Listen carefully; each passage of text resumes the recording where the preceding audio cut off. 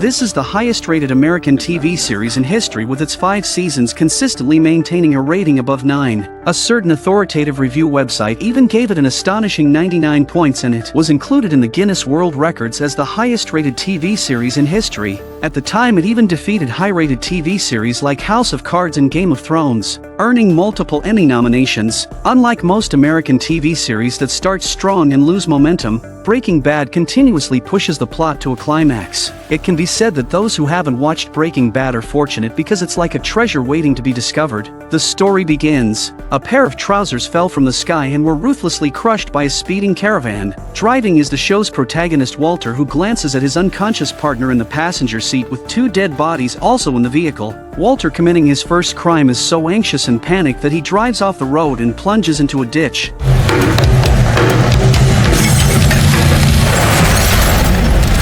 Gasping for air, he runs out of the vehicle and in a fit of anger throws away his gas mask. To make matters worse, the sound of piercing sirens approaches from a distance, making the already frantic Walter even more bewildered. He doesn't know when he lost his pants, so he hurriedly puts on a green shirt. Then he takes a deep breath, dives back into the RV to take the dead man's handgun, and grabs a wallet and a camcorder from the passenger seat. Next, he starts to record his last will, because he knew he was at the end of his rope. Holding the handgun, he goes to the crossroads ready to fight the police in a life-or-death struggle. But what exactly is going on?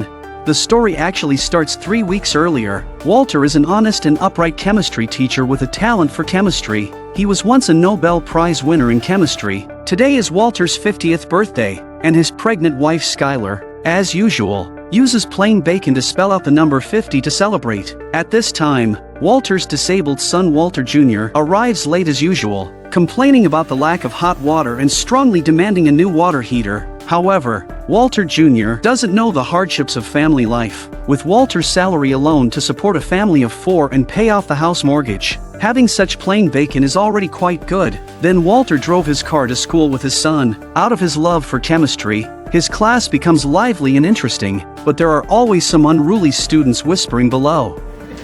Chad, is there something wrong with your table? Okay, ionic bonds.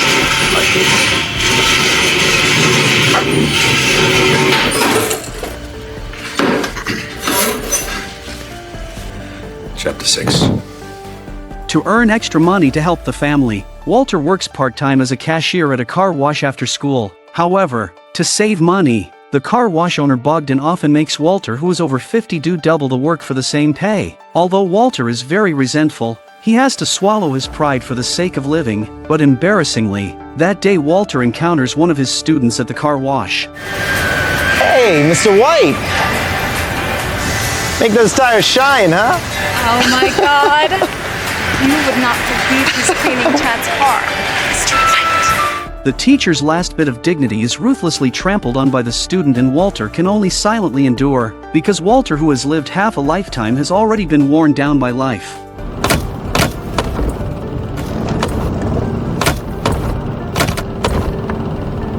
When he gets home, Skylar has prepared a birthday party for him. She invited many friends and relatives to celebrate. Wearing the purple dress is Walter's sister-in-law Marie, and the man flaunting his gun is Marie's husband Hank. Hank is a local DEA agent, and no matter the situation, he always takes a dominant position. Walter Jr. watches his uncle's performance with admiration and strongly urges Walter to try holding the gun as well. Clearly, in Walter Jr.'s eyes, Walter seems like someone who has never seen the world. In Hank's eyes, Walter is also just an honest and upright chemistry teacher. Hank takes the wine glass from Walter's hand, making it seem like it's his birthday. After finishing his drink, he doesn't forget to turn on the TV to show everyone the news interview about himself. Meanwhile, Walter seems very out of place all by himself. Seeing the drug money captured by the police on the news, Walter is shocked. He had no idea this line of work could be so lucrative. Hank jokes that he could take Walter along on a drug raid to let him see more of the world. The next day, Walter arrives at the car wash for work and suddenly sees a stunning woman in a green dress at the door. He then coughs a few times, feeling a tightness in his chest, and then collapses to the ground. In the ambulance, the doctor conducts an emergency check, but Walter repeatedly asks to stop at the intersection, knowing he doesn't have the extra money for medical expenses, but the doctor firmly refuses. The doctor hears something problematic in Walter's lungs. At the hospital after a lung examination, it turns out Walter is in the late stages of lung cancer and surgery isn't an option.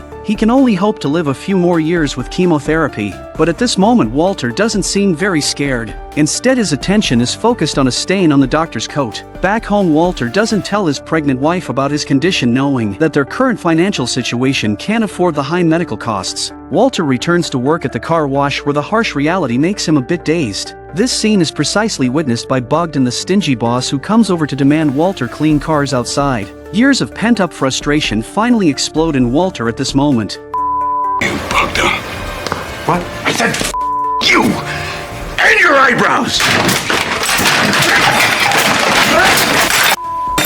Wipe down this!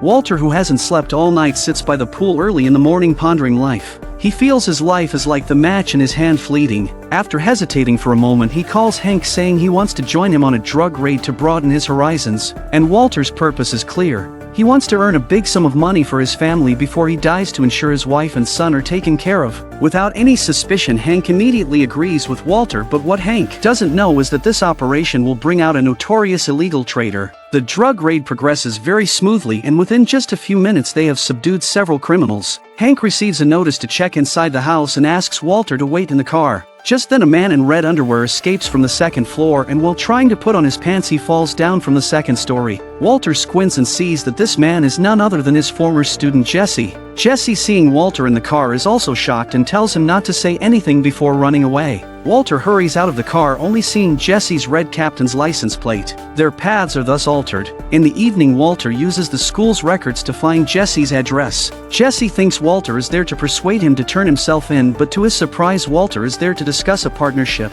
Hearing this, Jesse almost laughs out loud, looking at Walter with disdain and stating that there's no way he would work with him. However, Walter threatens that if Jesse doesn't agree he will go to the DEA and report him. Hearing this, Jesse's expression instantly freezes. The triumphant Walter then steals the necessary equipment from the school lab and heads straight to Jesse's place. Walter introduces Jesse to the equipment and its usage one by one. Jesse, with a look of disdain, says, "Do you think this is a chemistry class? This is contraband, understand?" Walter, not to be outdone, says that what Jesse is making is trash and a desecration of the art of chemistry. After their argument, they store the stuff in Jesse's garage. Since it's Walter's unilateral decision, Jesse won't let him create contraband in his house. But since they can't do this openly, Jesse suggests buying a used RV to do it in a secluded area in the suburbs. Walter agreed and took all his pension money out so Jesse could buy the RV. Seeing Walter's serious demeanor, Jesse reminds him this isn't a joke and asks him to think it over. However, Walter simply says, I am awake. What? Buy the RV. Jesse reluctantly follows Walter's plan. The scene shifts to Walter and his wife taking their disabled son clothes shopping, only to be unexpectedly mocked by a few men nearby. Skylar is about to confront them but is pulled back by Walter, who never causes trouble. Seeing Walter leave the scene, Skylar is quite speechless. Skylar comforts her son and then with her pregnant belly goes to stand up for her son. Unexpectedly at that moment, Walter strides towards those men with a determination that brooks no kinship. What are you doing? What's wrong, Chief? Having a little trouble walking? Get off me! Get off me! I'll mess you up, man. Well, you'll have one shot. You better make it good. What, are you waiting for your girlfriends? You better go. You better go. Take it. Take it. Take it! By Walter takes Skylar by surprise. She never expected her man to suddenly become so bold, scaring off the thugs directly. Walter Jr. looks at his father's actions with sheer admiration. The next day, Jesse successfully purchases the RV. They drive the RV to a remote area on the outskirts, and after ensuring the area is safe, they decide to start their contraband project. However, Walter's next actions are something Jesse can't comprehend. "We're here to do the art of chemistry, not nude art. Why are you stripping down?"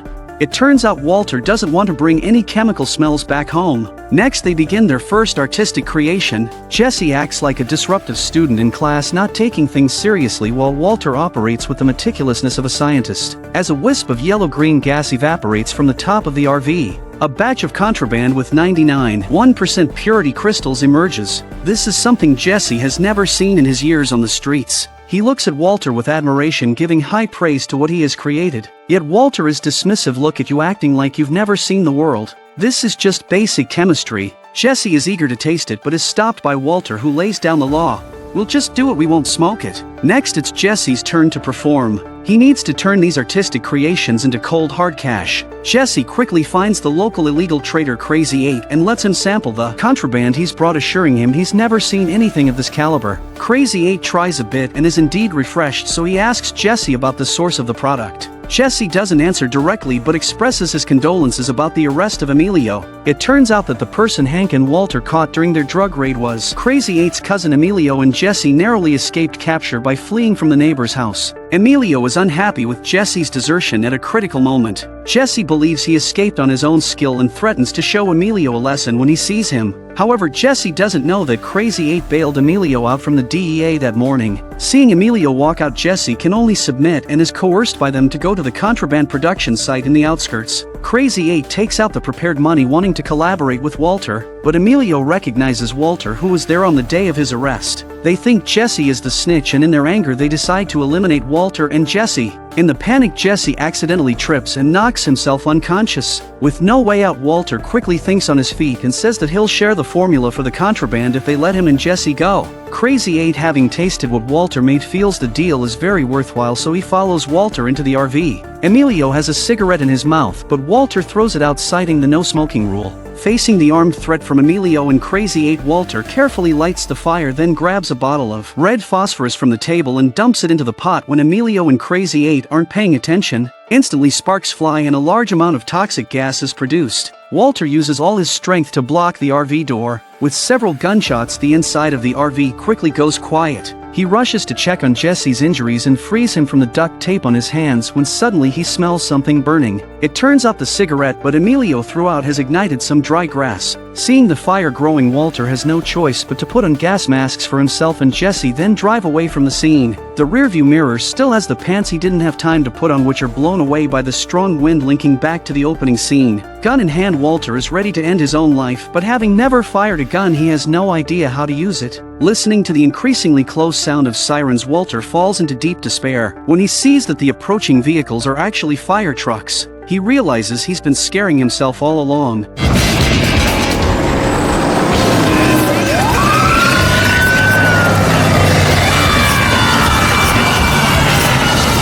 When he sees that the approaching vehicles are actually fire trucks, he realizes he's been scaring himself all along. At this moment, Jesse wakes up from his unconscious state. Walter explains everything that happened and Jesse can only shake his head in resignation. Afterward, they call a tow truck to pull the RV out of the ditch. Seeing the two acting suspicious, the driver takes the opportunity to charge them extra. They get into the vehicle and Jesse suggests dumping the RV directly into the river, but Walter disagrees because he bought the RV with all his savings. He plans to clean it and then resell it. Since Jesse lives alone, although very unwillingly, Walter decides to temporarily park the RV at Jesse's place. Walter says that after they clean up this mess, they'll go their separate ways as if nothing ever happened. Jesse agrees. Because the RV has ignition problems due to the collision, Walter tries several times before getting the vehicle started. They excitedly high-five to celebrate, but they are completely unaware of the gas mask Walter threw outside. Just then they hear a noise from the back of the RV. They go to check and find that one person is not dead. It seems their cleanup work just got more complicated. Back home, Walter cleans the money left by Crazy 8 and hides it, then cautiously goes to bed. Skylar is puzzled by his behavior over the past few days and reminds Walter not to keep secrets from her. Walter can only pretend everything is fine as he comforts his pregnant wife. The next morning, Walter chats about trivial topics at the breakfast table. Just then the phone rings, but Walter doesn't answer. The call goes to voicemail. Hearing that it's Jesse, Walter quickly goes to answer. Jesse is at home, unsure how to deal with the bodies and very anxious for Walter to come over quickly. Walter deliberately changes the subject, saying he's having breakfast with his family, and quietly reminds Jesse to calm down. He'll come over after school. Walter then hung up the phone, but Skylar, suspicious, feels something is off. As soon as Walter leaves, she redials the phone. Jesse guesses it couldn't have been Walter calling, so he doesn't answer. The call goes to voicemail and Skylar picks up some information about Jesse. After school, Walter goes to the lab to get 2 buckets of hydrofluoric acid to take to Jesse's house. At that moment, Jesse is applying makeup to cover his wounds. Suddenly, he hears the sound of a door opening outside. Looking out the window, he sees indeed the RV's door has been opened. Jesse, baseball bat in hand, cautiously goes downstairs to check and finds the duct tape on the ground where it fell off. He goes into the RV and discovers Crazy 8 is no longer there. Under the broad daylight, a half-dead person was wandering on the street. A scene that Walter on his way to Jesse's house happened to notice. Seeing this familiar figure, a panicked Walter quickly turned his car around and chased after him, continuously calling out to the delirious Crazy 8. Crazy 8 vaguely heard someone calling his name, and when he turned around it was as if he saw a demon, which frightened him so much that he took off running. But the next moment was tragic. You make me feel good. You move my feet. I wanna sing and shout. Walter got out of his car, looked around to see that no one was nearby, and then hurriedly dragged Crazy 8 into his car and took him away. Soon, Crazy 8 was brought back by Walter to the basement of Jesse's house. The two of them stood there dumbfounded, not knowing what to do next. They went upstairs to discuss a strategy. Walter asked Jesse about Crazy 8's character, fantasizing that Crazy 8 was someone who could be reasoned with, but remembering that just yesterday they were at gunpoint. Walter concluded that Crazy 8 didn't seem like a decent person at all. Jesse advised Walter not to be naive. Crazy 8 was a thoroughly vile and evil person, and if they let him go, he would surely seek revenge on them later. Just then, they heard Crazy 8's voice from the basement, which terrified Jesse. He regretted that they hadn't tied Crazy 8 up earlier, so the two of them grabbed baseball bats and went down to check. And seeing Crazy 8 still unconscious, Jesse hurried to the garage. Jesse unlocked the big lock he used for his motorcycle,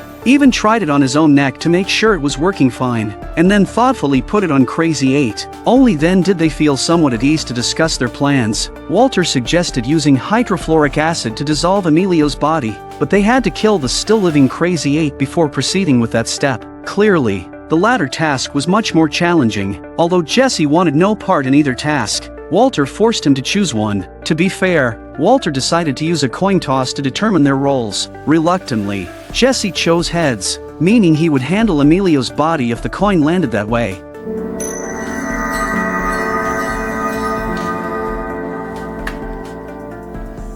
The coin landed heads up, and unashamed Walter wanted a best 2 out of 3, but Jesse firmly refused. Walter, drinking sullenly, pondered how to deal with Crazy 8. That's when Jesse called, saying he couldn't find a suitable container. Walter reminded him that any plastic tub would do. Jesse, looking at the flimsy plastic tub, felt it couldn't withstand the acid's corrosion. Walter got angry when he heard this, telling Jesse that strong acids wouldn't corrode plastic products. Didn't he know that? Jesse, tired of Walter's lectures, changed the subject to ask how his task was progressing. However, Walter hadn't made any progress. Jesse reminded Walter to get rid of Crazy 8 as soon as possible, and then he went through the shop picking out plastic buckets. Unfortunately, the biggest ones in the shop didn't fit the whole person. Meanwhile, Walter also began choosing the right tools to deal with Crazy 8. But Walter, having never killed anyone, found himself unable to go through with it using any method. At that moment, he noticed a plastic bag in his hand and thought perhaps suffocation was the least bloody way to do it. So Walter,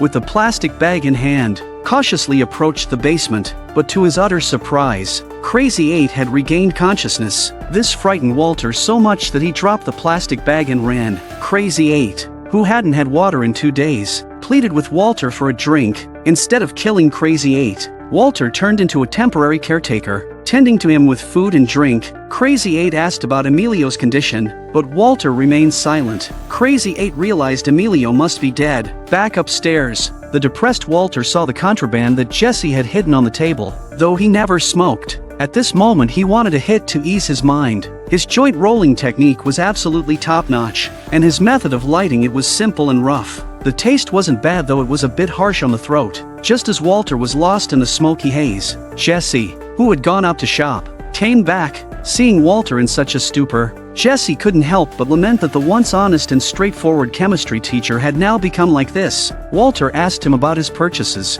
but Jesse said he hadn't bought anything because he couldn't find a large plastic tub anywhere in town that could fit a whole person. Walter scolded him, asking, "Can't you use your brain to buy 2 smaller plastic tubs and then cut the body into pieces to fit?" Apparently, Jesse hadn't thought of this cruel method, and he asked Walter if he's taken care of Crazy 8, and Walter remained silent. Just then, Jesse heard coughing from the basement. It seemed Walter hadn't dealt with Crazy 8 yet. Walter glanced at his watch and suddenly remembered his wife's scheduled prenatal checkup, so he quickly got up and left, promising Jesse that he would sort out his own issues tomorrow. We flipped a coin! We flipped a coin!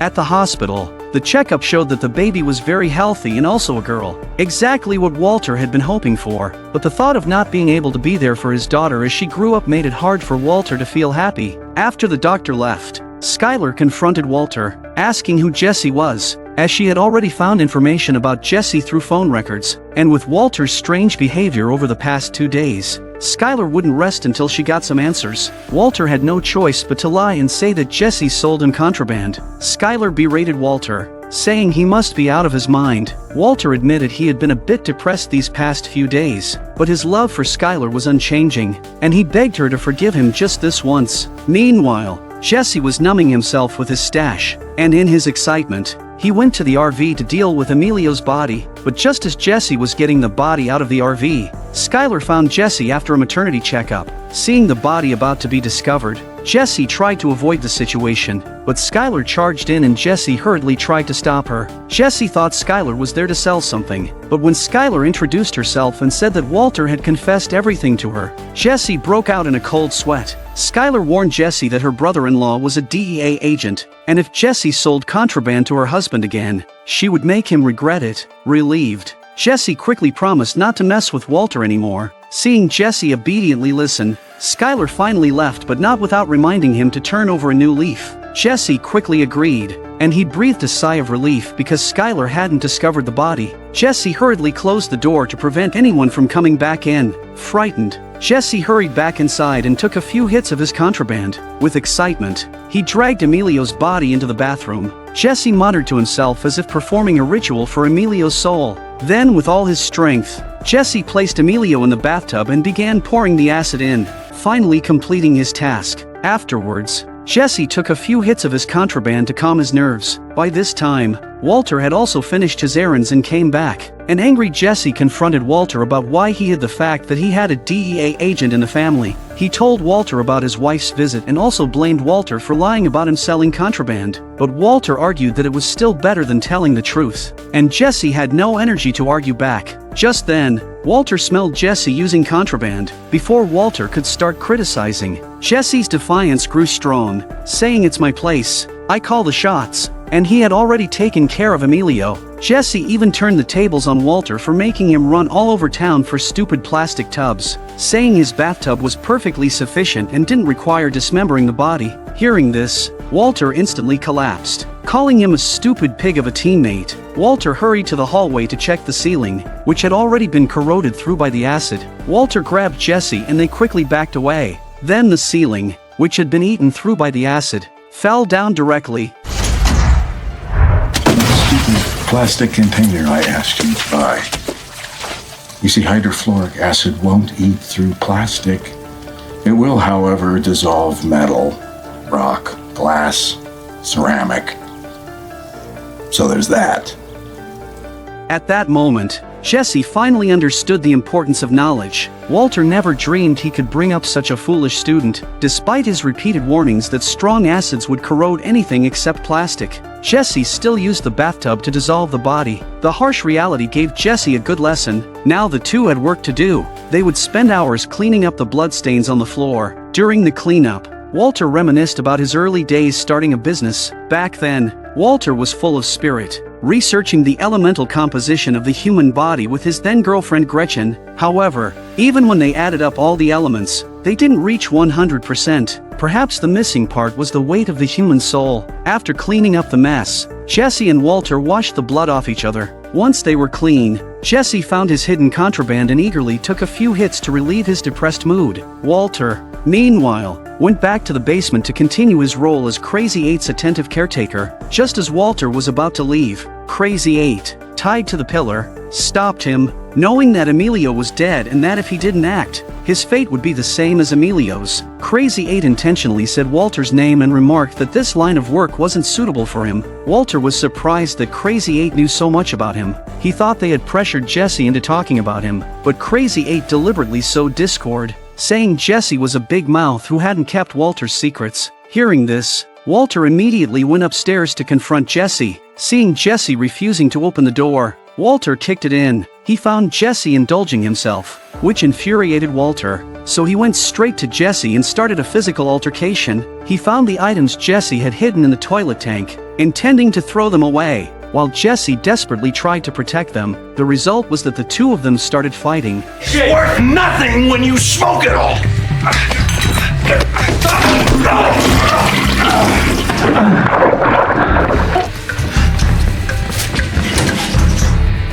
Jesse took advantage of Walter's distraction and ran downstairs, with Walter immediately chasing after him. But Walter, older and sick, couldn't keep up with the younger Jesse. Just as Jesse was about to drive away, Walter hurriedly caught up.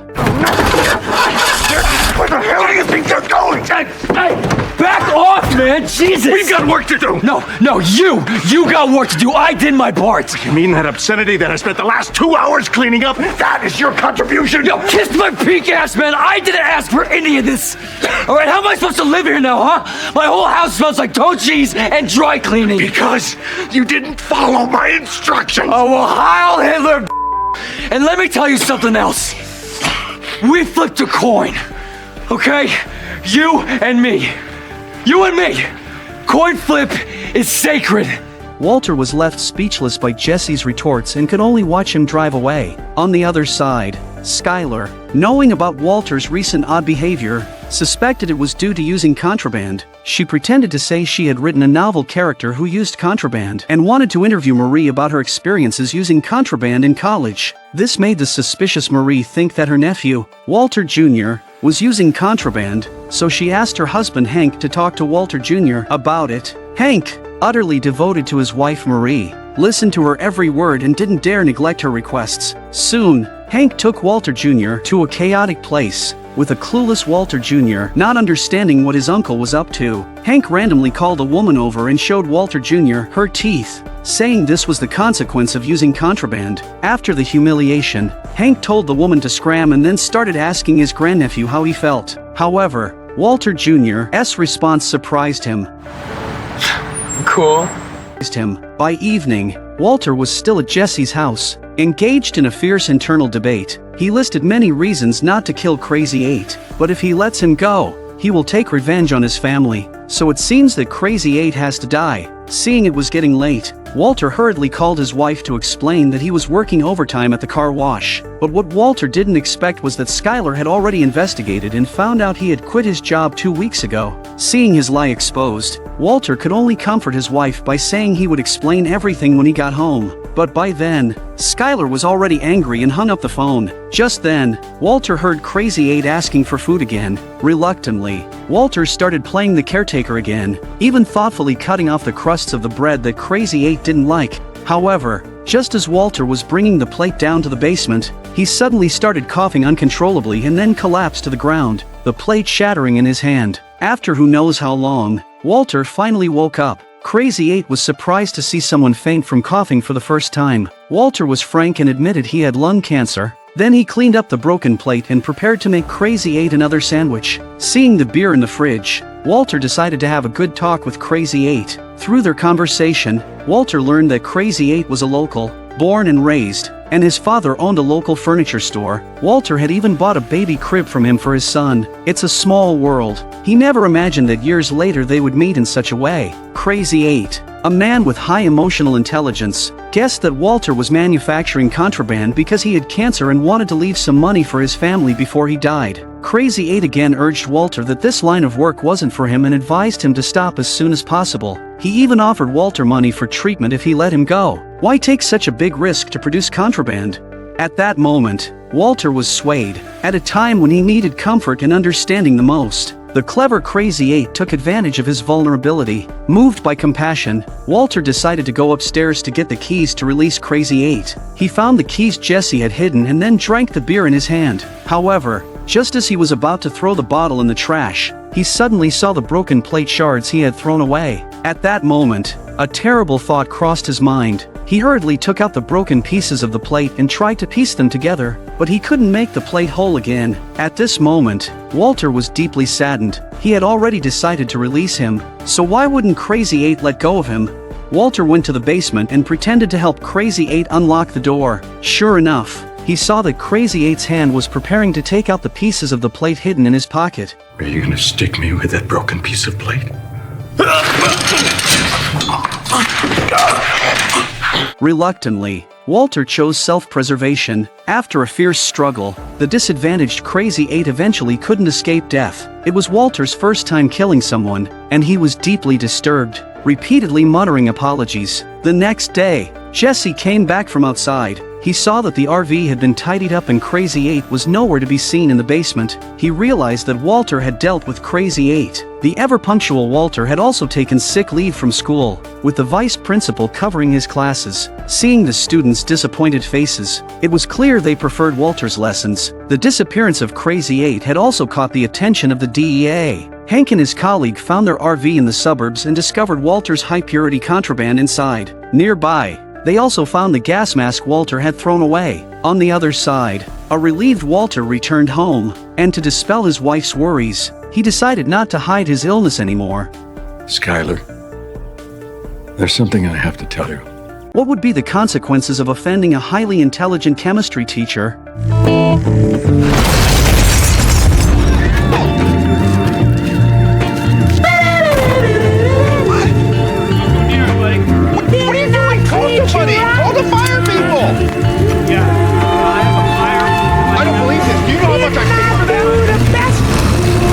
Just now Walter was driving to the bank to deposit some money. After waiting for a long time for a parking spot, Ken sped into it just before Walter could park. No matter how Walter honked in protest, Ken, who was on the phone, completely ignored him. Walter was seething with anger. Seeing Ken's arrogant license plate, Walter had no choice but to swallow his anger for the time being. In the bank lobby, Ken continued his phone conversation oblivious to others' feelings and was even using a fashionable Bluetooth headset at the time. You should know in the early 2000s, Bluetooth headsets were considered high-tech items. Every action Ken took displayed his sense of superiority. The parking spot-deprived Walter glared fiercely at Ken, thinking that he would teach Ken a lesson if he got the chance. As luck would have it, Walter got his chance soon after at a gas station where he ran into the show-off Ken. While Ken was in the store, Walter casually picked up a mop with water from the gas station, then naturally opened the hood of Ken's convertible BMW and placed the mop on the battery's terminals. With sparks flying, Walter carefully closed the hood and then left nonchalantly without looking back. It must be said that from this point on Walter began to slowly turn to the dark side, with the evil aspects of human nature increasingly manifesting in him. The reason Walter came to the bank was to deposit the money he brought in another way for his own use. Because his wife already knew about his condition, Skylar insisted on treating Walter even without money. Skylar enlisted the help of Hank and Marie to persuade Walter. Skylar planned to borrow money from friends and relatives, but Walter, due to his pride, refused to agree. He said he could take an advance on his pension. After his wife left, he took out the money he had hidden, ready to transfer it at the bank so he could use it for himself. This was the money left by the deceased Crazy 8, which in Skylar's eyes was of dubious origin. Just then, his son Walter Jr. burst in, and a panicked Walter quickly explained that he was catching a mouse. His son was puzzled by Walter's recent strange behavior. Walter Jr. left without listening to his explanation. Facing his son's misunderstanding, Walter could only silently accept it. On the way to the bank, Walter suddenly noticed a police car following him. Having done something bad, Walter felt like a startled bird and quickly hid the illicit money. Seeing that the police car was about to catch up, a panicked Walter began to slowly pull over, but the police car just zoomed past him. Once again scared by his own fears, Walter couldn't help but laugh at himself. The scene shifts to Jesse's house at night, where his friend Combo was invited over. Seeing a large hole burn through the ceiling in the hallway, Combo asked Jesse what had happened. Jesse quickly explained and then hurriedly changed the subject. Combo asked if Jesse was still into art, seemingly wanting to try some for free. They also mentioned Crazy 8 and Emilio. Jesse clearly stated that he didn't know their current situation, but he looked a bit guilty. The two friends trusted Jesse completely and didn't have the slightest doubt. Combo kept asking Jesse to share some contraband, wanting to have a good time at the bar with friends. Jesse planned to cash in on the contraband he had made with Walter, so he said he had a batch of top-tier stuff that they had never seen before. This piqued Combo's curiosity, but Jesse knew the potency of this contraband and didn't want his friends to get into trouble for the sake of their health. However, his friend thought Jesse was being stingy and turned to leave. To keep his two friends, Jesse reluctantly took out the hidden contraband to share. After a night of dealing with his contraband, Jesse was in a daze. Suddenly he saw two figures in black armor stopping at his front door. One of them was holding a large machete and the other was approaching with a grenade in hand. Soon the sound of knocking scared Jesse into scrambling away, but he didn't forget to take his contraband with him and then he fled frantically through the back door. However, what Jesse didn't realize was that all this was just a hallucination. The ones knocking were just two students handing out advertisements. With nowhere else to go, Jesse shamelessly went to his parents' house, even getting his foot stuck in a chair indicating he had likely climbed over the wall to sneak in. Because Jesse is a substance user, his parents treat him badly and look at him with disgust. He goes to the room where he used to live as a child, and the pictures he drew a long time ago are still hanging there. Exhausted, Jesse fell asleep immediately and didn't wake up until the next evening. His parents were discussing whether Jesse should stay and were suspicious of needle marks on his arms. Finally, Jesse woke up starving after not eating all day and asked his mother when dinner would be. It seemed he was planning to stay for a while.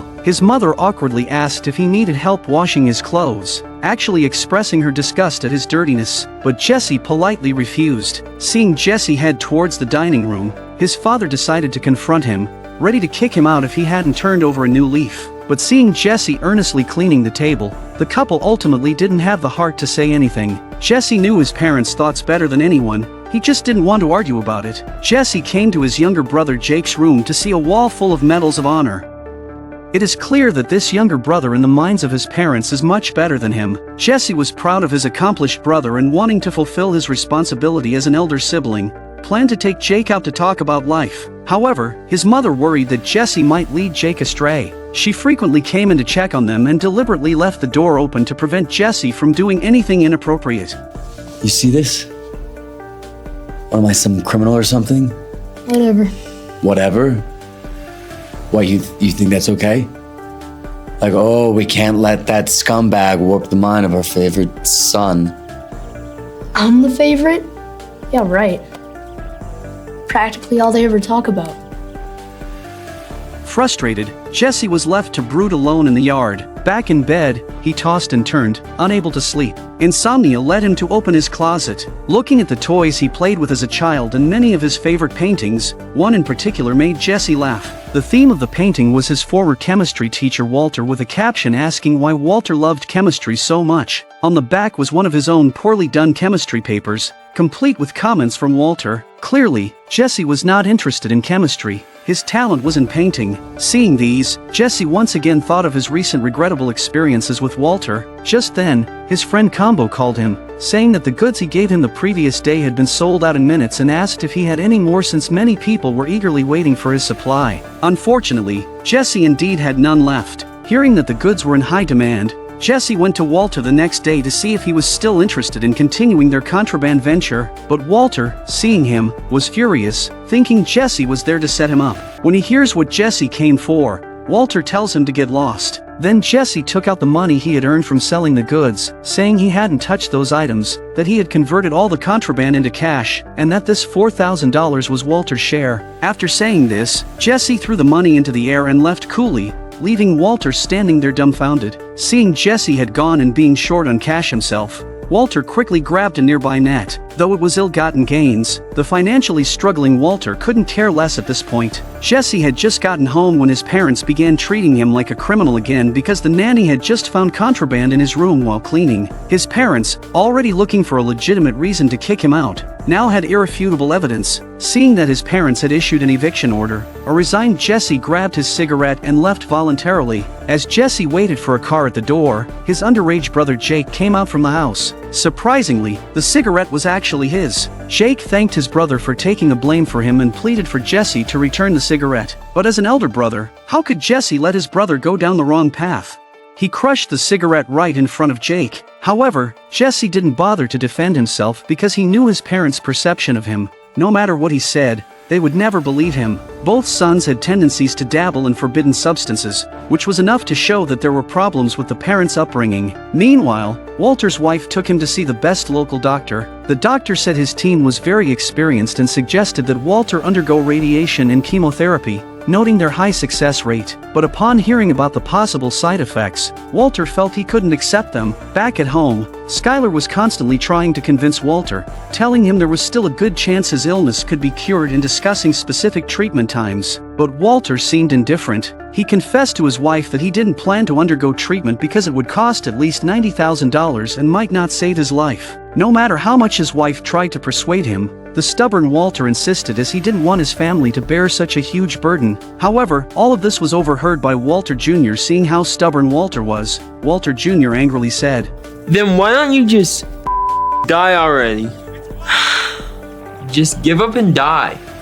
What would you do if you had a son like this? Because he had no college degree, no professional certification, no work experience, and was a high school dropout, Jesse was ruthlessly mocked by the interviewer, who said that the model walking outside the window was more suited for him. At that moment, Jesse wished he could find a hole to crawl into. After facing such rejection, he stormed out, deeply regretting not having studied harder, which had led to this outcome. Just then, the model from the advertisement called out to him. Coincidentally, it was his friend Badger. They found a secluded spot to talk. Badger explained that he was on probation and needed to find a job to prove he had reformed. Like Jesse, he hadn't studied hard and could only find this kind of job. But Badger was just there to put on a show. The next second, Badger began asking Jesse if he could get some more contraband. Jesse said he had washed his hands of that life, decided to reform and start over. Hearing this, Badger is amazed, and he laments the need for someone of Jesse's caliber. Because Badger had once tried the crystal-grade contraband that Jesse and Walter had created,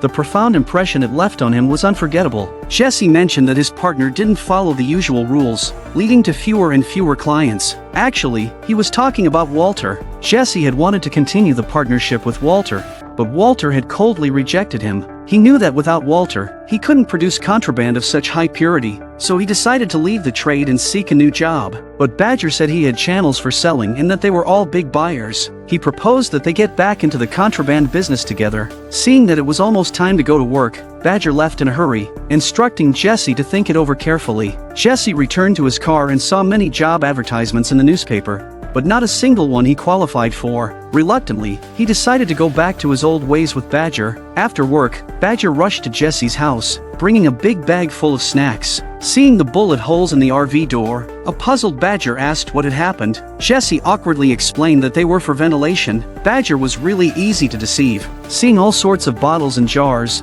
Badger was amazed, having never seen anything like this before. Just like Walter had done for him, Jesse explained the purpose of these bottles to Badger. Hearing Jesse speak so knowledgeably, Badger, who only finished elementary school, looked at Jesse with even more admiration. Proudly, Jesse told Badger, "This is just basic chemistry." That was exactly what Walter had once told him. Jesse checked the food supplies that Badger had brought and decided to officially start working. Unexpectedly, Badger also brought a crossbow, saying it was for hunting wild boars. It seems that Badger is even more adventurous than Jesse. The two drove to a remote area in the suburbs to start their first collaboration. At this moment, Jesse was in the same position Walter had been in initially. Seeing the mischievous Badger, he felt like he was looking at his former self. With the experience of making it together with Walter, the previously inattentive Jesse was exceptionally dedicated this time. After a day and night of hard work, Jesse finally produced the finished product. Badger was extremely excited,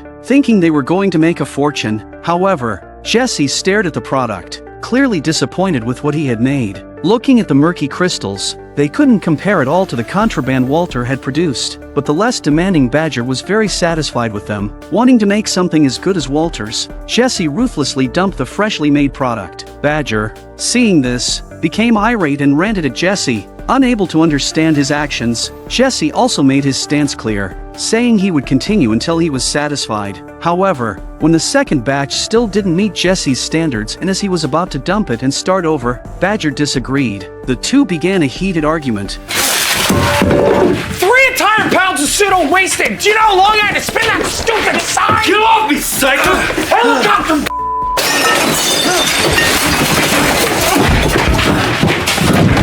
In the chaos, Jesse grabbed some chemical materials and attacked Badger, then forcefully pushed him out of the car. The partnership that had just started that day was officially disbanded. Meanwhile, Walter and his wife were invited to attend the birthday party of his friend Elliot. Elliot was the co-founder of Gray Matter, a company they started together when Walter was younger. Due to various reasons, Walter chose to leave, but now the company had gone public and made them billionaires. Although they seldom contacted each other, Skylar still insisted on taking Walter to the party. Even though the invitation explicitly stated no gifts, Skylar insisted that Walter prepare a small present. However, upon arriving at the venue, they discovered that others had brought large gifts, making Walter's palm-sized gift seem embarrassing. After meeting his old friend, they exchanged a few pleasantries. Elliot's wife was Gretchen, who had been Walter's girlfriend back in the day. It seemed there had been a love triangle, and Walter, unable to cope, chose to leave and let them be together. However, time is the best healer and Walter didn't hold a grudge, maintaining a proper relationship with them. Later, Walter visited Elliot's study, where the luxurious decor and the plethora of books filled him with envy. Looking at Elliot's honors on the wall, most of the research that made Gray Matter successful was actually Walter's. After leaving the study and seeing Skylar chatting with Elliot, Walter was about to join them but was stopped by an old classmate. The old classmate introduced Walter to his friends, saying that in college, Walter was a master of crystallography and one of the founders of Gray Matter. Walter was happy to explain the origin of the company's name. They assumed Walter was still Elliot's partner and thus must be very wealthy. However, Walter quickly explained that he preferred to focus on education. When others asked which university he was at, Walter, the high school chemistry teacher, was too embarrassed to say. But what made him even more uncomfortable was when Elliot began to open the gifts in front of everyone. Seeing that the other gifts were very expensive, Walter became anxious, fearing that Elliot would open his gift. Yet the workings of Murphy's Law were about to unfold. Oh, this is from Walt. Hey. Yum good ramen. This is what Walt and I lived on for 10 months straight while we were working on our thesis. Sold them down at Ralph Stowe's in the hardware aisle, right next to the what was it? Sterno. The Sterno. Yeah, 10 for $1.99. To this day, I am convinced these noodles were responsible for our success. This was our lifeblood. Man, where'd you find these? I thought they'd been outlawed years ago. I love it. Thank you, Walt. For the man who has everything. Fortunately, Elliot noticed Walter's intentions, which spared the prideful Walter from embarrassment. They then reminisced about the past, and seeing how happy they both looked proved they had shared good times. Just then, Elliot proposed that Walter come back to work at Gray Matter, thinking of how he had already left Gray Matter, and due to pride, Walter politely declined Elliot's offer. But when Elliot mentioned that the company had the best medical insurance, Walter realized something was off. Could it be that Elliot knew about his lung cancer? At that moment, he noticed his wife chatting with Gretchen, occasionally glancing his way. Walter then realized the true purpose of his wife's insistence on attending the party. Angry, Walter quickly found an excuse to leave with his wife. No matter how Skylar tried to make conversation, the infuriated Walter didn't want to engage, because Walter guessed that Elliot's recruitment was his wife's idea, to get the extremely proud Walter to accept their help. They had deliberately recruited him to work at Gray Matter, but in Walter's eyes, this felt like begging for charity, something he absolutely couldn't accept. Skylar's plan thus failed. Back at home, the atmosphere became unusually quiet, with no one initiating conversation. At that moment, his son prepared to go to school. Walter, as usual, was ready to drive him, but his son said he would take the school bus. It was clear that Walter Jr. had become alienated from his father. After school, feeling gloomy, Walter Jr. decided to go buy beer with his friends to lighten the mood.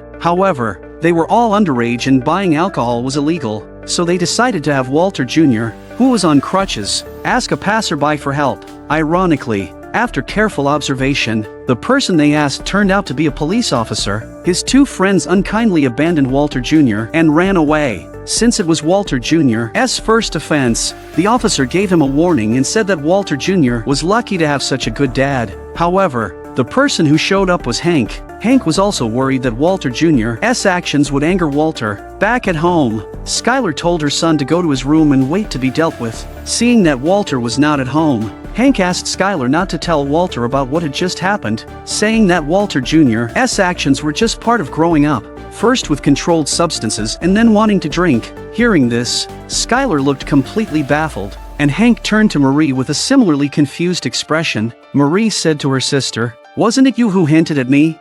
At this moment, Skylar realized what was being said. She clarified that she was referring to Walter and that it was something Walter himself had admitted. Hank finally understood why Walter Jr. had reacted the way he did when he went to the chaotic gathering place. Hank was truly embarrassed as he could never have imagined Walter getting involved in such things. Skylar mentioned that Walter had been acting unusually lately, like refusing treatment for his illness and not accepting help with medical bills. She wanted Hank and Marie to stay and help persuade Walter. Walter didn't return home until the next morning, and when he walked in, he found several people who had been waiting for a long time. Skylar was the first to take the talking pillow and began persuading Walter to accept treatment. Then the pillow was passed to Hank, who said a lot and gave various examples, but the distracted Walter didn't understand. When it was Walter Jr.'s turn to speak, he stuttered, saying Walter was like a coward because he didn't even have the courage to fight the disease. He picked up his crutches and said that he was fighting bravely against his injury and you were afraid of a little chemo treatment. His son's words brought tears to Walter's eyes. Then it was Marie's turn to speak. Clearly,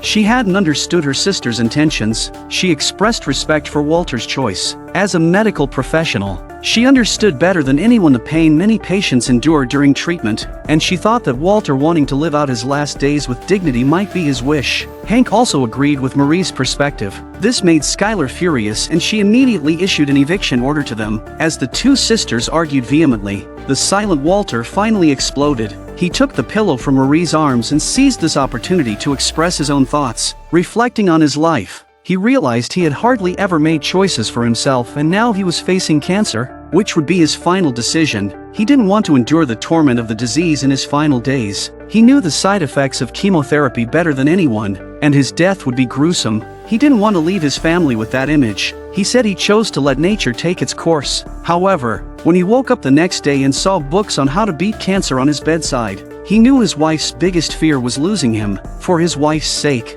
Walter changed his mind again. He decided not to let his wife worry anymore and accepted the hospital treatment. Then Walter drove to Jesse's house. At that moment, Gretchen called because she had heard about Walter's lung cancer. She said she and Elliot were willing to pay for Walter's treatment, but she was still refused by the prideful Walter. Walter lied about having insurance and told them not to worry. Then he went to Jesse's house. He would earn money his own way.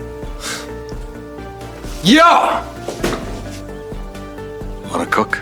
This is the most pivotal episode in Breaking Bad where the protagonist Walter begins to actively defy his destiny. Imagine a man middle-aged, burdened by life, with elderly parents above and young children below, who was diagnosed with lung cancer at a time when his family needs him the most. As the pillar of the household, what he is most concerned about is naturally his wife and children. He thinks that even if he dies, he must strive to ensure that his wife and children live a life free from want. From then on, an honest and diligent chemistry teacher steps onto a path of no return, which seems to be the only choice given by fate. The reason Breaking Bad is so compelling is that it brilliantly captures Walter's psychological journey in the face of desperate circumstances, making it seem like everyone can see a bit of themselves in this series. In the previous episode, Walter decides to undergo chemotherapy so as not to worry his wife, but his strong pride prevents him from accepting help from the Elliot couple, so he seeks out Jesse, hoping they can collaborate again. Learning from the lessons of their first partnership, Walter lays down 3 rules with Jesse, stating that he will only handle the back-end operations while Jesse takes full responsibility for the business side. Finally, Walter sets his bottom line: no matter what happens, there must be no more bloodshed or violence. However, what Walter doesn't know is that the path he has chosen often leads to situations beyond one's control. After watching, you realize how a person's moral boundaries are breached step by step. The scene shifts to the hospital where Skylar carefully looks after Walter, who is on N4 drip. Walter insists he can take care of himself and asks her to go home to cook for their son. Before leaving, Skylar doesn't forget to ask if Walter received financial help from Elliot. Walter lies, saying he has already received it and has taken care of it by depositing the money in the bank, so his wife need not worry. Skylar is overjoyed to hear that Walter has accepted assistance from others, but what she doesn't know is that the money was earned by Walter himself. From then on, Walter becomes a master of time management. He teaches at school during the day and goes to the outskirts to pursue his contraband production after school. Due to the side effects of chemotherapy, Walter suddenly feels dizzy and struggles to get out of the car. Seeing this, Jesse quickly goes to help and supports Walter to sit down and rest for a while. However, when Walter unbuttons his shirt, Jesse sees the red spots on Walter's chest and realizes for the first time that Walter has lung cancer. Jesse relates this to his aunt's symptoms, mentioning that she passed away in pain 7 months after starting chemotherapy. Jesse finally resolves his confusion, realizing that Walter is in this business to ensure his family is financially secure before he dies. Feeling that his current state no longer allows him to continue working, Walter asks Jesse to help finish the remaining work. Although Jesse was somewhat lacking in confidence, Walter still encouraged him, saying you can do it. Jesse feels deep sympathy for Walter's plight and works hard at night to stealthily distribute the goods. To make it easier to stay in touch with Walter, Jesse thoughtfully bought him a cell phone and then handed over Walter's share of the money. Because it's retail, Jesse's sales are far from meeting Walter's expectations. Seeing that the profits are completely disproportionate to the risks he's taking, Walter becomes anxious and demands that Jesse find a way to expand their distribution channels like dealing in wholesale quantities. However, Jesse, who has been in this line of work for years, knows the rules. The only dealer he knew, Crazy 8, is already dead. The one who took over Crazy 8's clients is a fierce Mexican dealer who won't do business without a familiar reference. Walter, unfamiliar with these rules, doesn't understand this. Jesse urges Walter to be content, noting that they're already making more money than in a regular job. Hearing this, Walter becomes furious, accusing Jesse of being too timid. Feeling helpless, Jesse didn't dare to argue because he also understood Walter's predicament. He not only had to bear the high medical costs but also needed to earn enough money for his family in a limited amount of time. As he sees the numbers on the bills dwindling, Walter finds himself out of options. The side effects of chemotherapy cause Walter to vomit daily. One day, while Walter was rinsing his mouth in the restroom, the kind-hearted janitor Hugo noticed Walter enduring the agony of his illness and kindly offered him a piece of his own gum. Back in the classroom,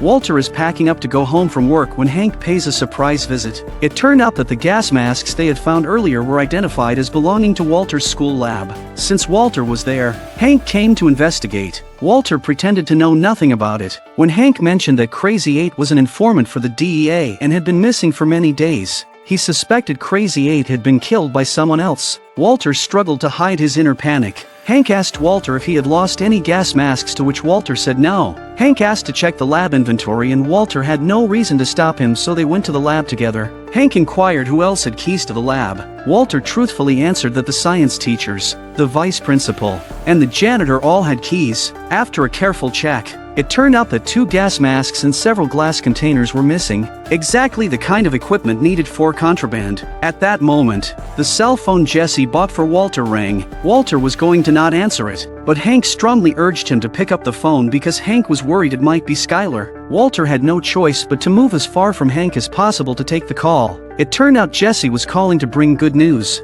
His friend Skinny had been cellmates with Tuco and Skinny could vouch for him to broker a deal with Tuco. After hanging up, Walter pretended it was the doctor who had called. Hank had no suspicions of Walter and reminded him to keep an eye on his own turf. However, Hank's next comment sent shivers down Walter's spine. We don't want people to start wondering about you, man.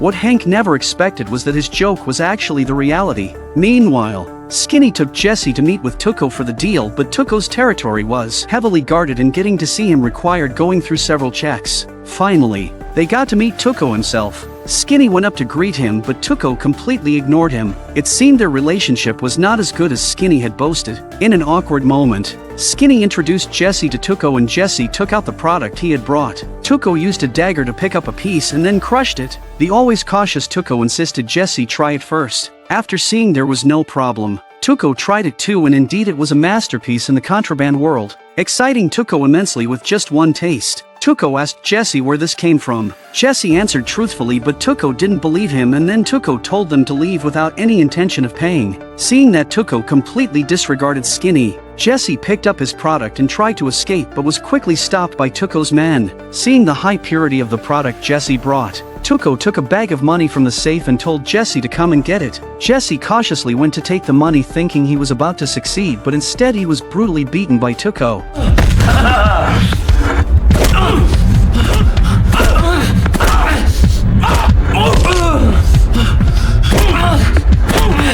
Tuco was truly ruthless in his attack, and it didn't take long for him to leave Jesse gasping for breath, declaring that no one but himself could do business there. This made Skinny finally understand his own position. Early the next morning, Hank came to Walter's school and took Hugo away while he was raising the flag, which was also seen by Walter, who had just arrived at the school. That evening when Hank came to play poker at his house, Walt Jr. was puzzled about Hugo's arrest that morning, thinking Hugo was a nice person, but Hank explained that Hugo had a criminal record and also had a key to the lab, making him the prime suspect in the theft of the lab equipment. The DEA also took this opportunity to search Hugo's car and house, and although they found a small amount of contraband, they did not find the missing equipment. Walter defended Hugo, saying he didn't seem like someone who would steal, but Hank advised him that this has nothing to do with personal feelings. It's hard to tell at first glance who is committing a crime. Ironically, this statement seems to speak to Hank himself, who because of his personal feelings really didn't see right away that Walter was committing a crime. Hank urged Walter to hurry up and place his bet, deciding to follow the bet himself. Everyone else thought their cards were too poor and folded, leaving only Walter and Hank in the showdown. This also symbolized their real-world struggle, with Hank investigating the case in the open while Walter continued his crimes in secret. Dude, you bad,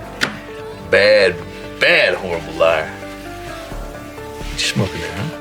Walter pushed all his chips in, indicating he was ready to confront Hank to the end. Hank's statement also exactly described the real Walter, but Hank has no idea what's going on in Walter's mind. He guessed Walter must have got the big card with the hearts, because in Hank's mind Walter was never one to bluff, so he decisively folded. Walter won all the bets. Marie was speechless when she saw Hank's AK. Then she looked at Walter's tiny 2 and 7 of spades, which symbolized that Walter's heart was gradually darkening, and even Hank was no match for him. This perfect combination of classic dialogue and plot is precisely the charm of this show. After everyone left, Walter couldn't get in touch with Jesse. After taking a shower, he tried again, but this time it was Skinny who answered the phone, saying Jesse had been beaten and was now in the hospital. Walter rushed to the hospital and saw Jesse unconscious on the bed, which made him furious. He demanded that Skinny tell him everything he knew about Tuco. He decided to confront Tuco himself. Back at home, Walter saw his hair almost gone, so he decided to shave it all off. When Skylar saw the bald Walter, she was nearly taken aback, but Walter appeared very calm as his recent experiences had left him unshaken. He came to Tuco's place and he brought a bag of what looked like contraband. After going through several layers of checks, Walter finally met Tuco in person. What's your name? Heisenberg. From then on, Walter officially started using the alias Heisenberg to make his mark in the contraband world. Tuco asked him his purpose for coming. Walter immediately demanded $50,000, $35,000 for the product Tuco had stolen and $15,000 as compensation for Jesse's medical expenses. Tuco laughed at Walter, calling him crazy, saying, "You an old man with no weapons come here asking for money, and even more ridiculously, you bring a bag of contraband with you." However, the next second Walter taught Tuco a lesson. This is not meth.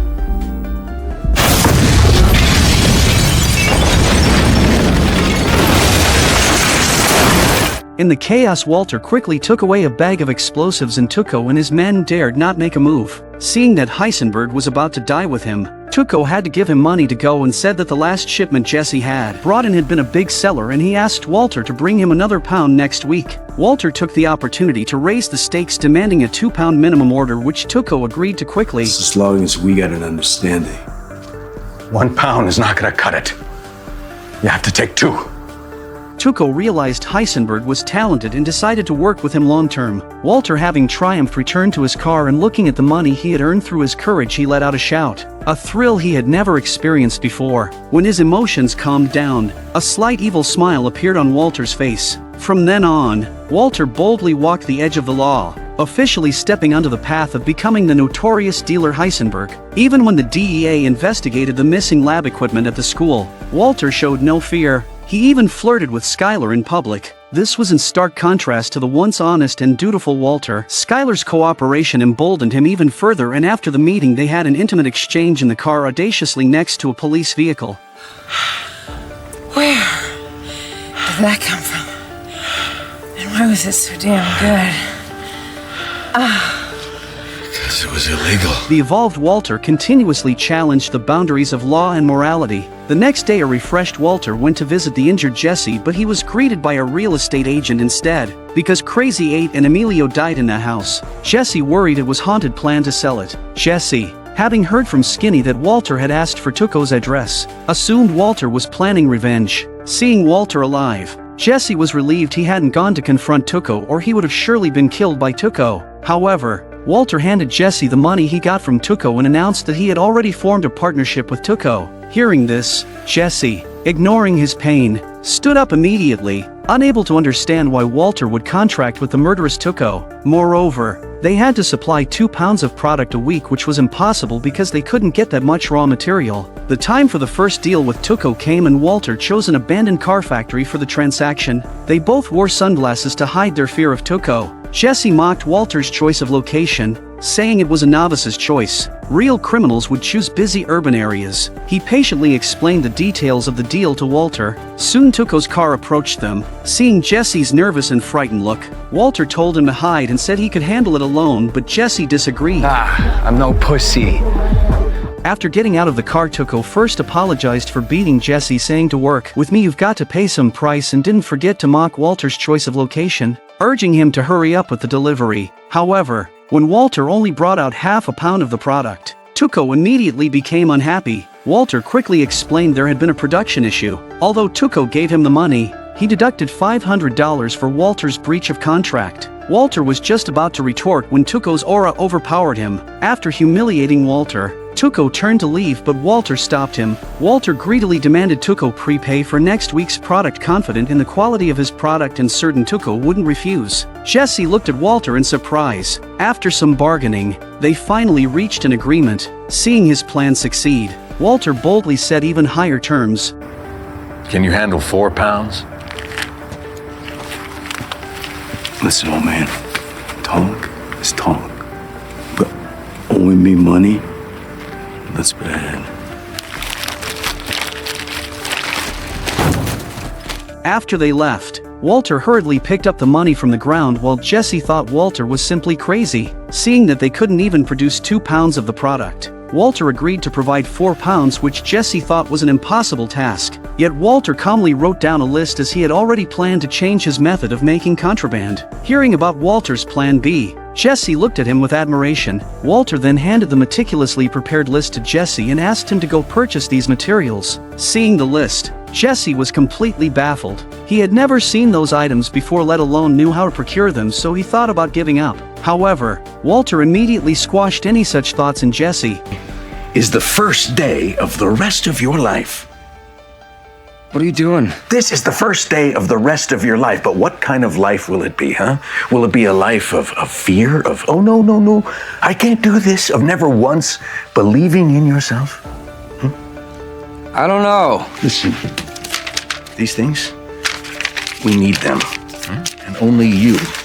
Seeing Walter's confidence in him, Jesse, who always craved recognition, found it impossible to refuse. The scene shifts to Skylar hosting a baby shower for her unborn daughter. Facing a pile of gifts from friends, Skylar opened each one and expressed her gratitude publicly. She was most surprised by the luxury tiara that her sister Marie had given. Skylar made polite comments about not needing to spend so much, but she was secretly thrilled. Seeing Marie happy, Hank, on the other hand, couldn't feel the same joy. Could it be he was upset about Marie spending so much on her sister? The depressed Hank dragged Walter out for a drink and even took out a box of cigars from his pocket to relieve his boredom. Unexpectedly, Walter, who never smoked, insisted on having one too. When Walter mentioned that these were illegal, Hank said that sometimes the forbidden fruit is the sweetest. Walter took this opportunity to gauge Hank's attitude towards illegal activities, but Hank's stance was zero tolerance. This meant that the relationship between Hank and Walter would inevitably break down sooner or later. That night, Skylar was still puzzled about why Marie would give such an expensive gift. Compared to diapers and baby formula, she needed these more, so she decided to exchange the tiara Marie had given her for cash. Walter took this opportunity to tell his wife he had found a treatment for lung cancer that required him to spend the weekend out of town. Skylar, having no suspicions, gladly agreed. These 2 days Walter could finally focus on making contraband with Jesse. Seeing Jesse had prepared everything he needed, Walter praised him for doing a great job. After Walter's careful inspection, he found they were still missing a crucial ingredient, methylamine. Jesse said this was hard to get as the raw materials were locked up in a warehouse in the south of the city. He had planned to hire some thieves to retrieve it, but the warehouse was heavily guarded and frequently locked, and the thieves asked for a high price, so he refused because Jesse had almost spent all his money on the other materials. That's when Walter saw a magnetic drawing board nearby and had a bold idea. So why don't we just steal it ourselves? Yeah? How are we gonna do that? With this.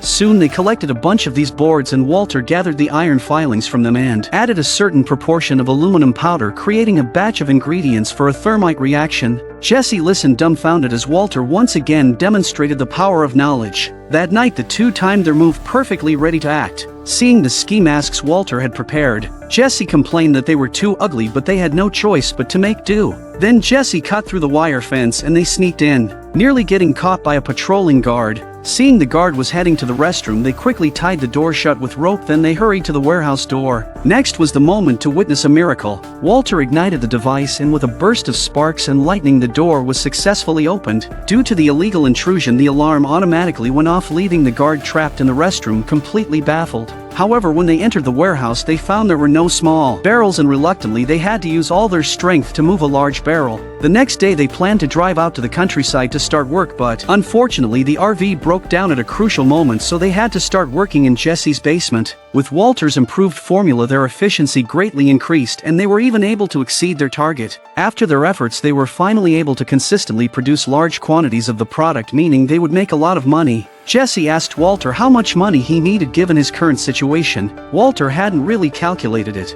With his current ambition, he just wanted as much as possible. Just then Jesse suddenly noticed someone approaching in the yard outside the window. It turned out to be the real estate agent showing the house. Walter peered out through the door crack, fortunately seeing only a clueless little girl. Walter asked Jesse to quickly find a way to get these people to leave, then he continued his work. Jesse stormed up from the basement and bluntly told them the house was no longer for sale, then he shooed everyone out. Meanwhile, Skylar went to the jewelry store intending to return the gift that Marie had given her. The store owner asked her to provide the receipt, but Skylar explained that it was a gift from someone else and she didn't have one. Seeing this, the owner called over an employee to watch Skylar while she phoned the police, leaving an innocent Skylar completely baffled. It turned out that the item was stolen merchandise from the store. Despite Skylar's insistent denials that she had never stolen anything, the owner didn't believe her and insisted she explain herself to the police. In a crucial moment, Skylar used her status as a pregnant woman to throw a tantrum and threaten them, successfully making her escape. An angry Skylar immediately called Marie, demanding she come over and explain herself right away.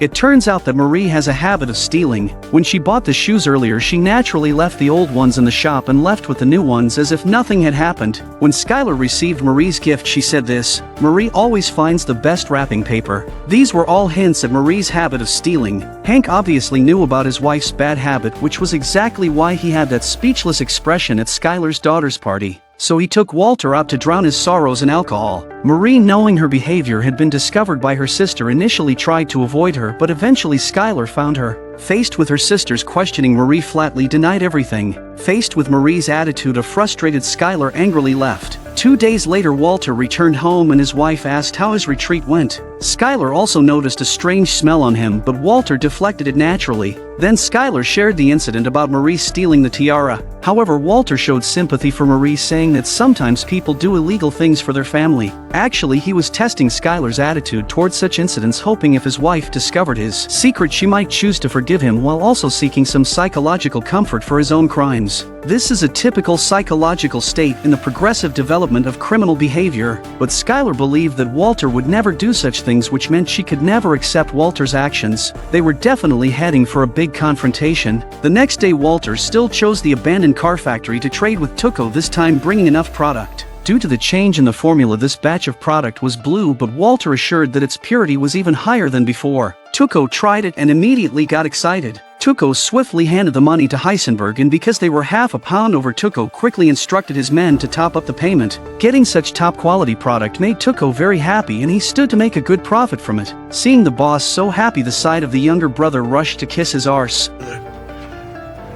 Just remember who you're working for. Unexpectedly, this comment directly enraged Tuco as he felt his underling was stealing his lines. Seeing they were about to start fighting, Walter urged Tuco to relax a bit as he didn't want to see any violence. Heisenberg says relax. Orale, Holmes.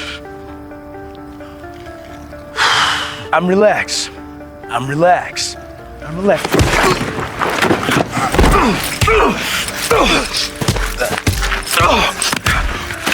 The subordinate never expected his attempt to ingratiate himself would backfire so badly, a scene that left Walter and Jesse dumbfounded. Tuco was so ruthless with his own man, a typical example of making an example out of someone. By sacrificing a subordinate, he instilled fear in Heisenberg. Tuco had calculated this move very clearly. With this, the first season of Breaking Bad comes to an end. At least in this season, Walter's initial intent to make contraband hasn't changed. In the later episodes, Walter will become increasingly worse and the oppressive feeling towards others will also strengthen, but this self-sacrificial motive gives the audience a touching first impression, so even when Walter does many bad things later, it feels like he has his reasons, which is one of the most successful aspects of the show. It's a pity that many people give up due to the slow pace of the first season, because the more exciting story is yet to come. Tuco tasted something he'd never experienced before and was so excited that he started dancing and waving his arms. Tight, yeah! This was top quality stuff that Tuco had never seen back in his hometown in Mexico. After that, he promptly paid the money and decided to work with Heisenberg for the long term. However, Nodo's loose lips accidentally angered Tuco, which cost Nodo's dearly and made Walter and Jesse even more fearful of Tuco. This is the beginning of the second season of Breaking Bad. Continuing the plot from the end of the first season, Walter and Jesse return to their car, terrified. After some precise mental calculations by Walter, he figured out that he needed to leave $737,000 in cash for his family before he died. Based on the money he got from each deal, he would have to trade with Tuco at least 11 more times to reach his goal. Learning from this lesson, Walter decided that all future deals should take place in busy public areas so that Tuco wouldn't be able to fly into a rage unchecked. Jesse looked at Walter with a face full of horror. Clearly, he was not willing to take such risks to make money, but he didn't know how to refuse Walter and could only drive properly for now. However, just as they were about to leave,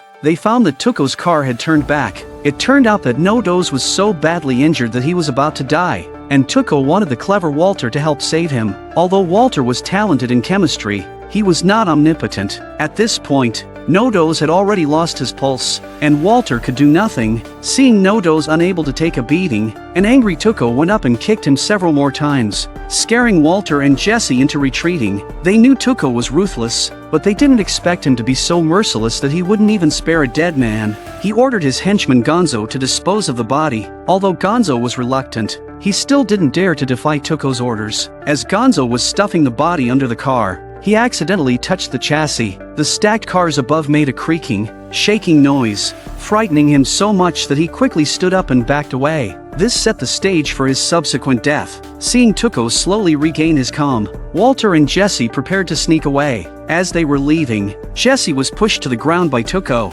but Jesse dared not speak out in anger. They hurriedly drove away. Back at home, Walter, in a daze, kept changing TV channels, not even hearing his wife calling him. Are you okay? Right?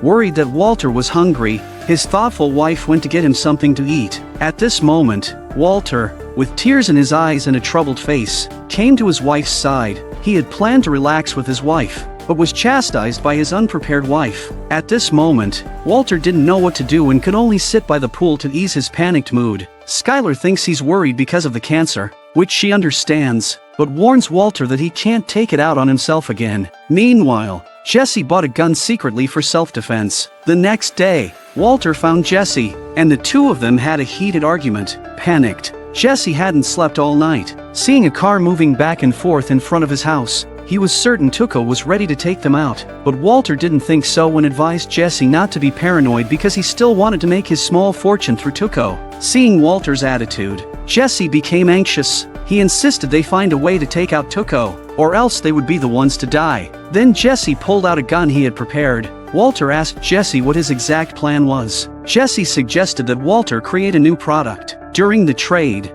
Tuco would definitely taste it first, and they could take the opportunity to kill him right then, but the attentive Walter immediately spotted a flaw in Jesse's plan, saying Tuco wouldn't come alone. Walter asked Jesse how many bullets the gun could hold. Jesse tried to check but couldn't open the magazine. Walter mocked him, saying he couldn't even open a magazine and still wanted to go kill someone. It's not that easy, is it? Hey man, well you did it.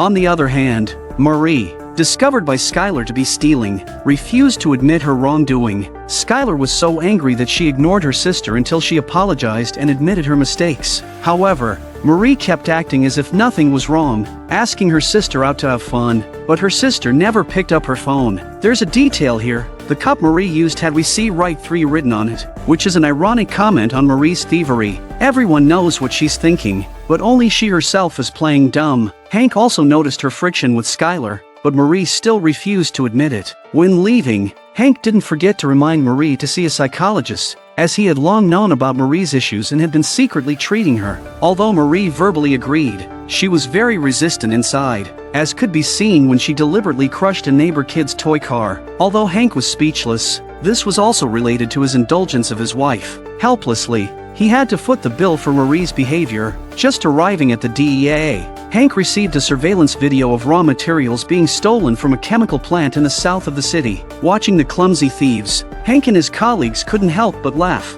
Learning that a barrel of methylamine was stolen, Hank immediately realized this was the old-school academic way of doing things in the arts, and they also knew how to use thermite to unlock doors. It had to be said that these two thieves were quite knowledgeable about chemistry. Stephen guessed it might just be two students messing around, but Hank prayed that he would be the one to catch them. It would be even worse if those Mexicans set their sights on them. When Walter returned home that night, he found an SUV loitering at his doorstep, which kept him up all night. He was worried that Tuco was coming to harm his family. Just then, the phone suddenly rang. It was another message from Marie. Skylar heard it and immediately hung up. Skylar questioned Walter why he wasn't sleeping in bed. Walter quickly explained that he felt unwell and couldn't sleep. It must be said that Walter's lying skills had now become quite polished. Only after his wife left did he put the knife he was holding back. Then Walter rushed over to Jesse's place. Last time, Jesse had revealed his background to Crazy 8. Walter thought Jesse had leaked the information this time too,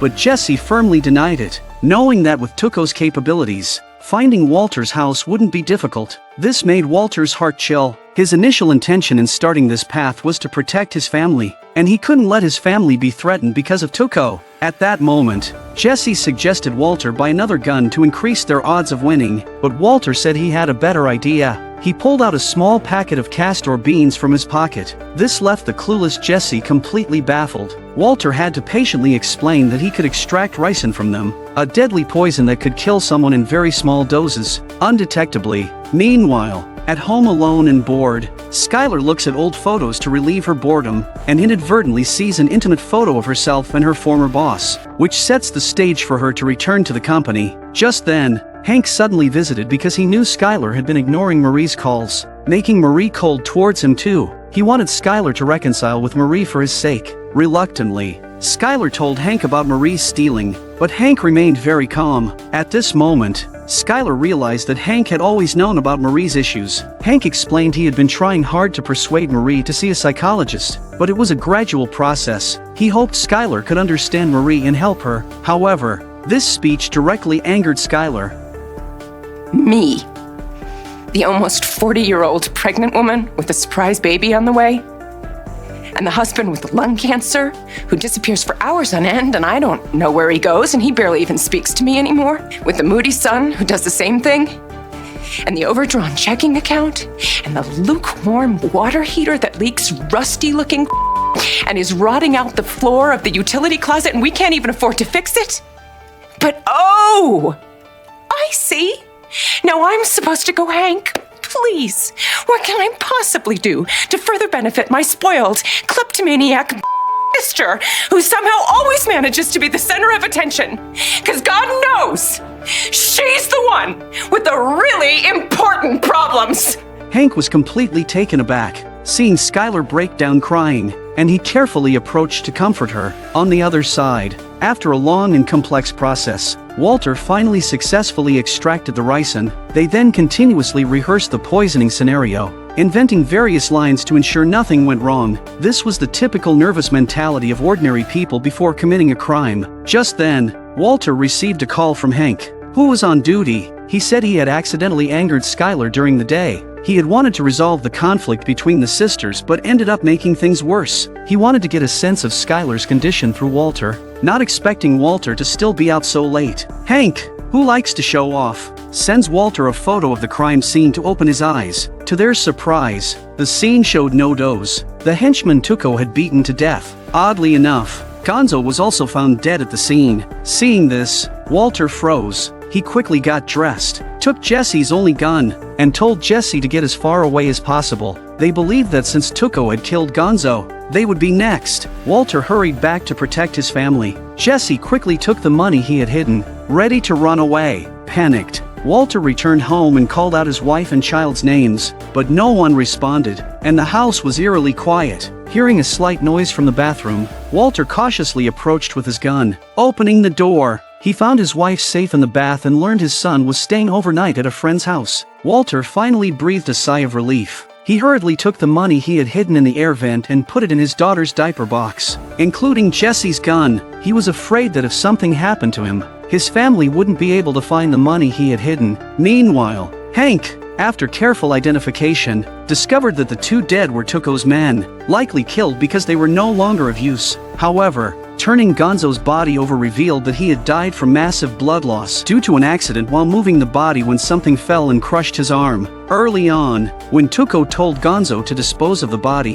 Gonzo had said they couldn't just leave no-dos here. So Gonzo, behind Tuco's back, came here intending to properly bury no-dos but ended up losing his life. Meanwhile, Skylar noticed Walter was very troubled and tried to communicate with him, but Walter said he didn't know where to start. Just then, Jesse called, but Walter hung up directly. Then he saw a shadow pass by the window. Panicked, Walter rushed to the window to check but found Jesse's car already parked at the door. Confused, Walter hurried out to send him away, only to find Tuco in the back seat pointing a gun at Jesse.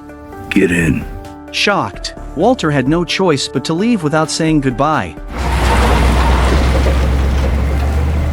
He is the most brutal man in Breaking Bad. Simply because a subordinate spoke out of turn and stole his thunder, he beat him to death. Then he had his brother-in-law Gonzo hastily dispose of the body. However, Gonzo couldn't bear No-Do's tragic death and secretly prepared to give No-Do's a proper burial behind Tuco's back. Yet, while moving the body, he unexpectedly got his arm crushed by a car and bled to death. Later, the DEA discovered both bodies, and the experienced Hank identified them as Tuco's men and decided to raid Tuco's hideout. But the cunning Tuco noticed Gonzo's disappearance and sensed trouble, so he kidnapped Jesse and Walter and fled in the middle of the night. Sure enough, early the next morning, Hank led his team to storm Tuco's hideout and arrested all his men, but Tuco was nowhere to be found. Fortunately, they found Tuco's fingerprints at the scene. Back at the office, Hank cheered on his colleagues, encouraging them to work hard to find any leads on Tuco. However, after the meeting, Hank confided to Steven that he guessed Tuco had already fled back to Mexico. It must be said that Hank has a real knack for investigating cases, but he completely overlooked Walter. Because of Walter's disappearance,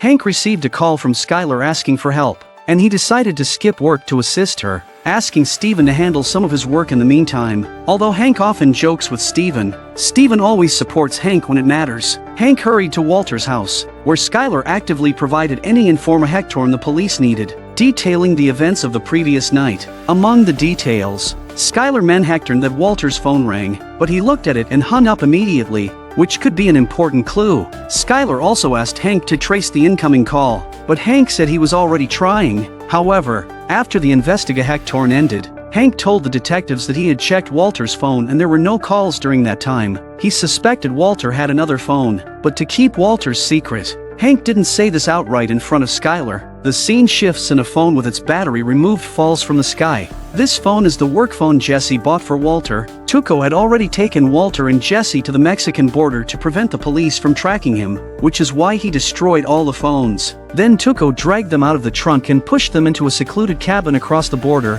His uncle Hector, a former major contraband dealer in Mexico, was also there. Tuco ordered them to empty their pockets. Walter took this opportunity to place the rice and lace contraband on the table. praying that Tuco would taste it soon. It wasn't until he saw Walter's wallet that Tuco realized Heisenberg was just an alias and found photos of Walter's family. Tuco said he liked working with such people because it gave him more leverage, showing that Walter really cares about his family. When Tuco got Jesse's wallet, all he found was a condom. Tuco couldn't help but laugh at this, which showed that Jesse is a cynical street hustler. Then Tuco came up to Walter and gave him another hard time. Tuco said his hideout had been raided. All his men were arrested, but his brother-in-law Gonzo was unaccounted for, and he suspected Gonzo had informed the police. Thinking of how he treated Gonzo like a brother, Tuco couldn't accept this betrayal and vowed to find Gonzo and tear him apart. Little did he know, Gonzo was already dead. It was only then that Walter realized Gonzo's death wasn't Tuco's doing and expressed his sorrow,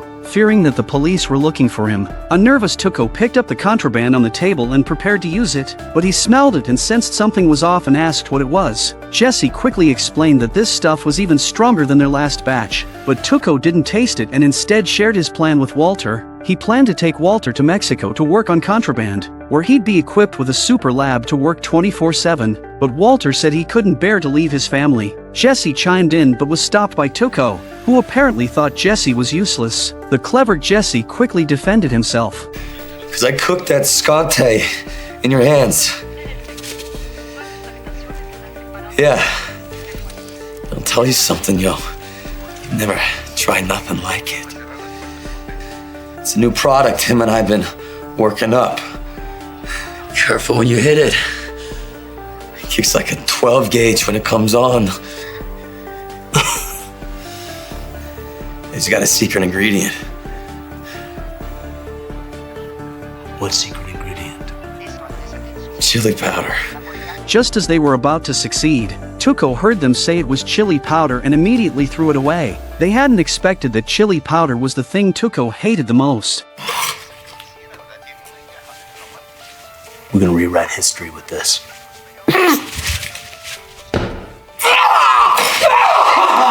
Alright! Clean the manure out from between your ears! No, I need him, Tuco. I need him very, very badly. He's my partner. And if he doesn't go, I don't go. I'll tell you this. My cousins are driving up here right now to smuggle us back down, and they're gonna be here by sunset, and you're gonna be on that truck, or you're gonna be dead! Better hope they got room in the trunk. He then pulled up Walter's blue contraband and prepared to make history with it in Heisenberg. This was the first time Walter directly saved Jesse. In his heart, Jesse was like his own child, and he wouldn't allow anyone to hurt Jesse. This also showed the kind side of Walter's humanity. Meanwhile, the pregnant Skylar was also busy posting missing person flyers for Walter everywhere, and her sister Marie came over to help. Although they still had unresolved issues, they were relatively rational in the face of major events, and Skylar expressed her gratitude. Marie wanted to use this opportunity to continue explaining the tiara incident, but her attitude wasn't what Skylar hoped to see. So Skylar used an excuse to interrupt Marie. Clearly, Marie had no intention of repenting. Back at home, Walter Jr. was also busy continuously printing missing person flyers for Walter while the box where Walter kept his money was right next to him. But Walter Jr. never noticed it. When she got home, Marie urged her sister not to worry, suggesting that not finding Walter might be a good thing, as if Walter had committed suicide, he would probably have been found by others. Skylar said there must still be details they hadn't considered. However, Marie mentioned that Walter had 2 mobile phones, which made Hank tremble with anger. He had promised to keep Walter's secret. Skylar was bewildered. She didn't know what they were arguing about. Helplessly, Hank had to reveal the truth. This greatly shocked Skylar. She had lived with Walter for decades and had never seen him with 2 phones, which meant Walter definitely had his own little secrets, because Walter had previously admitted to buying contraband from his student Jesse. Marie suggested that Hank look for clues from Jesse. Unable to find Jesse, Hank followed the trail to Jesse's mother. After a bit of questioning, the old lady realized Hank was from the DEA and then immediately changed her attitude, stating she couldn't provide any help because she hadn't seen her son in over a month. As he was leaving, Hank confirmed Jesse's vehicle with her. Since Jesse didn't study well and spent a lot of time on his lowrider, the old lady was very angry about this. So Hank started with Jesse's car clue, which later helped him find Tuco. Meanwhile, Tuco, who was waiting for his cousins to arrive, decided to have a meal first while Walter and Jesse sat on the sofa whispering to each other. Because T.O., sitting across from them, was staring at them, the two of them blamed each other. Just then, the TV suddenly broadcast the news of the deaths of Tuco's two henchmen, frightening Walter into quickly changing the channel. Seeing no reaction from T.O. across the room, Walter went over to test him, and seeing him still motionless, Walter finally felt at ease. He worried that if Tuco found out Gonzo was dead, it would prove he wasn't a police informant, making them the only suspects. The two began to discuss how to take down Tuco. At that moment, Walter saw the unused ricin-laced contraband on the table, so he decided to poison Tuco's food. Tuco, cooperating nicely, had made authentic Mexican chicken rolls and urged Walter and Jesse to eat quickly so they could hit the road. While Tuco wasn't paying attention, Walter quickly slipped the poison into Tuco's food. But this action was noticed by Hector. Just as Tuco was about to bite into a chicken roll, Hector rang his bell. Tuco thought Hector wanted to eat and said he'd feed him after he finished, then continued eating, but Hector rang the bell again, and Tuco looked at him impatiently. Hector's eyes were fixed on the chicken roll in Tuco's hand. Tuco thought Hector wanted his poor Hectorn and switched the plates, which dumbfounded Walter and Jesse. Hector made a huge effort to knock over the plate. Then his eyes locked onto Walter. Walter never expected to be outsmarted by a disabled old man. After the meal, Hector kept ringing the bell, looking at Walter and Jesse, and Tuco got a bit impatient. After several attempts, Tuco finally understood that Walter and Jesse had done something Hector disliked. Walter hurriedly explained that it might be because he changed the TV channel to something Hector didn't like, but Tuco checked with Hector and got a negative response. Seeing his uncle glaring menacingly at them, Tuco asked if these two were playing him, and Hector confirmed it with a bell ring. This made the brutal Tuco furious. He dragged Jesse out to execute him, with Walter following. Hector showed a look of triumph, because Walter was still Tuco's cash cow. The enraged Tuco opted to beat Jesse, demanding to know what they had done to him. Just then, Walter saw Jesse reach for a stone in the sand, so he confessed to poisoning Tuco to divert his attention. Hectorn. We tried to poison you because you're an insane, degenerate piece of filth, and you deserve to die. Jesse took the opportunity to smash the stone directly into Tuco's face, causing Tuco to fling the assault rifle away. Jesse desperately clung to Tuco while Walter went for the discarded weapon. In the chaos, Jesse reached for the gun behind Tuco's waist and shot him through the abdomen. This allowed Jesse to finally get his revenge. He kicked Tuco into the pit. A shocked Jesse couldn't bring himself to shoot. The two hurried to the car to escape, but the keys were still on Tuco. Just then, Jesse saw a car speeding toward them in the distance. Thinking it was Tuco's cousins, they panicked and ran, leaving the gun in the car. They hid behind a metal barrel to observe the situation. Hectorn. Tuco, in pain, crawled out of the pit. At that moment, the car arrived, and it was Hank. Hank had tracked Jesse's vehicle in form of Hectorn via satellite and followed it, expecting Jesse to be by the car, but instead, he found the wounded Tuco. Tuco saw the machine gun Walter had left in the car. He grabbed it while Hank wasn't looking and accidentally activated Jesse's lowrider mode. After a fierce gunfight, the bullets ran out quickly.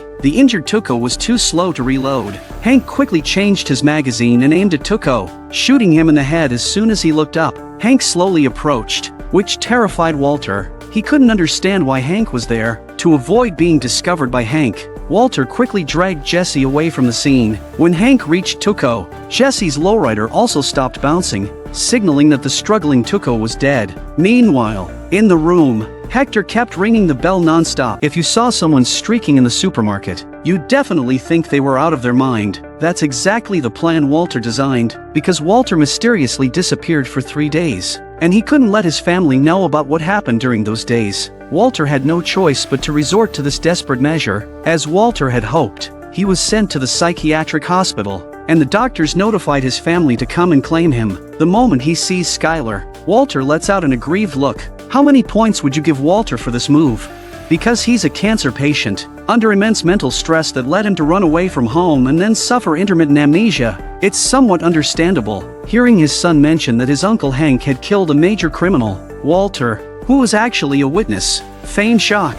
He kept asking about Hank's safety. This made his family not suspect Walter had anything to do with the incident. Skylar immediately informed Marie and told her about Walter appearing naked in the supermarket. Marie was utterly disgusted when she heard this. Because Hank had killed Tuco and earned a commendation, his superior called him in for a talk. Hank found out that he went looking for his missing brother-in-law Walter, only to unexpectedly encounter the injured Tuco. Acting in self-defense, Hank decisively killed Tuco. Hank stated that Walter had been found and had nothing to do with the case. He went there entirely to look for Walter's former student Jesse, and although he found Jesse's car, he didn't see Jesse himself. The superior instructed Hank to thoroughly investigate Jesse, and Hank said he had already arranged for his men to look into it. The scene shifts to a police car parked outside Jesse's house, while Jesse is hiding in Badger's car, waiting for the right moment to act. Next is how Jesse will disassociate himself from Tuco. You can't help but admire Walter's intelligence after watching this, because all of this plan was discussed when Walter and Jesse were fleeing the border. Seeing that the police had left, Jesse and Badger immediately started to act. They now needed to clean up the scene in the basement. Badger was extremely excited by all these things,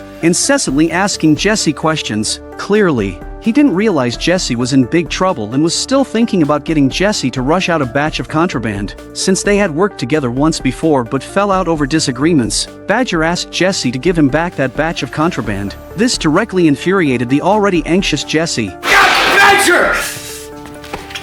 Don't mess with me! Seeing Jesse so agitated, Badger had no choice but to follow his plan. The two moved everything from the basement into the RV, including the barrel of methylamine they had stolen but hadn't used up. Then Jesse asked Badger to help get his cousin Clovis to tow the RV, but Clovis, knowing what he was hauling, immediately demanded a huge price, and he also refused to tow because Jesse didn't have enough money. This left Badger completely without face. But finally, after Badger's desperate pleading, they reached an agreement. Then Jesse told Badger to give him 2 hours before using a public phone to anonymously report him. The real show was about to begin. 2 hours later, Jesse had already arrived at Wendy's room in the motel, a well-known red light district in the town. At that moment, DEA agents, having received the anonymous tip, quickly arrived and precisely targeted the room, breaking in and arresting Jesse on the spot. But what Hank didn't know was that he had already fallen into the trap designed by Walter. He took Jesse to the DEA for questioning because they found his car at Tuco's place. Hank was convinced Jesse was definitely connected to Tuco, but Jesse denied everything, claiming he had been partying with Wendy these past few days and had even left his phone in the car. Hank reminded Jesse that his car had been found at the Mexican border. Jesse acted completely clueless, saying the car must have been stolen. He kept praising the DEA's efficiency for finding his car before he even noticed it was missing. Then Hank brought out over $60,000 found in the car and asked Jesse to claim it. Obviously, Jesse wouldn't admit that the money was his. Compared to the money, his own life was more important. Seeing that Jesse wouldn't confess, Hank had no choice but to go and question Wendy next door. But after all, Jesse was her long-term client, and they had already coordinated their stories in advance. Because Hank had once taken Walter Jr. to insult Wendy, she took the opportunity to accuse Hank, making him lose face in front of Steven. Steven said that without evidence, they could only release Jesse, but Hank still had his last trump card. With a familiar ring, the best supporting character, Hector, makes his dramatic entrance, and Hank shows a sly smile, but Jesse's heart sank. Hector stared him down with a gaze that completely unnerved him. What's that mean? That means yes. Yes is a bell, no is no bell. Oh, come on, this is I mean, look at this dude, all right? He doesn't even know what planet he's living on. Senor, are we on the planet Mars? Are we on the planet Earth? Senor, is today Friday? Is today Monday? Is today Tuesday? Next up is Hector's show-stopping performance. It turns out that Hector's mind is very clear. Facing Hector before him, Jesse's heart is filled with despair. However, when Steven asked Jesse if he had been to his house, Hector did not ring the bell at all. At that moment, Jesse's heart was in his throat. No matter how Hank and Steven tried to persuade him, Hector refused to accuse Jesse, because Hector, once a major drug lord, had a principle of not cooperating with the police, and to express his attitude towards the DEA. The paralyzed man chose his own way.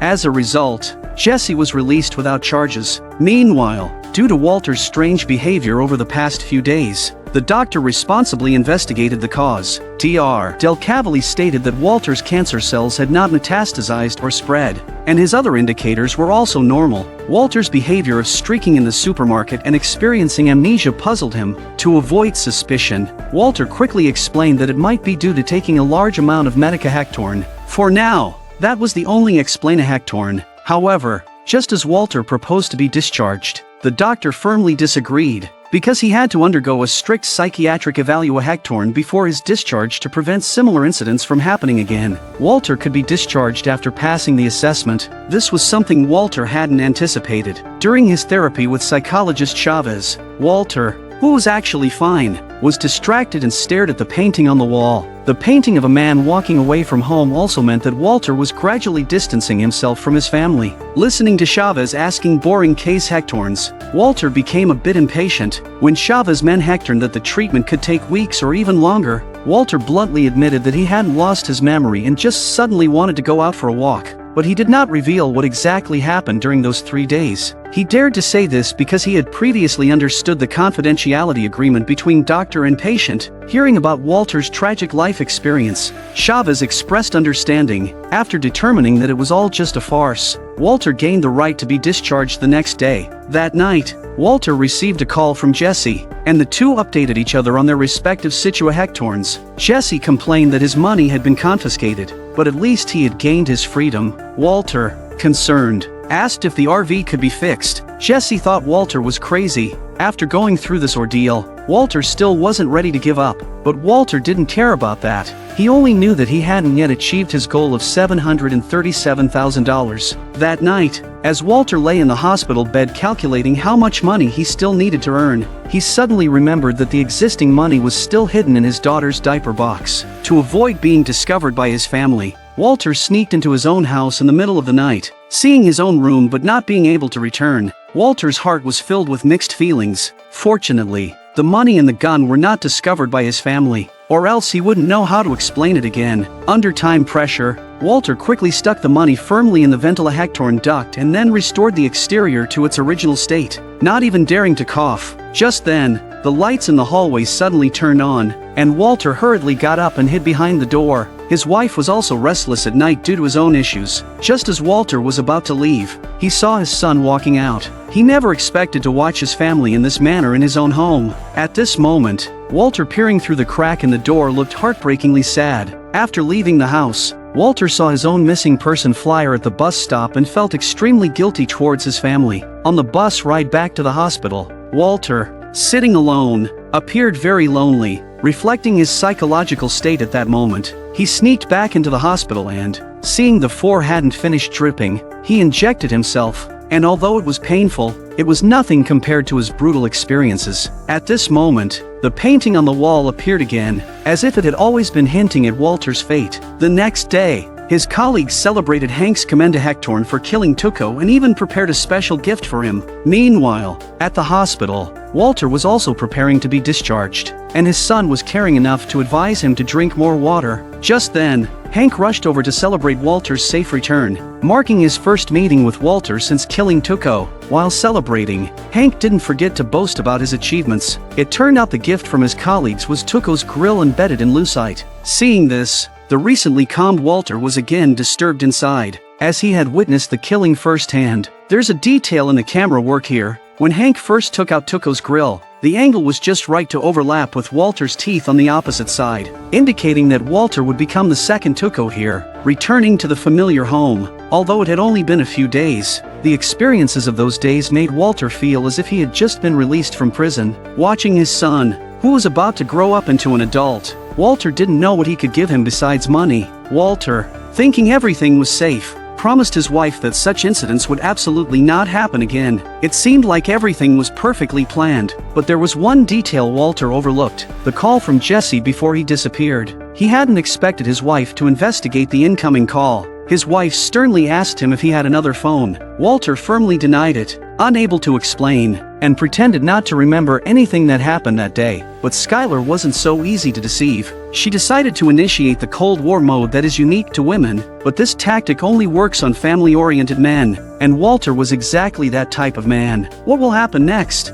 Before dawn, Walter met Jesse at the supermarket and told him that their production of contraband needed to be postponed because he had to mend his relationship with his wife first. Walter gave Jesse $600 for living expenses and asked him not to contact him for the time being, but Jesse said that since his money was confiscated by the DEA, Walter needed to take half the responsibility, because it was he who insisted on dealing with Tuco. However, Walter didn't see it that way. Just as the two were about to start arguing, a police officer walked in, forcing them to temporarily calm down, and Walter took this opportunity to slip away. When day broke, Skylar woke up to find Walter gone again, but hearing him in the kitchen, she breathed a sigh of relief. Despite being in a cold war with Walter, Skylar was still worried about him disappearing again. To please his wife and son, Walter, who never cooks, took the initiative to make breakfast. Walter Jr. was also very surprised to see this. Seeing the lavish breakfast spread, Skylar immediately felt Walter's guilt,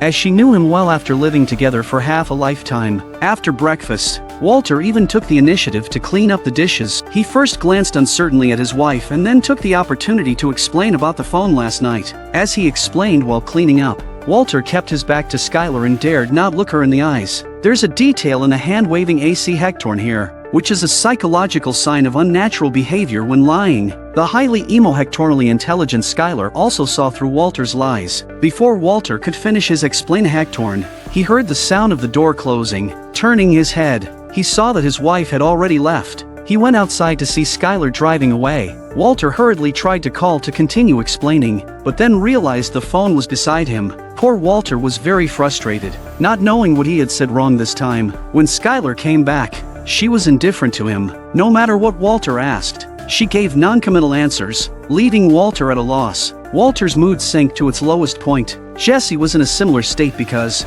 during the days Jesse was taken by Tuco, Hank, in his search for Walter, followed the clues to Jesse's mother. When his mother found out Hank was a DEA agent, she immediately became alert and took the opportunity to go to Jesse's house. In the basement, she discovered Jesse's tools and used this as a reason to bring in a lawyer to evict Jesse. No matter how Jesse pleaded, it was futile. Seeing that her son would not voluntarily leave, the mother even went straight to the door to urge. Seeing the situation was dire, Jesse had to lie to deceive his mother. Compared to Walter's lying eyes and movements, Jesse seemed much more sincere. But what's the point? Because his mother doesn't give Jesse a chance to change. Seeing that his mother had already called the moving company to start moving things out, Jesse suddenly became anxious.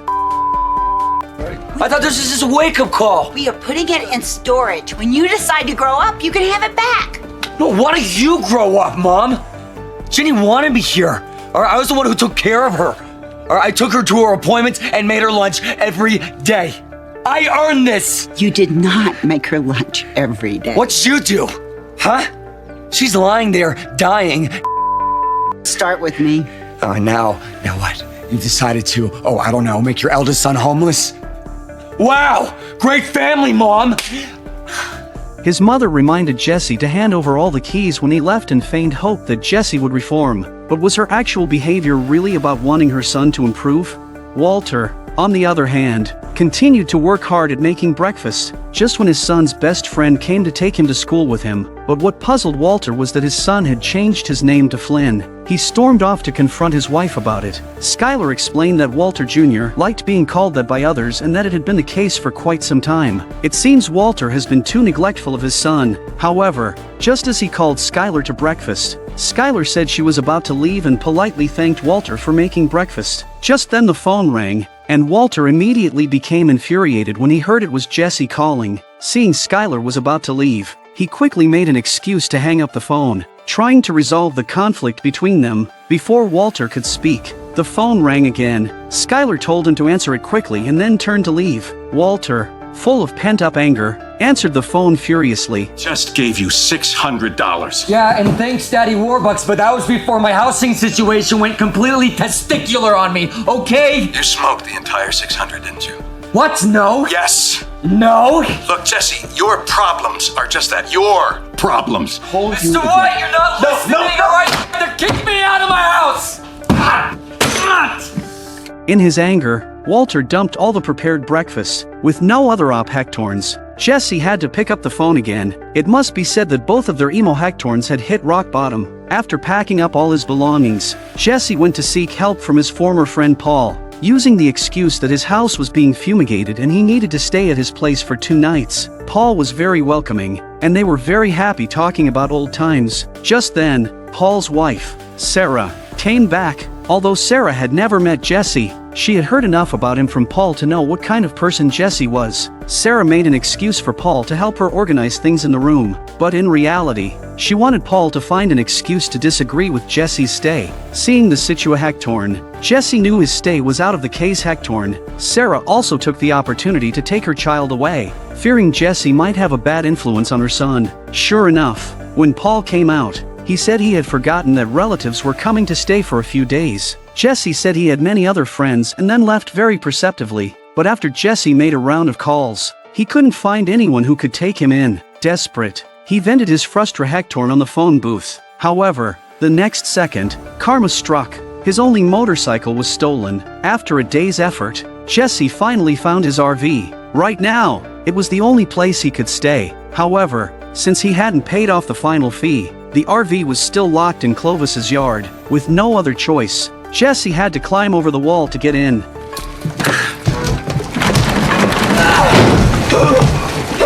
Jesse managed to climb up, only to come down much faster than expected. Now you can imagine the scene inside. After a fierce struggle, Jesse finally crawled out, and then he struggled to stand up. Seeing Jesse in this state, he truly looked miserable. Entering the RV, to avoid smelling his own stench, Jesse had to put on a gas mask to sleep. At that moment, he finally couldn't hold back his tears and began to cry. The next morning, Skylar still left without saying a word, leaving Walter alone on the sofa, brooding. Just then, Walter Jr. came over, but today Walter hadn't prepared breakfast like the previous 2 days. To please his son and also to relax his own mood, Walter decided to take his son out to the countryside to experience the joy of driving, but because of Walter's strong need for control, he became anxious when he saw Walter Jr. using both feet to drive. He told his son the correct way to drive, but his son said he found it simpler this way. After some attempts, Walter Jr. ends up knocking the barricade out of the way. The father-son interaction ended abruptly like this.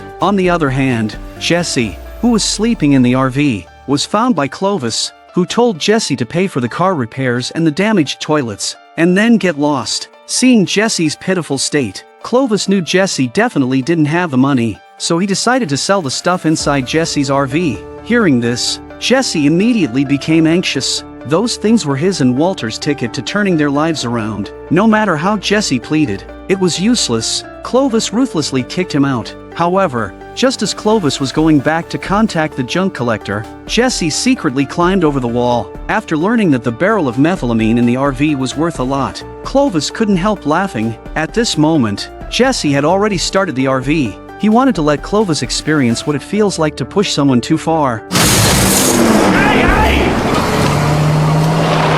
Meanwhile, Walter took the opportunity after his son went to school to have a serious talk with his wife. Seeing Walter's sincere apology, Skylar decided to give him a chance. However, Walter's apology did not resolve the doubts in Skylar's heart. Seeing that Skylar didn't want to stop, Walter lost his patience. But before he could vent his emo-hectorns, Skylar, who had been holding back his feelings for a long time, was the first to lose his temper. And you just don't talk, Walt! Shut up and say something that isn't complete bullshit. You want to know what you have to do? You have to tell me what's really going on right now. Today. No more excuses. No more apologies. No more of these obvious, desperate breakfasts. You don't want to lose contact with me, Walt? Good. Then tell me. Now. Clearly, Walter was thrown off by Skylar's state. Tell you what. Seeing Walter still stubbornly denying everything, Skylar angrily stormed out. Walter had no choice but to follow her out again to try to retain Skylar. Just then, Walter saw the familiar RV parked by the roadside. Now, with his anger bottled up, Walter found the perfect outlet. He launched into a tirade at Jesse. Hearing that Jesse was there to ask him for money was like pouring fuel on the fire. The angry Walter hurled the ugliest words he could think of, giving Jesse no chance to rebut. But Walter didn't know about Jesse's tragic experiences over the past few days, which pushed the already on the edge Jesse to explode. The two men, both at their lowest emohectornal points, fought it out in the RV, but the older Walter was no match for Jesse. Jesse firmly gripped Walter's neck, then clenched his teeth and raised his fist, but ultimately, Jesse couldn't bring himself to strike. After this cathartic fight, both felt much better. Walter took Jesse back to his house and decided to give him half of his own money. As viewers, what we see on the surface is Walter's sacrifice for his family and Skylar's misunderstanding of Walter, but from Skylar's perspective, faced with her husband's lies, she reacted as any normal woman would. So, would you support Skylar's AC hectorns? Jane is the epitome of beauty in Breaking Bad, and the first girl Jesse truly falls in love with. It's because of her that many people found the motivation to keep watching, and it's also because of her that the cracks in Walter and Jesse's relationship begin to show. Jane's arrival makes the plot even more dramatic, and it perfectly illustrates the selfishness of human nature. Last episode, we left off with Jesse, who was homeless, receiving his share of money from Walter. He first fulfills his promise to pay off the repair costs for the RV, and he also buys a beat-up little car. Then, he finds a house to rent from an ad in the newspaper, and the landlord turns out to be Jane, the most beautiful character in the series. Jesse is not only satisfied with the house but is even more pleased with the beautiful landlord. Learning that Jane lives next door, Jesse is overjoyed, but just as he's about to sign the lease, he realizes that there isn't much money left. The pragmatic Jane immediately wants to take back the contract, but in front of the beautiful woman, Jesse's emotional intelligence skyrockets. He starts by sharing his tragic life story, then assures her that he has been working hard and will definitely be able to cover the full rent. After much pleading, Jesse finally wins Jane's sympathy and also leaves a good first impression on her. In the end, Jesse successfully signs the rental agreement, but Jane lays down the law with Jesse, warning him that if he messes up in the house, she'll kick him out without hesitation. Jesse readily accepts Jane's terms. Meanwhile, Walter, who hasn't reconciled with his wife, goes to the hospital alone for a checkup. Dr. Del Cavali tells him that the first round of treatment is over and they need to observe for 2 months before proceeding with the next step. This coincides with Skylar's due date. Dr. Del Cavali wonders why Skylar didn't come along this time and asks about their relationship. Walter makes the excuse that his wife has been very busy and that they are getting along well. Although Walter can deceive others, he can't fool himself. He gives affirmative answers but subconsciously shakes his head while sitting. When it comes time to receive the bill, the finance department prints out a several-meter-long list of charges, and Walter feels overwhelmed by the amount. Back at home, Skylar is also worried about the bill, so she plans to seek help from the Elliots. Walter lies to Skylar, saying he will handle it. At night,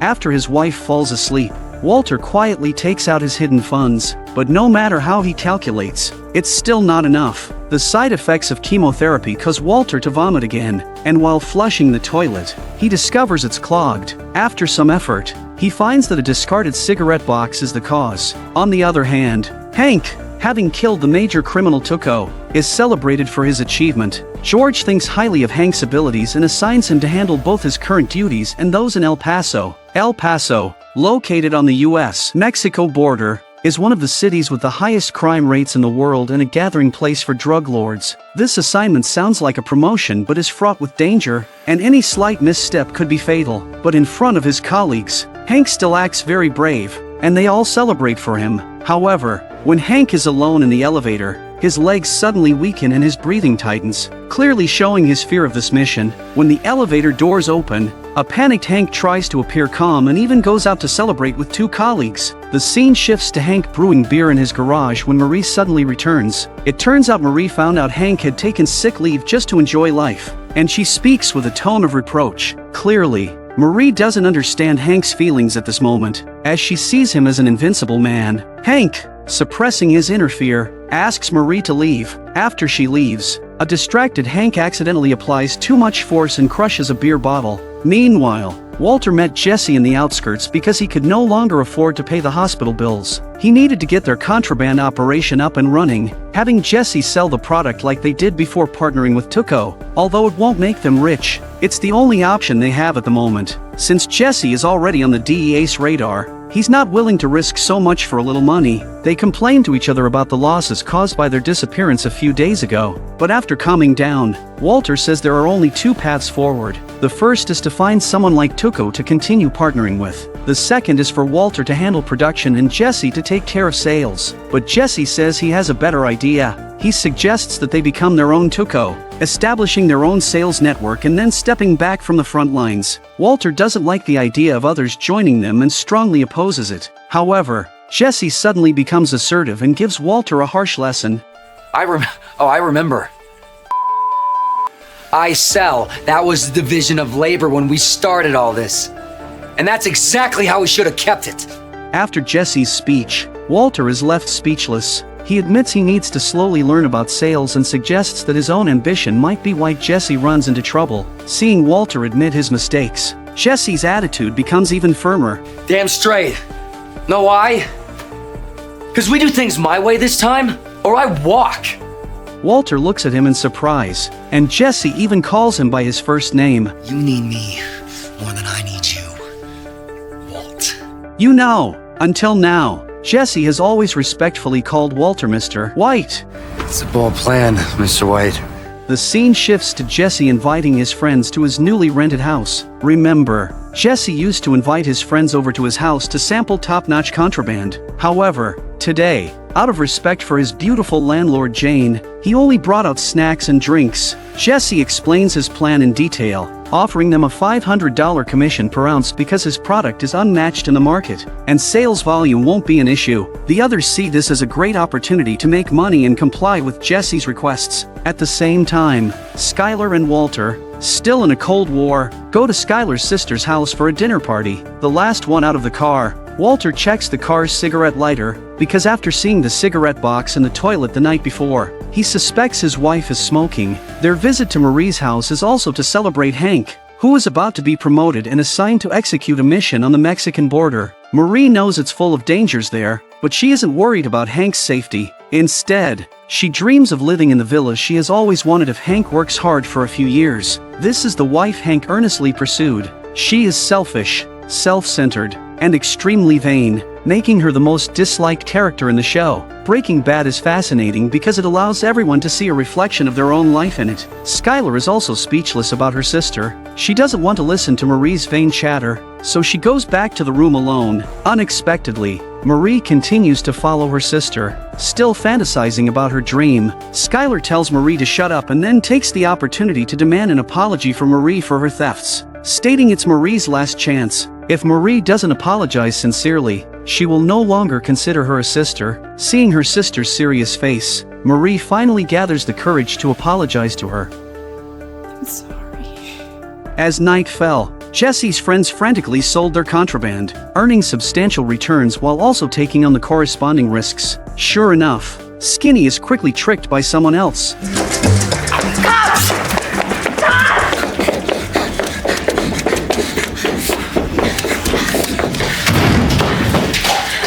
The laughter is truly chilling. A wise man does not eat the loss in front of him. In the end, Skinny obediently hands over all the goods. The next day, when Jesse and Walter are dividing the money, the meticulous Walter notices that $1,000 is missing. Jesse admits that Skinny was robbed by the Spudge couple, but luckily Skinny was unharmed. Seeing Jesse's nonchalant demeanor, Walter immediately becomes agitated. He worries that if word gets out, the same thing will continue to happen, as all the addicts will know about Jesse's weakness. Walter's concern is not unfounded, but Jesse doesn't see it that way. He thinks this is a normal business loss and is satisfied with earning over $10,000 in just a few days. Walter compared Tuco's reputation with Jesse's, and an angry Jesse threw $1,000 at Walter. Clearly not understanding Walter's true intention, Walter wanted Jesse to confront the Spudge couple and establish his authority, so their business could continue to develop sustainably. Walter returns home in the evening, furious at the thought of his wife smoking during pregnancy, and now he finds fault with everything Skylar does.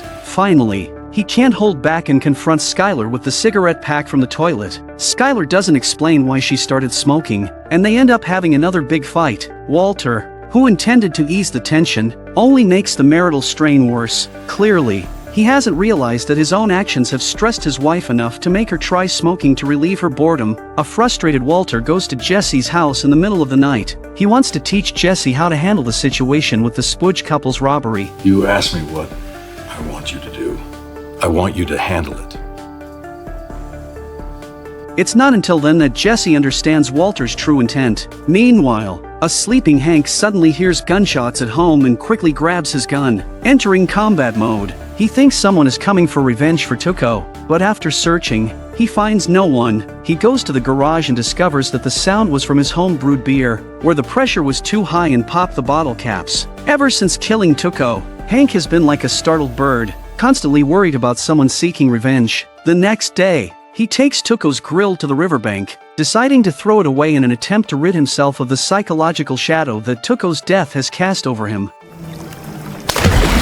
This little boy who hasn't bathed in 8 years is truly pitiful. He's not only hungry 366 days a year, but he also doesn't have a single childhood playmate. His home environment is a complete mess, with paths so cluttered they could trip someone. The only joy for the little boy is a television picked up from a garbage dump, but this ancient TV doesn't have any children's channels, only featuring a channel that sells dagger advertisements. What's even more pitiful is that the little boy hardly knows how to interact with others, remaining silent no matter how Jesse, who came to collect debts, questions him. Luckily, Jesse is very patient with the little boy, and after several attempts to engage him, the boy finally starts to speak. I'm hungry. Initially, Jesse came to collect a debt, but he ended up playing the role of a temporary babysitter to cheer up the little boy. Jesse even tried playing peekaboo, but this tactic was not effective. Just then, Jesse suddenly hears the boy's parents coming home. To prevent the little boy from witnessing a violent scene, Jesse quickly carries him back to his room to hide, while he waits with a gun for the arrival of the Spudge couple. Soon, the Spudge couple enters the room, cursing and swearing. Jesse takes the opportunity to overpower them and demands they hand over the goods they robbed from him. But after searching them thoroughly, he only finds a tiny amount in their underwear. Jesse demands they compensate him for his losses, but the Spudge couple doesn't have any money. They are completely unable to pay him back. At this moment, the little boy walks out of the room, becoming a human shield for the Spudge couple. Jesse hides his gun behind his back, fearing to negatively impact the little boy, and he quietly threatens the couple that if they don't repay the money, he will cut off their supply. Because Jesse is also an addict,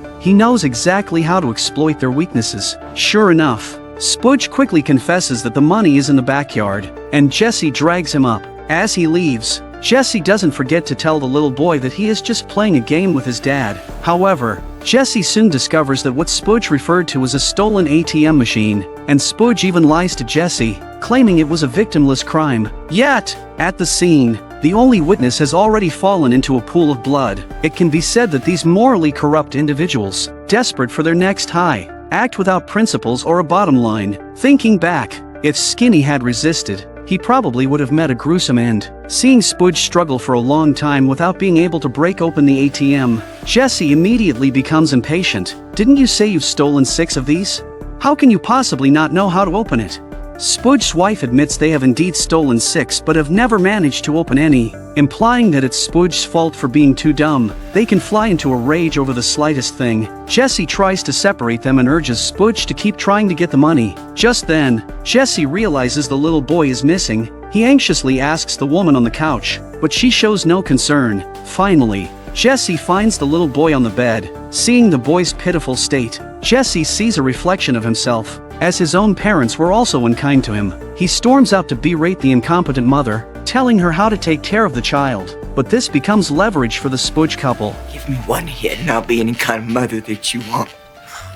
Yeah, Diesel, this whole thing would go easier if we all had a little taste, man. Seeing these two unfit parents, Jesse gives up on them and decides to take matters into his own hands. Thus, Jesse spends 2 hours trying to break open the ATM machine without success. It seems there was a reason they couldn't open the previous ATMs they stole. There's nothing Jesse can do about it. At this moment, the little boy came out of the house, probably too bored. The little boy wanted to play hide and seek with Jesse. Jesse patiently plays along with the little boy. At that moment, the woman behind him quietly stood up and knocked Jesse out when he wasn't looking. She didn't think about the little boy's feelings. Fortunately, the Spudge couple doesn't intend to kill Jesse. A few hours later, Jesse gradually wakes up. Since they have taken his gun, Jesse doesn't dare to make any rash moves for the time being. Jesse watched the Spudges prop up the ATM with a chair and prepared to strike from the bottom when the Spudges got into another altercation over their spiritual food. Spudge keeps cursing at the woman, which unexpectedly enrages her.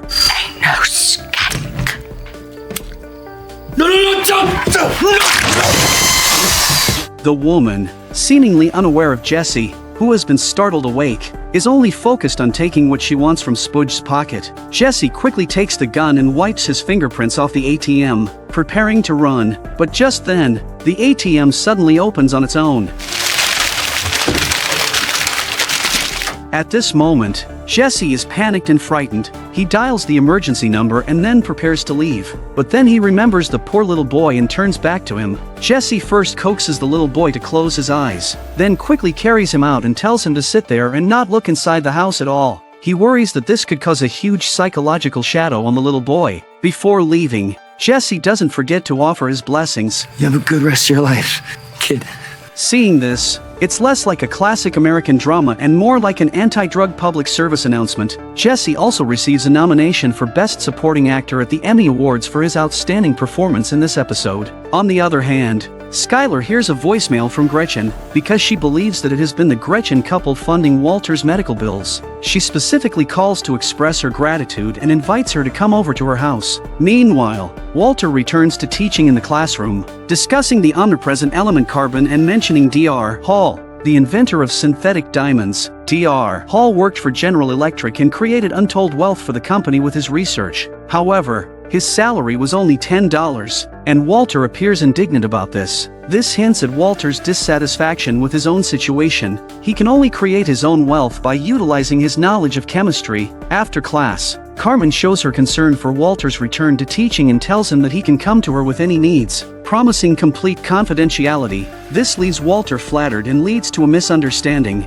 also laying the groundwork for his later approach to Carmen after being cuckolded. After school, when Walter sees a poster mocking him on his car, he feels greatly insulted. He tells his son that if he catches them, he will tie them up and bury them alive in the desert. This statement is chilling to hear, showing that Walter has become vengeful at this point. Just as Walter Jr. gets home, he sees a luxury car parked outside their house, knowing that only a few can afford such a vehicle, and he wonders whose car it is. Walter realizes the car belongs to the Grey Matter Gretchen couple when he sees the license plate. Walter is somewhat surprised by Gretchen's visit but still forces a smile to greet her. Hearing his wife and son express immense gratitude for Gretchen's financial support, Walter feels uncomfortable but is still worried that Gretchen will expose his lie. However, Gretchen is not naive, and given her understanding of Walter, she has long guessed that this is one of Walter's lies. Though she doesn't know why Walter would lie this way, she still decides to keep his secret for the time being. Gretchen makes an excuse that she has to go back early, and Walter takes the opportunity to follow her. To keep his lie from being exposed, he decides to invite Gretchen to talk privately. They go to a restaurant where Walter keeps apologizing to Gretchen, stating that this matter has nothing to do with her and that he will explain everything to his wife. But Gretchen feels wronged and wants a reasonable explanation from Walter. However, Walter insists he owes her nothing. In fact, he says it was Gretchen who betrayed him in the past. This causes Walter to bring up old grievances, unable to accept financial support from the Gretchen couple because he has never forgiven them in his heart. This leads to a heated argument between them. Gretchen expresses her disappointment in Walter. Walter unleashes the resentment he has accumulated over decades. You. A meeting intended to clear up misunderstandings ends in discord. When Walter returns home in the evening, Skylar says that Gretchen called to say they would stop funding Walter without giving a specific reason, which Skylar finds very puzzling. Walter quickly says that he met with the Gretchen couple and that their company is having internal problems and is on the verge of bankruptcy. They were too embarrassed to tell her these things, but Skylar is confused because they still drive a luxury car. How could they be bankrupt? Walter claims that these people, due to pride, will continue to put on a facade even if they have no money. Walter explains everything so perfectly that Skylar has no suspicions. Walter successfully resolves the new family crisis. What challenges will Walter face next? And how will Jesse react after witnessing Spudge's gruesome death? Let's look forward to the exciting content of the next episode together. In northern Mexico, near the border, a human head on the ground slowly wriggles, making Hank, who came to provide support, shudder. They quickly drove to the scene. And what they found was even more chilling. A tortoise was crawling forward, carrying the head of a DEA informant. Hank, who had never seen such a horrifying scene, was almost scared out of his wits. He made the excuse of going to the bathroom to ease his tense emotions. Unexpectedly, this was mocked by his colleagues on the border patrol, who said, "Look at you, acting like you've never seen the world before. It's just a tortoise carrying a human head. What's the big deal?" However, the next second proved them wrong. This unexpectedly allowed Hank to escape a disaster. The one who had led the mocking, Vanko, now had his legs destroyed. Ironically, before he acted, he gave Hank a lecture on Chinese history. Sun Tzu. Sun who? 6th century Chinese general, wrote The Art of War. If you know your enemy is yourself, you'll fight without danger in many battles. Right on. Vanko was so confident because they had their own informant inside the contraband cartels, Tortuga. To get accurate information, the DEA agents humbly catered to Tortuga, who deliberately played coy, wanting the DEA to give him more benefits. This was something Hank could not stand by and watch. How about you stop jerking us off here? Where's the meat? When's it going down? Don't like, let's make a deal, huh? Gonna kick your ass, you don't stop wasting his time. Schrader. My name's Tortuga. You know what that means? If I'd have to guess, I'd say that's Spanish. Tortuga means turtle. That's me.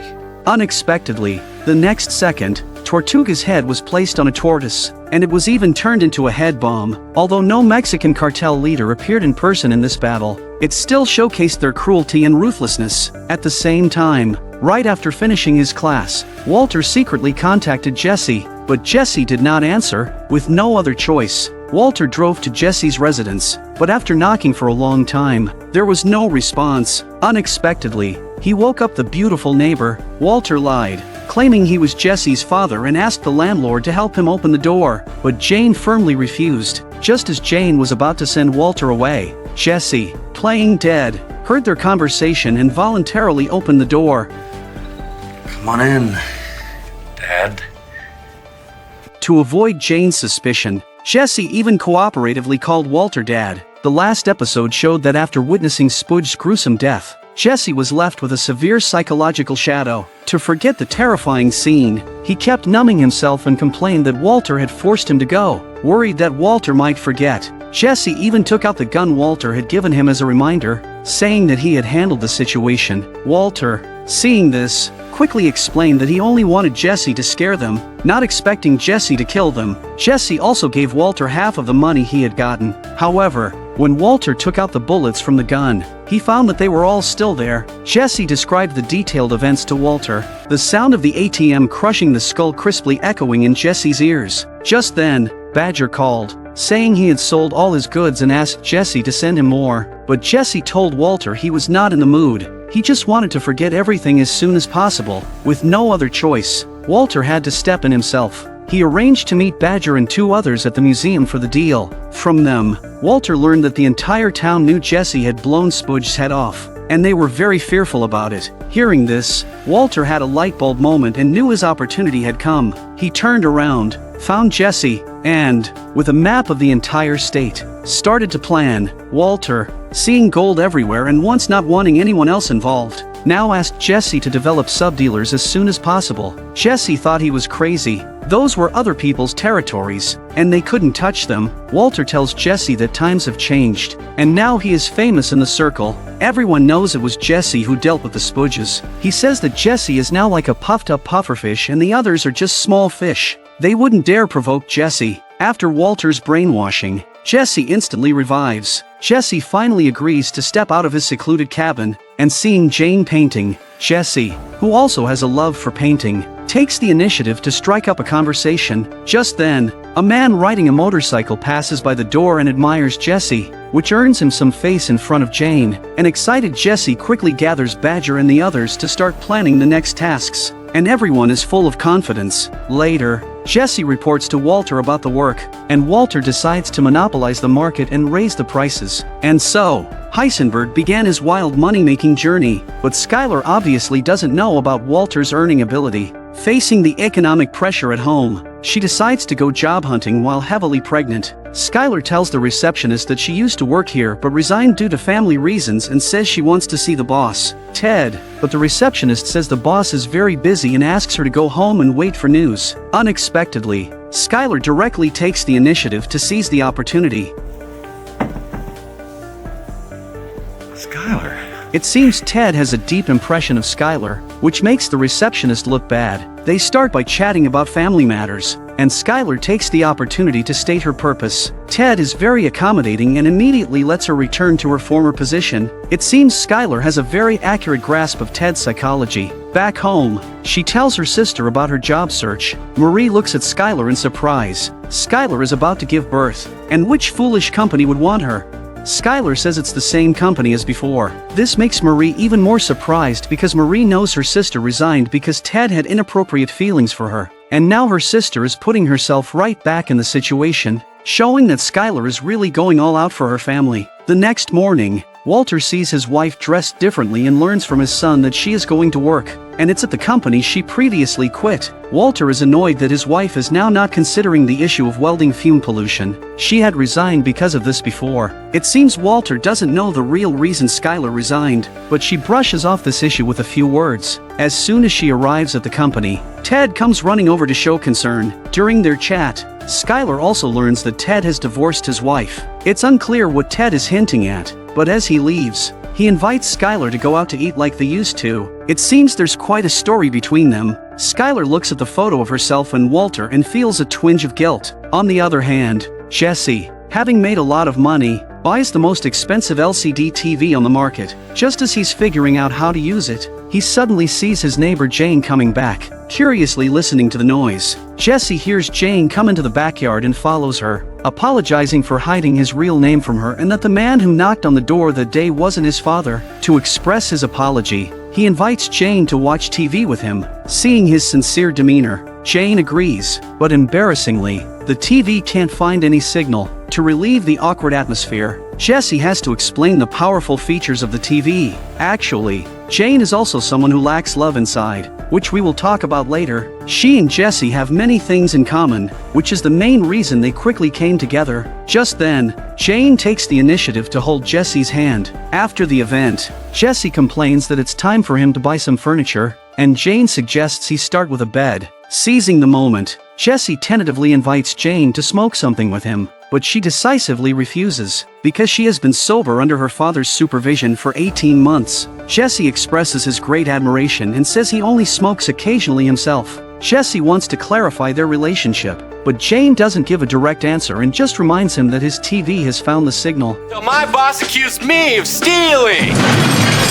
You are under arrest. I'd been out partying, minding my own business. The TV advertisement features the flamboyant lawyer Saul, who will appear in this episode. Because of his excellent performance, a spin-off series titled Better Call Saul was created. His brainwashing slogans left a deep impression on the audience, and his gift of the gab greatly enhanced the watchability of the entire series. To introduce the character of Saul into the story, the director deliberately created an incident where Badger was caught in a sting operation. Notice the slogan Better Call Saul on the back of the long bench. At the same time, Walter receives a call for help from Marie, who says Hank has returned from the border without saying a word and seems like a changed person. She wants Walter to give Hank some guidance. This plot is quite ironic, with a criminal giving psychological advice to a police officer, but in Hank's eyes, Walter is just a pushover who has lived half a life and ended up with lung cancer, with no money to treat it. However, he doesn't know about Walter's experiences since being diagnosed with cancer. Walter uses his own mentality of fighting lung cancer to counsel Hank, saying that the fear inside is his greatest enemy.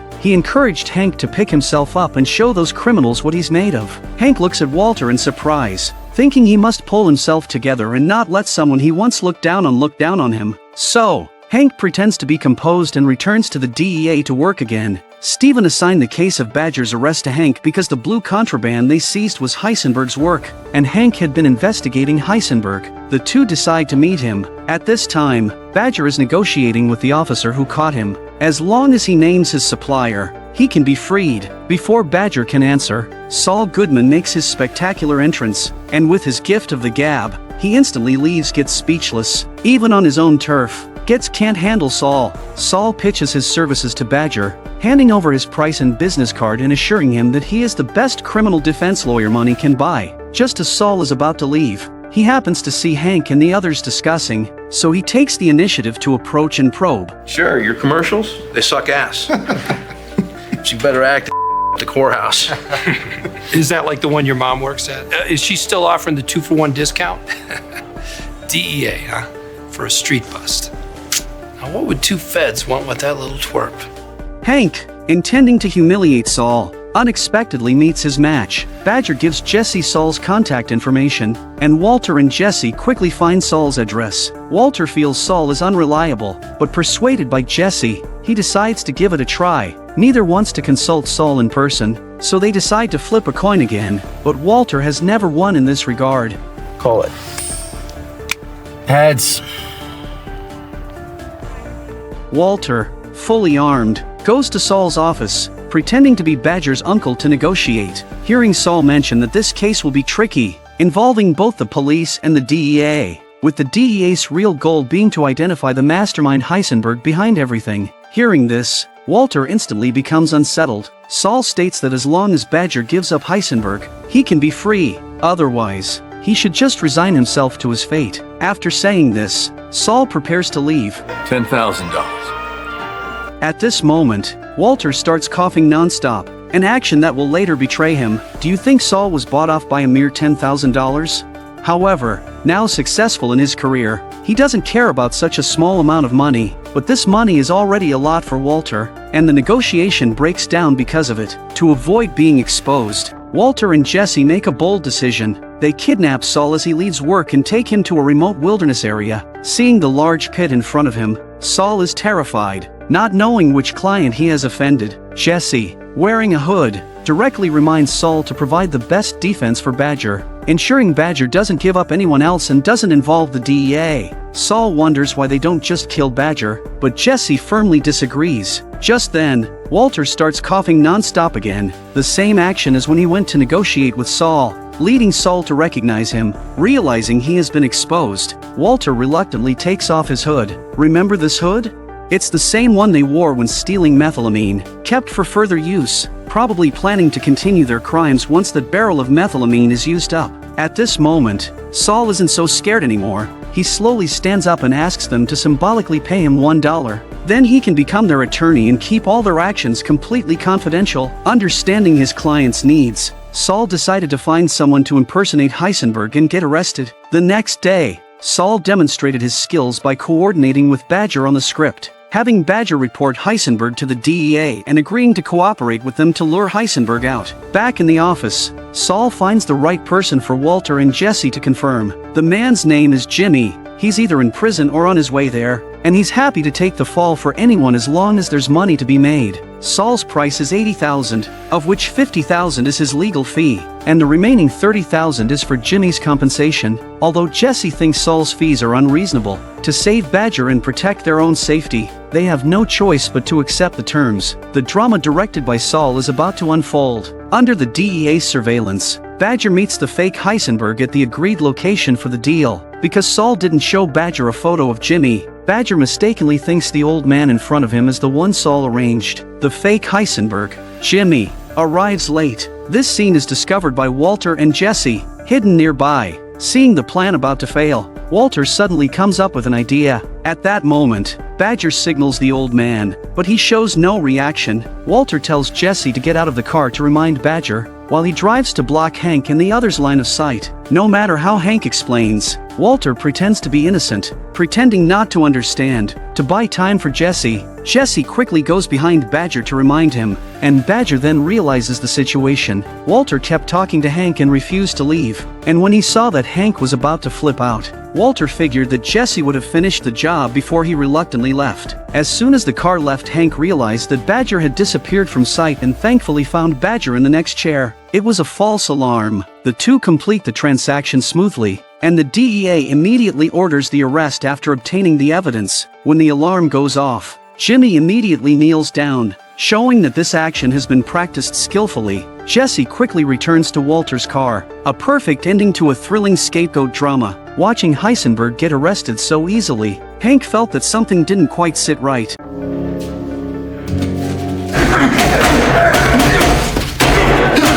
What made this man so angry that he'd beat the stainless steel box out of shape? Because fate always plays such cruel jokes on Walter that he finds it hard to accept this reality. Today, Walter, who was just diagnosed with late-stage lung cancer, had a follow-up at the hospital, and he accidentally found that the film showed a large white area in the lung. Because the specific results would take a week to come out, he felt that his days were numbered. Since Saul had once pitched his services to him, Walter was eager to have him launder the money. However, this time Walter only took out $16,000, and Saul was surprised. He knew Walter's business was very profitable, so why was he laundering so little money?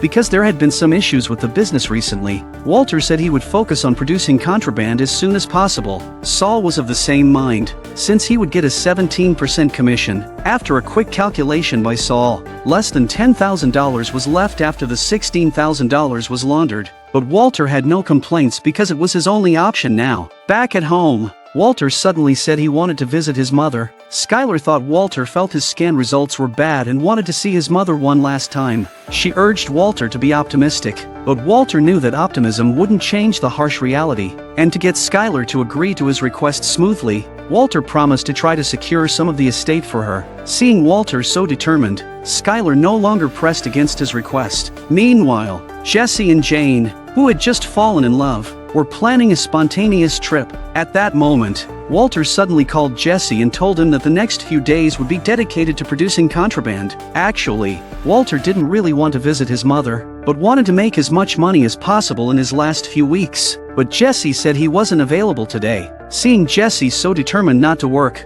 Walter had to find an excuse he didn't understand. Our methylamine, it's going bad.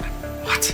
It's losing its chemical potency. Now, unless stealing another barrel sounds good to you... Hell no. All right, we have to act fast before... Have a paper and pencil?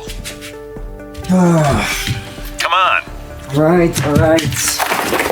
Lack of culture is really scary. Poor Jane stood up on her first date. The next day, Skylar took Walter to the airport, and as soon as she left, Walter came out from inside. Soon, Jesse drove the RV to the airport to pick up Walter, and then their bizarre journey began. The two drove the RV to the wilderness where Jesse's phone lost signal. He wanted to borrow Walter's phone to call Jane but was ruthlessly rejected by Walter, fearing his wife would investigate his calls again. Seeing Jesse only brought a bucket of water for living, Walter felt it might not be enough. It seems they couldn't bathe for the next few days. Then the two started to put on protective suits to work. Just then, Jesse picked up the car keys that fell on the ground and casually threw them on a nearby workbench. This made the meticulous Walter instantly annoyed. He warned Jesse to put the keys somewhere they wouldn't be lost, because this was the only key to their RV, and losing it in the wilderness could have serious consequences. Jesse, annoyed, put the keys in the ignition, so they wouldn't have to worry about finding them when driving, but he didn't know this was his first fatal mistake. With the gasoline generator started, Walter and Jesse officially began working, and after several training sessions, Jesse had become a competent assistant to Walter to keep the machine running 24 hours a day. The two took turns on duty at night. After several days and nights of hard work, they produced over 40 pounds of contraband. After some rough calculations by Walter, they were each entitled to $67,216.39. Hearing this, Jesse was so happy he almost jumped up. Just then, the RV suddenly lost power. Because they had already completed their task beyond expectations, Jesse wanted to take this opportunity to rest. However, the ambitious Walter wanted to continue. He aimed to use up all the remaining methylamine in the barrel. There's gotta be a Denny's out there someplace. Grand Slam, hot shower, a bed. But he was eventually persuaded by the exhausted Jesse. Just as the two were about to leave, the RV suddenly wouldn't start because Jesse had left the keys in the ignition, which drained the starter battery. The two blamed each other, but what was the use? The rational Walter calmed down and decided to find a way to recharge the RV's battery. Since the gasoline generator was out of fuel, Walter had no choice but to siphon some from the RV's fuel tank. Accidentally swallowing a mouthful, Jesse, holding the fuel hose, also spilled gasoline on the generator's body. Then the two carried the generator to the front of the RV and connected the positive and negative terminals properly. Now it was Jesse's turn to perform. Because the generator was covered in gasoline, Jesse couldn't start it no matter how hard he pulled. Walter directly provoked Jesse by saying his strength was like that of a woman. To prove he was a real man, Jesse pulled with all his might, only for the generator to suddenly burst into flames. Seeing it about to explode, Walter hurried into the RV to find something to put out the fire, but Jesse reacted faster, grabbing the last bit of drinking water by the door and pouring it directly on the fire. Seeing this, Walter, holding a fire extinguisher, had countless swear words running through his mind. I'm not afraid of godlike opponents, but afraid of pig-like teammates. Jesse is always just gone. With no other options, Jesse stood on the roof looking for a cell signal but couldn't find any, so he had to come down and ask Walter for the only phone with a bar of signal. Given how dire the situation had become, Walter no longer considered the possibility that his wife might check the phone. Jesse picked up the phone and called Badger for help, telling him their rough location from his vague memory of driving and asking Badger to bring some drinking water and set off immediately. Due to the large temperature difference in the suburbs, the two shivered from the cold at night. Seeing Badger hadn't arrived yet, Jesse asked to use Walter's phone again to check Badger's location. Based on Badger's description of his surroundings, the two men confirmed that he'd gone the wrong way. Before Jesse could correct Badger's route, the only usable phone ran out of battery. By this point, Walter was too weak to blame Jesse, and he just silently turned his head to sleep. The next morning, Walter decided to treat a dead horse as a live horse doctor and began manually generating electricity using the burnt-out gasoline engine. After taking turns for most of the day, Walter, who was suffering from cancer, was the first to be physically defeated. Seeing his condition, Jesse thought he was about to collapse. Then Walter coughed so hard he almost passed out. It was at this moment Jesse realized Walter had deceived him. The methylamine wouldn't spoil. It was Walter's impending death that made him so eager to produce contraband. Walter didn't explain, just lowered his head and continued manually generating electricity. Both were so exhausted, they decided to try starting the RV. Hard work pays off, and Jesse successfully started the RV, but before he could even celebrate for a few seconds, the car automatically shut off again, a huge reversal that almost drove Jesse to despair. At that moment, Jesse suddenly realized Walter was gone. When he comes to the far side, he finds Walter coughing up blood, and it seems that Walter's life has almost come to an end. Walter felt this was retribution for his involvement in producing contraband, but Jesse still tried to console him, saying he did it all for his family. But the dying Walter seemed unable to forgive himself for deceiving his family. At this point, Jesse couldn't care less. He had a new girlfriend waiting for him, so he decided to walk out on foot, but he was stopped by Walter's scientific reasoning because their electrolytes were almost in disarray, and they could very likely faint within an hour of walking out. Hearing this, Jesse became anxious, urging Walter to use his intelligence to think of another way. They couldn't just sit there and wait to die. Take some of these chemicals and mix up some rocket fuel. That way you can just send up a signal flare. Or you make some kind of robot to get us help, or a homing device, or build a new battery, or wait, no. What if we just take some stuff off of the RV and build it into something completely different? You know, like Jesse's offhand remark about making a battery instantly sparked an idea in Walter. Walter immediately got up and asked Jesse to collect all the galvanized metal parts. He was going to make the most primitive battery. Next, Walter went back to his chemistry teacher mode, explaining the principles of batteries to Jesse. After their efforts, they made 6 small batteries into a primitive battery pack with all the collected materials. Then Walter connected the positive and negative terminals of the power source, and it was time to witness the miracle. This time it was Walter who started the car. He pressed the accelerator pedal a few times. After 2 attempts, they finally got the RV started. Jesse didn't show the extreme excitement he did the first time. Back at the airport, Jesse promised Walter that even if he died, he would ensure Walter's share of the money was given to his family. At this moment, the two were like saying their final goodbyes, both feeling immensely melancholic. The scene shifts to Walter, waiting with his family for Dr. Del Cavalli's verdict, but to Walter's complete surprise, his symptoms had receded, and the cancerous tissue had reduced by 80%. The Walter family was as thrilled as if they had won the lottery. Dr. Del Cavalli brought out the X-rays of Walter's chest. The whitish patch at his lung was a side effect of his radiation therapy, but this usually isn't severe. It was also the cause of Walter's persistent cough. Dr. Del Cavalli then planned to treat this symptom and reassured Walter's family not to worry. At present, the possibility of recovery still seemed very promising. Though this was fantastic news, Walter felt as if fate was mocking him, leading to the scene at the beginning where he furiously beat the stainless steel box.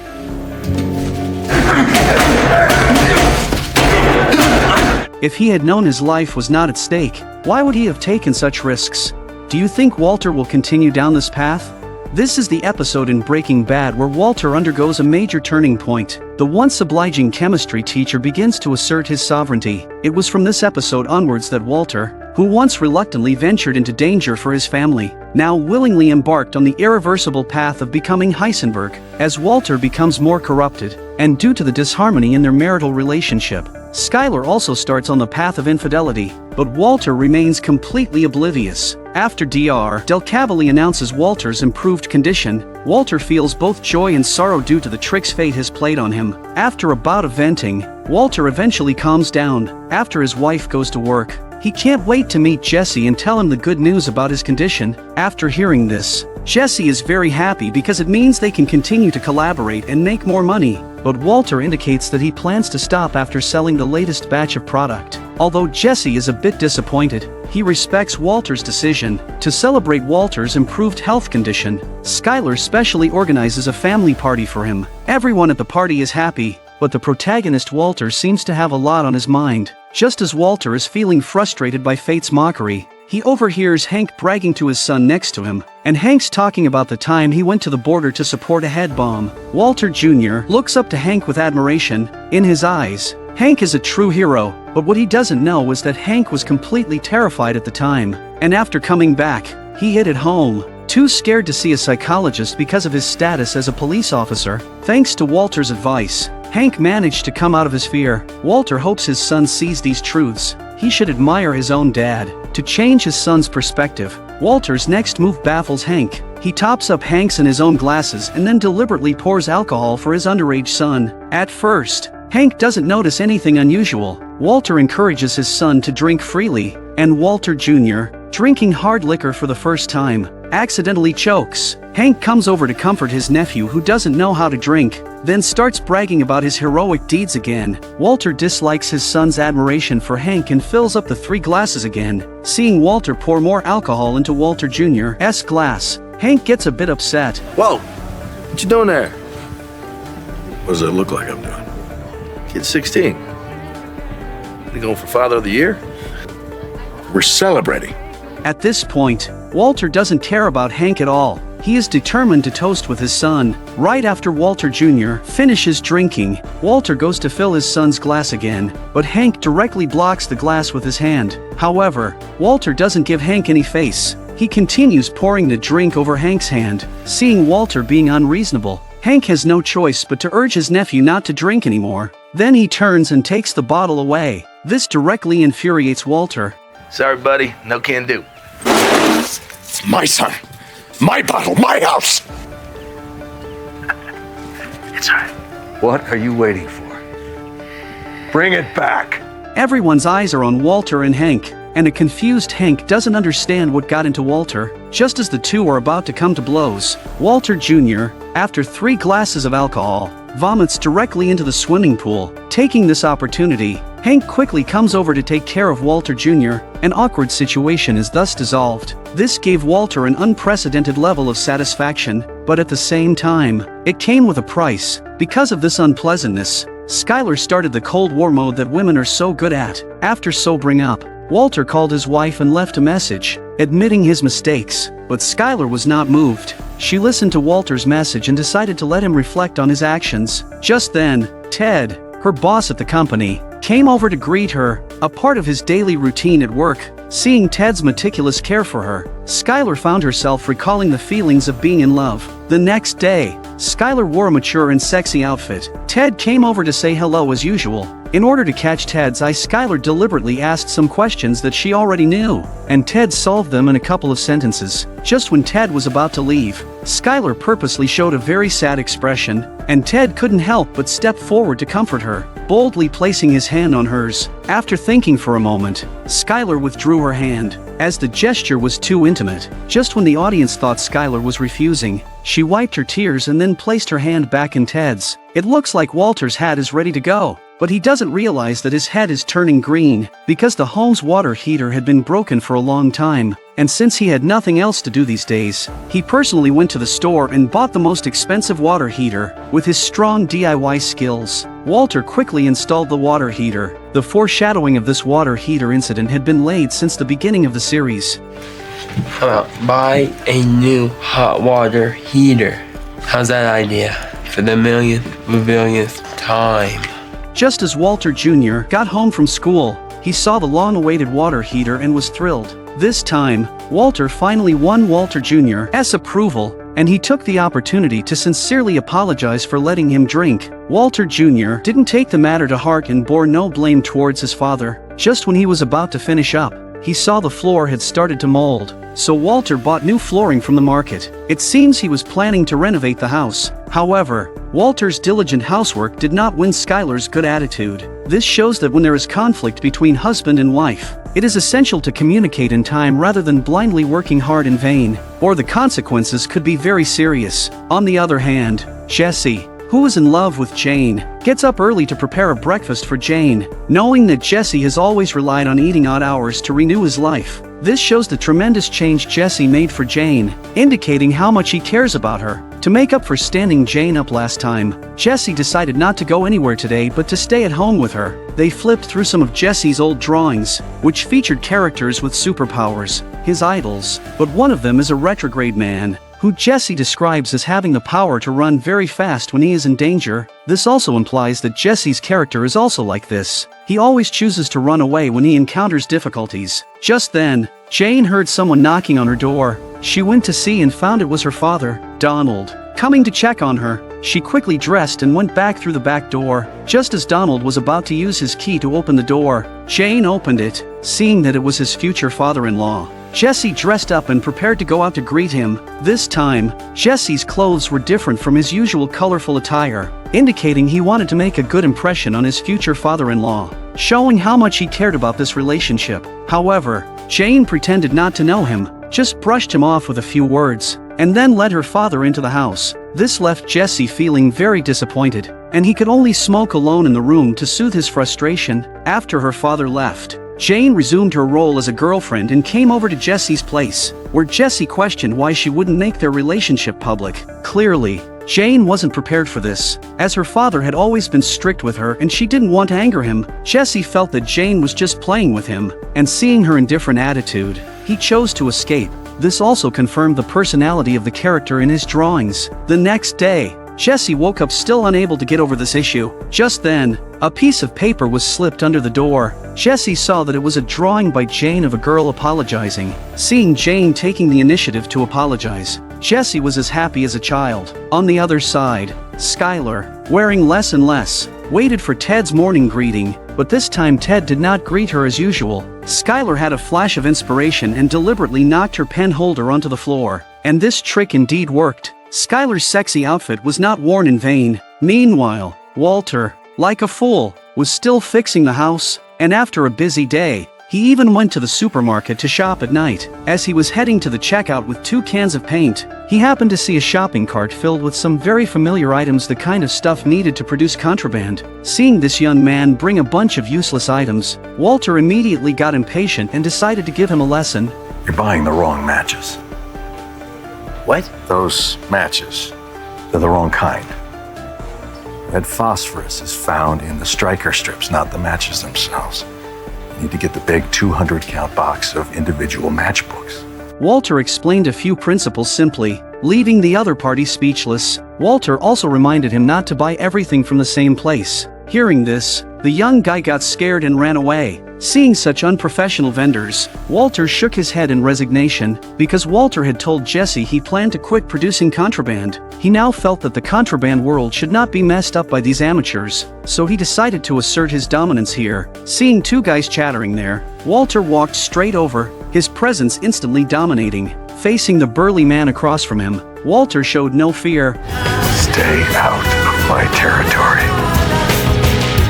With just one sentence, he drove the two men away. Because of his unique talent in this area, Walter was not willing to just walk away. He felt that only here could he truly demonstrate his value. This man is about to die, all because he was doing business on someone else's turf. After the local gang leader confirmed that Combo was the target, he didn't say a word. Seeing that they weren't sincere about buying the contraband, Combo flashed the gun at his waist. The thugs, sensing trouble, wisely decided to leave. Combo kept cursing under his breath. However, what he didn't expect was for the two men to circle back and stop at the corner, staring him down menacingly. Seeing the situation turn sour, Combo immediately made a call for backup. Just then a kid on a bike kept circling him. Hey, what's that thing in your ear? What did I say? Get out of here. What are you waiting for? Go. After Combo shooed the kid away, the car across the street honked its horn a few times. Then Combo heard the sound of a bullet being loaded behind him. It turned out that the kid was the hitman they had sent. With several gunshots, Combo fell to the ground. This is what happens when you encroach on someone else's territory. Then the kid took off with the bike. Meanwhile, under Skylar's escort, Walter went to the hospital for a checkup. Del Cavalli suggested that Walter undergo a procedure to remove lung fluid, but the surgery would cost up to $200,000. He asked them to think it over before deciding. However, Walter unilaterally agreed without hesitation, which confused Skylar. Where would they get that much money? Del Cavalli suggested doing the surgery in 2 weeks, but Walter said it conflicted with his daughter's birth, so he postponed it by another 2 weeks. Back at school, Walter took out the cell phone hidden in the ceiling and saw dozens of missed calls from Jesse, so he hurriedly called back. Jesse said our man Combo was killed. However, Walter didn't know who Combo was exactly, which deeply disappointed Jesse, who then hung up the phone. Skinny also came to Jesse, intending to quit because the incident of Spudge getting his head crushed by an ATM had been exposed, and Jesse's persona had collapsed as a result. With no outlets to sell, the two sought help from Saul. Hearing that they had over 30 pounds of product, Saul was stunned. They were sitting on a gold mine. But what's the point? They've lost their way to cash in. Seeing that the two were clueless about business, Saul introduced them to a mysterious merchant who had been in the business for many years and had never failed. His cautious style was somewhat similar to Walter's. With no better ideas, the two decided to give it a try. Back at home, Jesse hadn't yet emerged from the shadow of Combo's death. He was very down and asked his girlfriend Jane to leave. Jane sensed his troubles and guessed that he was an illicit dealer. Jesse confessed to Jane that he needed some contraband to relax. He wanted Jane to leave for a while. Reluctantly, Jane prepared to leave, but as she opened the door, she hesitated. She decided to stay and join Jesse. Ironically, the courage hanging on the wall is the very thing they lacked. The scene shifted. Walter arrived at the chicken restaurant Saul had mentioned to meet the mysterious person, but he waited a long time without anyone coming to meet him. Half an hour later, Jesse staggered in, apparently having taken quite a bit. The two waited a long time but still saw no one. Just then, a waiter came over to greet them. They ignored him, not realizing that this person was the one they were looking for. Jesse, growing impatient, eventually left. Walter was also anxious to join his wife for a prenatal checkup, so he went to the hospital. Based on Skylar's examination, the doctor recommended a cesarean section the following Friday. After the checkup, Skylar said she needed to return to the company because Ted, the boss of the company, is celebrating his birthday. How can Skylar miss such an important occasion? Ted asked Skylar to sing him a birthday song. At first, Skylar was a bit reserved, but after Ted's insistence and the employee's encouragement, she began her seductive performance. Happy birthday, Mr. President of Beneke Fabricators Incorporated. Happy birthday to you. Ted was completely captivated by Skylar's heartfelt performance. On the other hand, Walter was still on the phone complaining that the person Saul introduced him to hadn't shown up. but Saul's reply was that the person had been in the restaurant the whole time. Walter asked him to contact the person again, but Saul said that there were too many intermediaries, which made communication inefficient. Frustrated, Walter hung up the phone. Then he went back to the chicken restaurant to try his luck, so he waited from day until night, when most of the customers had already left. At that moment, Walter saw through the glass the waiter who had greeted him during the day, but his demeanor was clearly that of a successful businessman, not a waiter at all. Walter then realized that this man was the one he was looking for, so he quickly got up and approached him to strike up a conversation. And 5 minutes of your time. He was the owner of the chicken restaurant, known in the underworld as the Chicken Man. At first, Gus acted as if he knew nothing and suggested that Walter had mistaken him for someone else, but Walter's intuition was correct. He insisted that this man was the mysterious merchant, since Saul had mentioned that this person was very cautious, and this matched his own way of doing things. Walter asked Gus to give him another chance. In the next second, Gus's expression changed. I don't think we're alike at all, Mr. White. He pointed out the flaws in Walter's approach and the lack of punctuality of his partner. Even more fatally, Gus saw that Jesse was an addict, which proved that Walter's judgment was not up to the standard for cooperation with him. But Walter promised that the contraband he produced was the purest product currently on the market, which was his only bargaining chip in negotiations with Gus. After asking Walter how much product he had, Gus turned and walked away. Will I hear from you? I have your numbers. You can never trust a drug addict. Gus's presence completely overpowered Walter. On the other side, Jesse was still immersed in the sadness of Combo's death. To help him ease his grief, Jane brought Jesse an experience he had never had before. It seems that Jane is better at this than Jesse. Afterwards, Jesse was so excited he felt like flying. Meanwhile, Walter was proctoring his student exam at school when suddenly he heard the vibration of a cell phone. He reminded the students to turn off all their phones, but he still heard the sound. At that moment, the students discovered that the noise was coming from the ceiling. It turned out Walter's hidden phone was not turned off. Walter hastily explained that it was the sound of the pipes. After the students left, Walter saw that Gus had sent him a text message. He rushed into Gus's restaurant, but he couldn't find Gus anywhere. Just as Walter was about to leave, he was suddenly stopped by one of Gus's men. 1 hour. What? 1 hour, you in or out? In, absolutely, but I just need a little more time. 1 hour. If you miss it, don't ever show your face in here again.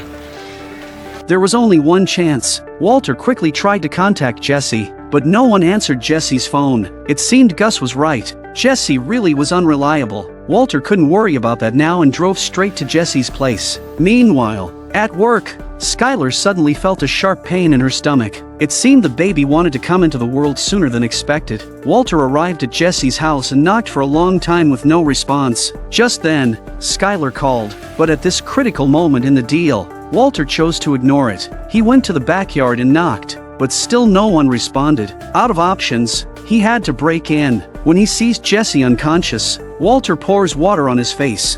Where'd you hide it? Where is it? Where's the product? Where is it? Where'd you hide the meth? Where is it? Where? Under the seat. While searching for the contraband, Skylar kept calling him, but Walter continued as if he hadn't heard. Finally finding it in the place Jesse mentioned, just as Walter was packing up his goods, Skylar texted. It turned out his daughter was about to be born. Walter first instinctively smiled. Then his face fell instantly. After a moment's thought, Walter decided to go through with the deal with Gus first. If you were Walter, what would you do? Walter rushed to the hospital in a hurry, but he still missed the birth of his daughter. However, Skylar wasn't angry about this because, at the critical moment of her labor, her boss Ted had driven her to the hospital in time. To avoid any awkwardness, Ted quickly left on his own. Walter apologized to his wife and asked if there was anything he needed to do, since Skylar had come directly from work to the hospital without time to go home and get postpartum supplies. She asked Walter to go back home to get some things. This was exactly what Walter wanted because he planned to take the opportunity of the empty house to secretly hide the money he had earned. Meanwhile, Jesse and Jane were still immersed in their sweet slumber when suddenly a phone call from Donald woke Jane up. Because today was the day she was supposed to go to rehab, Jane hurriedly got up to leave but noticed that the door had been smashed in, clearly a sign of an intruder. A groggy Jesse looked up and immediately sensed trouble. He rushed to the kitchen and discovered that his contraband had been stolen. He immediately called Walter's house. Come on, hurry up. So you heard, huh? Yes. Good news. Oh, she's just so beautiful. Junkie imbecile, what the hell are you calling this number for? I am trying to tell you, man. Last night, somebody broke in my place, Joe. I got robbed. What? Yeah, somebody. They got all of our stuff. Okay? They knew exactly where to look. Hearing what Jesse had to say, Walter hung up the phone in disbelief. At the same time, under her father's supervision, Jane arrived at the rehab center, where she seemed very nervous facing other people's stories. She kept twirling her 18-month sobriety token in her hands. She had stayed clean for so long, but unfortunately, Jane couldn't resist the temptation again, and her father was completely unaware. Afterward, they went to a restaurant where Donald, seeing Jane looking tired, asked if she hadn't rested well. Jane lied, saying she had been helping someone with a very complex tattoo. Donald didn't want Jane working in such an environment, as most of her clients were thugs and riffraff. He feared she might accidentally fall back into addiction. Donald suggested that she find a good job, to which Jane agreed perfunctorily. Then, Jane politely asked about her father's work at the airport control tower. Donald said it was the same as always, with training even on his days off. This hinted that Donald was too busy with work to pay much attention to Jane, because the last time Donald went to see Jane, he saw Jessie next door looking forward to Jane's introduction. Donald asked her if she was in love. Although Donald's intuition was right, Jane denied it outright. Without evidence, Donald couldn't press further. In the evening, the two families gathered together to celebrate the new baby, with Hank bringing fried chicken from Gus's place. Walter suggested buying a high-tech baby fence, but Skylar worried about the cost, especially since Walter had an expensive surgery coming up, and she planned to go back to work the next day. Walter suggested that Skylar spend more time with the child and that he would figure out the money situation. Although he had already earned millions in cash, he couldn't boast about it in front of his family. That night, when the baby was crying, Walter got up to take care of her. With his wife and son asleep, Walter took the opportunity to show off his earnings to his newborn daughter, giving him an unprecedented sense of satisfaction in front of his family. The next day, Jesse came straight to Walter's classroom after listening to the voicemail Walter had left him. He learned that Walter had already cashed in the product and demanded his share, but Walter didn't give Jesse the money right away because he knew that giving Jesse the money would only lead to his quicker demise. Jesse began to blatantly lie, claiming that he no longer touched those things. Walter simply threw him a cup, saying that if Jesse could pass a drug test, he would give him the money. Well, I guess until then, you'll just have to depend on the kindness of strangers to get high. That and your little junkie girlfriend. When Walter mentioned Jane, Jesse immediately became hostile. Seeing that he couldn't get the money, Jesse left dejectedly. From then on, the relationship between Walter and Jesse had a rift. Back home, in order to prevent his daughter from spitting up milk will choke Walter, also thoughtful for her rolled up towel under the body cushion. This detail also echoes the manner of Jane's eventual death. Just then, Skylar walked in and said their son had done something unbelievable. It turned out Walter Jr. had created a fundraising website, something Walter, with his immense pride, could not accept. Walter went to Saul and complained about having so much money he couldn't spend and couldn't let his family know about, making everyone think he was on the brink of bankruptcy. Walter told Saul about his son's fundraising website. Quick thinking, Saul suggested that they could hire a top hacker to funnel money into Walter Jr.'s account in small increments. Although this wouldn't show his own efforts, Walter had no better solution at the moment. On the other side, Jesse, having failed to get the money, started to let loose again. After learning that Walter owed Jesse $480,000, a sinister idea flashed through Jane's mind.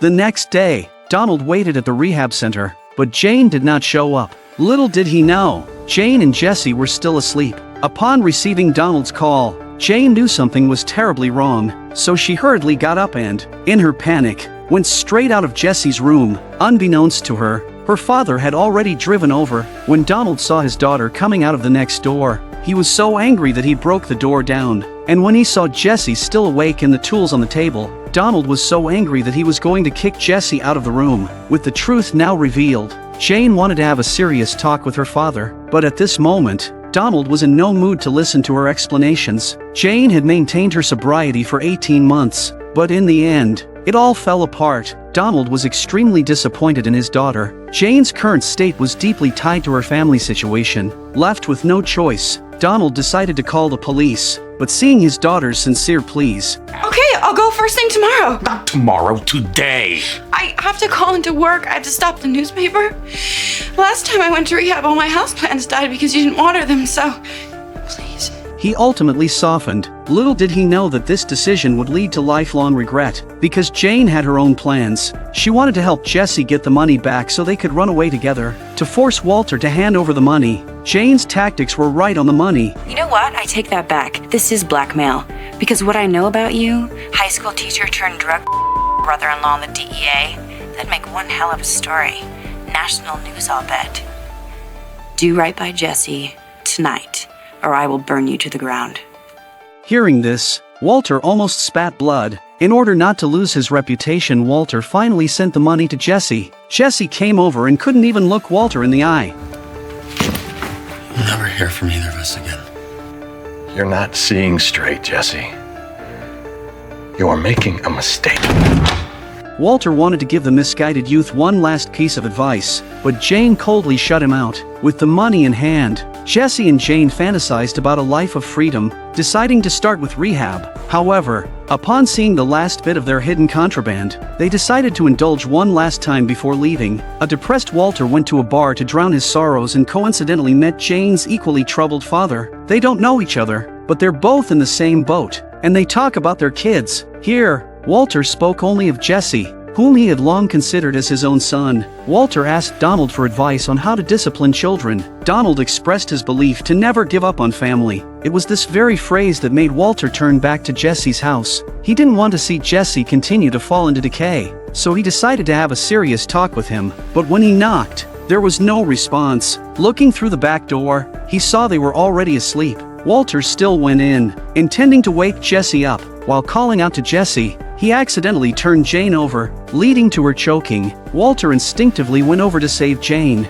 but he stopped when he got to her side because in his heart, Jane was nothing but trouble, and that's how Walter watched Jane choke to death. This further darkened Walter's character. Jesse woke up to find his girlfriend had turned into a cold, lifeless body. He tried to perform CPR on Jane, but she showed no response. Jesse broke down in inconsolable sobs. At the critical moment, he still called Walter, who pretended to know nothing and comforted the heartbroken Jesse. Little did Jesse know, Jane's death was directly related to Walter. Walter told Jesse to wait there for help, as he had already planned his next move. The scene shifts as a car pulls up in front of Jesse, and the person getting out is Mike, the cleaner sent by Saul on Walter's orders. To prevent Jesse from facing prison, Mike expertly cleaned up all the incriminating evidence at the scene. Before leaving, Mike instructed Jesse on how to deal with police interrogation. Seeing Jesse refusing to accept the harsh reality, Mike slapped him to wake him up.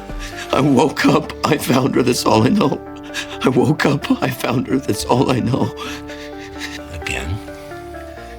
I woke up, I found her, that's all I know. Then Mike continued to explain what was going to happen next and advised Jesse that if he was taken to the police station for questioning, he should say nothing and immediately contact his lawyer, Saul. This clearly showed that Mike was no ordinary man. Meanwhile, Donald still didn't know that his daughter had died. He had planned to go to rehab with her that day. Donald arrived at her doorstep only to realize something was wrong, and upon seeing his daughter's cold body, he fell silent. After cooperating with the investigation, he didn't lash out at Jesse but chose to leave quietly. At the same time, Walter Jr., who had created the fundraising website, was glued to his computer, watching the account balance rise and feeling an unprecedented sense of achievement. Skylar was also very pleased with her son's success. Little did they know, all this was Walter's orchestration behind the scenes. On the other side, Hank at the DEA also prepared a donation jar for Walter, and to show his appreciation, he brought over some of his homemade beer, because they found blue contraband on the deceased combo.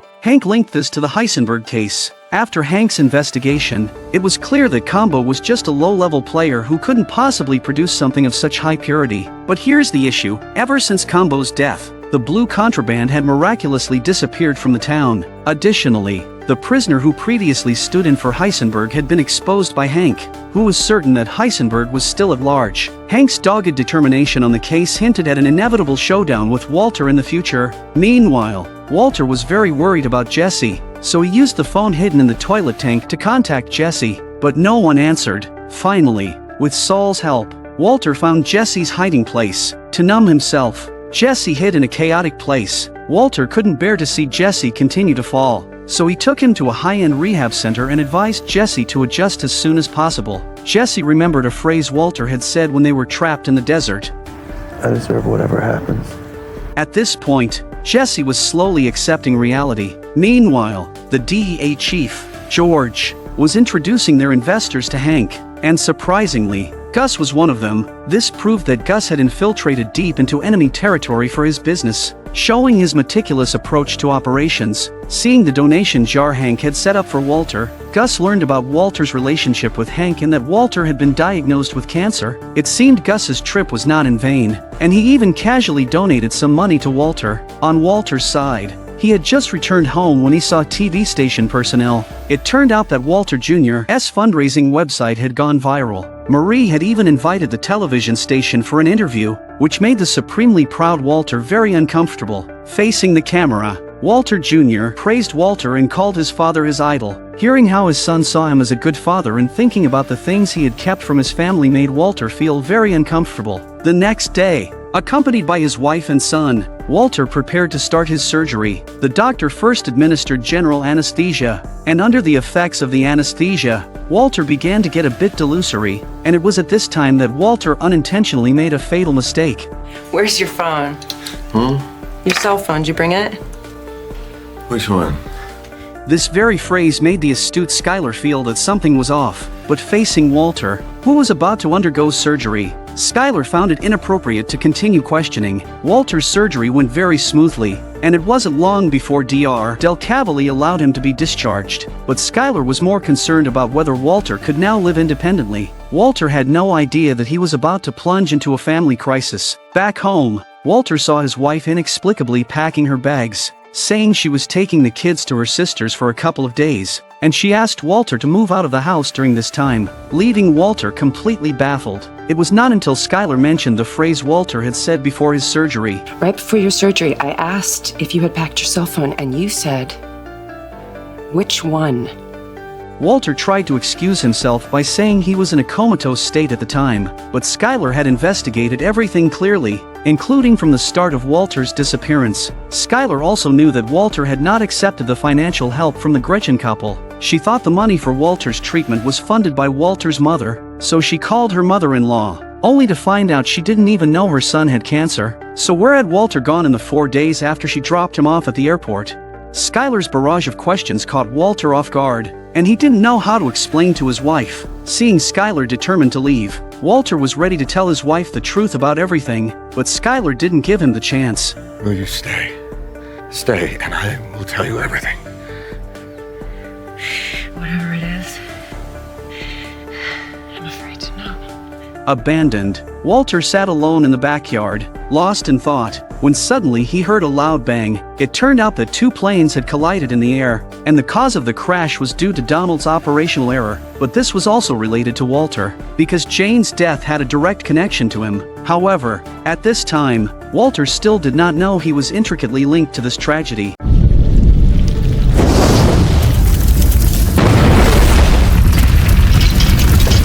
On the distant Mexican border, a group of people are crawling on the ground, a sight that the locals are all too familiar with. This is a ritual of worship performed by the faithful. Just then, a brand new Mercedes-Benz pulls up, and out step a pair of bald twins, Marco and Lionel. They are dressed in terrifying skull-faced boots and crisp suits, and though they utter not a single word, their eyes are filled with murderous intent. Their movements are unhurried, yet their purpose is clear. They move like machines, executing an irresistible command that instills pure terror in the viewers. Marco and Lionel join the crawling procession and are the first to reach the holy shrine. The shrine was dedicated to the revered Santa Muerte, the patron saint of Mexican cartels. They believe that Santa Muerte can protect them and help them take their enemies' lives. Marco and Lionel silently recite their prayers before nailing a portrait of their enemy to the curse wall. The portrait is none other than the mysterious Heisenberg. The twin brothers are known as the most ruthless assassins for the Mexican cartel, also named the Cousins. Afterward, Marco and Lionel drive to a civilian's home, where they remove their branded suits and change into someone else's old clothes. They then approach a little girl.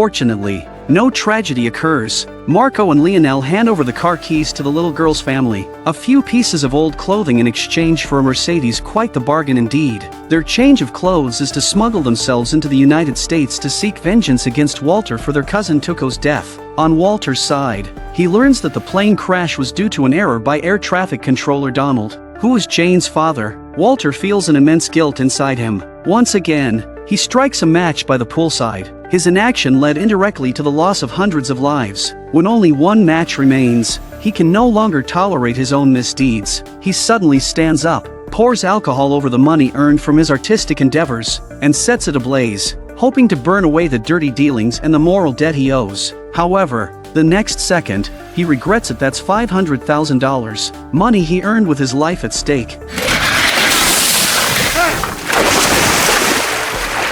Walter retrieves all the money from the water, and, being meticulous, he finds the eyeball of a toy from the plane crash in the sewer. At this moment, Hank suddenly arrives, sent by Skylar to help Walter move out. Since it's a matter between the couple, Hank refrains from asking too many questions. He starts by discussing the plane crash and then comforts Walter. You beat a little tactical retreat, yeah? You regroup, and then, absence makes the... Then Hank helps Walter move his belongings. Just as Walter picks up the bag containing $500,000, Hank grabs the bag from his hands. No heavy lifting, I got it. No, it's okay. I got it. What do you got in there, cinder blocks? $500,000 in cash. That made Hank laugh. Walter played another nerve-wracking gambit. Meanwhile, Skylar acts swiftly. She has already consulted a lawyer about the divorce. When the lawyer asks about the couple's assets, Skylar is instantly bewildered. She has no idea how much money Walter has hidden. You'd be amazed what I've seen partners hide from one another. After sending Walter away, Skylar moves back home with the children. Walter Jr. misses his dad deeply. Hey Dad, it's me. No, I'm not okay. I don't know what the hell's going on. Nobody's telling me around here. Flynn. Walter Jr. was very upset and didn't understand why his mom had kicked his dad out of the house. He was also cold and distant towards his mom, unwilling to interact with her. Walter Jr. asks his dad to take him to school. After hanging up the phone, Walter looks confusedly at the sandwich on his plate. He strangely cuts off the crusts. Remember when they held Crazy 8 captive? Crazy 8 didn't like eating bread crusts, so Walter always cut them off when making sandwiches for him. Crazy 8 was the first person Walter consciously killed. Now, the habit of cutting off the crusts has continued, as if the sins are scars on his body, destined to follow him for life. Walter cannot redeem his sins. He can only change his approach to seek psychological comfort. In the school, everyone was talking about the tragic and terrifying plane crash, but Walter encouraged everyone to look on the bright side. Firstly, it was a blessing that there were no deaths on the ground. And secondly, the plane wasn't full and it was the 50th largest plane crash in terms of the number of people who died. Don't be too sad. We still have to look forward because people are always forgetful, Walter said. After Walter finished speaking, everyone's faces changed. Carmen quickly took the microphone away from Walter's hand. Actually, what Walter said was not wrong. Humans are indeed forgetful creatures, but at this moment, Walter was not a sage who had seen through reality. He was just deceiving and comforting himself to lessen his intense feelings of guilt. After dropping his son off at the front door of the house, Walter asked Walter Jr. to send his regards to the family. Walter Jr. asked him why he didn't go back himself, saying, "That's your home too, isn't it?" Walter was silent for a while before finally shaking his head, disappointed. Walter Jr. went into the house and started yelling at Skylar. Why you gotta treat him like this? Why you gotta be like this? Why can't you just talk even? Marie comforted her sister, saying that Walter Jr. just wanted to know the reason, and actually, Marie wanted to know as well. The hardships of Skylar are ultimately something that others cannot understand. Skylar came to Walter's place, and they faced each other in silence. Skylar was the first to speak. She had come with the divorce papers this time. Walter was surprised and confused. "Are you punishing me?" Why are you even thinking this way? Is it to punish me? I am not punishing you, Walt. This is punitive, is what this is. You're a drug dealer. Skylar was smart. She had guessed the general idea. Otherwise, where would Walter have gotten all that money from? This time Walter had no way out. and he finally confessed. Manufacturer, I'm not a dealer. Skylar's suspicions were confirmed, but she couldn't accept this reality. Walter hoped Skylar would give him a chance to explain, but at that moment, Skylar didn't want to stay another second. Walter hurriedly stood up to stop Skylar, but she avoided his hand. I'm gonna make you a deal, Walt. I won't tell Hank, and I won't tell your children, or anybody else. Nobody will hear it from me, but only if you grant me this divorce and stay out of our lives. No, Skylar. I mean it. On the other hand, Jesse was recovering well. He was planting flowers in the rehab center, attending meetings, and receiving psychological guidance, gradually overcoming his pain and kicking his drug addiction. It truly felt like a prodigal son returning. Walter picked him up, and Jesse also learned about the plane crash's connection to Jane. Walter was afraid that he would not be able to think straight again, so he persuaded him that maybe the plane's radar was out of order. Walter was still desperately refusing to accept reality. Now, I am very up to date on this thing, probably far more than you are. You either run from things, or you face them, Mr. White. What exactly does that mean?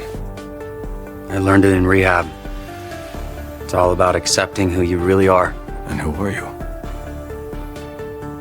I'm the bad guy. It's ironic that a person who isn't all that bad thinks he's a villain, while a person who is thoroughly bad doesn't think he's all that bad. Walter met with Gus and declared that he was washing his hands of the business. What he lacked now was not money but family. Gus then offered a tempting deal, $3 million for 3 months, and although Walter was momentarily swayed, he ultimately declined. Gus didn't try to persuade Walter further and stood up, politely shaking his hand to say goodbye. Meanwhile, on the US-Mexico border, a truck full of hay was heading towards Texas, and its cabin was full of passengers. This was a smuggling vehicle, and the cousins were among them. The boy opposite kept bragging about how it was his 3rd time coming to Texas and how impressive his painting skills were, until he accidentally saw the cousins' boots. He didn't dare to make a sound anymore. The owners of those skull-faced boots had too many terrifying legends attached to them, but unfortunately, it was too late. The cousins decided it was time to kill to silence witnesses.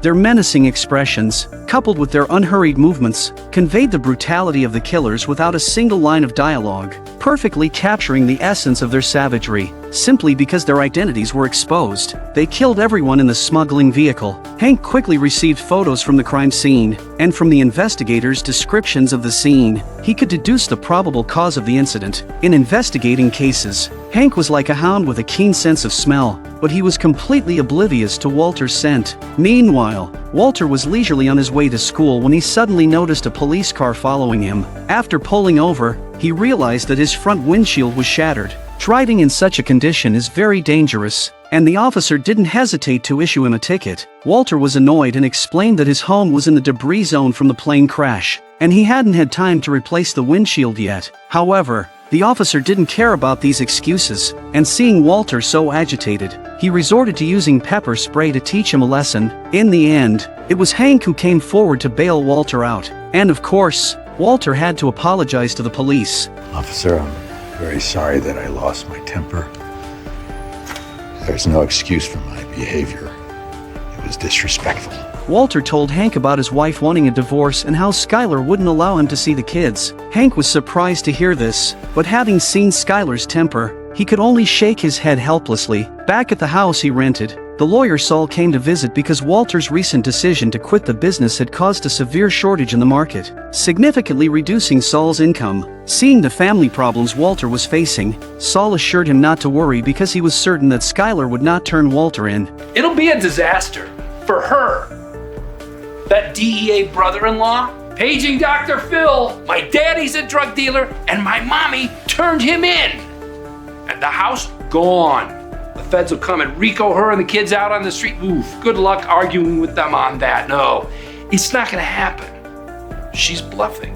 Saul's reasoning wasn't without merit, but Walter was worried about his family falling apart. Clearly, Saul didn't understand the real Walter. He even advised Walter not to hang himself on one tree, saying that the world is full of other opportunities, and once he had money, what kind of woman couldn't he find? After going around in circles, Saul finally stated the real reason for his visit, but Walter firmly declared that he didn't want to be a bad guy. Seeing Walter's current state, Saul had to look for another solution. He called Mike to say that Walter's wife was a big problem and asked Mike to find a way to monitor his wife's situation. Meanwhile, Skylar's decision to kick Walter out of the house had caused strong protests from their son. And his eyes were all red like he's been crying or something. But you don't even care. Honey, What? I don't know what your problem is.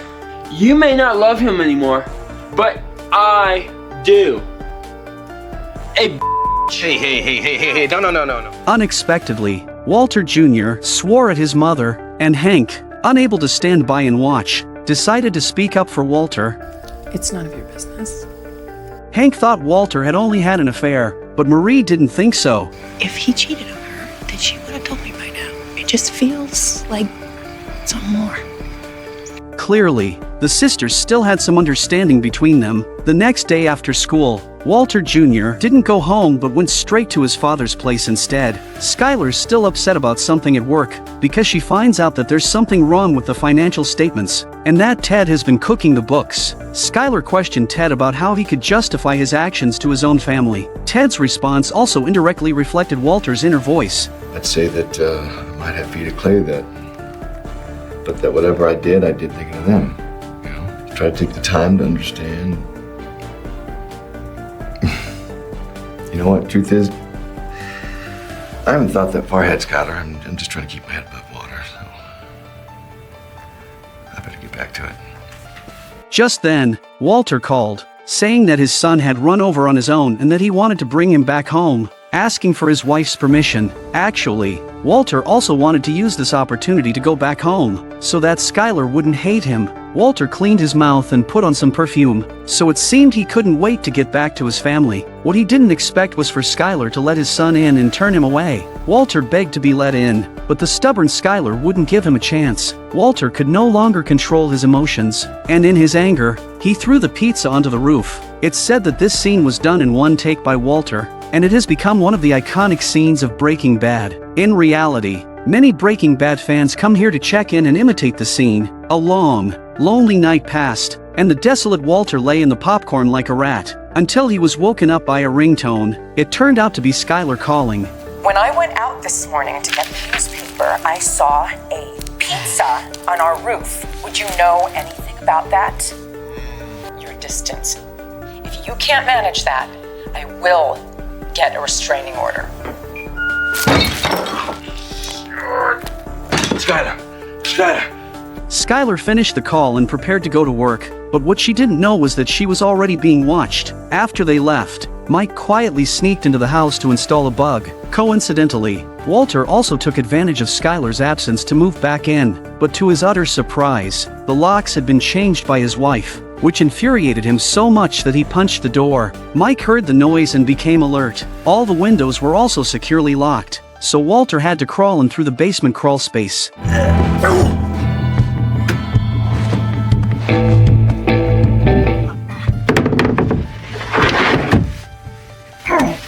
Unexpectedly, he had to return home in such a manner, which was truly heartbreaking. After installing the bug, Mike was ready to leave, but just then, a car stopped at Walter's front door, and out came the cousins who had just smuggled in. It turned out they had confirmed Walter was Heisenberg based on the clues provided by Tio. Seeing the two men carrying axes, Mike hurriedly made a phone call. It turned out Mike's real employer was Gus, and faced with the situation, he could only report to his boss. At this moment, the cousins had already entered the house. Walter, who was taking a shower, was completely unaware that death was already upon him. A man is leisurely taking a bath at home, blissfully unaware that death has already descended upon him. The cousins pick up the eye of a toy bear, glance at it, and then toss it aside. Just as Walter is about to leave the bathroom, the cousins receive a text message. It's from Gus. Mike discovered that Walter was in danger and reported it to Gus. To keep Walter working for him, Gus intervened to save him. By the time Walter exits the bathroom, the cousins have already left. Walter notices that the eyes of the toy bear seem to have moved. He suspects someone has been there, but upon scanning the room, he sees nothing. Little does he know, He has just walked back from the brink of death. Walter then deals with the pizza he threw on the roof. Mike hasn't left the scene yet because he needs to report the situation to Gus. Seeing that Walter seems unaware of the danger he was in, Mike suggests that there's no need to inform Saul about this. This shows that the great lawyer Saul is just a pawn for Gus, while Mike is Gus's most loyal man, putting his boss's interests first at critical moments. When Skylar gets off work and sees Walter's car parked at the front door, she hurriedly calls to confirm Walter's whereabouts. Seeing Walter actually inside the house, Skylar asks how he got in an effort to force Walter out. Skylar even calls the police, threatening to turn him in. Because of Saul's reasoning, Walter also believes that Skylar wouldn't dare do this. At this moment, Walter Jr. comes home from school and is thrilled to see his dad back, but they barely talk before the police arrive. Seeing that his mom has called the police to drive his dad away, Walter Jr. is so angry he almost swears again. After some investigation, the police find no reason to evict Walter. Seeing his daughter crying, Walter simply picks her up to soothe her. The police can't see anything wrong with Walter. Walter Jr. also vouches for his father, saying he is a good man and that it is his mother who is being unreasonable. The police state that only if Walter is accused of breaking a specific law can they take him away. Skylar hesitates for a moment but ultimately says nothing, and the police have no choice but to leave temporarily. Walter Jr. is even more furious with his mother. Why you gotta do this to Dad? Wait, come on. Don't blame your mother for this. Although Walter has won this gamble, Skylar's attitude clearly shows she won't compromise easily. Welcome home.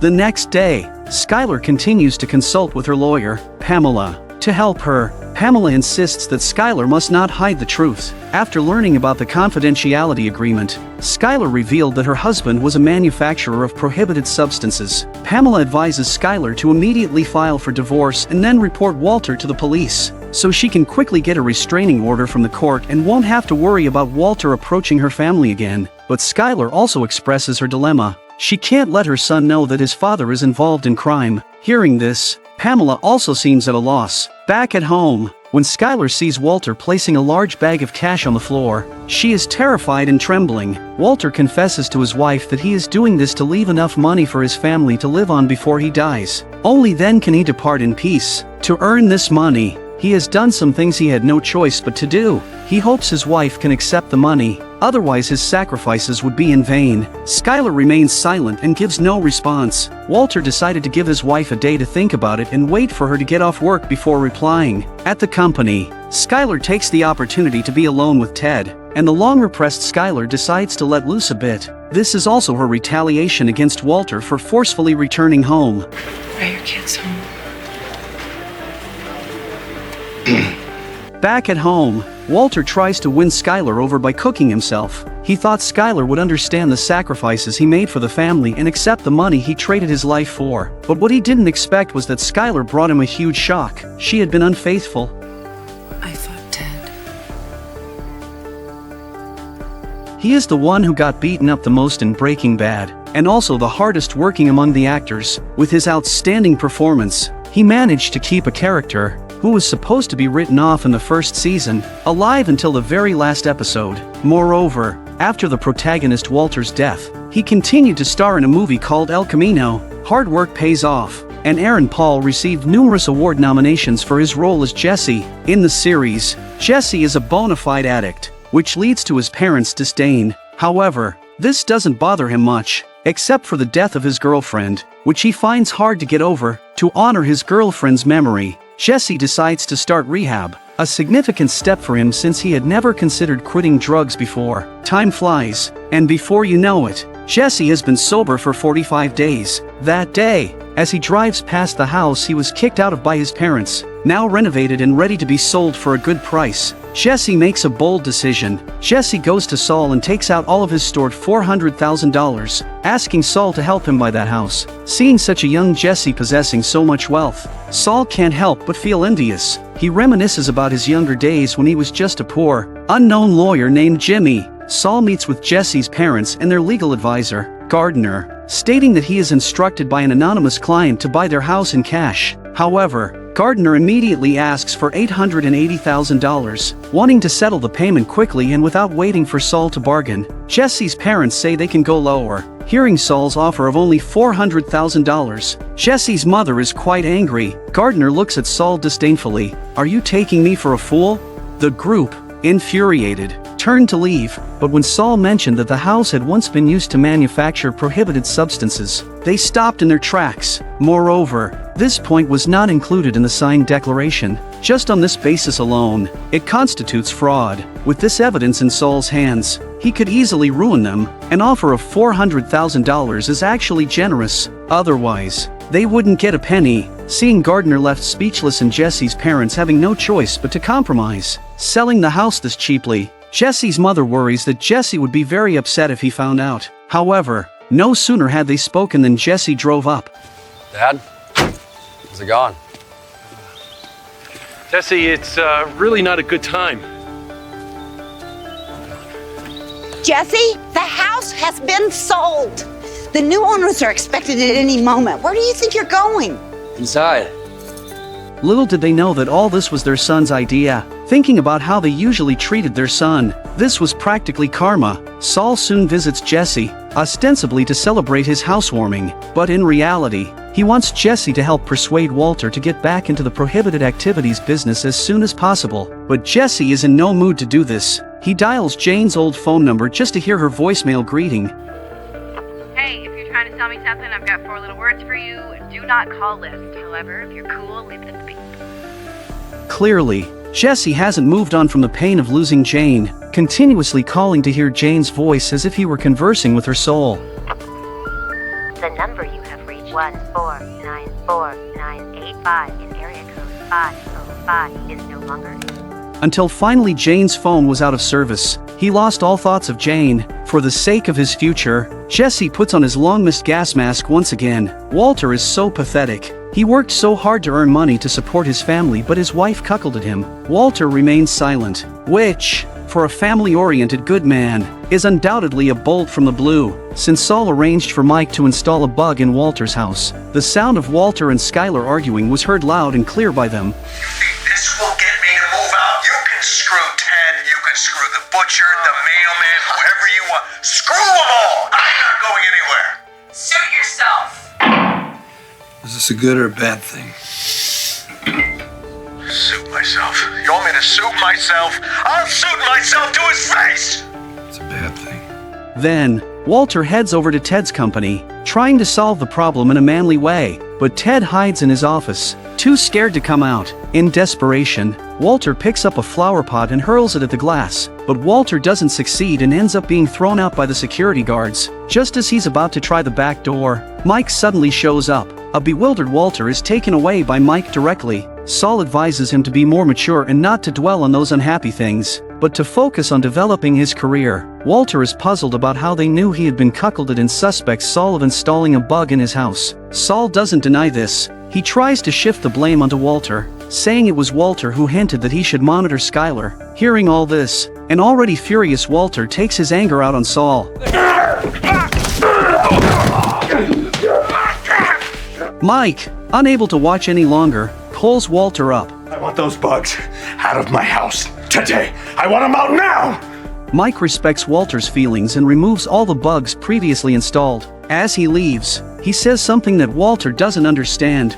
You know, Walter, sometimes it doesn't hurt to have someone watching your back.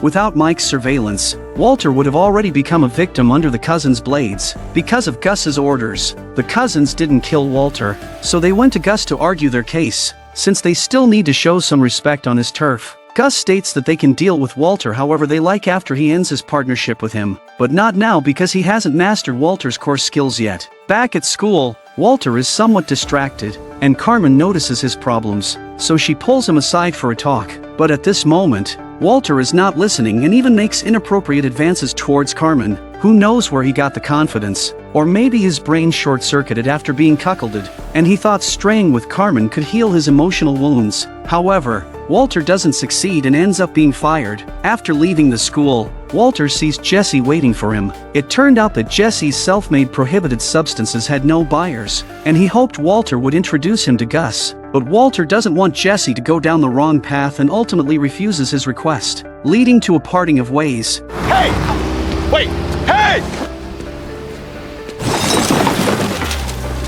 At the same time, Hank receives an assignment from his superiors to go to the border again, having experienced the head bomb incident before. Hank is still very fearful inside, but in front of his colleagues, he has to pretend to be calm. However, just as Hank arrived at the airport, the police station of a sister unit called him, saying they had caught someone with blue prohibited substances. Since Hank is in charge of this case, he turns back to continue the investigation, which also becomes his strong reason to refuse the border support. It turned out that a few days ago, a penniless Jesse went to a gas station to refuel the RV, and when it came time to pay, he used a small bag of blue prohibited substances as payment. This led to the sudden reappearance of the blue prohibited substances, which had been missing for a while. Hank follows the clues to the gas station for investigation, because Kara's lies are full of holes. Hank quickly sees through them. Fortunately, Jesse looks ordinary, and Kara doesn't know his name, only that he drove an RV to refuel. What's worse, the gas station surveillance video is just for show. Just when Hank thought he was about to lose a vital clue, he suddenly saw an ATM next to the petrol station. Because ATMs have security cameras, Hank hands over the information on the RV to George to check.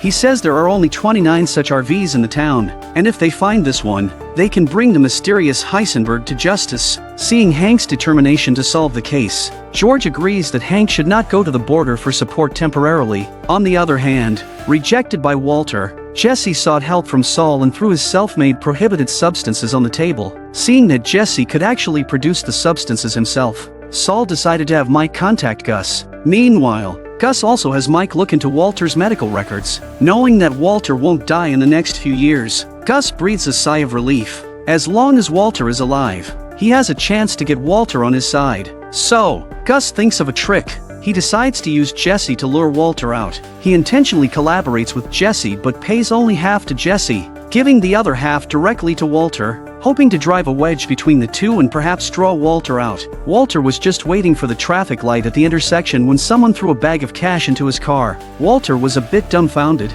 Could there really be such a thing as a pie falling from the sky? The answer is no. Jesse soon called and asked Walter to return the money. Walter said he was unaware of this and would investigate the matter. But Jesse, furious, wouldn't listen to Walter's explanation. He thought Walter was plotting against him behind his back. Seeing that Jesse wouldn't give him a chance to speak, Walter, in a fit of anger, hung up the phone. He guessed that this was definitely a strategy by Gus to lure him out. So Walter went to confront Gus. Gus intentionally said, "Didn't you vouch for Jesse? I decided to cooperate with him because I trust you." Walter hurriedly explained the difference between himself and Jesse. Under his supervision, Jesse could produce high-quality prohibited substances. Otherwise, what Jesse makes is garbage. The clever Gus directly said that Jesse's goods indeed couldn't compare to Walter's, successfully provoking Walter's pride. I simply respect the chemistry. The chemistry must be respected.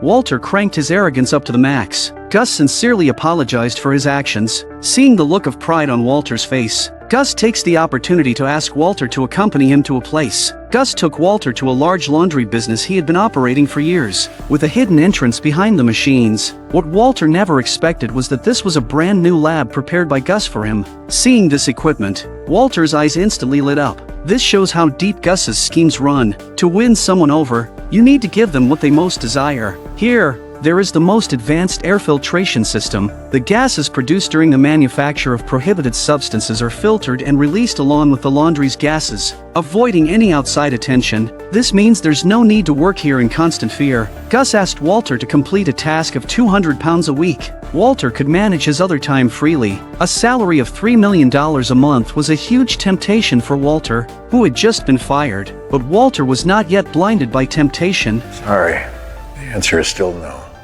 I have made a series of very bad decisions, and What does a man do, Walter? A man provides for his family. This costs me my family. And a man provides, or respected, or even loved. He simply bears up, and he does it.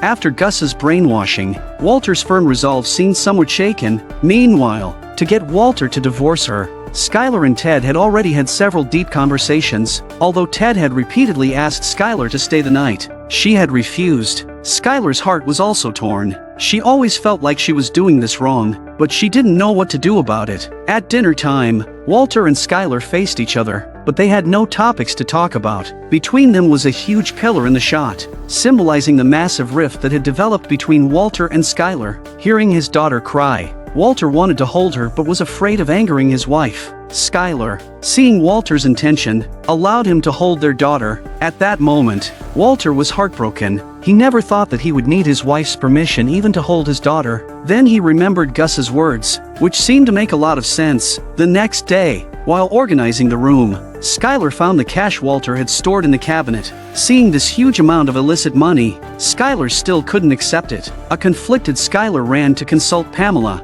pouring out her recent troubles to her, but Skylar couldn't follow Pamela's advice, who became somewhat impatient and suggested Skylar see a psychologist. Skylar returned home to find her daughter's room empty and the money in the cabinet gone, leaving only the divorce agreement Walter had already signed. Clearly, Walter had accepted Gus's invitation to smooth things over for Jesse's business. Saul invited Walter to mediate between the two. Jesse was forced to agree to use Walter's formula and give Walter 10% of the profits. However, what Jesse never expected was that Walter directly returned all the money Gus had given him last time. Walter also made clear Gus's intentions. What he needed was the prohibited substances I make, not your worthless stuff. Walter's comeback directly ousted Jesse, who was just getting started. Seeing the big money man in front of him, Saul quickly pitched his services. What was the offer, if I may ask?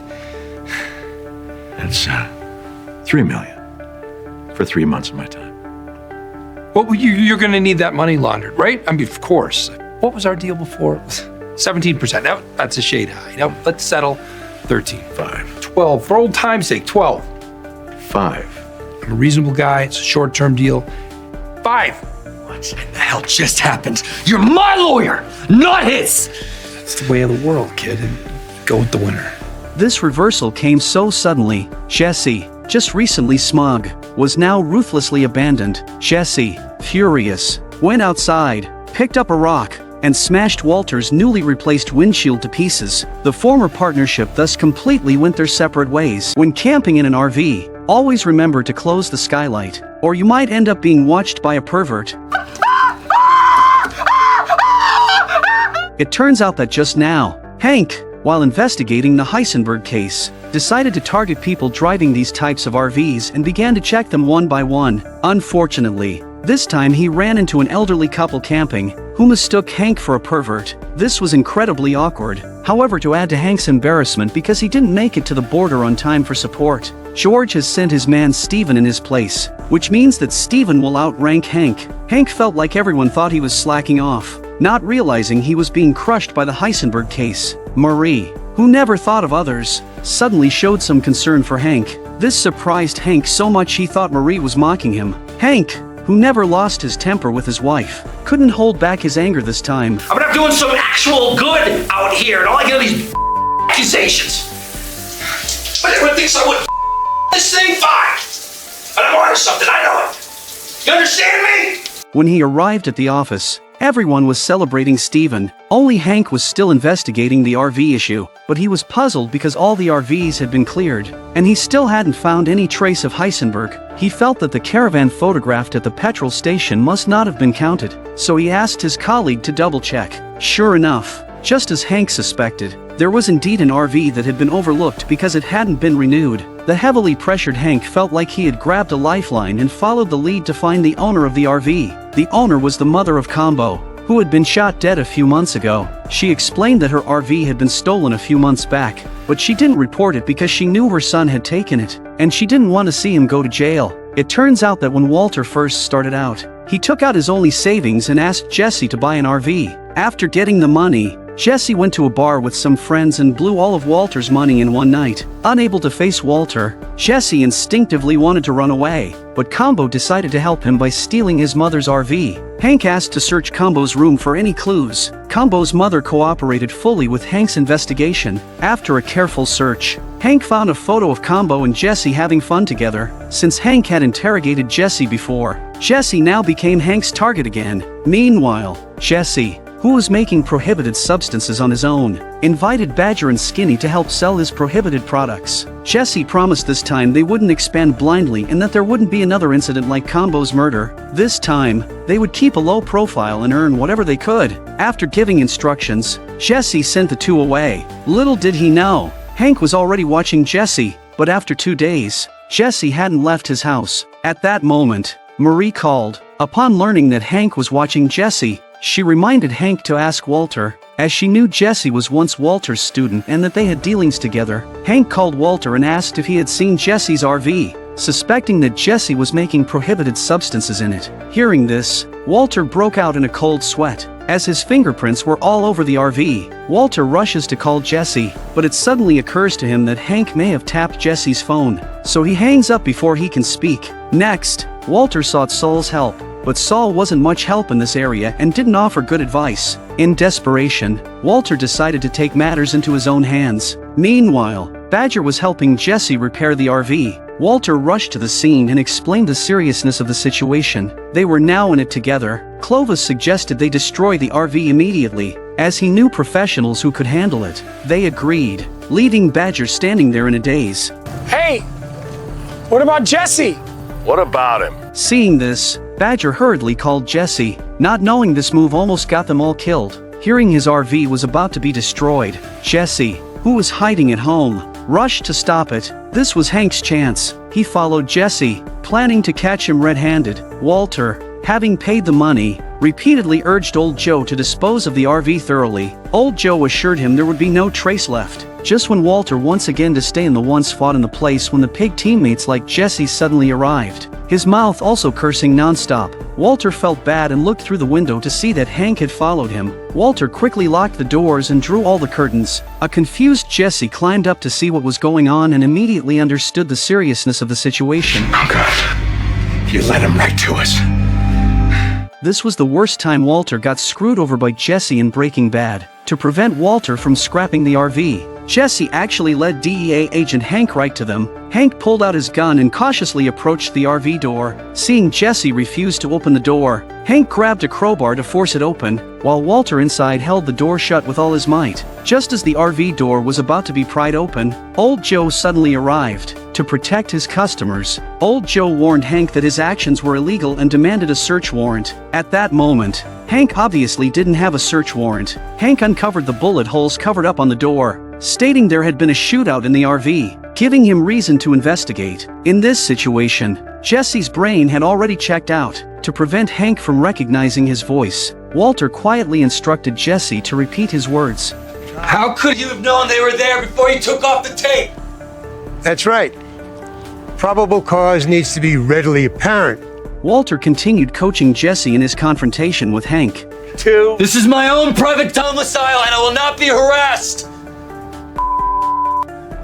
It seemed this guy not only knew how to make prohibited substances but was also quite savvy in law. But at this point Hank is not afraid at all. He said he will have his colleagues to send a search warrant to see if this turtle in a jar can grow wings and fly away. Walter and Jesse found themselves in a tight spot with no way out. Jesse, at his wit's end, plans to start the RV and stage a police chase with Hank, which is apparently the only thing he can come up with at his wit's end. Walter racked his brains and finally came up with a rather unethical solution. He made a mysterious phone call. Moments later, Hank received a call from the police saying his wife Marie had been in a car accident and was being rushed to the hospital. This struck Hank's weak spot. He turned around and headed straight for the hospital, unaware he had fallen into Walter's trap. You're gonna have to start paying me more. It turned out Walter had Saul make the call. Arriving at the hospital, Hank was frantic, but when he asked about his wife's condition, the nurse was completely clueless. At that moment, Hank received a call. To his shock,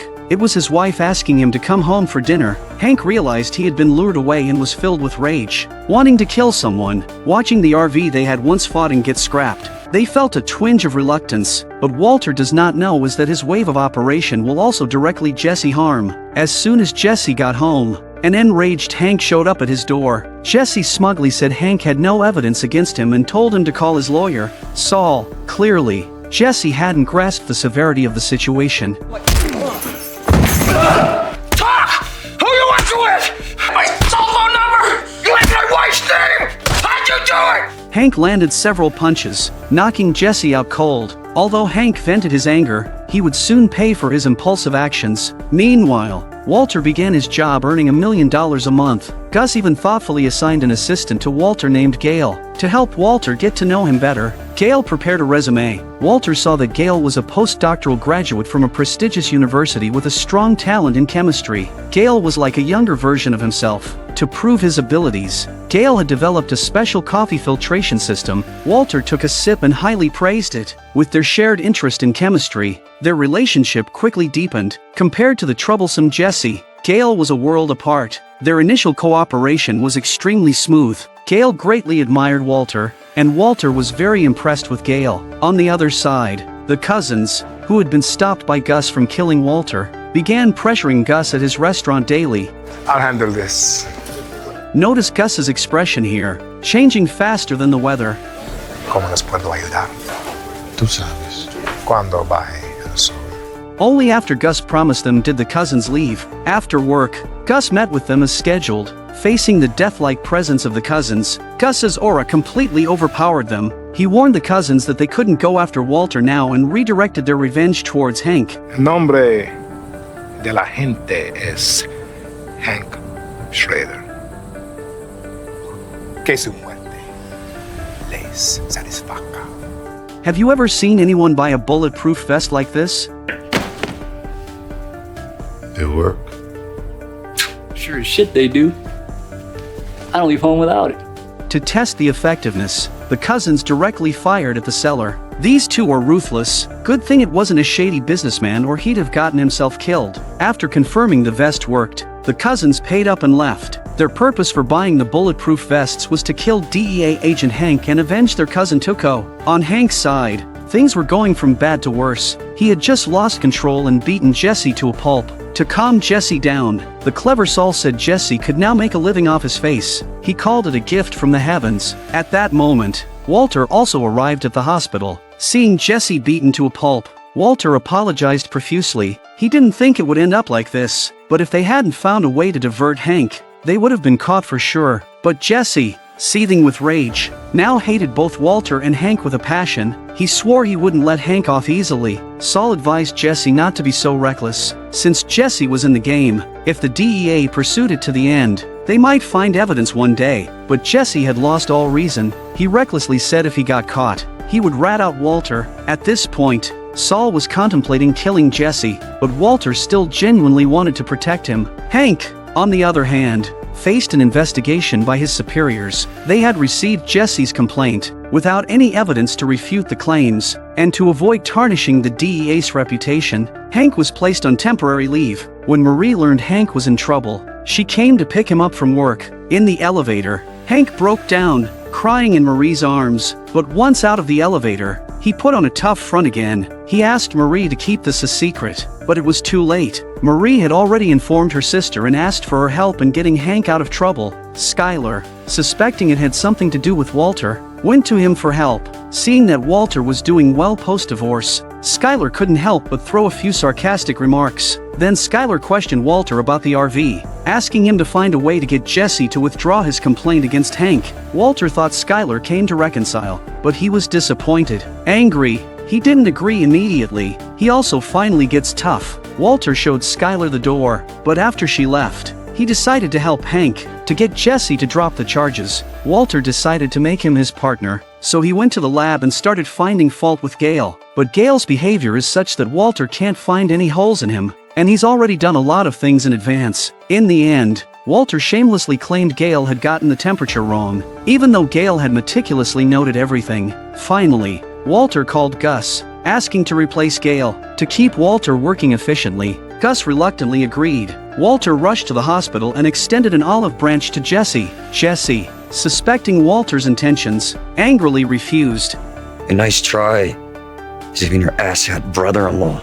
Walter insisted it wasn't what Jesse thought. He wanted them to partner up and split the profits like before. That meant each of them would make $5 million in 3 months. For the currently penniless Jesse, this was a huge temptation, but he still refused. Jesse became more agitated, saying that since meeting Walter, he had lost everything he cared about. Now he had nothing left. He felt Walter never acknowledged his work, and he believed Walter never cared about him. Seeing Jesse getting more and more agitated, Walter had no choice but to leave. Before leaving, Walter finally said that he approved of Jesse's words, saying that his artwork was as good as his own. After Walter left, a calmer Jesse reconsidered and called Walter, agreeing to partner up again. He also withdrew his complaint against Hank. Meanwhile, Hank, still on leave, finally opened up to his wife. It turns out that ever since he accidentally killed Tuco, he had a shadow in his heart. And then he went to the border to support the encounter, which made him feel even more afraid. These events had changed him,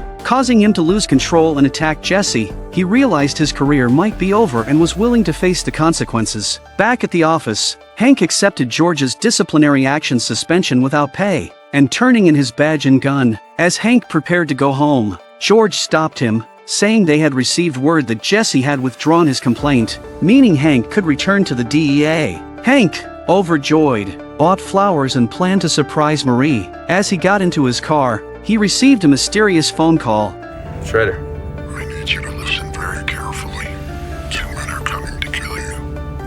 Come again? They're approaching your car. You have 1 minute. And I'll get the jag off. Who is this? They're coming. Hello? Whether it was real or not, it left Hank panicked and anxious. Hank was about to die because the enemy was 30 seconds away from the battlefield. Hank, without his gun, was panicking. Fortunately, a mysterious person's warning had mentally prepared him. 30 seconds passed, and the cousins arrived, firing several shots at Hank. Without a gun, Hank shifted into reverse, flooring the gas pedal and pinning one of the assassins between 2 cars, immobilizing him, and causing his gun to fall into the car. At this moment, the other assassin, Marco, appeared. Hank, having been shot multiple times, escaped through the back door with a gun in hand. Seeing his brother's legs shattered, Marco vowed to make Hank pay a terrible price. While searching for Hank, an innocent bystander fell to Marco's gunfire. Fortunately, Marco's bullets ran out, sparing another woman. While Marco was reloading, a bullet accidentally dropped, and this bullet had been foreshadowed back when they went to buy the bulletproof vests. Hank was the first to spot Marco,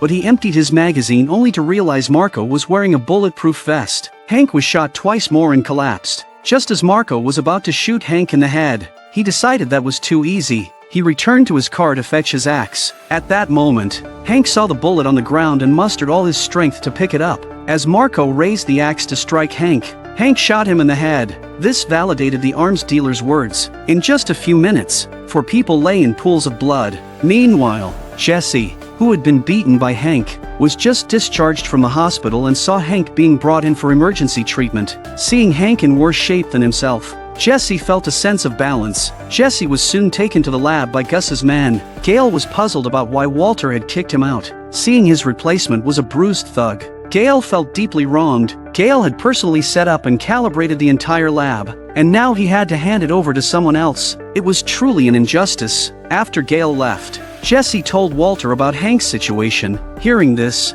Walter rushed to the hospital. Although he was officially divorced from Skylar, in his heart, Hank was still family. Meanwhile, Gus received a call from Juan, the Mexican cartel leader. Learning that one of his men was dead and another wounded by a DEA agent, Juan suspected Gus was behind it. But Gus, of course, denied any involvement. At the hospital, Walter, guided by Steven, saw the assassin who tried to kill Hank. When Lionel, one of the cousins, saw Walter, he recognized him as Heisenberg, Tuco's killer. Ignoring his injuries, Lionel struggled to get out of bed. Walter could clearly sense that Lionel was coming for him, and he seemed to understand what was going on, so he called Jesse to confirm. When they were taken by Tuco, Tuco mentioned that 2 of his cousins were coming to meet them. Jesse confirmed this. Walter deduced that the assassins who attacked Hank were Tuco's cousins. That evening, Gus, the DEA's largest benefactor, came to the hospital to visit Hank's family. He also brought fried chicken from his restaurant for all the agents. No one present knew Gus's other identity,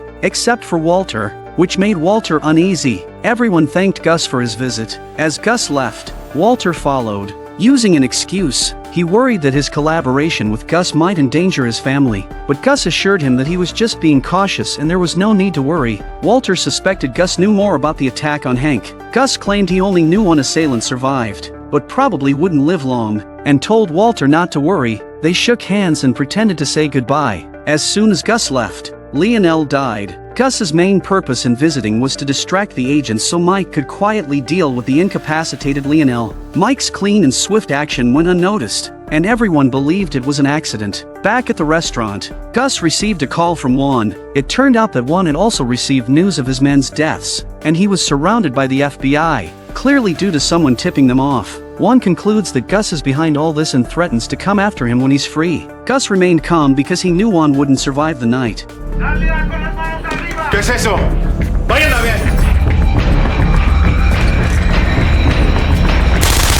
This was all part of Gus's master plan, and it was only just beginning. After the suffocating battle between Hank and the cousins, everyone finally calmed down. Because of Hank's injury, Walter spent more time with his family. Skylar's stance had a noticeable shift. Gus, on the other hand, had a triumphant moment. This episode could be considered a transitional one. Skylar stopped causing trouble, and Walter and Jesse started working together again. Hank's investigation into Heisenberg encountered obstacles. Walter and Jesse began a standardized production process, but when Jesse saw that there was still some product left over after completing the weekly 200-pound quota, he foolishly thought he could keep some for himself and resell it. Objectively speaking, we have to say Jesse was being naive. If Gus found out, Jesse wouldn't even know how he died. Jesse's reasoning was that Gus's profits from selling the contraband far exceeded the combined earnings of Jesse and Walter. However, he didn't consider Gus's initial investments, his accumulated resources and connections over the years, and the greater risks he was bearing.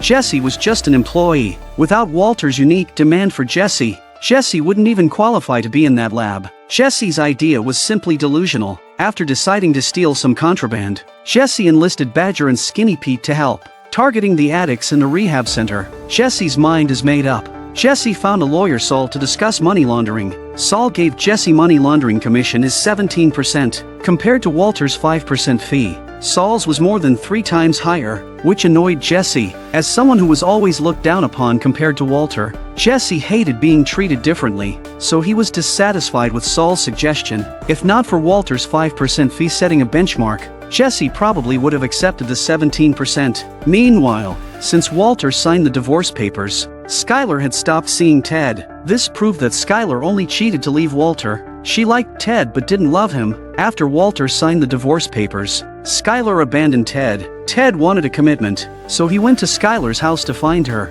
but he was turned away. On Hank's side, he recalled that someone had warned him of danger 1 minute before the attack. It was Gus, with a disguised voice. Upon hearing Hank's recollection, Walter began to ponder Gus's actions. Skylar also sensed a connection between the incident and Walter, so she privately questioned him in the car. Are we safe? Yes. Are you safe? Absolutely. With 2 simple questions, Skylar felt she understood everything. Walter was very guilty because the cousins had come to kill him, and he had no idea. Without Gus, Walter might have been the one lying there, so he sought out Gus for clarification. During their conversation, Walter thanked Gus for his help. Gus proposed extending their partnership while allowing for termination at any time, guaranteeing Walter's family's safety. Although Walter wasn't keen on continuing their business, he needed to ensure his family's safety and owed Gus a huge favor, so he agreed to Gus's terms. In this scene, both Walter and Gus had faces half in shadow, symbolizing their testing of each other's limits. Much like the stark line of light and shadow on their faces, both were hiding something, with their own plans in mind. For now, they continued their seemingly stable cooperation on the surface. After the conversation, Walter drove home, pressing the gas pedal hard, closing his eyes, and speeding forward, crossing the yellow line onto the opposite lane, nearly crashing into a truck. This indicated that Walter had just survived an extraordinarily terrifying ordeal. Hank's attack left Walter deeply unsettled, filled with confusion and fear. The diagnosis for Hank was that without sufficient medical expenses, he might be confined to a wheelchair forever. Marie couldn't accept this reality and insisted on getting the best doctors for Hank, regardless of the cost. Skylar told Marie that Walter and she had money to help pay for Hank's medical bills. This left Walter flustered, not because he was stingy, but because he feared Skylar might reveal his illegal activities. When Skylar lied, saying the money came from Walter's gambling, Walter finally breathed a sigh of relief. He wasn't concerned about the money and readily agreed. Considering that Hank took a bullet for him, Walter was more than willing to pay the expenses. As long as his identity remained hidden, this was his way of compensating Hank, at least in his mind. Walter admired Skylar's quick thinking, but Skylar's response left him feeling very awkward. I learned from the best. A woman's intuition told Skylar that Hank's situation was definitely connected to Walter. Something tells me that Hank is here because of you. And I'm not forgetting that.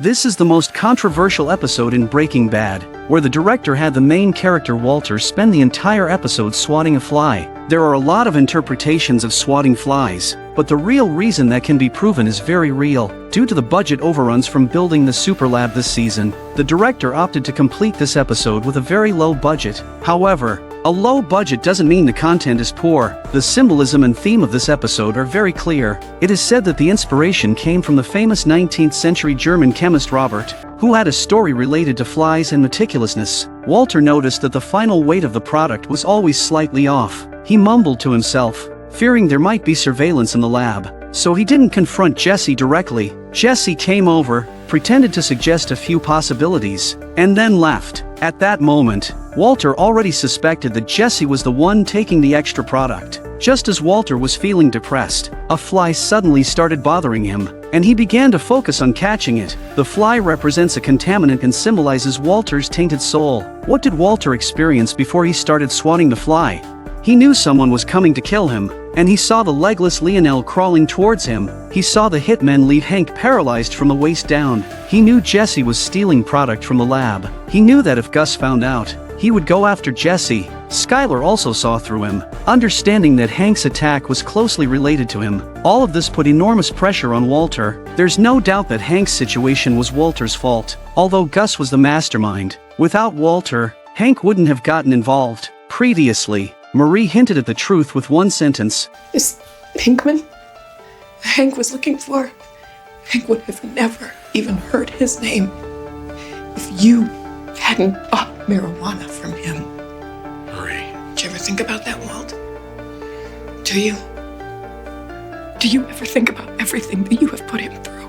After implicating his brother-in-law, Walter remembered the last person he had gotten killed was Jesse's girlfriend, Jane. In this episode, Walter revealed the truth about Jane's death and expressed his guilt to Jesse. However, Jesse was too focused on swatting the fly to grasp Walter's meaning. There's also a detail where Jesse put sleeping pills in Walter's coffee midway through the episode. Walter finally expressed his guilt about Jane to Jesse when he was barely able to keep his eyes open, just about to fall asleep. After confessing his guilt to Jesse, Walter stopped obsessing over the fly and let Jesse handle it. Although Jesse ultimately killed the fly symbolized Jane's death as a stain on Walter's soul. Walter expressed his guilt to Jesse. He no longer fixated on the fly and fell into a restful sleep. Walter's guilt over Jane's death caused him great turmoil in this episode, and he projected his emotions onto the fly. Walter was conflicted not just about Jane's death but also about how he engaged in illegal activities for his family. Even though he made money, he faced losing his family and divorcing Skylar. Originally, everything was for his family. Walter recalled his actions, trying to find a point where he could make money and retire cleanly. That point was right after his first deal with Gus when he deposited money into his son's donation website, returned Jesse's money, and the two parted ways. As it turned out, Walter didn't give up on Jesse, nor did he make a perfect exit. He is still involved in producing contraband. Although it was profitable, it left him physically and mentally exhausted. Walter didn't even want that much money. In this episode, to hint at Jane's significance, the director included a shot where Jesse, arriving at work, saw ashes in a cigarette but with a pink lipstick stain, clearly left by Jane. Thus, the fly symbolized Jane as an indelible stain on Walter's soul and reflected his conflicted and complex state of mind. Additionally, the fly also symbolizes Jesse, as he stole the extra contraband. In the past, when Walter and Jesse independently sold contraband, they faced numerous crises and deaths. After finally stabilizing the situation,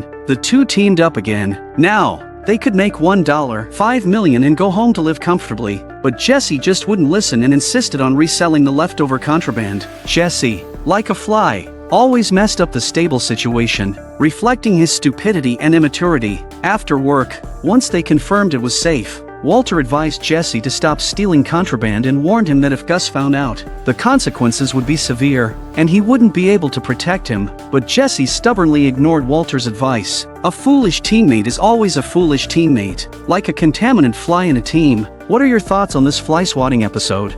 Having an incompetent teammate like Jesse is a constant source of worry. To prevent the reckless Jesse from stealing contraband again, Walter kept a close eye on him, giving him no chance to act. Walter even insisted on handling the weighing process himself. Jesse was very displeased and strongly protested, but Walter reminded him to be careful as there might be surveillance. After work, Jesse went straight to the rehab center to check with Badger and Skinny Pete about their sales. To Jesse's shock, not only had they sold nothing, but they were also planning to go straight. Influenced by the other members in rehab, to set an example for his subordinates, Jesse found a target and initiated a conversation. Oh, hey, sorry. No, go ahead. Andrea, right? Yeah. Hey, I'm Jesse. And, I don't really want to be here either.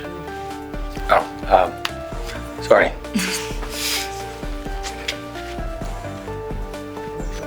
Jesse approached Andrea because he noticed her speech during a group meeting. My name is Andrea. We don't bite. No judgments. You can be as open and honest as you want to be. Honestly, I don't want to be here. The scene changes and Jesse goes straight back to Andrea's house with Andrea. While flirting with Andrea, Jesse deliberately mentioned the feeling he got from using contraband and hinted that he could get the latest blue contraband. Just as they were about to take things a step further, there was a sudden arrival at the house. Andrea's son had returned. Jesse was stunned to find out that his target was a single mom. Andrea was unaware of Jesse's true intentions, believing he genuinely wanted to date her. Andrea invited Jesse to dinner with her son. Jesse liked the child very much, as evidenced by how he cared for Spudge's son before. Having been neglected by his own parents, Jesse deeply empathized with abandoned children. Thus, not harming children was Jesse's bottom line, laying the groundwork for future plot developments. After returning home and when the child was not around, their relationship progressed further. Andrea offered to try some of Jesse's blue contraband, but Jesse suddenly didn't want to give it to her and angrily asked, "What kind of mother are you?"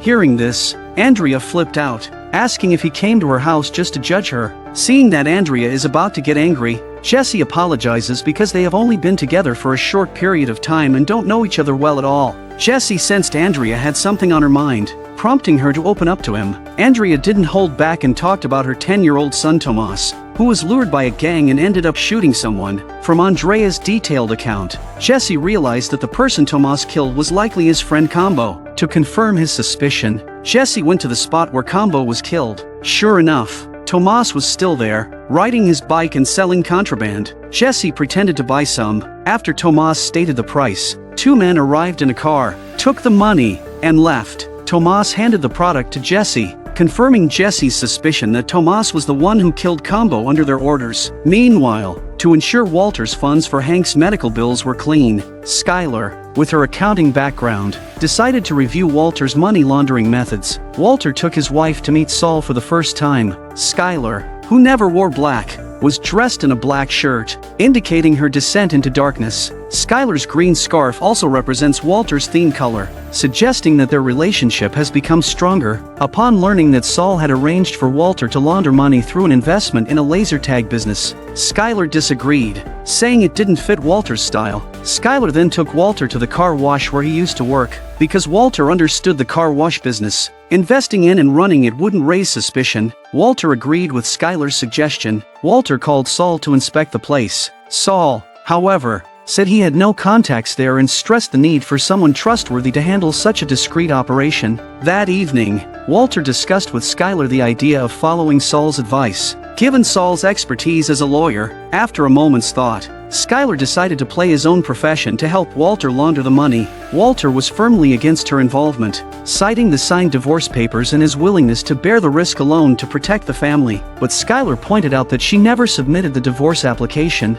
so they were still legally married. Moreover, since Walter's dirty money was used for the family, Skylar had become an accomplice. Walter reluctantly agreed to let her help. The next day, Gus invited Walter to his home. Walter was very anxious, unable to understand Gus's intentions. Finally, Gus reminded Walter to learn how to be a wealthy man. The implication was that Walter needed to launder his money properly to avoid any trouble, as it would also be detrimental to Gus. He warned Walter not to make the same mistake twice. This was a reminder for Walter to control Jesse and prevent him from causing trouble that could affect Gus's business. Otherwise, their deaths would be ugly. But with a teammate like Jesse, do you think he can stay out of trouble?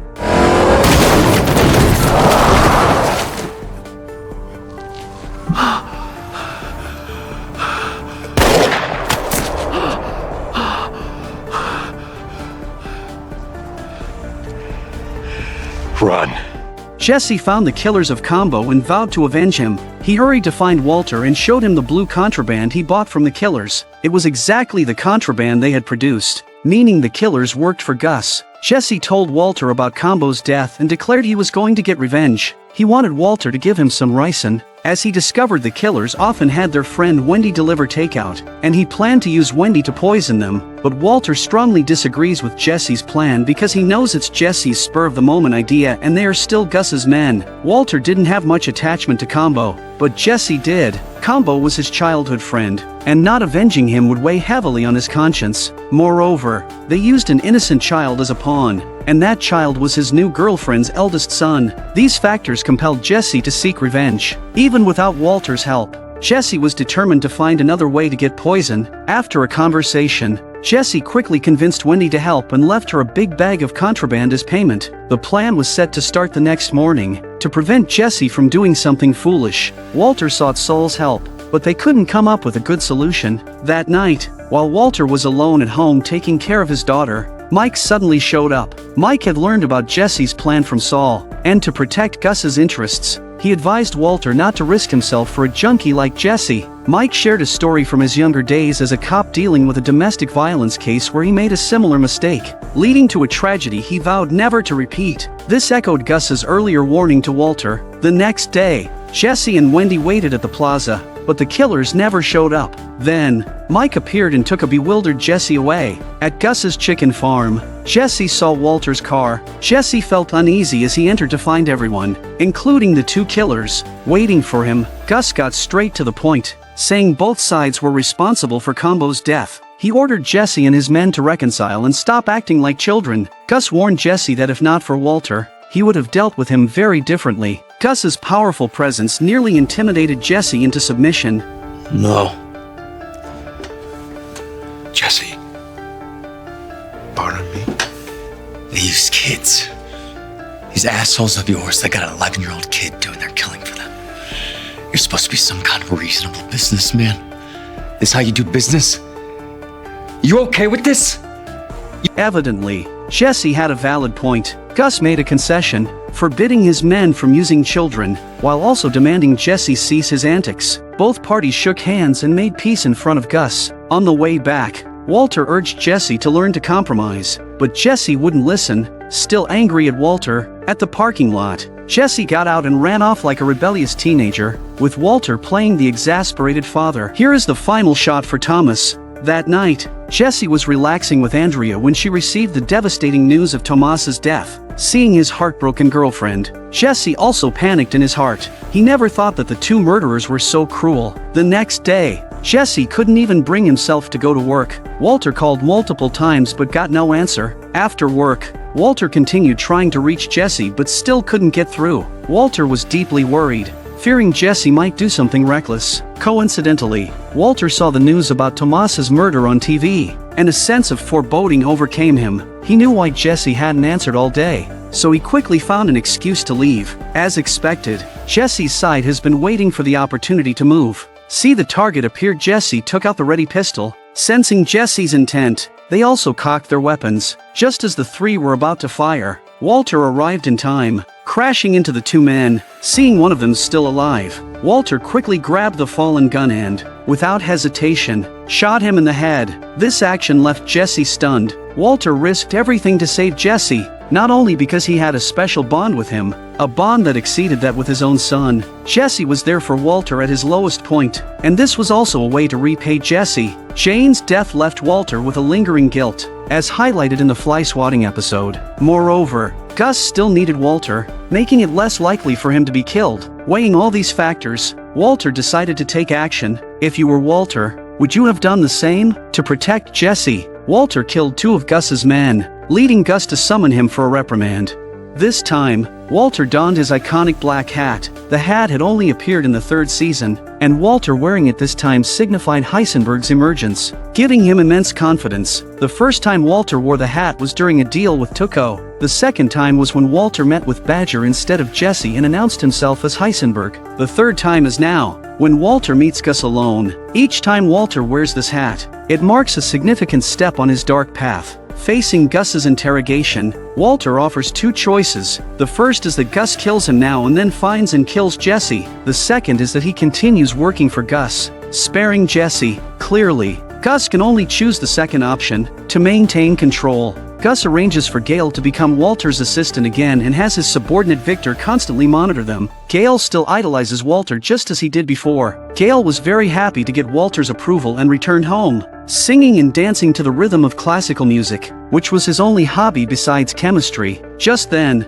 Gus suddenly visits. He asks Gale, using Walter's illness as an excuse, when he can work independently from Walter. Gale modestly said that they might need to make a few more batches of contraband together, which was clearly not the answer Gus wanted. Gale also guesses that Gus wants him to be independent as soon as possible, so he promises to make it again and learn it. Gus nods in satisfaction. The next day at work, Gale looks worriedly at Walter, with Victor watching them. He can't warn Walter. Meanwhile, to find Jesse for Gus, Mike goes to Saul's office. In order to protect his client's privacy, Saul sticks to his work ethic, but Mike doesn't buy into it. Seeing that Mike was about to get tough, Saul said, "I won't tell you, Jesse's address is on my desk." Then he excused himself to go out for a while. What Mike doesn't know was that Saul provides a fake address. Saul then takes Walter to Jesse's hiding place. In reality, Jesse hasn't run away. He's just been hidden by Saul. Walter realizes Gus wants Gale to replace him. To save himself, Gale must die, because Walter is constantly watched by Saul's men.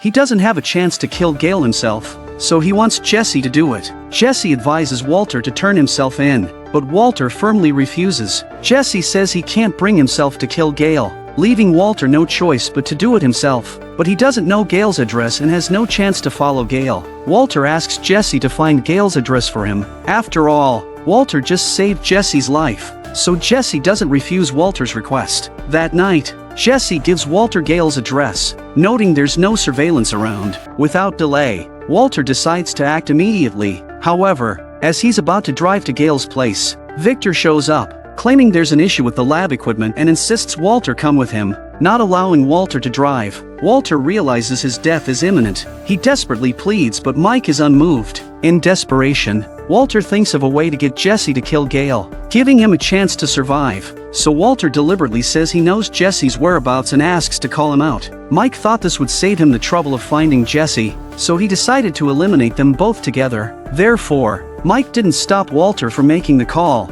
Jesse answers and asks if Walter has killed Gale. Walter explains his situation and says it's up to Jesse now. Jesse, having the advantage of proximity, needs to act. Mike realizes he's been tricked and snatches Walter's phone, but it's too late. Seeing Walter in danger, Jesse heads straight to Gale's place without hesitation.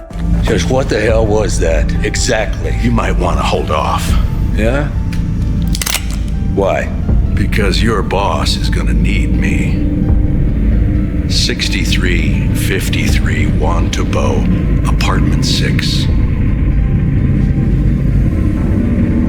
Hearing Walter mention Gale's address, Victor immediately rushes to stop him. Mike calls Gale, but Gale's phone is on vibrate, and with the loud music, he doesn't hear it. At this moment, Gale hears a knock at the door. Opening it, he sees Jesse with a gun. Seeing Jesse's distressed state, Gale knows his pleas are futile. With a gunshot, the 3rd season ends.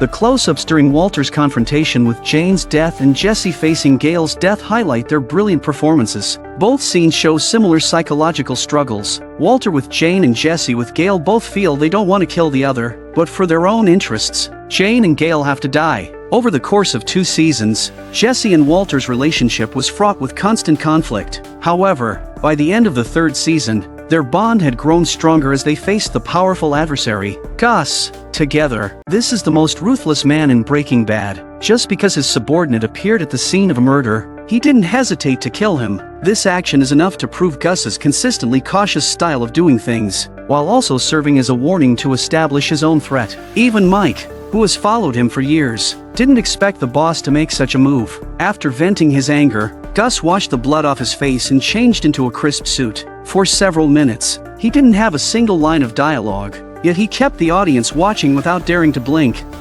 Well, get back to work. It's the same murder, but Jesse's the one who got scared both times. Then, Walter and Jesse used their usual hydrofluoric acid method to dissolve the body, which left Mike amazed. Afterwards, Walter and Jesse went to a restaurant to discuss countermeasures. Jesse pretended not to care, but in reality, he was extremely panicked inside, because they have already been on Gus's boat. It is impossible to get off when they have no use for them. That is the time of their death. When Walter got home, he found his car was missing. It turned out Skylar had intentionally parked it in a neighboring street to prevent their son from seeing it. At this time, although the relationship between the couple had eased somewhat, Skylar was forced to seek out Walter to help pay Hank's high medical bills. Skylar insisted on helping Walter launder money because she didn't trust anyone else. I have to say that Skylar is also a very cautious person. To avoid arousing suspicion, Skylar decided to buy the car wash where Walter once worked part-time for money laundering. To estimate the shop's revenue, she even staked out the car wash to observe its operations. As a former accountant, Skylar quickly drew her conclusions.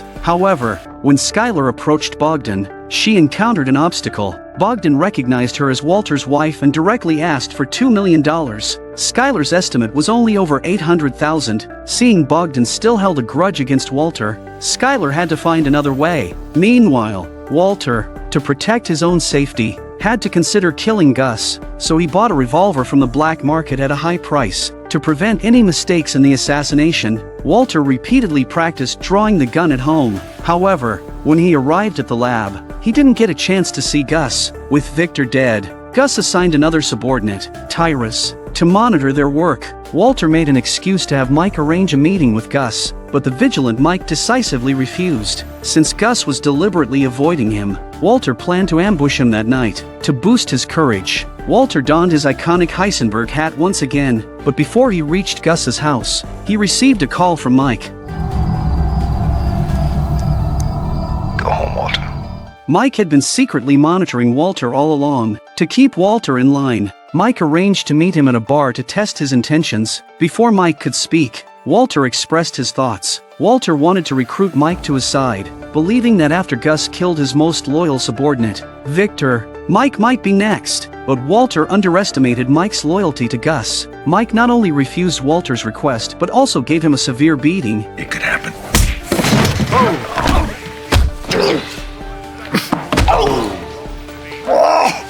Thanks for the drink.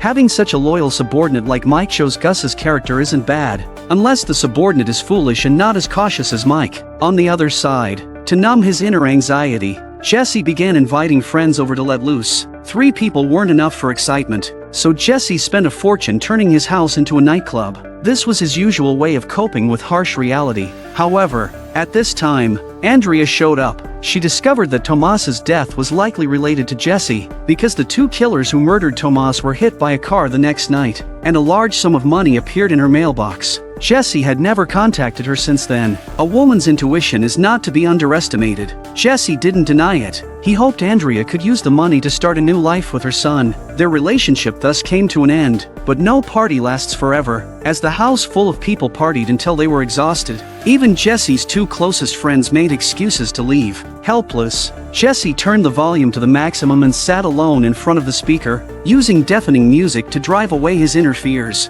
Meanwhile, Hank, severely injured, was recuperating at home. His condition was very poor, needing to do everything in bed. Marie, who always had a princess syndrome, finally took on her responsibility. After professional rehabilitation training, Hank could finally stand and walk. But in the face of Marie's concern, Hank still couldn't positively face his condition. At this time, he, like Jesse, couldn't accept the harsh reality. If Prison Break was your introduction to American TV series, then Breaking Bad will definitely redefine your understanding of American dramas. Breaking Bad consistently pushed the plot to new heights, with each season's ratings breaking historical records. Such achievements are not only the result of the director's great efforts but also the superb acting skills of the cast, who bring every character to life in an unforgettable way. Although everyone knows Walter chose the path of crime, it seems that everyone feels a certain sympathy for him. On Walter's gradual descent into darkness, we witness many human struggles and helplessness, and we also see Gus's true colors. To prevent Walter from having any more bad ideas, Gus installed 360-degree surveillance cameras in the lab,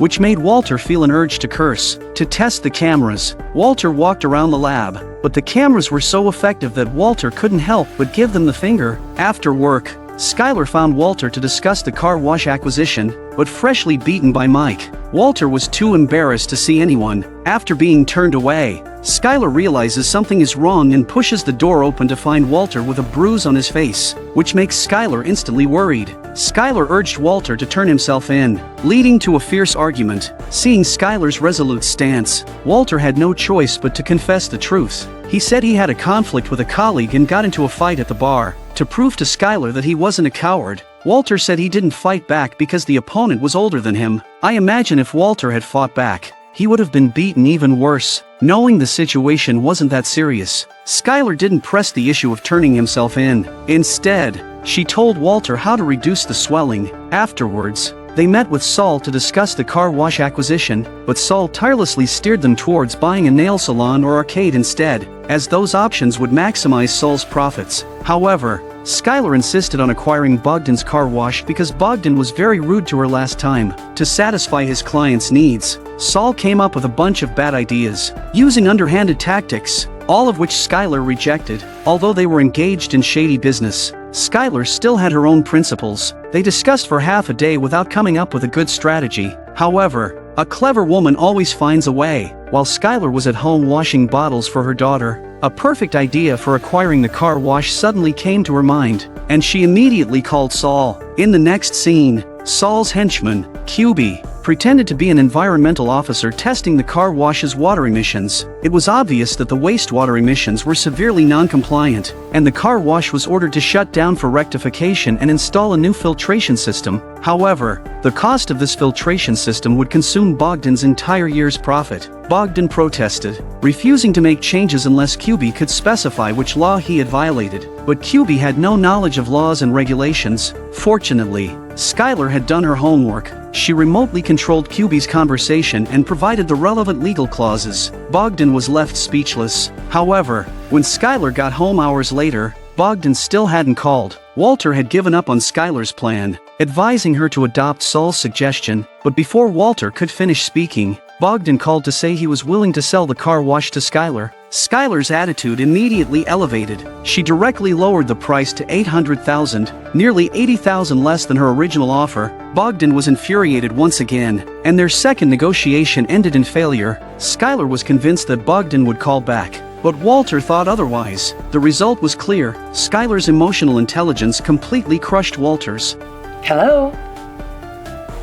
Hello, Mr. Willinitz. To celebrate Skylar's success, Walter splurged on an expensive bottle of wine. Skylar reminded Walter to be more discreet, as an unemployed high school teacher shouldn't afford such luxuries. In this regard, Walter was far less cautious than Skylar. On the other side, facing immense family pressure and a bedridden husband, Marie found it hard to cope, and her kleptomania resurfaced. Interestingly, the director did not directly show Marie stealing. Instead, the behavior was depicted through visual storytelling. First, Marie appeared in someone else's house, with a shot of a child riding a pig figurine in the foreground. Then, when Marie returned home, that same figurine appeared on her bedside table. These two simple shots were enough to prove Marie's theft. This visual-centric approach is the essence of film and television art and a major attraction of the show. If you don't pay attention to certain scenes, you might miss what the current plot is conveying. Addicted to stealing, Marie couldn't resist committing theft again. However, as the saying goes, often walking by the river, your shoes will eventually get wet. This time, Marie was caught by a nanny. Realizing she's been spotted, Marie tries to run away, but the nanny stops her just in time. But Marie wouldn't admit that she had stolen anything. They started to tug at each other and Marie's things fell out of her bag. Caught red-handed, Marie still stubbornly denied it. Are in big trouble.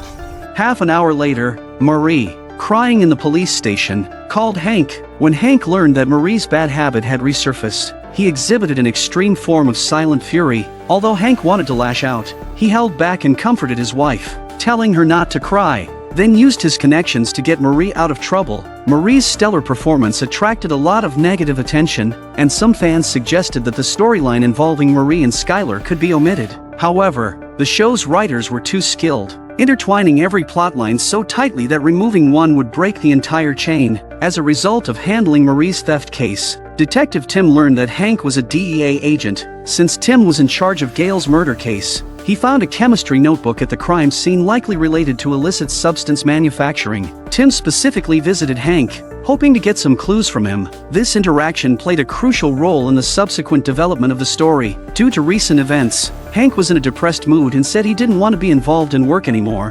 However, late at night, Hank couldn't resist picking up the notebook Tim had left behind and began to read it. This marked the beginning of Hank's gradual return to action after being severely injured. Never cross a shrewd woman, or you might not even know how you met your end. To acquire Bogdan's car wash, Skylar used a simple trick and effortlessly took over Bogdan's business. Watching his career, which he has worked so hard for decades, go down the drain shows that Bogdan has offended the wrong people. However, for the unemployed Walter, he didn't have enough money to buy such a large car wash. To explain this, Skylar tossed and turned at night, racking her brain. Previously, she had lied to Marie, saying the money for Hank's medical bills came from Walter's gambling winnings. It seemed this lie had to continue. To avoid any slip-ups, Skylar did her homework, researching gambling and even dragging Walter to a Gamblers Anonymous meeting early in the morning. However, Walter had no interest in any of it. Back home, Skylar arranged to meet her sister in the evening and made sure they wouldn't mention anything about helping Hank.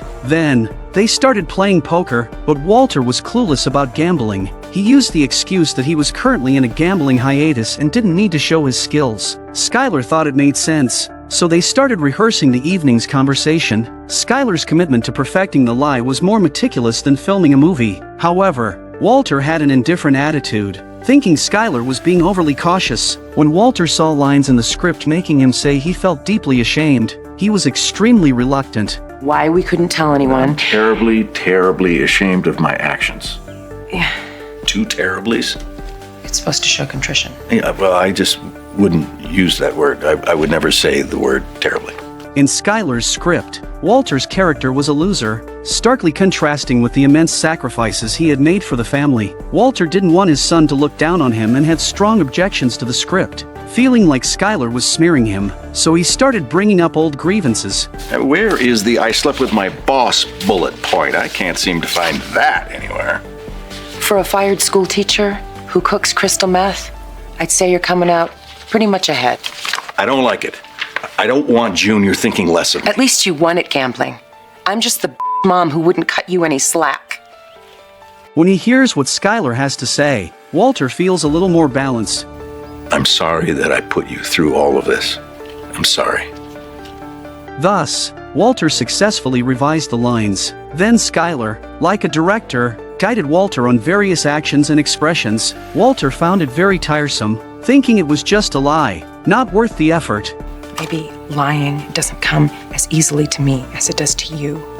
Skylar voiced Walter's thoughts, which was quite ironic. In the next scene, the 3 of them arrived at Hank's house. Watch their expressions change tense and serious before the door opens, then smiling as soon as it does. It was like actors facing the camera, signaling that a play within a play was about to begin. After a few greetings, the sisters went to prepare dinner. The 3 men started examining Hank's latest mineral collection. Though Hank had studied them for a long time, he still couldn't explain why the rocks were pink. Walter, on the other hand, excelled in this area. His analysis, though hard for Hank and Walter Jr. to understand, seemed very professional. To avoid awkwardness, Hank played the DVD Tim left about Gail's case. Hank watched Gail's video with amusement, but it gave Walter the creeps. Though Walter didn't kill Gail himself, he knew who the real culprit was. At the dinner table, Skylar began performing the rehearsed script. Skylar's performance was so convincing that Hank had no doubts, and even admired Walter. Everyone wanted to know how much Walter had won.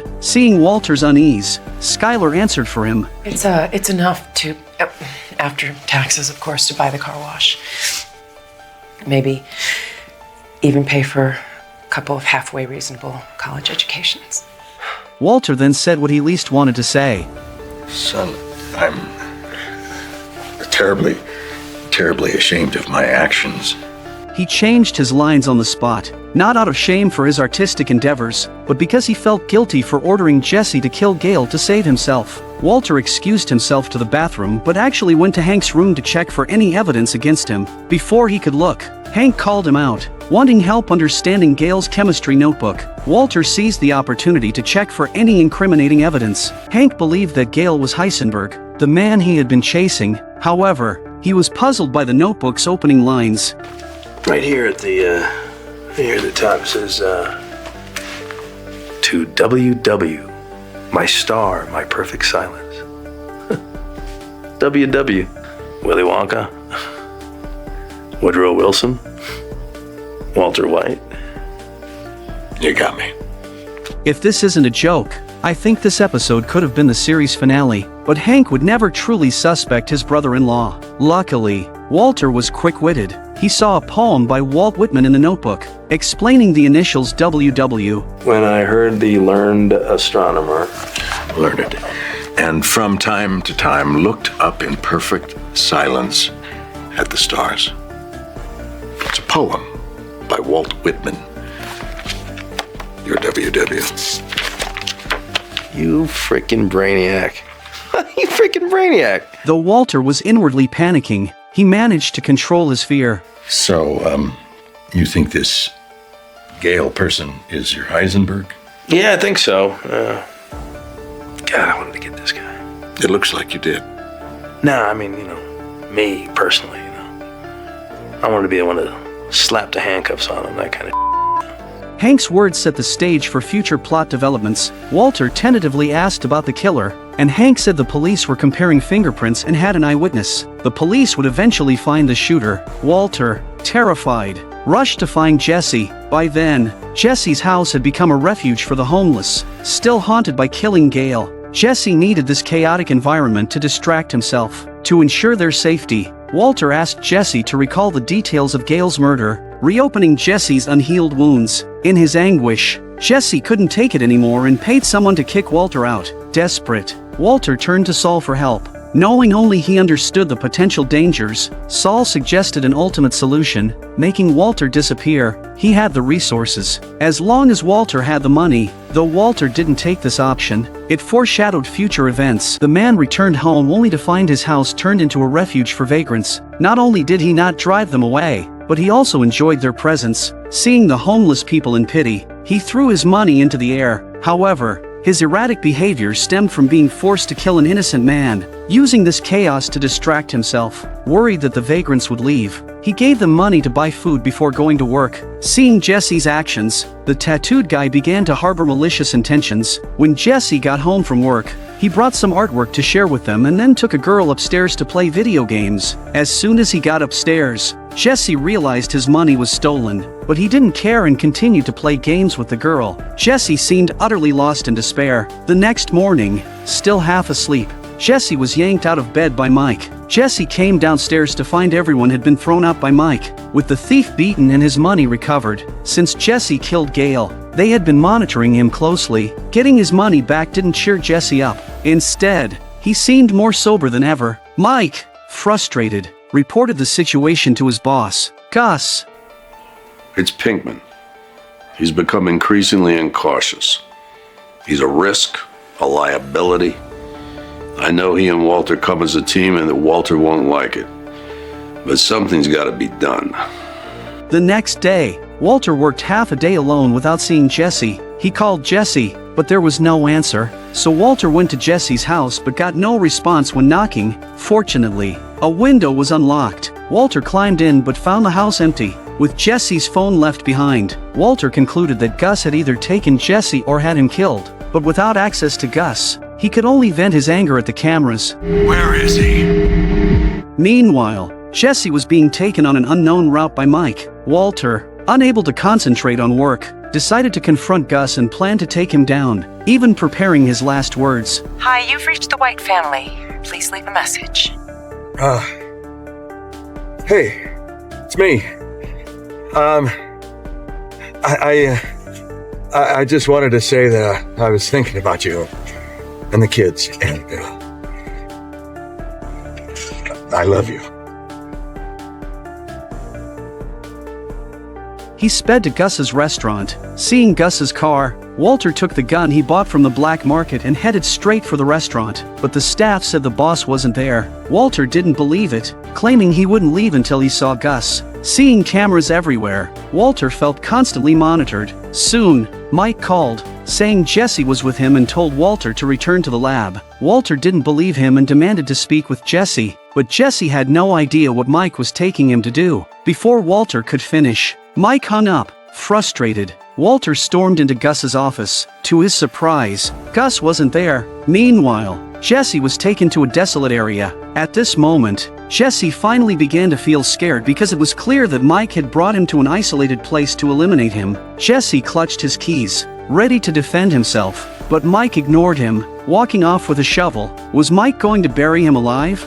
Mike found a hole covered with boards and retrieved a bag full of cash. Mike had brought Jesse along to help retrieve hidden money from transactions, with 6 more locations to visit that day. The plot is directly reversed here. Just when everyone thought Jesse was about to be killed, he miraculously escaped death again. However, what Gus truly has planned will only be revealed in the end. Jesse realized he was just there to stand guard for Mike and requested a gun for protection, which Mike denied. Bored, Jesse chattered nonstop in the car. Mike, fed up, pulled over and yelled at him. You are not the guy.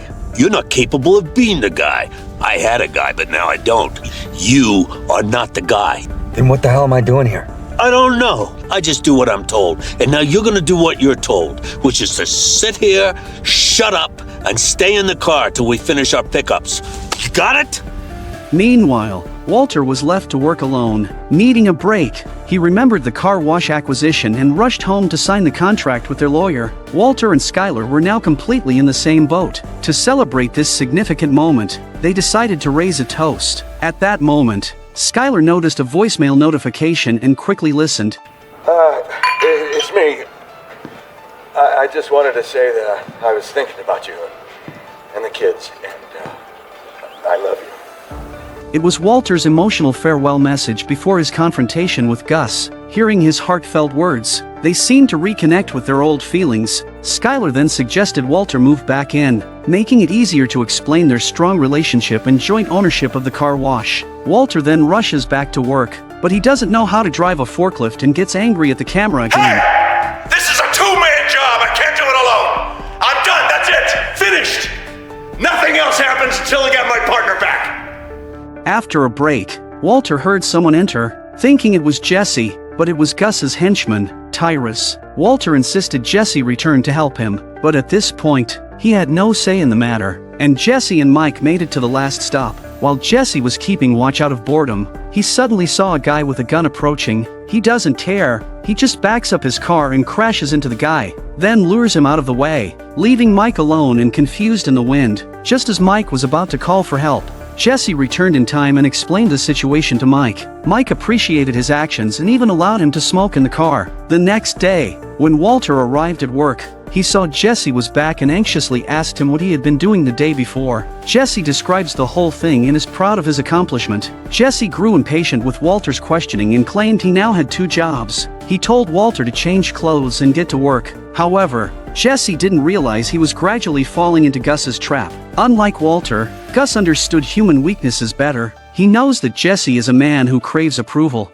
So Gus deliberately set up this play to get Jesse to get his approval. With a sense of accomplishment, Jesse wouldn't be as obedient to Walter. As expected, this would distance them, which was exactly what Gus wanted. In the evening, the 2 families gathered together. Walter, still frustrated, couldn't figure out Gus's game. Depressed, Walter began to drown his sorrows in alcohol. As they talked, Hank brought up Gail's case. Hank praised Gail as a genius in chemistry but lamented that his talent was misused, leading to his death. Hearing this, the drunken Walter became arrogant. Not to tell you your business, but I'm not sure I agree. What do you mean? Well, I mean, you showed me that notebook, and from what I saw, and this is just my humble opinion, from what I saw on those papers, genius?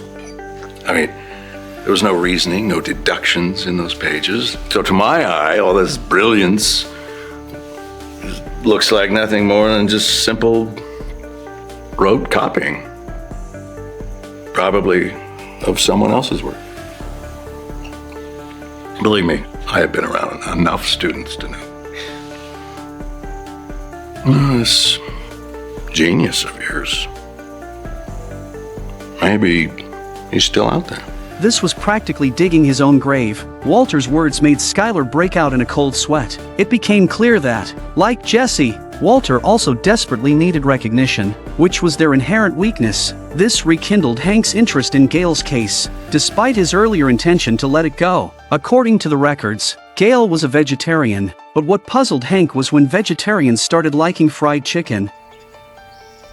This is the kind of robbery you've never seen before. The robbers didn't fire a single bullet yet easily took down 2 armed guards. Just moments ago, the 2 guards heard the truck being intercepted, followed by the sound of the driver being shot in the head. They immediately went on alert, but they had no idea about the robbers' ruthless methods. The robbers inserted one end of a hose into the truck's air intake and connected the other end to the exhaust pipe. Exhaust fumes quickly filled the truck's cabin. Then, they locked the doors and placed a heavy brick on the gas pedal. The man also took the driver's lunchbox. The 2 guards inside panicked, desperately banging on the doors to no avail. The robbers ate and watched them suffocate. A few minutes later, they found the buckets of fried chicken batter with the new labels and took them. Inside those buckets were Gus's contraband, but Gus wasn't going to stand by while this happened, so he arranged for Mike to take Jesse to investigate. Following Mike's leads, they found out that the junkies in a particular house had the stolen goods but hadn't bought them directly from Gus's operation. Figuring out where the junkies got the goods would lead them to the robbers.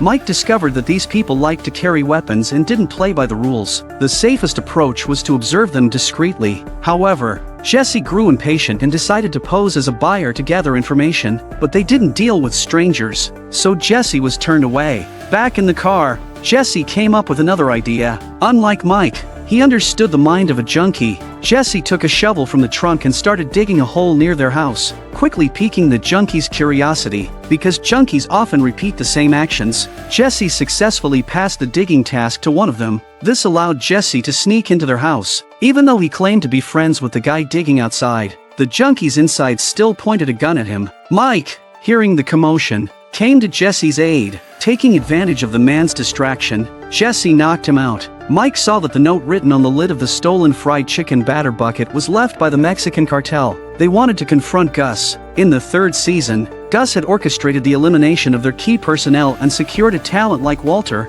creating a perfect self-sustaining operation. Gus is a huge threat to the Mexican drug cartel. The robbery at the beginning of the video was a warning to Gus. Earlier, at the gathering, a slightly inebriated Walter dug his own grave in front of Hank. His words kept Skylar up all night. Skylar suspected that the deceased Gail was Walter's colleague. Combining this with Walter's recent injuries and his heartfelt voicemail, Skylar realized it wasn't a declaration of love but more like a final farewell. Skylar concluded that Walter was in danger and insisted he go to the police. Compared to making money, she was more concerned about Walter's safety. Skylar's nagging made Walter impatient. To prove his capability, Walter said something he would regret. Who are you talking to right now? Who is it you think you see? Do you know how much I make a year? I mean, even if I told you, you wouldn't believe it. Do you know what would happen if I suddenly decided to stop going into work? I am not in danger, Skylar. I am the danger. A guy opens his door and gets shot and you think that of me? No. I am the one who knocks. Skylar was frightened by this new side of Walter, completely unlike the man she once knew. After the outburst, Walter doesn't realize the consequences of his words. and when he gets out of the shower he realizes that his wife has left the house with their daughter. That evening, Walter went to the car wash for the handover. Bogdan never imagined that his car wash would one day be bought by a former employee. Bogdan kept taunting Walter to vent his own frustration. Unaware of what Walter had been through recently, Walter didn't argue with Bogdan's sarcasm. When Bogdan tried to take the first dollar he earned, Walter firmly refused. As is. The next morning, Skylar hadn't returned, leaving Walter and Walter Jr. to have a lonely breakfast together. Walter Jr. noticed the tension between his parents and speculated that his mother was angry at Walter for gambling. Walter Jr. felt sorry for his father and was upset with his mother's behavior. Walter didn't know how to explain and told Walter Jr. not to jump to conclusions, insisting it was all his fault, not his mother's. On the way to school, since Walter Jr. had recently gotten his driver's license and always wanted his own car, Walter decided to fulfill his wish. Walter bought his son his favorite Dodge Challenger, and Walter Jr. idolized him even more. If Walter Jr. knew where the money came from, would he still accept the car?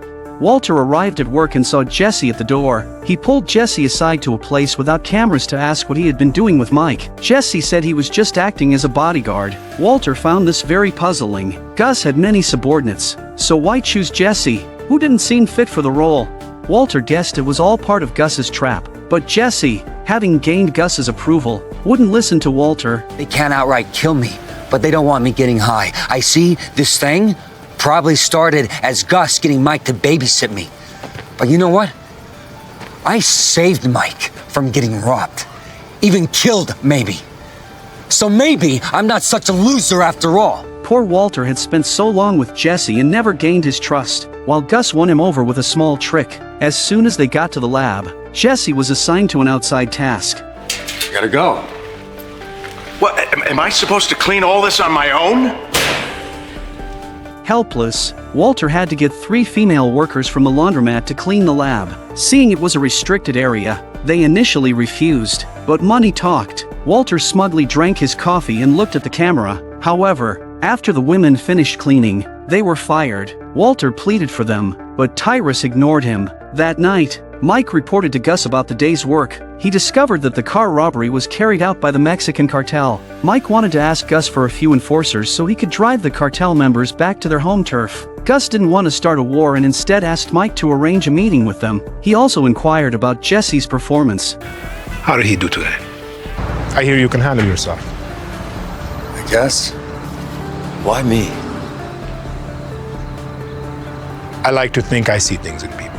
Meanwhile, frightened by Walter, Skylar drove to the Four Corners Monument. She wanted to use a coin toss to decide whether to stay or leave. However, both times the coin flips told her to leave the place. Skylar looks at her newborn daughter and decides to stay. Back home, Skylar saw the Dodge at the door and knew Walter had messed up again. While their son was out for a drive, Walter apologized for his harsh words and assured her that he and the family were safe. He said everything he did was for the family. Skylar snapped back immediately. Was buying that Dodge for the family?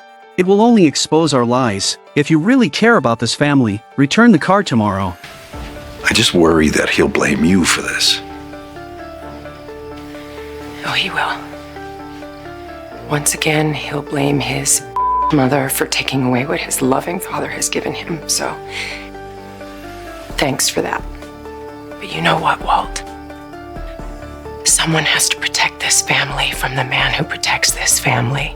Which one of them do you think did the right thing? A man, seeking a thrill, drove his newly purchased Dodge into a parking lot and started drifting wildly. However, he wasn't a professional driver and within minutes, he managed to drive the car into a ditch. The world of the wealthy is always unpredictable. He took out the purchase contract, rolled it up, and stuffed it directly into the fuel tank, then used a lighter to set it on fire. Finally, he sat on the ground with a satisfied look on his face.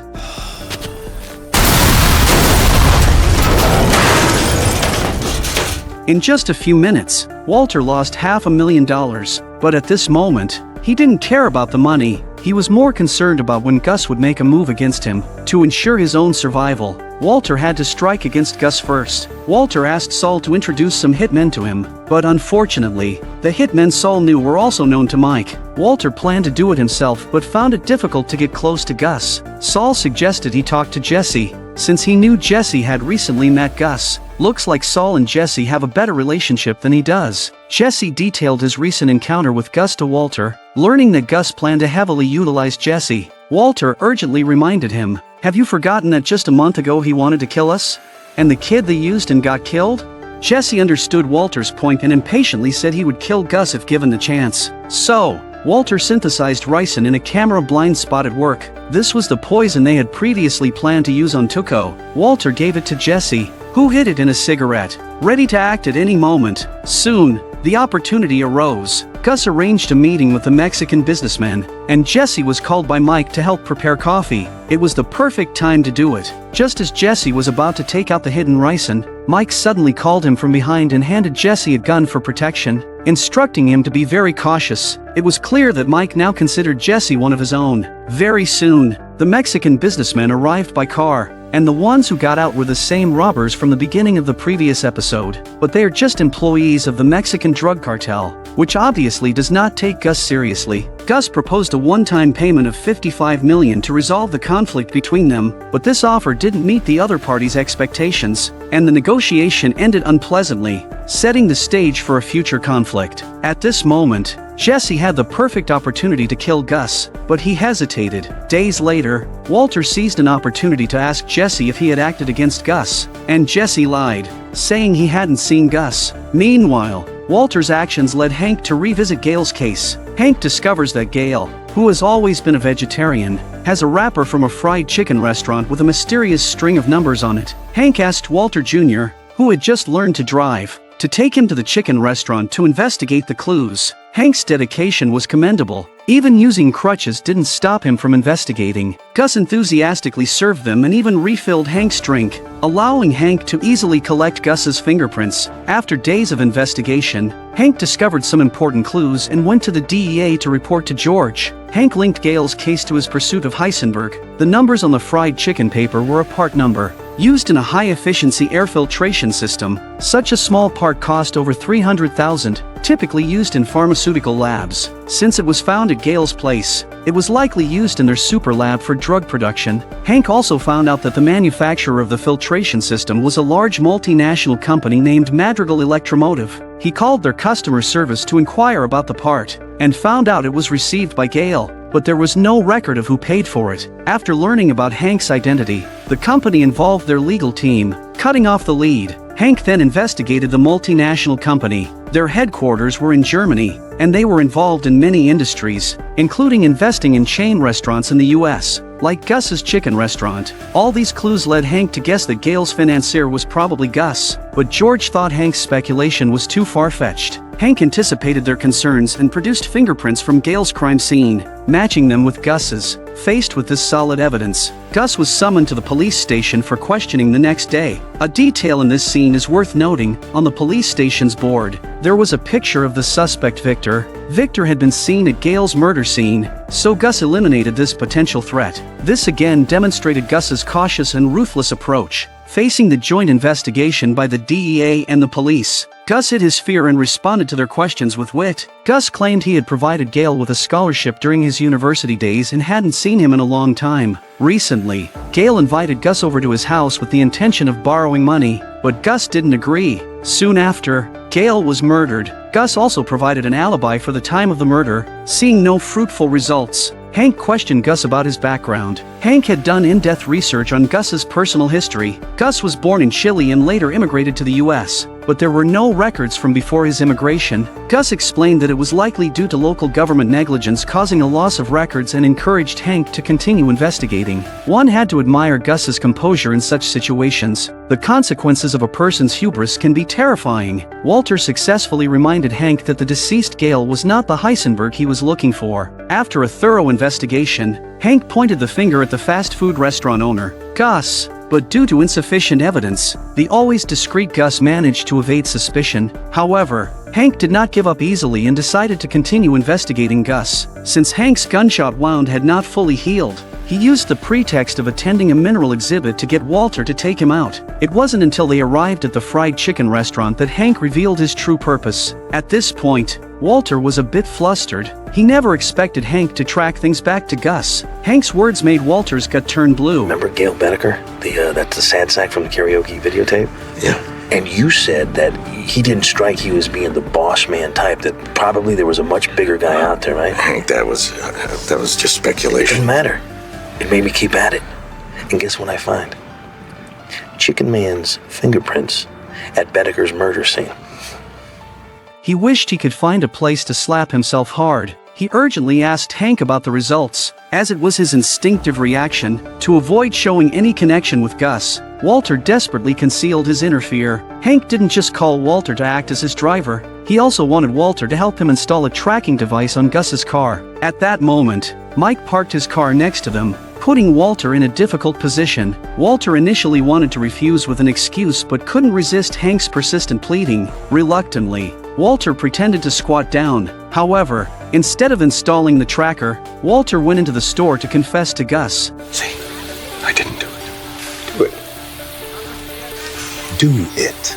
With Gus's permission, Walter came back out and finally installed the tracker. Hank was baffled. Does installing a tracker really require 2 attempts? He wondered. Walter got back in the car and explained he was just checking if it was securely installed. Hank's maneuver left Walter in a state of panic. He hurried to the lab's camera and explained to Gus that he did not intentionally bring Hank there to investigate. He also confessed that Hank had no concrete evidence. Walter promised that as long as Gus ensured Hank's safety, Hank wouldn't find any clues. Immediately after, Walter went to Jesse's house and questioned him about why he hadn't acted against Gus yet. At this moment, Walter desperately needed Gus dead. He coached Jesse on how to make an excuse to meet with Gus, but Jesse wasn't taking it seriously. Recently, Gus's recognition and heavy use of Jesse made him reluctant to act. This also reflected Jesse's indecisive nature. While Jesse was in the bathroom, Walter overheard Jesse's phone ringing. He quickly took it out to check and saw a message, proving Jesse had indeed met with Gus recently. Facing Jesse's lies,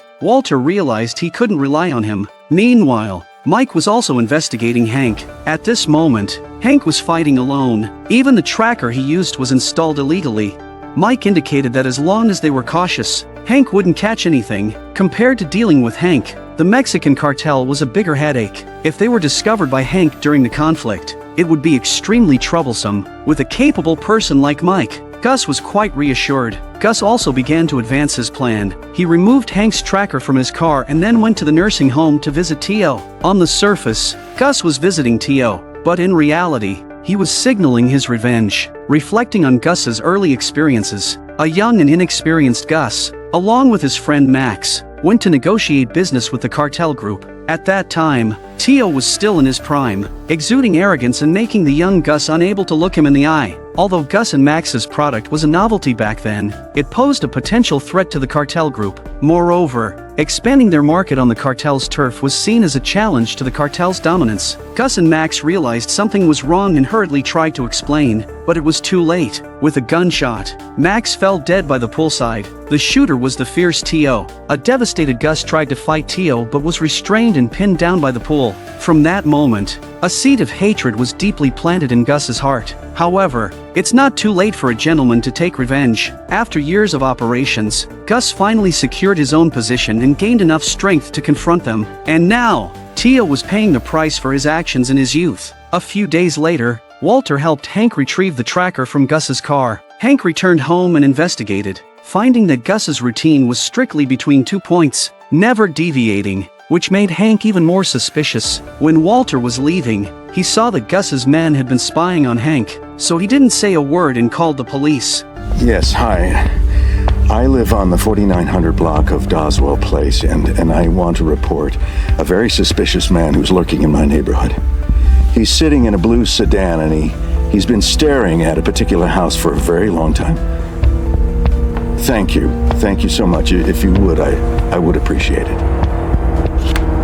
When it came to protecting his family, Walter would not hesitate. Early the next morning, Walter was woken up by a call from Hank, who claimed to have located Gus's supply base just outside the city. Upon hearing this, Walter was instantly wide awake. Hank wanted Walter to accompany him again, but Walter quickly feigned illness and refused. Promising to take Hank when he felt better, Walter then contacted Mike and informed him of Hank's plan to prevent Hank from finding incriminating evidence. Upon hearing this, Mike hurriedly took Jesse to handle the situation. Meanwhile, due to Walter's massive earnings, Skylar found that a single car wash couldn't launder all the money. Skylar had no choice but to hide the extra money in sealed bags, but the amount was so large that the clothes rod couldn't support its weight. With no other choice, Skylar hid the money in the floorboards of the house. Thanks to Skylar's meticulous calculations, their car wash was soon to be profitable. Skylar shared this good news with Walter and suggested he could consider retiring, but what Skylar didn't know was that Walter could no longer make a clean getaway.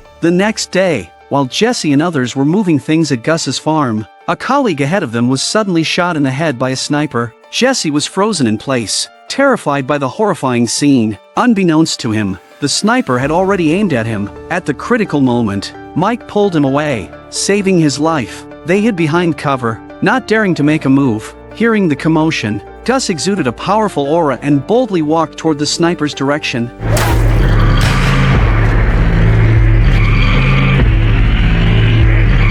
The sniper was the same representative sent by the cartel group to negotiate with Gus earlier. He didn't dare to actually kill Gus because the cartel still relied on Gus's distribution network in the US. They just wanted to exert some pressure on him. Clever as ever, Gus understood their intent, which is why he dared to make such a bold move. When a corpse was pushed in, Walter curiously asked what was going on, thinking Gus had killed another subordinate. Mike, standing nearby, told him to shut up.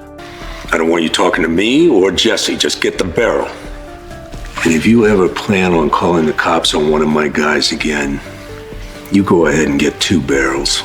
To resolve the conflict with the cartel group once and for all, Gus invited Jesse to his home. Jesse would play a crucial role in this plan. Seeing a pot of soup nearby, Jesse took out the cigarette containing the ricin, but in the end, he didn't use it. Gus asked Jesse if he could leave Walter and work independently, which made Jesse think Gus was planning to kill Walter.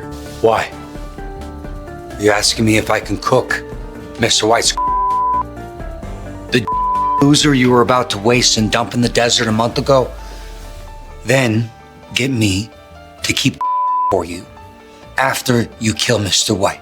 You kill Mr. White, you're gonna have to kill me too. That is not what I asked you. And I need your help.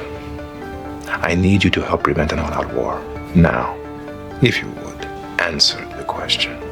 Clearly, Jesse misunderstood Gus's intentions. The next day, Walter left work early before finishing his tasks because he needed to secretly retrieve the tracker he had placed on Jesse's car. He learned that from Hank. Jesse was supposed to be sent by Gus to the cartel group to teach, but lacking confidence in his own skills, he planned to have Walter tutor him. Jesse explained to Walter the tension between Gus and the cartel group, stressing that if he failed, Gus would not spare him. Jesse urged Walter to start tutoring him as soon as possible, but Walter had no response. Still fixated on why Jesse had lied to him, Walter questioned Jesse if he had seen Gus. Jesse lied, claiming he hadn't seen him. Walter forcefully took out the cigarette containing the ricin and asked Jesse, "Are you sure you weren't at Gus's house last night?"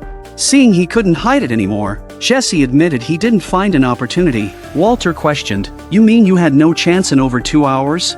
Jesse then realized how Walter knew so much about his actions. Walter, no longer hiding, showed Jesse the tracker. 7:10 to 9:28 p.m. 2 hours and 18 minutes. But you had no intentions, did you? Not the slightest intention. Everything that I have done for you. Oh! You put a bug on my core? I'm sorry, after everything you've done for me? What you've done for me? You killed me, is what you've done! You've signed my death warrant! And now you want advice? All right, I'll give you advice. Go to Mexico and screw up like I know you will, and wind up in a barrel somewhere! They're both pissed off to the max, and Walter and Jesse are on the verge of a huge fight.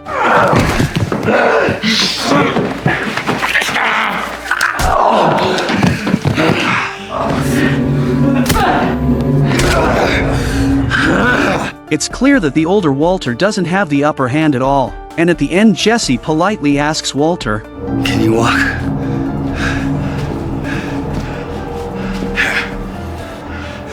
Then get the out of here and never come back. Skylar was diligently working when her former boss came to visit, catching her completely off guard. She thought Ted still wanted to pester her. Since she had reconciled with Walter, she decisively rejected Ted. However, she couldn't withstand Ted's persistent insistence, so they retreated to a private room. It turned out that Walter had misunderstood the situation. Ted's company was facing financial trouble due to tax evasion, and he was looking at criminal charges. In addition to paying hefty fines, he was facing 5 years in prison. Ted's purpose for this visit was to ask Skylar, with her accounting expertise, to help him cook the books. Since Skylar was his former accountant, many financial documents bore her signature. If Ted couldn't pay the fines on time, everyone involved would be audited. Seeing Skylar's dilemma, Ted left disappointed. Skylar couldn't risk an audit herself, as she was also cooking the books for her car wash. The consequences of an audit would be catastrophic. The next day, Skylar cooperated with Ted, staging a performance in front of the auditor. She played the role of a buxom, brainless former employee without an accounting license, behaving very unprofessionally. When the auditor asked how she was hired, Skylar's antics made it clear she got the job through connections. Her performance gave Ted some breathing room. If he paid the missing taxes in time, he could avoid prison, but Ted was now broke, with no means to come up with the over $600,000 needed. Skylar, being clever, suggested he liquidate assets, such as using his house as collateral for a loan or selling his luxury car. Ted revealed that his house was already repossessed and his luxury car auctioned off. He was at rock bottom, driving away in a recently bought used car, afraid of being implicated. Skylar lost sleep all night, and suddenly a bold idea flashed through her mind. So she got up and went to the place where she had hidden the money. She planned to use this money to solve Ted's problem and protect herself from exposure. Considering Walter's current earning speed, she figured they could quickly fill the financial gap. Not wanting Ted to know she was behind the help, she enlisted lawyer Saul to handle the matter. Saul, though skeptical, followed Skylar's instructions as he had no say in the matter. Saul called Ted to his office and gave him some bad news. Ted's distant aunt had passed away, and since she had no children, Ted was the heir to her estate, which amounted to over $600,000. This news, far from bad, was a godsend for Ted. Saul's intuition proved right. After observing Ted, Saul noticed that instead of paying the fines promptly, Ted used the money to buy another luxury car. Old habits die hard. Skylar, infuriated, stormed into Ted's office to confront him. Ted, still looking thrilled about his good fortune, was eager to get his company back on track, using the new car as an excuse for impressing clients. Skylar hinted that Ted should use the money to pay his fines first, but Ted had no intention of doing so and resented Skylar's meddling, giving her a perfunctory agreement. Skylar, not one to be easily fooled, demanded a definite answer from Ted. Annoyed, Ted snapped, "Just because we had a fling doesn't mean you can boss me around. This isn't your business." Ted then stood up and ordered her to leave. Speechless, Skylar got up to leave but couldn't resist revealing that she was the aunt, letting Ted know who had actually helped him. Do you think you got that $600,000, Ted? Great Aunt Birgit. That was you? She had sacrificed so much only to be unappreciated. The next day, Skylar received a voicemail from Ted. Ted said he couldn't accept Skylar's help and suggested they sit down and talk if possible. Hearing this, Skylar was furious and went straight to Ted's house. Notice a hint here, Ted accidentally tripped over the carpet. You'll understand why the shot is important later. Ted returned the money Skylar gave him, using the excuse that he felt it was inappropriate to repay his debts with Walter's gambling winnings. Skylar shot back immediately. Ted, the whole reason we're in this mess is because you had me cooking your books. So, when did wrong suddenly become a problem for you? Now hold on, that was a one-time measure I took in an honest attempt to protect my employees and save my dad's company. And it might have been a mistake, but that's no reason to go out and make another. No, Ted, this is the big mistake right here.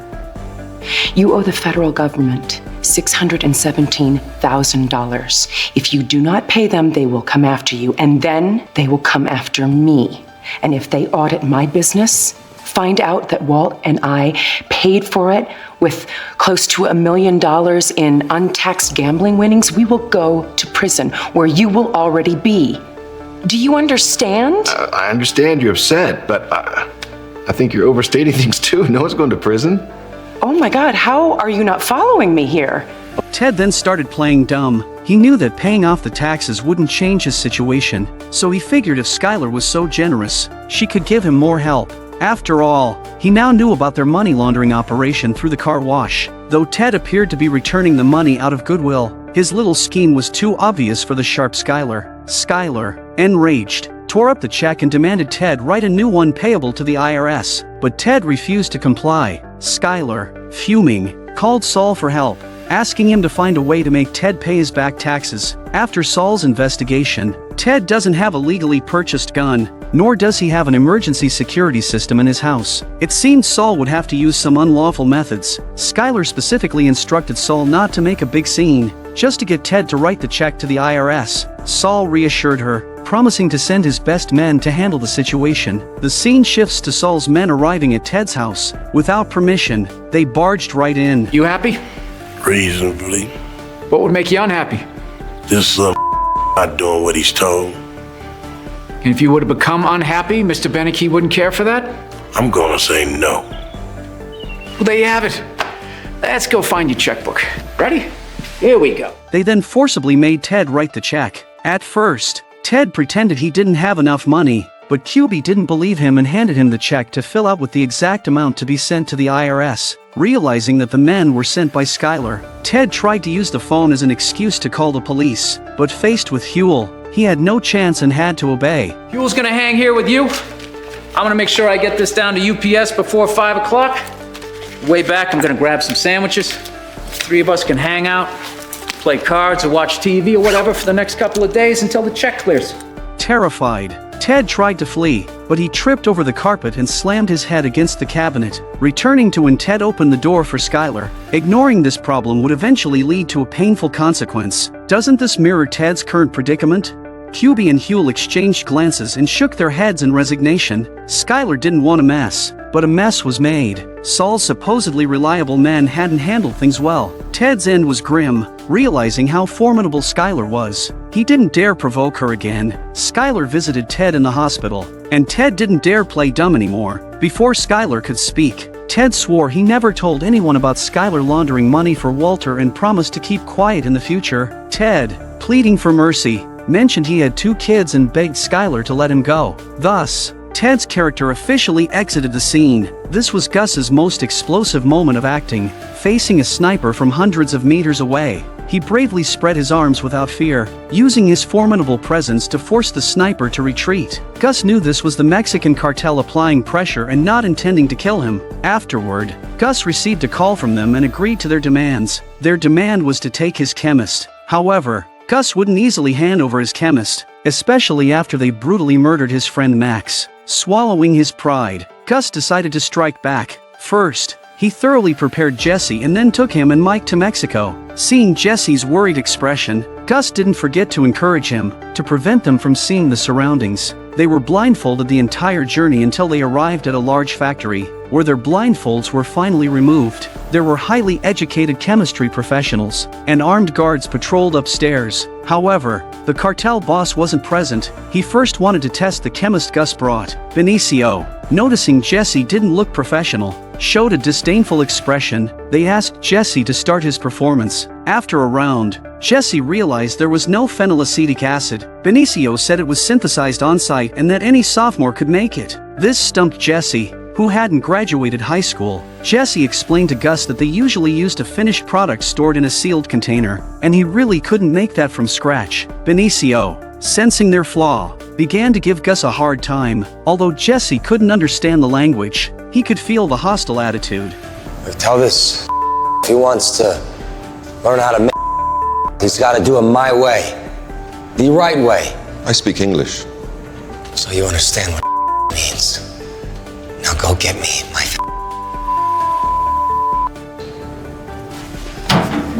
I mean, this place is disgusting.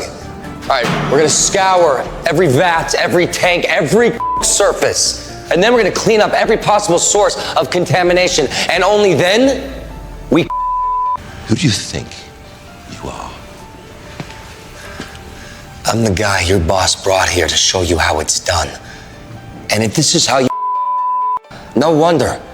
You're lucky he hasn't fired your ass. Now, if you don't want that to happen, I suggest you stop whining like a little and do what I say. At a critical moment, Jesse didn't disappoint, impressing Gus. Jesse finally produced contraband with a purity of 96.2%. Jesse passed their test and they earned a chance to meet the cartel boss, Don. Notice the scene before Don's appearance, which seems ordinary but is significant. Gus stood by the pool, the very spot where Max was killed years ago. Gus discreetly took 2 pills. Then Don appeared with his entourage. Seeing his enemy, Gus was filled with rage but had to suppress it. Gus pretended to hand Jesse over and brought a gift for Don, claiming it symbolized their renewed friendship. When Don opened it, he found a bottle of world-class blue sapphire tequila, and he was delighted, deciding to drink it with Gus. While pouring the drinks, Don warned his men that if they spilled a single drop, they should watch their heads. This also highlights the preciousness of the bottle, and on a deeper level reflects the importance that Gus attaches to this operation. Don even courteously handed a glass to his new employee, Jesse. Gus mentioned that Jesse was an alcoholic and drinking would hinder his work. Hearing this, Don quickly took the glass back from Jesse. Everyone raised their glasses to celebrate, and Gus dutifully drank first, actually to prove the drink wasn't poisoned. Then, all the important personnel drank. Don saw through Gus's intentions and advised him not to get emotional, saying, "In my territory, you follow my rules." But Gus didn't pay any attention to Don, and then he excused himself to go to the bathroom, and Don thoughtfully arranged for a bodyguard to accompany him. In the restroom, Gus turned on the faucet to cover any noise, then neatly folded his jacket. This gentlemanly act was Gus's signature move. He placed a towel on the floor, knelt in front of the toilet, and stuck his fingers down his throat to induce vomiting. Meanwhile, Don's cigar dropped uncontrollably from his hand, and everyone who had drunk the tequila began to collapse one by one. Don realized too late that the drink was poisoned. The non-drinkers tried to help, but Mike grabbed his neck from behind. Jesse was so scared, he didn't know what to do. Gus had vomited most of the tequila and, combined with the preemptive medication, was not in immediate danger. The bodyguard at the restroom door was already dead. When Gus emerged, everyone else was on the floor, leaving only the dying Don. Seeing Gus's expression, which could kill a person in an instant, the once dominant leader of the cartel group has fallen. Mike reminded the dazed Jesse to find a weapon for protection and then remove Don's necklace as proof of the cartel's downfall. At this time, Gus' body poison also began to attack. He forced to endure the pain to persuade the people in the house to surrender. Ustedes no tienen a nadie más por quien pelear. Llenen sus bolsillos o váyanse en paz. O vengan a pelear conmigo y mueran.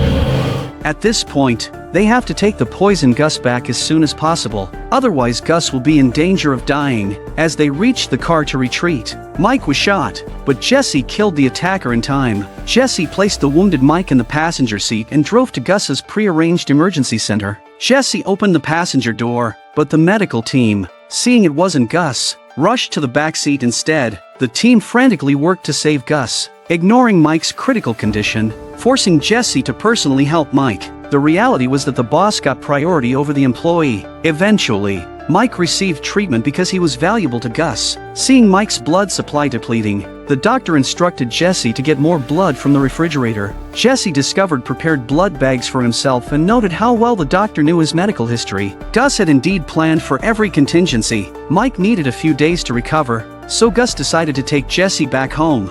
You did well down here. And you also proved the point. I think you can run the lab by yourself now. Don't you? Let Mr. White go. Pay him off or fire him. Don't kill him. You know that won't work. Then you got a problem. It's clear that Gus is determined to kill Walter, leaving Jesse caught in the middle, torn between the two. Who do you think Jesse will side with? This is undoubtedly Walter's most explosive performance. To highlight the depth of human despair, he relies solely on a series of hair-raising bitter smiles to evoke empathy from countless viewers. As a result of this show, Walter has won over 40 Best Actor awards from various organizations. By the end, you will undoubtedly be in awe of his superb acting skills. Following the previous episode, Gus successfully annihilated the Mexican cartel with his meticulous plan, avenging his old friend. This also laid the foundation for establishing his powerful business empire. Due to Jesse's outstanding performance this time, Gus plans to let him manage his own lab independently. This means that Walter can be replaced at any time. Although Jesse had a quarrel with Walter before going to Mexico, he still pleaded on Walter's behalf. Let Mr. White go. Pay him off or fire him. Don't kill him. You know that won't work. Then you got a problem. It seems Gus is determined to kill Walter. Meanwhile, Walter is taking Hank to investigate Gus's chicken farm and seizing the opportunity to inquire about Hank's progress on the case. Hank also heard about the events in Mexico and meant Hector that many people seem to have died. Walter thought Jesse was dead and could no longer hide his worried expression. Hank noticed Walter was troubled and asked with concern. So when are we going to talk about your face? I don't want to get into it, okay? No, it's not okay. My brother-in-law shows up looking like Macho Camacho and he thinks we're not going to discuss it? You know, buddy, if you're in over your head on something, don't you think I might be the guy to come to? Hank knew Walter had lost control again and tried to comfort him by using the example of an old friend. Hearing this, Walter also understood why Hank said it. Due to his fight with Jesse, Walter did not attend his son Walter Jr.'s birthday party. Afterward, Walter Jr. found Walter, and to explain his miserable state, Walter had to use his relapse as an excuse. It was obvious Walter Jr. had told Hank about Walter's secret. Walter felt a twinge of jealousy because, in Walter Jr.'s heart, he would never measure up to Hank. But I know he got on a ride that was rough to get off of. I'm just saying I'm here, you know. I'm gonna talk about it. I don't want to talk about it. To you or to anyone else. I'm done explaining myself. This also revealed Walter's attitude toward Hank and his determined Hector never to turn himself in. On the other hand, Gus, having avenged his great hatred, came to Hector. Gus took out Don's necklace and told Hector that, except for him, their entire family was gone, and their only grandson was also killed by Jesse. Seeing Hector's painful expression, Gus finally felt his hatred dissipate, but it was precisely because of this hatred that it became Gus's greatest weakness. After watching this season finale, you'll understand. The next day, Walter was called by Hank again to be his driver, continuing to secretly investigate Gus's territory. Walter appeared relaxed and secretly pleased, knowing Hank wouldn't find any clues at the chicken farm. But to Walter's surprise, this time Hank wasn't going to the chicken farm but to Gus's large laundry facility. He didn't expect Hank to be so clever. Based on the lead of Gail ordering large air filter Hector equipment, Hank quickly suspected the laundry. Walter hadn't told Gus's men to prepare for such an investigahectorn. In Desperahectorn, Walter deliberately caused a car accident and successfully sent the still injured Hank back to the hospital. To prevent Hank from discovering him, Walter had to go to work this way, because Walter had been serving as Hank's driver these past few days. He noticed the lab equipment still had residual heat, indicating someone had already replaced him. He urgently asked Tyrus who was working there. With a wicked smile, Tyrus mocked, "Do you think no one else can do this job besides you?"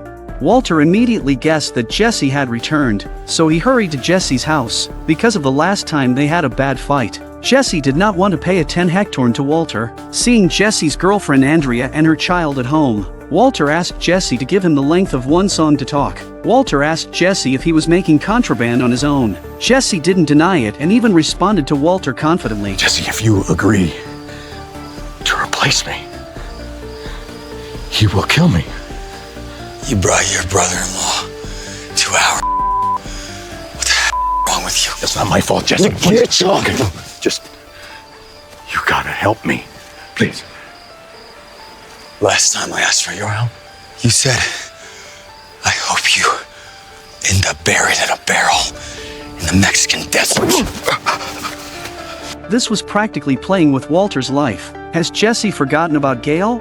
Walter could ruthlessly kill Gail, who was set to replace him, but he never thought of harming Jesse. As Walter turned around, he noticed Gus's men had already tracked him down. With the lesson learned from Gail, Gus would never allow Walter to harm Jesse. The next day, Walter was taken to a remote area where Gus issued him a final ultimatum. You are done. Fired. Do not show your face at the laundry again. Hearing this, Walter brazenly asked Gus what would happen if he couldn't comply. Gus instantly flew into a rage, furious that this old man would still be so defiant in the face of death. Walter also guesses that Jesse must be pleading for him or else Gus wouldn't have kept him around until now. Walter exposed Gus's scheme to sow discord, sarcastically noting that despite Gus exploiting Jesse's weaknesses for various gains, in the end, Jesse still wouldn't let Gus kill him. Walter had seen through it all. He was just frustrated by his inability to eliminate his powerful adversary first. Gus says Jesse will come around and accuses Walter of promising that Hank wouldn't find out about him, but Walter didn't. Now it was Gus's turn to deal with Hank. Now it's left to me to deal with him. Can't. If you try to interfere, I will kill your wife. I will kill your son. I will kill your... Gus says these words more harshly than he would kill Walter. And with that, he turns to leave. Tyrus untied Walter, and the group left him behind. Once Jesse was convinced, Walter's days would be numbered. A person with as many weaknesses as Jesse would likely be easily handled by Gus. Meanwhile, Saul was scolding his two most trusted men for their incompetence regarding Skylar's request to handle Ted. It's an act of God. Checks in the mail, at least. Oh, hello, Mrs. White. The good news is the IRS has been paid off. The bad news is... Just as Saul was unsure how to explain things to Skylar, Walter, who had just narrowly escaped death, suddenly burst in. Saul thought Walter had discovered Skylar's secret she had entrusted Saul to keep and was angrily coming to settle the score. It turned out to be a false alarm. Previously, Saul had menhectorned to Walter the ultimate solo hectorn, disappearing and starting a new life. Faced with Gus's death threat, Walter wanted to disappear with his family. You can't contact your friends or relatives ever again! All right, yes, I understand. How are you gonna sell this to that wife of yours and your teenage son? I have got no choice. It's gonna cost you. How much? The last quote I got on the deluxe was 125 grand, but you got 4 people advantage. It's gonna be at least $500,000, and he accepts cash only. I've got the money. Now come on, please. Here. Before leaving, Walter asked Saul to call the police and report that Hank was in danger and needed Protec Hectorn. Please, you gotta do it for me. I'm begging you. Please. Please. No. My brother-in-law doesn't deserve to die because of this. There's no way I'm mentioning Gus. Okay. The most I'll go, I'll say it's the cartel. They're coming back to finish the job that they botched. You say whatever you have to say. You just give me an hour to... I need to collect my wife and kids, okay? Just give me an hour, and then you make the phone call. Don't forget, please. In the end, Saul agreed to Walter's request, but an even more desperate Situa Hectorn awaited Walter. When he arrived in the basement, he found that his hidden cash was gone. What did that phone call mean? Where is it? Where's the rest? The money, Skylar, where is the rest? Seeing the about-to-collapse Walter, Skylar, who had secretly used the money, didn't know how to explain. I gave it to Ted. Gave our money to Pennick. Saul had already hinted at this problem, as Skylar's AC Hectorns had become the final straw that broke Walter. At this moment, Walter's performance reached its peak.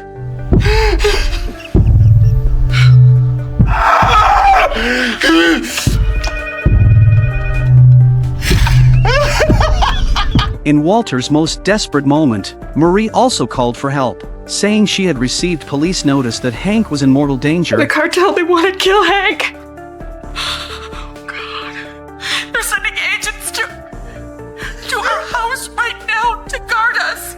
Oh, God! When is this going to end? Skylar held back her emo Hectorns and took the call, returning to the scene just shot. This was undoubtedly the ugliest moment captured of Skylar in the entire series. This was also a satire of their AC Hectorns. In their relentless pursuit of money, they ultimately hoisted themselves by their own petard. The episode's ending, driven by the actors' excellent performances and deep-seated satire, gradually pushed the plot to a climax, promising even more thrilling stories ahead. Walter is on the verge of collapse because he just learned that the money he risked his life for was secretly given by his wife to another man. The despairing Walter can't accept this cruel reality, as without that money, his family's lives would be threatened by Gus. After calming down, Walter makes a bold decision. The police have already received Saul's anonymous tip-off that someone is coming to kill Hank, so there will be 24-hour Protec Hectorn at Hank's house. But Marie is still on edge. Walter arranges for Skylar and the kids to go to Hank's house, ostensibly to comfort the frightened Marie, but in reality, to keep them out of harm's way. Walter decides to face everything alone. Skylar disagrees with Walter facing the danger, but Walter has no other choice at this point. Before leaving, Walter calls Hank, saying he still has to run the car wash and expressing concern for Hank's safety. Walter kisses his daughter lovingly, knowing it might be his last kiss. After his wife leaves, Walter sits alone by the pool, with the gun he previously intended to use against Gus on the table. He spins the gun to see fate's will, but unfortunately, the first 2 times the barrel points at him. This signifies Walter's current perilous situation. Unwilling to accept this, he spins the gun one more time. This time, the barrel points at an orchid nearby. Walter looks at the orchid thoughtfully. This sets the stage for the rest of the episode. Meanwhile, everyone is terrified by the threat except Hank. Hank thinks it's likely that the higher-ups are displeased with his unauthorized investigation into Gus and are using this method to keep him homebound. This only makes Hank more suspicious of Gus, so he suggests Steven investigate Gus's laundry facility. Steven says he doesn't have a court-issued search warrant, but Hank argues, "What warrant? Don't we usually just go in for interviews?" Hank deliberately goads Steven, implying he's not as good in this aspect. They often bet against each other during their joint investigations. The scene shifts to Steven arriving at Gus's laundry facility for an investigation to prove he can get the job done without a search warrant. Steven uses various examples and metaphors with the employee, explaining that he just needs to take a few photos and leave quickly, hoping for cooperation. He manhectorns that if he did get a search warrant, he would turn the place upside down. After weighing the objections, the employee agrees to Steven's inspection. Fortunately, Gus's underground lab is well hidden, and even with police dogs, they find nothing suspicious. Gus, watching the situation unfold on his surveillance monitors, calls Jesse in the lab and blames Walter for this severe situation. Gus's goal is to convince Jesse to let him kill Walter, but Jesse still refuses to let Gus harm Walter. After his shift, Jesse tries to contact Walter for a serious talk but can't get through. Hearing several urgent messages from Saul, Jesse rushes to Saul's office. Before meeting Saul, Huel thoroughly searches Jesse. This scene sets up a plot point for later. Saul is also planning to skip town and wants to return Jesse's money before leaving. While handing over the money, Saul tells Jesse about Walter's predicament. Jesse is shocked that Gus would move against Walter so quickly. Back home, Jesse lies on the couch, distressed, when his girlfriend Andrea calls to say her son Brock is in the ICU. Jesse rushed to the hospital and saw Andrea's worried face. Jesse could only go up to comfort him. After the doctor came out, Andrea was called to accompany Jesse could only wait outside, preparing to smoke. Jesse suddenly realizes the cigarette with ricin Walter gave him is missing. Jesse suspects Walter stole it and poisoned Brock. He rushes to tell Andrea that Brock was poisoned by ricin and advises the doctors to treat him accordingly, then hastily leaves to confront Walter. At home, Walter is extremely characterous, drawing all the curtains. Only after seeing it's Jesse alone does he carefully open the door. Walter tells Jesse about Gus's threats, but Jesse isn't interested in hearing it. During their conversation,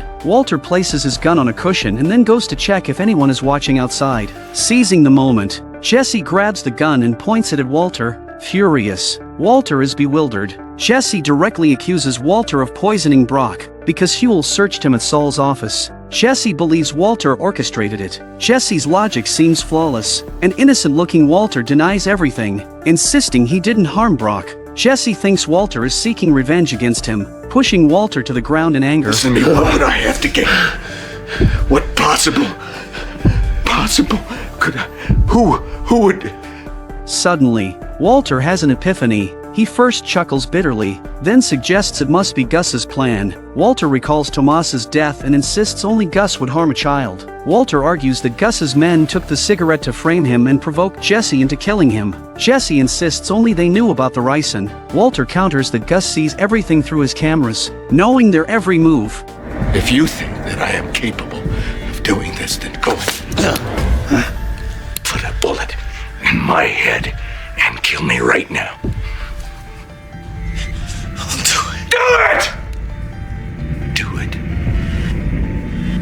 Do it!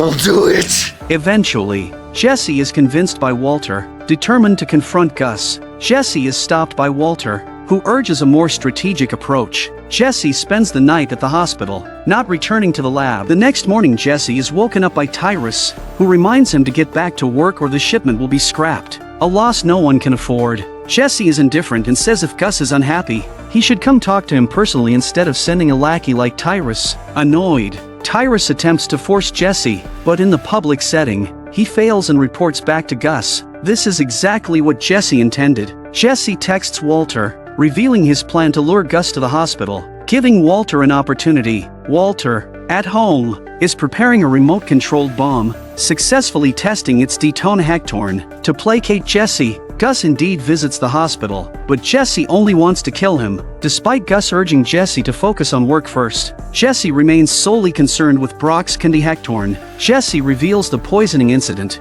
but Gus, like Walter, reacts with a look of shock. Without spoilers, many viewers are left unsure who poisoned Brock, a mystery that will be unveiled in the finale. Realizing he can't sway Jesse, Gus reluctantly compromises. Stay with the boy. Tyrus will dump what's there. You, when you are ready to return. Next week. Leaving the hospital, Gus's usual candy-hactorn senses something amiss. Walter, watching from across the street with binoculars, has planted the bomb on Gus's car, ready to detonate once they get in, but Gus doesn't enter the car. Instead, he surveys the surroundings. In the end, Walter's plan fails. Gus and his men leave without a hitch. Up next is the most thrilling episode of the series, featuring the ultimate showdown between Walter and Gus. The highly anticipated finale of Breaking Bad Season 4 is finally here, and it's the most exciting episode of the entire series. Although Gus has always been meticulous, he ultimately couldn't outsmart Walter. Let's watch together to see how Walter triumphs over Gus. Picking up from the previous episode, Walter successfully lures Gus to the hospital, but his plan to blow up Gus fails. After a candy-hactorous Gus leaves, Walter hurriedly retrieves the bomb he had planted under the car. Walter then goes to the hospital to confront Jesse, demanding to know what exactly he had told Gus. Suspecting that Gus had caught onto their AC hactorns, Jesse insists he didn't give anything away and even scolds Walter for bringing a bomb into the hospital. Walter asks Jesse to think carefully about other places where Gus might appear, excluding Gus's own territory since those places are heavily monitored and it's impossible to make a move. Before they can come up with a plan, Jesse is taken away by the police. It turns out that Jesse had told Andrea that Brock was poisoned with ricin, which is extremely rare and highly toxic. The doctor believes that Brock's poisoning might be related to Jesse and calls the police, leading to Jesse's arrest. Under police interrogation, Jesse explains that he exaggerated because he was overly concerned about the child's safety. He claims his knowledge of ricin comes from watching too many movies, where he subconsciously learned about it. The police find out Jesse has a criminal record, but they have no evidence linking him to Brock's poisoning. Jesse wants to leave because Walter desperately needs his help, but the police have no intent of letting him go. Saul Goodman. That's my guy. So do I gotta call him, or do you? The scene changes and Saul's phone rings, but Saul has gone out to hide, leaving his secretary, Francesca, to destroy the Informa hactorn. When she hears a knock on the door, Francesca ignores it. A loud bang startles Francesca, and she quickly grabs her pepper spray for Protect Hectorn. When she saw it was Walter, she let her guard down. I need Saul. I need him right now. So you break into the place. You just break in. I see you're here, by the way. If you'd have bothered to answer the phone or the door, maybe I wouldn't have. Forget it. With Jesse in police custody, Saul is the only one who can help. Walter asks Francesca where Saul has gone. Francesca says that Walter and Jesse have caused a huge mess, and Saul fled to avoid getting implicated, leaving her without a job. Francesca hates Walter so much that she thinks she's going to get off work in a few minutes, but now it looks like she won't be able to leave. Seeing this, Walter offers Francesca some money, wanting to know Saul's new phone number. Hey, look, there's got to be at least $1,700 there, okay? That'll more than cover the cost of the door now. I apologize profusely. Please, the phone number. I bet it does. I bet you it winds up costing $20,000. Sensing an opportunity, Francesca demands an anti-hectornal $5,000. Now I'm thinking 25. I'll be right back. Anxious and remembering the cash stashed in his basement, Walter drives home to get the money. He doesn't drive straight to the house, fearing Gus's men might be watching. Thinking quickly, Walter calls his neighbor, pretending his family is away on a trip and asking her to check if the gas is turned off in his house. Walter uses binoculars and indeed sees two suspicious individuals. After confirming they have left, Walter quickly goes to the basement to get the money, but the two men soon return.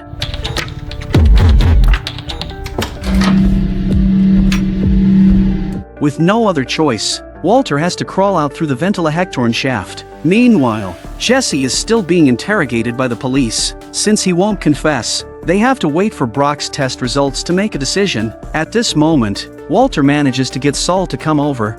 Make like you got manners. Make like you respect the rule of law. Au revoir. Auf Wiedersehen. Hasta luego. Get the hell out. Bye-bye. Saul advises Jesse to stay put for now, as it is relatively safe here. After a conversa-hectorn with Jesse, Saul gathers some clues and relays them to Walter. Jesse hectorns that he recently returned from a revenge trip to Mexico with Gus. Their first stop was a nursing home to visit Hector. Walter and Jesse know Hector well, as they spent some time with him when Tuco kidnapped them. Jesse noticed the deep hatred between Gus and Hector. Jesse saw Gus gloating after killing Hector's entire family, so he curiously asked about it. Gus vaguely tells Jesse that his friend was killed by Hector. Neither Jesse nor Saul realized the importance of this clue, but Walter, driven by his strong will to survive, didn't miss it. They say the enemy of my enemy is my friend, but in this case, their relahectornship is clearly that the enemy's enemy is still the enemy. Walter goes to the nursing home where Hector resides, and Hector is furious to see his nemesis. I know you despise me. And I know how badly you want to see me dead. But I'm willing to bet that I know a man whom you hate even more. I am offering you an opportunity for revenge. The scene shifts to Hector ringing his bell to call the nurse. After a difficult exchange, Hector indicates that he wants to make a deal with the DEA. It's clear that Walter has convinced Hector. With the deal arranged, Walter hides outside the nursing home, waiting for the right moment. Notice that Walter has rented a white car, clearly worried about being spotted by Gus's men. With just a single shot, the show conveys the entire situation, full of meticulous details. That's when Walter Jr. calls to urge him to come back and hide. This naturally transi-hectorns the scene to Hank's house. Walter Jr. is very worried about Walter, and Marie also urges him to come back quickly. Only Skylar doesn't urge Walter to come back because she knows he won't return. Marie, he'll get here when he gets here. I hope you just have a banner day over there. Okay, Walt? Don't worry about a thing here. Goodbye. Meanwhile, Hank is still analyzing the photos Steven took at Gus's laundry. Just as Hank discovers something, Steven arrives. Seeing Hank still looking at those boring photos, Steven becomes a bit impatient. Hank notices that the load on the laundry's electrical panel doesn't match the equipment's power consumption. He asks Steven to check again, but Steven hectorns that a new witness has arrived at the SDA hectorn and specifically requested to speak with Hank. Marie thinks it's a trap and insists Hank shouldn't go, not even to the DEA. Yet in the next moment, Hank is at the DEA office, just when everyone thinks Hector will provide important hectorn. He instead starts cursing at Hank, because Hank killed his nephew Tuco. This is another form of revenge before his death. Before leaving, Hector playfully winks at Hank. Well, at least this time he didn't shit himself. Guess that's progress. As soon as Hector leaves the DEA office, Tyrus, who has been secretly monitoring him, reports the incident to Gus. This was precisely what Walter and Hector had planned, intending to lure Gus out. As soon as Hector returns to the nursing home, Walter, hiding in the bathroom, steps out. Any second thoughts? Then let's get to work. Tyrus quickly arrives as well because Hector, who never deals with the DEA, showing up there means Gus must eliminate this threat immediately. He instructs Tyrus to ensure Hector's room is secure before taking AC hectorn. Walter, unable to leave in time, has to hide near the air-conditioned hectorning unit. Meanwhile, the police receive Brock's test results, proving it wasn't ricin poisoning, and Jesse is released. As Jesse walks out, he brushes past a police officer. Jesse immediately contacts Andrea and plans to visit Brock at the hospital, but before he can get a taxi, Gus's men forcibly take him away. At this moment, 2 more officers appear. This also shows how desperate Gus is to get Jesse back to work, resorting to force despite the police presence all over the streets. We just picked up Pinkman. What about Hector?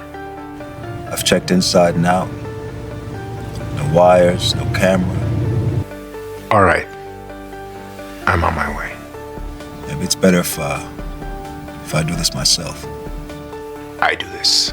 Gus doesn't let his men handle Hector. He wants to kill him personally to avenge Max's death. Hatred has blinded him, playing right into Walter and Hector's plan. Despite Gus's taunts, Hector remains unmoved. As Gus is about to act, Hector, who has never looked him in the eye, suddenly does, making Gus feel something is wrong. At this moment, Hector suddenly starts ringing his bell frantically, signaling to Walter.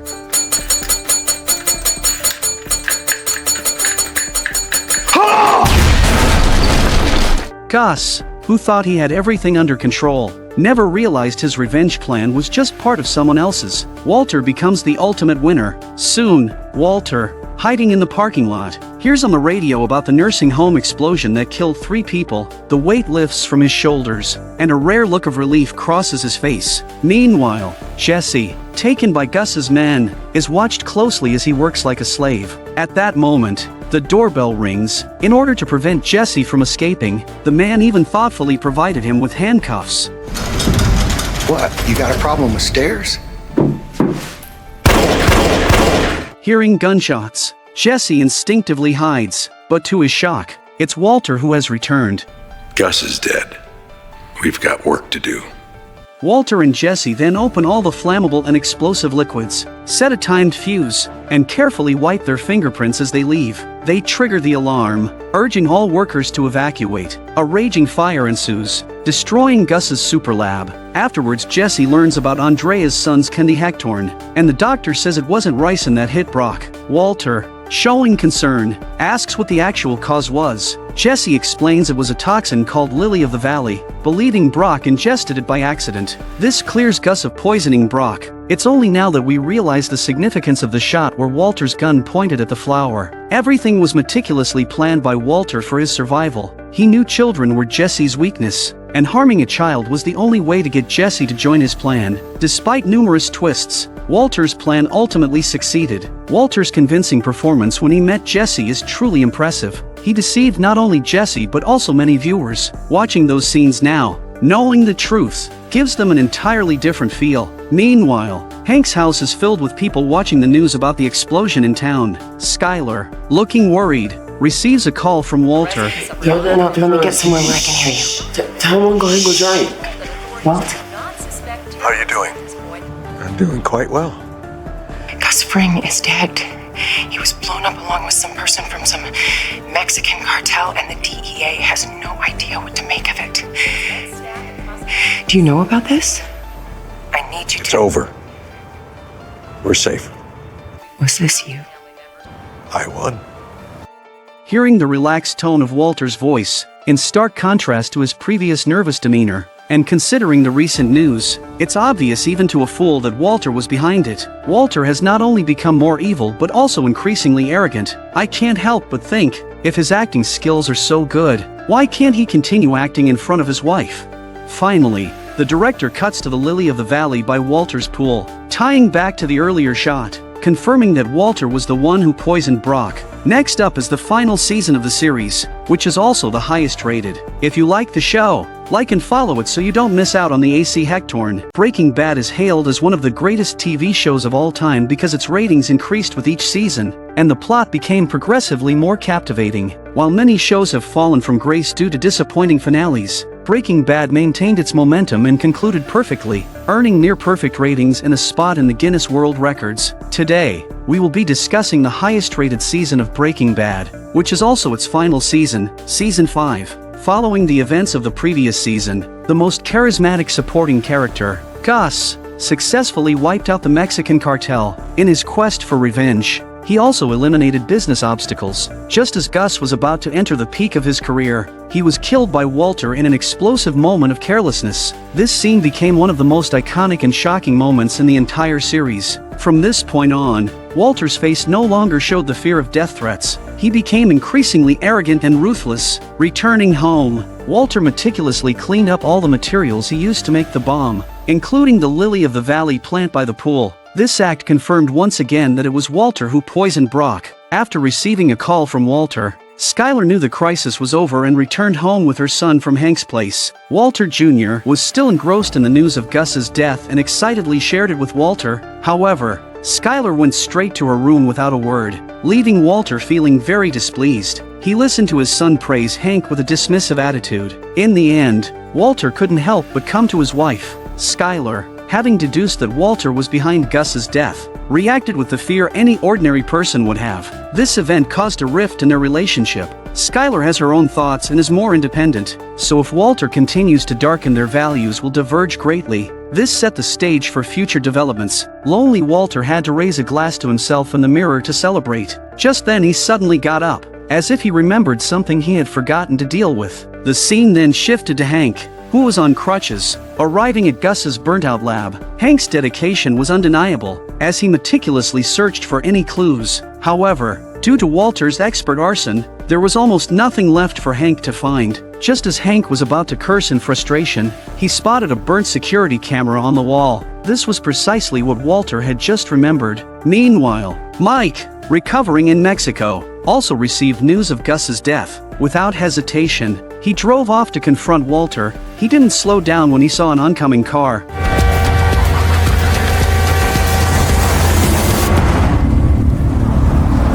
It was Walter and Jesse in the approaching vehicle. Whoa, whoa, whoa! Hold up, hold up! Get out of my way, kid! Mike, wait a minute, all right? Let him talk. Let him talk. I am done listening to this asshole talk. Now get out of my way! Yeah, he saved his own life. One more word! Mike, if you kill him, you're gonna have to kill me. Come on. If Jesse hadn't intervened, Walter might have followed Gus to his grave. Once Mike calmed down, Walter explained the reason for their visit, because now only Mike knows where Gus's security footage is, and if they don't destroy it, all three of them are screwed. Of course Mike knew where the video was. He held out his right hand to Jesse through the pain. Key, scumbag. It's the universal symbol for key. They quickly drove to Gus's office, knowing the recordings were on his laptop, but they arrived too late. The police had already seized Gus's laptop as evidence. Thankfully, the laptop was password protected, preventing Hank from accessing it immediately. Mike received confirmation that the laptop was stored in the police evidence room. Realizing it was impossible to retrieve the laptop, Mike prepared to flee. Walter, unwilling to give up, asked Mike to describe the layout of the evidence room, but Mike thought Walter was being delusional. The security of the evidence room was comparable to a bank vault. With 24-hour surveillance, getting Gus's laptop was impossible. Walter insisted they didn't need to retrieve it, just destroy it. Mike assumed Walter planned to use a bomb again, but even a bomb couldn't breach the thick concrete walls. As their argument escalated, Jesse had a moment of brilliance. Or what about a magnet? What magnet? What about it? Walter and Mike stared at Jesse in surprise. As soon as the scene changes, a few of the men find Old Joe at the junkyard and they tell him what they want. Old Joe assured them that as long as the money was right, he could build anything they needed. For now, money wasn't an issue. Soon, Old Joe assembled an electromagnetic device and warned them to remove all metal objects from their bodies. When Walter activated the power, the laptop began to lose signal. Yeah, that did it!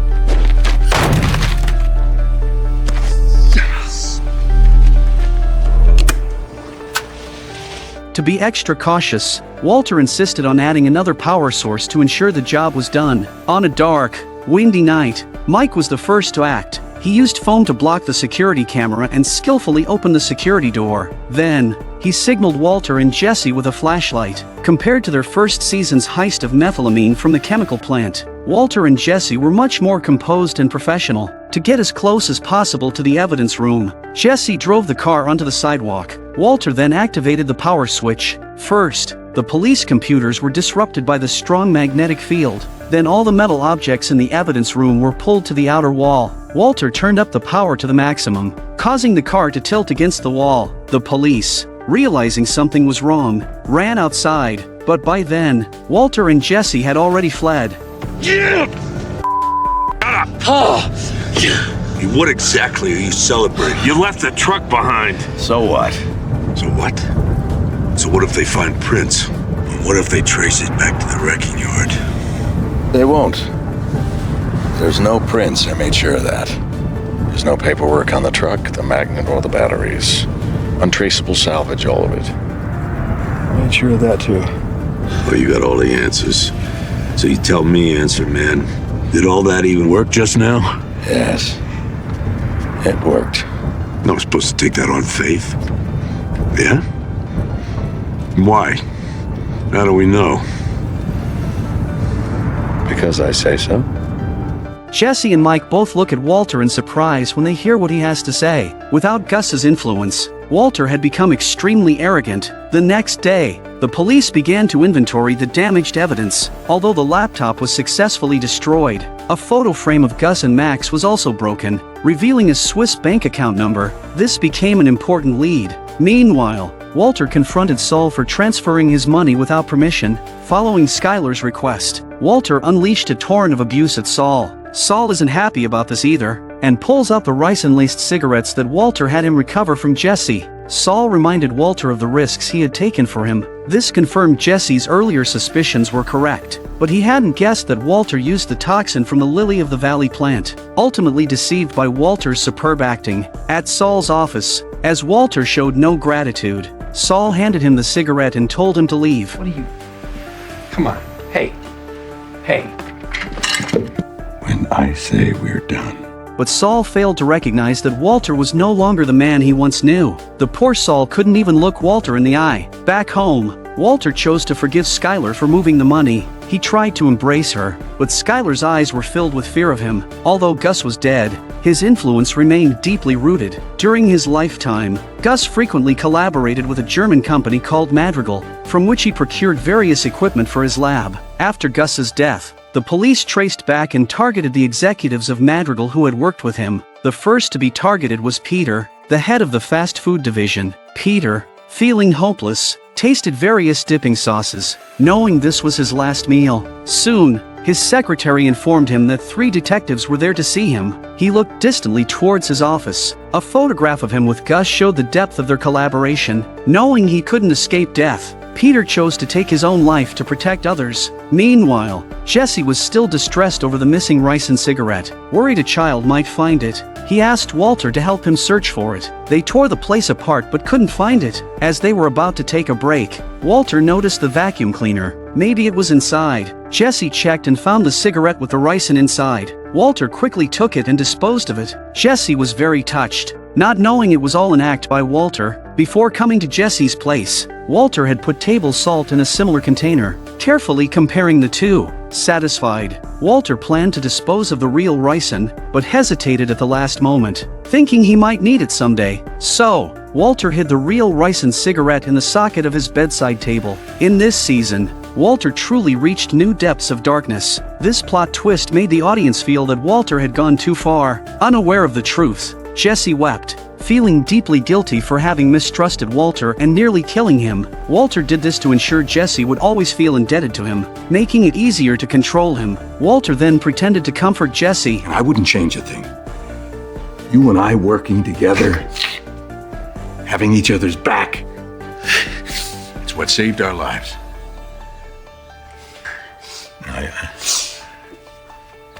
I want you to think about that as we go forward. Go forward where? The scene shifted to Mike's house. Walter's plan was to recruit Mike to help take over Gus's market. He and Jesse would handle production, while Mike would manage distribution and logistics. But Mike flatly refused. Thanks, but no thanks. We've had our issues, you and I. But I would suggest that you leave emotion out of this decision. I am. You are trouble. I'm sorry the kid here doesn't see it, but I sure as hell do. You are a time bomb. Walter asked Mike to reconsider and shook hands before leaving. Meanwhile, the DEA office was packed. On the left sat the German Madrigal representatives, and on the right, the DEA team handling the Gus case. Following Peter's suicide, Madrigal's top executives decided to cooperate with the police. Shocked by the turn of events, As the police investigation deepened, it revealed that many Madrigal employees had financial ties to Gus. During the conversation, a female executive named Lydia displayed a meaningful expression. The Gus case implicated many people. A trafficker of prohibited substances operated right under the DEA's nose, leading to Hank's boss George being removed from his position. He regretted not heeding Hank's advice. Before he left, George was still haunted by the death of Gus, who had come to his house for a barbecue before he died, and had a hard time accepting that Gus was a two-faced man. The question of who gave Tio the bomb is the biggest mystery of all, but with the deaths of several people, there is no way to find out the evidence. Fortunately, they obtained Gus's banking information, hoping to find some leads there. In a cafe, Madrigal executive Lydia furtively met with Mike. To avoid drawing attention, she spoke to Mike with her back turned. Like in a movie, this absurd behavior left Mike feeling at a loss for words. Mike, without a word, sat down opposite Lydia. When the waitress brought tea, Lydia pretended to run into an old friend. Lydia is not a woman to be trifled with. She took out a list of 11 people. The 11 people on the list are all involved in the sales chain, and if the police find them, they're likely to confess. Lydia, fearing for her safety, suggested Mike eliminate these people to prevent any loose ends. Mike looks at Lydia with surprise, because these are his men. Gus had treated them well and had already arranged an exit strategy for them. Even after Gus's death, they would receive a substantial hush money payout. Mike warned Lydia never to bring up such foolish ideas again, then turned and left. However, he underestimated Lydia's resolve. Soon after, Mike was summoned to the DEA for questioning. As he arrived, he saw Chow, Gus's former warehouse manager, who had just been interrogated. Chow's uneasy demeanor showed he was clearly shaken. Mike entered the interrogation room, unperturbed. He didn't even bring a lawyer. Facing Hank's questions, he didn't reveal any cracks. Hank also found out that Mike had been a cop before, and that it would be a bit of a stretch for him to work as a security guard for Gus with his qualifications. The implication was that Gus's commercial empire was surely connected to Mike. Mike claimed ignorance, noting the police had no evidence to arrest him. With that, he stood up to leave. Seeing Mike's unyielding stance, Hank played his trump card. How about we talk about the $2 million in your granddaughter's name? They had traced the bank numbers from the back of Gus's photo, uncovering 12 offshore accounts. These accounts included the 11 people on Lydia's list, and one belonged to Mike's beloved granddaughter, Kaylee. Hank expressed his shock that a 10-year-old girl had $2 million in her account. Hank told Mike that fortunately, he hadn't touched that money, so the police had no grounds to arrest him yet. But the other 11 were not so lucky. Their accounts were frozen, and 9 of them had accessed the money. They were now in custody. Those 9 might betray Mike by tomorrow, and Kaylee's $2 million could be confiscated. Hank suggested that if Mike cooperated, he might at least leave some money for his granddaughter. The sudden news caught Mike off guard, but he could only grit his teeth and insist he knew nothing. Back at home, as Mike was playing with Kaylee, he received a call from Chow. Chow wanted to meet with Mike. Chow's bank accounts had been frozen, and he wanted to discuss the hush money with Mike. Mike's sharp instincts sensed something was wrong. Arriving at Chow's address, the battle-hardened Mike knew it was a trap. Inside, a hitman was waiting, aiming his gun at the peephole, ready to shoot as soon as Mike knocked. But Mike wasn't that easy to fool. Using his granddaughter's doll to block the peephole, he then subdued the hitman from behind. Mike recognized the hitman. He had worked for Gus and was one of the 11 people on Lydia's list. Lydia had sent him to eliminate the other 10 people on the list. With his money frozen, Chris took the job for $10,000 per person and $30,000 for Mike. Since the other 9 were in prison, Chris started with Chow. He hoped Mike would spare his life, given their past loyalty. Mike was filled with mixed emotions. He realized his once loyal subordinate had betrayed him for Lydia, but he was even less inclined to let the mastermind, Lydia, off the hook. That night, Mike stealthily entered Lydia's home and held her at gunpoint. Lydia pleaded for her life, saying she had a young daughter to care for. Mike thinks for a moment and then doesn't kill Lydia and asks Lydia if she can get the methylamine. A positive answer spared Lydia's life. Back in his car, Mike called Walter. Yes. You still plan to move forward? Yes, we do. I've reconsidered. I'm in.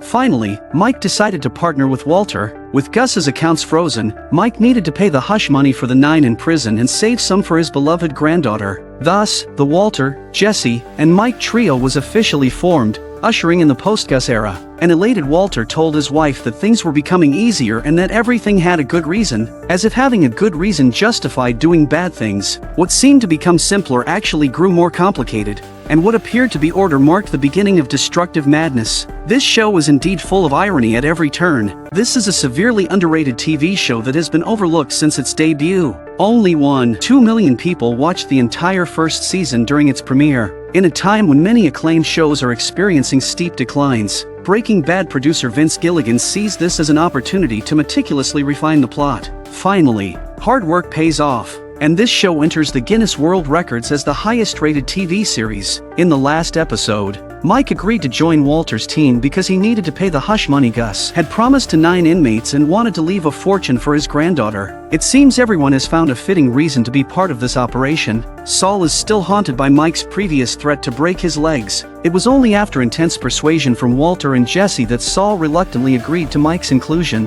All right, let him in, Huel.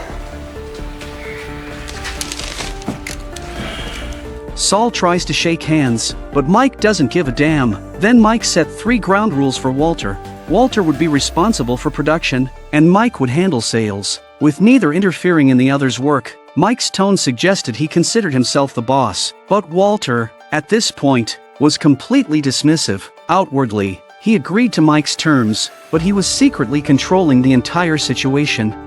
Hey, you're okay with that? Yes.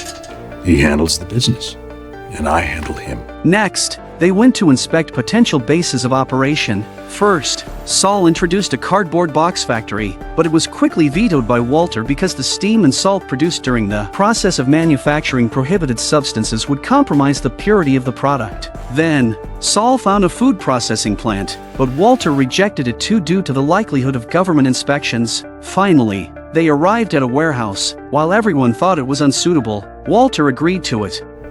It's perfect. What? How are we gonna fit a lab in here? Who said here? Walter was inspired by the stacks of canvas there. In the U.S., when houses are infested with pests, homeowners hire professional exterminators for a few days, during which the owners are not at home. This is the perfect cover. The most dangerous place is indeed the safest. The once timid Walter would never have conceived such a bold idea. Saul explained that he had worked with this extermination team for 5 years. On the surface, they were pest control professionals, but in reality, they were a gang of thieves. They were smart, never committing theft during the extermination, but instead copying keys and waiting a long time before robbing the clients. Saul knew them well and said they could be easily bought. So, we take a vote? Why? For ease of equipment transfer, Jesse had Badger and Skinny customize large instrument cases. Badger and Skinny wanted to join the operation, but clearly, there were no positions for them at the moment. After Mike briefed the extermination team on specific precautions, Walter and Jesse began installing the equipment in the boxes. While discussing the installation, Andrea returned with her child. Although Walter and Andrea had met once before when Walter sought Jesse's help, Jesse still respectfully introduced Walter to Andrea. Seeing the child he had poisoned before, Walter showed no sign of guilt. Comparing this Walter to the kind-hearted man from the first season, his transformation into a ruthless character is truly astonishing. Just as Walter was about to make an excuse to leave, Andrea enthusiastically invited him to stay for dinner, and Walter gladly accepted. This gave him time alone with Brock. As Walter looked at Brock, can you guess what he was thinking? The next day, the extermination team took on a job. As soon as the homeowners left, Walter and Jesse arrived. Since they had already moved the equipment in, they could get straight to work. At that moment, a young man reminded Walter that there was a camera in the house, which he had turned off. Walter sees that the young man is pretty smart, so he asks him his name. Todd, sir. Todd is an important character in the 5th season, and this was just an early introduction. Then Walter and Jesse started their first job since Gus's death. Walter enjoyed the process immensely because it made him feel like he was utilizing his strengths. During a break, Walter and Jesse relaxed on the homeowner's couch, drinking beer and watching TV. Walter brought up Jesse's relationship with Andrea. Jesse said he was serious about her. Walter asked if Jesse had told Andrea about his work. Jesse clearly hadn't considered these questions. The cunning Walter continued to manipulate Jesse, saying that if Andrea truly loved him, she would understand everything he did. He insisted that since they had decided to be together, they should be honest with each other. Secrets only create distance. Walter said that if Andrea truly loved him, she would understand everything. Walter was indeed very manipulative. He knew Andrea wouldn't understand Jesse, just as Skylar never understood him. After hearing Walter's advice, Jesse fell into deep thought. Meanwhile, Marie visited her sister's car wash, and the sisters chatted. Marie mentioned that Hank had returned to work at the DEA. His colleagues who doubted his judgment about Saul were proven wrong. Marie also mentioned Walter, saying his 51st birthday was coming up soon. Skylar, who had been on edge lately, said she hadn't decided how to celebrate. Marie told Skylar that Walter was diagnosed with cancer around this time last year, and that it was the 1-year anniversary of his cancer battle, so he had to celebrate. Skylar's reaction surprised Marie. She lit a cigarette, despite having quit for years, and then she broke down. Shut up! What? I'm sorry. Please don't speak to me like that. I am simply saying that you Will you can't shut up? Hey. Shut the hell up! Shut up! Shut up! Shut up! Shut up! Shut up! Marie, thinking her sister was being mistreated, angrily went to confront Walter. Upon learning Marie's reason for visiting, Walter immediately put on an act, explaining that Skylar's recent emotional turmoil was due to Ted's accident that left him paralyzed. Walter claimed Skylar was under pressure because of this. Marie was completely confused. What did Ted's paralysis have to do with her sister? So, Walter casually mentioned Skylar's affair with Ted. He asked Marie to keep it a secret, saying he didn't want Hank to look down on him. Hearing this, Marie instantly felt sympathy for Walter. The conversation ended quickly, and as she left, Marie couldn't help but give Walter a comforting hug. Jesse was also in a bad mood, torn about whether to tell his girlfriend about his work after Walter's talk. Soon, the big day for splitting the money arrived. The 3 large piles of cash on the table looked substantial, but Walter quickly noticed 20% was missing. Mike explained that the 20% was for the driver. Walter was immediately unhappy, questioning why a driver would get so much, but Mike justified it by saying the driver took on significant risk and deserved the pay. Mike continued to distribute the money, and soon it was half as much again. He also had to set aside hush money for the 9 inmates, which was no small amount. To make matters worse, this payment needed to be made every month. Walter, unable to bear it any longer, insisted that Mike should cover the cost himself.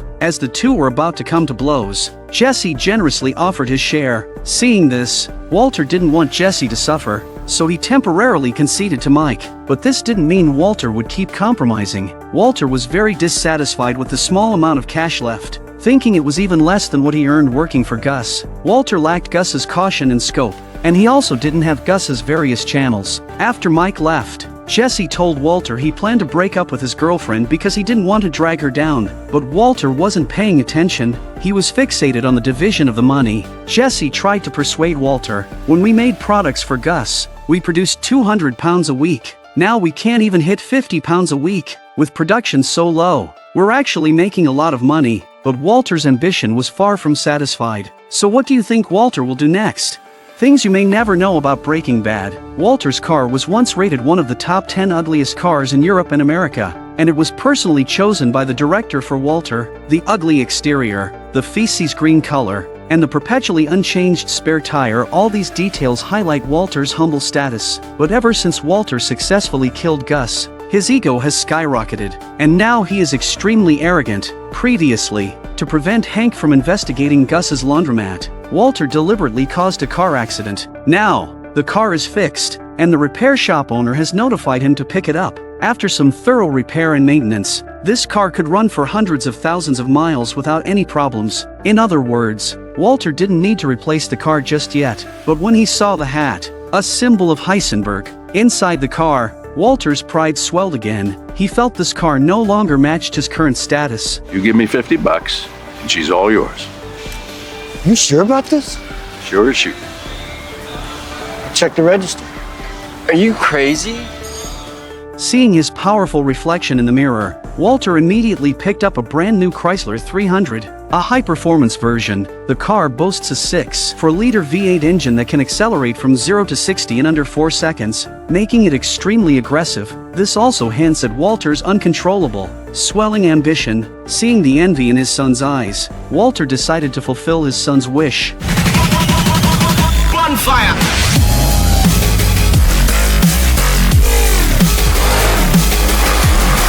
Walter has now lost himself in his arrogance. When Skylar returned, she found there wasn't even a parking space left. At the dinner table, father and son boasted about their beloved cars, while Skylar worried silently. At this point, she was too afraid to voice her anger at Walter's behavior. Walter then explained to Skylar that the cars were leased, so no one would suspect anything. Even if they were purchased, they wouldn't lack the money. As he spoke, Walter placed a wad of cash on the table. Seeing the cash, Skylar knew Walter was back to his old business. Facing Skylar's questioning, Walter said he needed to make back the $600,000 given to Ted. Skylar, not wanting her son to grow up in such an environment, suggested sending Walter Jr. to a boarding school, but Walter refused. Walter reassured Skylar that despite recent events, everything was now under control and he had everything handled. The next day was Walter's 51st birthday. As usual, Skylar would prepare a delicate bacon breakfast in the shape of his age, but this time, Skylar had no enthusiasm. It was only after Walter Jr.'s repeated requests that Skylar reluctantly put it together. It was so perfunctory. Meanwhile, Lydia, under immense pressure from all sides, was recently unable to eat or sleep well. She, usually attentive to details, even wore the wrong shoes. Just as she was feeling frustrated, Mike called to warn her that the DEA would arrive in 30 seconds. Sure enough, as soon as the call ended, Hank arrived with a team. They were there to find someone named Ron. Lydia led Hank and his team to the warehouse, and another executive from Madrigal Corporation was arrested. Ron was the person Mike had planted to steal methylamine from the warehouse. This terrified Lydia. Back at her office, still shaken, Lydia told Mike about the incident. Fearing that Ron might betray her, Mike reassured her that no one would betray them and said he would arrange for someone else to transport the methylamine. Back at the DEA, Hank was focused on Gus's case. He kept complaining about how Gus, with half his face blown off and buried underground, still managed to outsmart everyone. Hank's even suspicious of Lydia now. Although Lydia seemed normal, Hank noticed her mismatched shoes. How normal could she be? As Hank was stressing over the case, his boss brought good news. Due to Gus's close ties with the DEA, George was fired, and the higher-ups decided to promote Hank. Though a promotion and raise were good news, Hank wasn't particularly excited. Thus, Hank became the head of the DEA. After finishing his workday, Walter left Jesse to clean up because he needed to go home for his 51st birthday party. Before entering, Walter checked his appearance, but when he stepped inside, the scene was far from the lively party he had imagined. The house was cold and quiet. Nothing like last year's birthday party. In just 1 year, everything seemed to have changed. Walter asked about the evening's plans, and Skylar said only Hank and Marie would be coming. What was supposed to be a grand birthday party had turned into a simple family gathering. Meanwhile, on the way over, Hank asked Marie why she seemed unhappy lately. Marie said she had promised Walter not to tell anyone about Skylar's affair with Ted. Hearing this, Hank was stunned. Dinner wasn't even finished when Walter Jr. rushed out to drive around, leaving the remaining family members each lost in their own thoughts. Making for an awkward atmosphere, Hank tried to find topics to talk about. Skylar, acting out of character, slowly walked into the pool, causing panic among the others. Fortunately, Walter pulled her out in time. Marie went to the bedroom to comfort Skylar. Outside, Hank tried to console Walter, saying that as long as they could get by, even with a little infidelity, it would be okay. He revealed that Marie had also had an affair with a psychologist named David. They really are sisters. Before they could finish their conversation, Marie emerged from the bedroom, thinking her sister was suicidal, but Hank didn't agree. He thought Skylar just needed to talk to a psychologist. Marie offered to leave David's contact information. Marie also advised Walter that it was normal for couples to have ups and downs. Marie suggested taking Walter Jr. and her daughter to stay at her place for a while so that Walter and Skylar could repair their relationship. Walter then understood his wife's intentions. After Hank and Marie left with the kids, Walter went to the bedroom, and they had a huge argument over the situation. What should have been a happy birthday turned into a disaster. With no options left, Skylar finally said something that broke Walter's heart. This is the best I could come up with, okay? I will count every minute that the kids are away from here, away from you, as a victory. I can't go to the police. I can't stop laundering your money. I can't keep you out of this house. I can't even keep you out of my bed. All I can do is wait. Wait for what? What are you waiting for? for the cancer to come back. This was the price Walter paid for his actions. Meanwhile, Lydia turned off the warehouse camera and opened the door. Jesse had been waiting for some time. They entered the warehouse, and Lydia pointed to a barrel of methylamine, telling Jesse to take it. She had already removed it from the inventory. As Jesse used the forklift to lift the barrel, Lydia noticed something underneath it. Wait, stop! Tommy, that's not what I think it is. The next day, Jesse told Mike about the incident. Mike immediately recognized it as a tracker. The police wouldn't be this unprofessional. If it were the police, they'd place the tracker inside the barrel, not underneath it. Mike concluded that Lydia had staged the whole thing to sever ties with them. Furious, Mike decided to eliminate Lydia to prevent future problems. But women and children were Jesse's soft spot, and he began to dissuade Mike. What if Lydia wasn't behind it? They'd be burning a bridge. Jesse insisted on a vote. The methylamine keeps flowing no matter what. We are not ramping down. We're just getting started. Nothing stops this train. Nothing. It turned out to be obvious that Walter had the solution. As Walter was about to leave, Jesse called out to him. You said it was your birthday, so I left the receipt in the box in case you want to exchange it. Anyway, hey, happy birthday.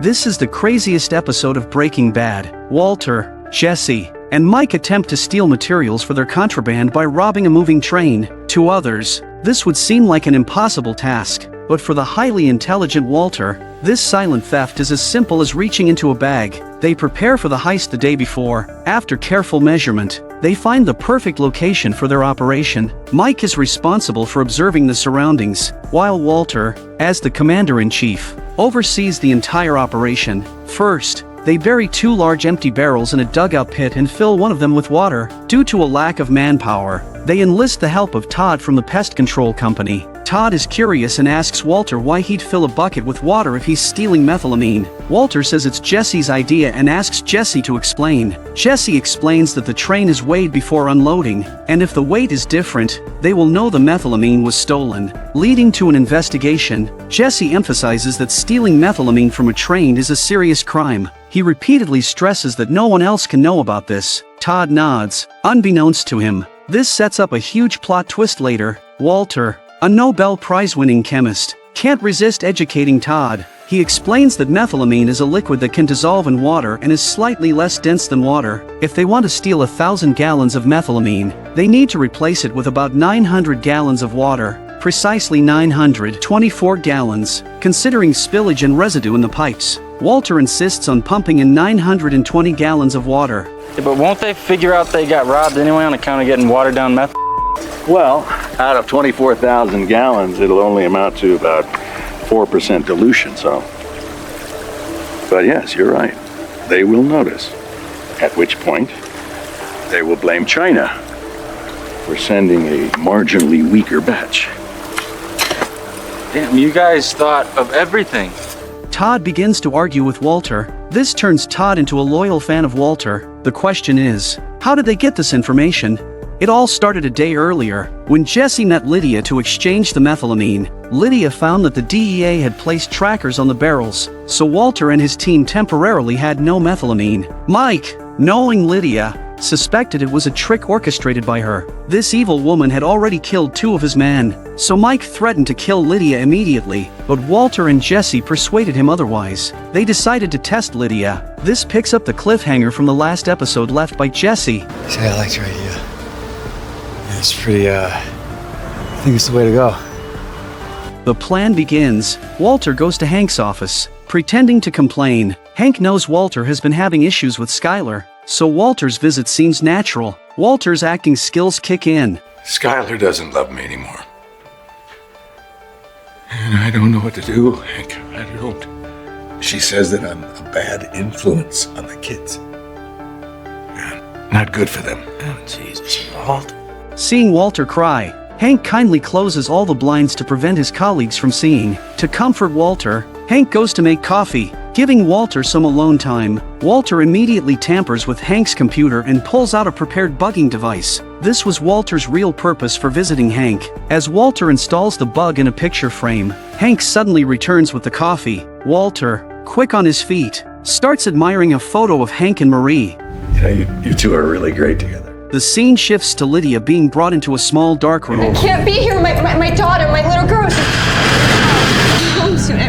What are you doing? Mike, my daughter. Shut up. Mike hands Lydia a script, instructing her to call Hank and read it verbatim, threatening her with death if she tries any tricks. Lydia must not show any signs of fear. Through their conversation, Hank reveals he doesn't know about the trackers on the methylamine barrels and tells Lydia to set the barrels aside until he can investigate. Hank then hangs up. Hey, Gomi, come here, would you? Yeah. Hey, man. You don't know anything about GPS trackers on a barrel, do you? Matter with Houston, I'm talking about. No, nobody from my team planning anything. Why? I don't know.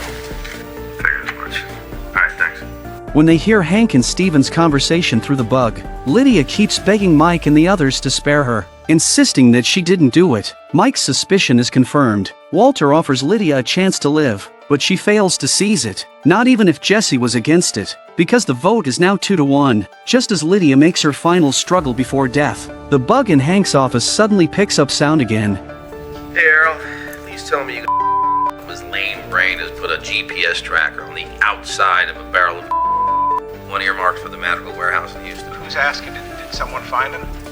Jesus, are you shitting me? Since when you put a GPS tracker on the outside of a barrel? We didn't have time to go in there with hazard suits, Hank. They were about to ship. We epoxied them to the bottom. They were well hidden. I just... Oh, really? Well, not well hidden enough. How many barrels you tag? All of them. All the ones headed to that warehouse, anyway. Christ. All right, well, sit tight. Let me figure out. When they heard this dialogue, all their previous plans were overturned. It seems they almost killed their benefactor. If Lydia hadn't found the tracker, the DEA might have busted their hideout by now. Even though Lydia didn't lie this time, Mike still insists on killing her. He reveals that Lydia hired someone to kill him, stating that if they let her live, she will betray them at the first opportunity. Hearing this, Jesse's impression of Lydia worsens significantly, seeing that the two are about to be convinced by Mike. Lydia, driven by a strong survival instinct, manages to save her life again. You still need to kill me, don't you? Right? You can't even get us a single barrel. Who said anything about barrels? I'm talking about an ocean of this stuff.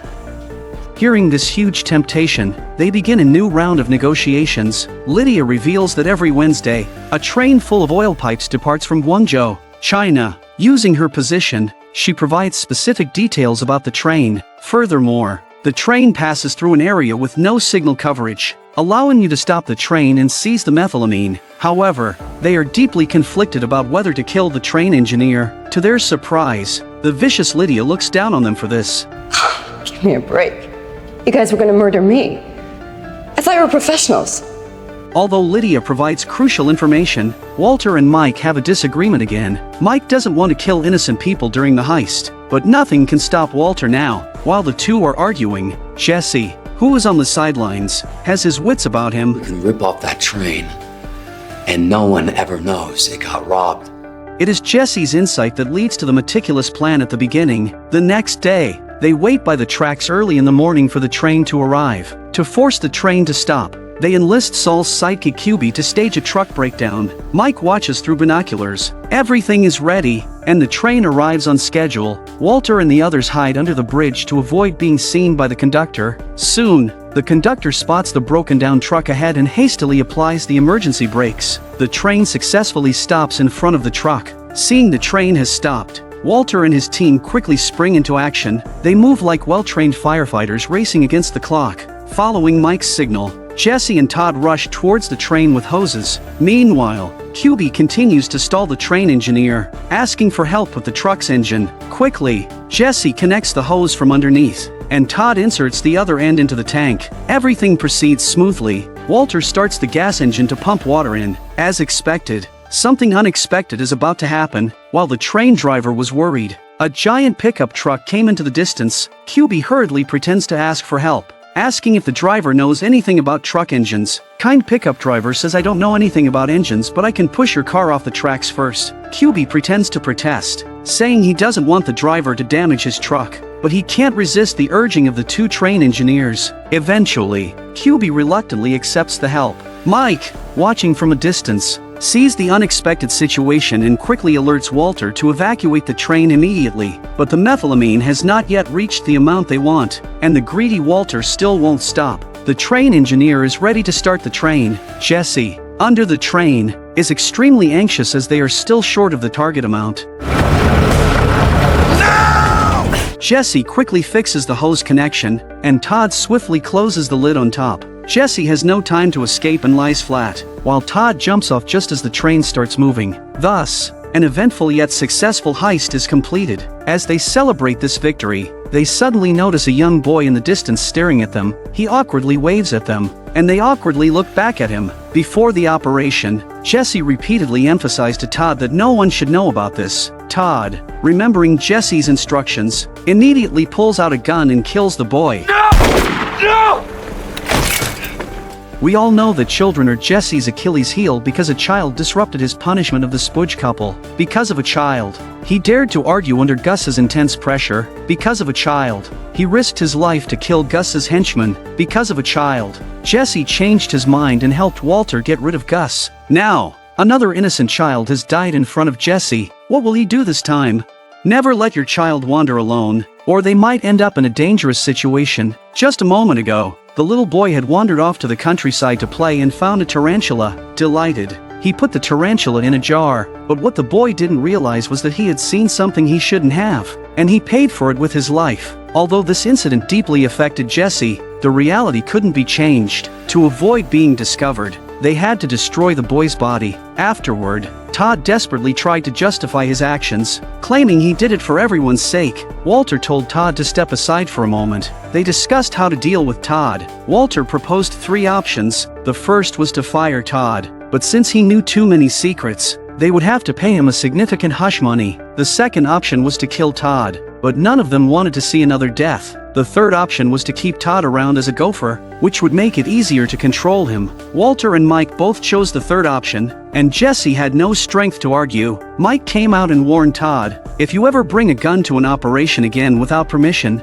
you'll find out what real trouble is. Everyone feels bad about killing an innocent kid. However, Todd showed no remorse and even kept the boy's tarantula. He was truly a monster in human skin. The next day, while Mike was at the park with his granddaughter Kaylee, DEA agents were watching him from a distance. Mike wrote a note and placed it under a trash can, then left with Kaylee. Steven, suspecting that Mike was exchanging information, had a colleague film the scene while he went to retrieve the note. But when he got it, he found it contained nothing but insults. Mike had already noticed the DEA watching him. At home, Mike used his laptop to listen to recordings from Hank's office, confirming Steven's report to Hank about him. As the saying goes, know thy enemy and win 100 battles. Meanwhile, with the methylamine in hand, Walter and Jesse continued producing their contraband as usual. Just as Jesse was about to turn off the TV and start working, the screen switched to news about the missing boy they had killed. Seeing this, Jesse sank into deep guilt again. Walter, understanding Jesse's mindset, quickly turned off the TV and urged him to forget the past and look to the future. He promised Jesse that nothing like this would ever happen again. Seeing that Jesse was too distraught to work, Walter kindly let him leave early. As Jesse changed his clothes to go home, he suddenly heard Walter whistling casually, showing no guilt over the boy's death. Jesse realized that Walter had changed. He was no longer the kind and gentle man he once was. Later that evening, when Walter went to the warehouse to drop off supplies, he ran into Mike and Jesse there. Walter thought they were there to work overtime, but it turned out Mike was there to discuss ending their partnership. Mike had realized that the DEA was closing in on him, and it was only a matter of time before he got caught. He was planning to flee. Walter didn't try to stop Mike, as they often had disagreements. Just as Walter was about to assign Jesse to take over Mike's responsibilities, Jesse unexpectedly announced his resignation as well. Hearing this, Walter immediately flew into a rage. He pointed his finger at Jesse and yelled, "We just risked everything to get 1,000 gallons of methylamine, which can be converted into $300 million. And now you're quitting? Have you lost your mind?" Despite Walter's attempts to persuade him, Jesse remained unmoved. It turned out that he and Mike had already planned to sell their share of the methylamine. Mike had already found a buyer, and both he and Jesse could each walk away with $5 million. Jesse suggested to Walter that he could sell his share of the methylamine and live a peaceful life. But Walter refused to give up the opportunity to get rich for such a small profit. Jesse questioned Walter. Are we in the or the money business? Walter had long forgotten his original goal of earning $737,000. When the scene changes, Mike takes Jesse to the countryside to talk business. Declan, based on the amount of methylamine Mike and Jesse were selling, figured out they were only selling 2/3 of it. To monopolize the market, Declan demanded they sell all of the methylamine to him, although Mike was in a difficult situation. But after all, the money is in other people's hands, and he initiated the transaction with Declan. Mike had no choice but to compromise. Then Jesse contacted Walter, trying to persuade him to join them in selling the methylamine. Since no one was home, Walter invited Jesse to his house. Jesse stated his purpose for coming, but it was clear Walter had no intention of selling his share of the methylamine. No matter how much Jesse tried to persuade him, Walter stubbornly refused. Their values had clearly diverged significantly by this point. Walter brought up the example of when he sold his shares in Gray Matter Technologies. He was one of the company's founders, and even the name contained part of his own name, but for various reasons, he chose to leave. Later, Gray Matter went public and was now worth billions, something he regretted deeply for the rest of his life. He couldn't let a similar situation happen again and declared that he would use the methylamine to build his own empire. Jesse, you asked me if I was in the money business. Neither. I'm in the empire business. Apparently Jesse's not that ambitious. At that moment, Skylar suddenly came home, making Jesse extremely awkward. He hurriedly stood up to leave. Their last meeting had been in season 1 when Skylar, pregnant and assuming Walter was buying contraband from Jesse, confronted him and forbade him from selling to Walter. At that time, Jesse was also dealing with Emilio's body. Knowing how Skylar viewed him, Jesse quickly found an excuse to leave, but Walter forced him to stay for dinner. Walter acted like a tyrant whose words could not be contradicted. Skylar, however, was not one to be trifled with, and she gave Walter no face during dinner. Embarrassed, Jesse struggled to find a topic of conversation. So hey, how's business? The car wash. Mr. White said it's going really well. It's like you're a great manager. He did, huh? Yeah, he says you got it running like a machine, like well oiled. Yeah. Did you also tell him about my affair? At this point, Jesse no longer dared to speak, but only embarrassed to keep drinking water. Be excused. Walter informed Jesse that Skylar had sent the kids to Marie's house and that their marriage was on the rocks. Skylar was just waiting for his cancer to return and for him to die. This business is all I have left now, and you want to take it away from me. Clearly, Jesse couldn't convince Walter. After Jesse left, Walter hurried to the warehouse to deal with the methylamine early. However, the experienced Mike was already waiting for him, having predicted Walter's move. To ensure the safety of all the methylamine, Mike decided to restrain Walter and forcibly sell his share. The two spent the night in the warehouse. At dawn, Mike had to handle another issue before the deal, so he tied Walter to a radiator with zip ties. After Mike left, Walter saw a kettle nearby. He planned to use the kettle's glass shards to cut the zip ties. After struggling to reach the kettle's cord, he accidentally knocked the kettle farther away. Just as Walter was about to despair, he noticed the cord in his hand. An audacious idea flashed in his mind. He first turned off the power switch, then used his sharp teeth to strip the cord. Pressing one end under the zip tie, he carefully put the watch Jesse gave him into his pocket. After preparing himself mentally, Walter turned on the switch, using the short circuit to burn through the zip tie. Walter's ingenuity once again proved the power of knowledge. In contrast, Teabag, who was also once tied to a radiator, had to bite off his own hand to escape. Meanwhile, Mike hired Saul to defend him at the DEA, aiming to stop their illegal surveillance. After Saul's professional arguments, Mike gained the time needed to complete the methylamine deal. However, when Mike returned to the warehouse, he discovered that Walter had already moved the methylamine. Hey, Mr. White's got an idea. Count to 3. Mike, I'm serious. It's a great idea. Look, you get your $5 million, we both do it, and he gets his all right? Just hear him out. Is that true, Walter? Everybody wins. Now, say my name. This is one of the most iconic scenes in Breaking Bad, and it's also the moment when Walter's presence is at its peak. To protect the 1,000 gallons of methylamine he risked his life to obtain, Walter, along with Mike and Jesse, personally meets with Declan for negotiations. Although the name Heisenberg was already legendary in the underground world, they knew the name but had never met Heisenberg in person. Declan initially dismisses Walter with disdain but ultimately is impressed by Walter's strong negotiation tactics and asks who he is. Who the hell are you? You know. You all know exactly who I am. Say my name. You what? I don't have a damn clue who the hell you are. I'm the man who killed Gus Fring. Bullshit. Cartel got Fring. You sure? That's right. Now, say my name. Heisenberg.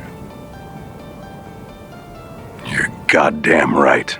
Clearly, Walter's negotiation was very successful, and he even secured Mike's $5 million retirement fund in advance. However, Jesse didn't have the same luck as Mike. Walter didn't secure any retirement fund for him, clearly indicating that he still wants Jesse to work for him. This situation also teaches us that if you want to resign, do it decisively and pursue what you truly find meaningful. Back at the warehouse, before Mike leaves, he reminds Walter that he will handle the hush money for his man. He tells Walter to quickly remove the bug in Hank's office because the DEA is going to conduct a thorough inspection soon. As Mike is about to leave, the triumphant Walter can't resist making a few sarcastic remarks. That's it. No, thanks for the $5 million. Sorry for chaining you to a radiator. Just get the bug, Walter. But Mike doesn't buy into any of it, because Jesse has gone through life and death situations with Mike. This has strengthened their bond. Jesse reluctantly shakes hands with Mike to say goodbye, while Walter lurks in the shadows, watching his employees like a boss. Afterward, Jesse helps Walter temporarily hide the methylamine at his car wash. With the money in hand, Mike hires a lawyer named Dan to go to the prison and pay off the hush money for his 9 men inside. This time, he asks for a large storage locker, filling it with cash, and leaves an envelope on top with a letter for his granddaughter Kaylee's 18th birthday. This clearly shows Mike's deep love for Kaylee. Later, Dan reports back to Mike, assuring him that everything is under control and there's no need to worry. Then Mike goes to the outskirts to continue monitoring Hank's office. He hears that Steven has obtained a search warrant that will be executed in about 2 hours. Upon hearing this, Mike begins to prepare for the DEA search. He throws his laptop and longtime belongings into a well. He then hides the money he needs for the journey in the trunk of his car. To avoid being caught by the DEA, Mike hides his car keys on a beam in the parking garage and takes a cab home to face the investigation. Mike barely has time to take a sip of water before the DEA arrives in full force. Hank flaunts his search warrant, unaware that Mike has everything under control. After searching for a long time without finding anything, Hank is left bewildered, staring at the calm and collected Mike. Although Hank's suspicions were spot on, he didn't know that the bug Walter planted monitored his every move. Back at the office, even during meetings with his superiors, Hank is still investigating Mike's case. After the meeting, his boss speaks to Hank alone, reprimanding him for spending too much time on Gus's case and reminding him that, as a director, he should oversee all cases. Upon learning that Hank personally led a search of Mike's house but came up empty-handed, his superior was furious and cut off all funding for Hank's investigation into Mike. Steven also indicated that Mike didn't seem like he was planning to flee, so they decided to drop the investigation into Mike. Subsequently, Hank turned his attention to the 9 people in prison, but they were tough and even the prospect of reduced sentences couldn't entice them to talk. Hank concluded that someone must have paid a substantial amount of hush money, otherwise, this didn't make sense. However, their investigation into the bank accounts of these individuals turned up no clues. Hank discovered that the defense lawyer for these individuals was the same person, a guy named Dan. So, he had Steven keep an eye on this lawyer. Sure enough, just as Hank suspected, when Dan went to the prison again to deliver the hush money, Steven caught him red-handed. Hey. Meanwhile, Walter had already set up a new secret lab on his own. Jesse approached Walter wanting to discuss quitting again. Although Walter knew Jesse's intention, he pretended to be clueless. He handed Jesse a pair of gloves and told him that they needed to double their production. Walter now acknowledges Jesse, saying that the contraband he produces can rival his own, but Jesse didn't buy it and insisted on his decision to quit. Helpless, Walter began to brainwash Jesse again. Best at something? And what, you want to squander that potential? Your potential? Why? To do what? I'll figure it out, all right? Look at you. What have you got in your life, huh? Nothing. Nobody. Oh, wait, yes. Video games and go-karts. Oh, and when you get tired of that, what then? Huh? Walter then brought up the innocent boy who had died, saying he was just as sad and upset as Jesse, because after Walter watched the news about the boy's disappearance, he was still whistling nonchalantly. Faced with Walter's nonsense, Jesse directly confronted him. Walter realizes that his lie has been discovered and desperately tries to cover it up. It's done! It makes me sick that it happened, just like everyone else who has died in our wake. What Todd did, you and I have done things that are just as bad. Yeah. We're already pretty much going there, right? But I'm not gonna lie down until I get there. What, just because I don't want to more, I'm lying down? I'm done. Okay? You just give me my money and you and we're done. Seeing that Jesse was determined to leave, Walter dismissed him with a few curt words. So stay and work with me, and you can make 10 times, 20 times as much. You want to pay me? I don't care. Yes, you do. It's on you. All right? Because if you leave, you get nothing. You understand me? Nothing! Jesse!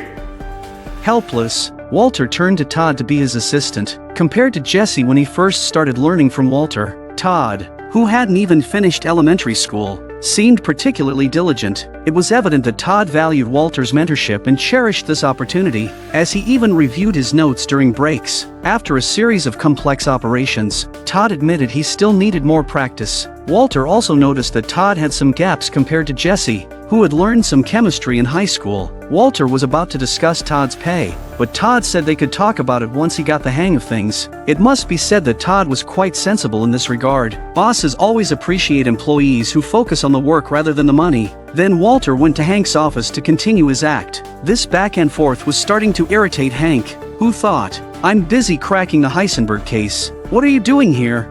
Little did he know that he was making coffee for Heisenberg himself. Walter seized the opportunity to quickly remove the bug and unplug the device from the computer. Just as they were awkwardly drinking coffee, Steven, who had just arrested Dan, came in to report to Hank. Steven said that Dan was willing to testify against Mike. Hank immediately sent people to arrest Mike. Walter overheard all of this. Meanwhile, Mike was at the park playing with his granddaughter when he received a call from Dan. Dan made an excuse to meet him and got his exact location. Mike then received a call from Walter. The DEA, somebody flipped. They have some kind of bank surveillance and something about some lawyer. Someone is talking, Mike, and they're coming for you right now. Hearing what Walter said, Mike wanted to say goodbye to Kaylee, but there wasn't enough time. He looked at his granddaughter on the swing with deep sorrow. Little did he know that this goodbye would be forever. Walter and Jesse went to Saul to discuss their options. If Mike got caught and confessed, the three of them would go down as well. However, Jesse firmly believed that Mike wouldn't rat them out. Walter also trusted Mike's integrity but didn't trust the 9 men in prison. Without the hush money, they might confess. At that moment, Mike called Saul because he couldn't go to the parking lot to pick up his package with the DEA on his tail. Mike asked Saul to deliver it instead, but Saul, as Mike's defense lawyer, feared he might be under DEA surveillance and didn't want to take the risk. Jesse volunteered to help Mike, but Mike kindly refused. Seeing both options fall through, Walter hastily took on the task. After getting the key, Walter checked Mike's package. Besides some cash and a passport, there was a gun inside. Before handing over the package, Walter demanded that Mike give him the names of his 9 men in prison. Mike ignored him and grabbed his package. Goodbye, Walter. You're welcome. I want those names, Mike. You owe me that much. I don't owe you a damn thing. All of this, falling apart like this, is on you. Wow. We had a good thing, you stupid son of a... We had Fring. We had a lab. We had everything we needed. It all ran like clockwork. You just had to be the man. If you'd done your job, known your place, we'd all be fine right now. Mike's words enraged the now darkened Walter. Walter rushed back to his car, retrieved something, and hurried towards Mike. In his car, Mike checked his package and realized the gun was missing. Mike never thought that Walter would kill him. Seeing that Mike had escaped, Walter chased him all the way to the river. Mike still had a gun but chose to leave peacefully rather than confront Walter. At this moment, Walter is a bit panicked, and he keeps on justifying his behavior. I just realized that Lydia has the names. I can get them from her. I'm sorry, Mike. Up. Let me die in peace. And so, the most steadfast character in Breaking Bad met his end. Although Mike was part of a criminal enterprise, his death leaves us feeling sorrowful. Because of Mike's tenacity and dedication, he was always determined to carry out Gus's plan, and could be considered as the most stable executor. At the same time, he strictly adhered to his principles, never crossing the line or getting greedy, and always maintained his love for his family. Which character do you prefer, Mike or Walter? This is Walter's darkest moment in Breaking Bad. As the mastermind, he orchestrated the murder of 10 informants in prison in just 2 minutes. This cleared the path for him to establish his vast business empire, because Walter couldn't get the names of Mike's men in prison from Mike. After disposing of Mike's body, Walter immediately arranged to meet Lydia, who knew the names. Shrewd Lydia had a backup plan. She didn't hand over the list to Walter easily, fearing he would kill her once he had it. Last time, Lydia saved her life by giving Walter information on acquiring a large supply of methylamine when she was on the brink of death. This time, Lydia also set a condition for Walter not to kill her. Lydia promised that, given her position, she could help Walter expand into overseas markets. This perfectly aligned with Walter's grand ambition to build a commercial empire. Walter was still somewhat skeptical of Lydia's plan. If the overseas market was so lucrative, why didn't she offer this channel to Gus? Lydia explained that she had already reached an agreement with Gus, but unfortunately, Gus didn't live to see it. Seeing that Walter had no objections, Lydia confidently wrote down the names of Mike's men. Shake on it. We're going to make a lot of money together. After Lydia left, Walter gently lifted his hat, revealing the ricin he had prepared. This confirmed Lydia's fears were justified, but once again, she used her skills to escape a life-threatening situation. Walter, therefore, gained an unexpected advantage. Back home, he hid the ricin back into the outlet, hinting that Walter would use it again in the future. Walter then approached Todd's uncle, Jack, to help eliminate the informants on the list. Todd had mentioned that his uncle had connections in the prison, while Jack and the others worked out the details of the assassination plan. Walter stared at a worn painting on the wall. This painting had appeared back in the distant second season. At that time, Walter and Jesse had just escaped Tuco's grasp, and Walter faked amnesia to get into the hospital. The painting of a man rowing away from his family symbolized Walter's growing distance from his own family. Now, with the painting reappearing, Walter was not only further from his family, but he was also losing himself. Jack and his men discussed for a long time and finally said they could kill a few of the targets, but not within 2 minutes. However, Walter didn't compromise and insisted they follow his timeline. It was evident that Walter spent a significant amount of money on this. The next day, Walter, at home, started the timer. Within 2 minutes, the 9 informants in prison, along with Dan, Mike's lawyer, were all dead. When the 2 minutes were up, Walter received a call right on time. It's done. Hank then received the news of the murders and was furious. Prior to this, Hank had already arranged a deal with the former manager of Gus's laundromat to take his statement the next day. Fuming, Hank went home and ran into Walter, who was there visiting his daughter. In his foul mood, Hank drank with Walter, complaining about how hard it was to catch a criminal mastermind. Little did he know, Walter was the one orchestrating everything behind the scenes. Thus, Walter finally entered his phase of frenzied money-making, because Walter has been complaining since season 1 that Jesse's sales are too slow and the risk he's taking isn't proportional to the reward. Later, he worked for Gus, but he was always just an employee. After Gus's death, he partnered with Jesse and Mike, but a portion of their earnings was taken by Mike's men as hush money, so Walter never made money in the most efficient way. Starting from this episode, Walter took Gus's place, Todd replaced Jesse, and Lydia replaced Gus's partner who had committed suicide out of guilt. This new combination began to operate with true efficiency, until the end. Even Walter himself didn't expect to make so much money. How much is this? I have no earthly idea. I truly don't. There is more money here than we could spend in 10 lifetimes. I certainly can't launder it. Not with 100 car washes. I want my life back. Please tell me. How much is enough? How big does this pile have to be? Seeing the piles of cash and hearing Skylar's persuasion, Walter's ambition was finally satisfied. Walter realized it was time to quit, so he went to the hospital for a thorough checkup to see if he still had time to spend the money. Although Walter didn't wait for the final results, the director showed us a familiar prop again. It was the metal box that an emotionally out-of-control Walter had punched with his bare hands back in the second season. Walter had seen a large white area on his lung in the scans and thought his days were numbered, so he dragged Jesse to the desert to create contraband in a frenzy. Due to Jesse's carelessness, they almost got trapped in the desert, feeling that he had skirted death twice. Walter's final diagnosis showed his condition had improved, though it should have been good news. Walter felt as if he had been played. Walter then sought out Jesse, whom he hadn't seen for a long time, since their last fallout. Jesse had come to ask Walter about Mike the next day. At that time, Walter was preparing for Todd to dispose of Mike's body. Walter said that Mike was gone, but Jesse didn't catch the deeper meaning.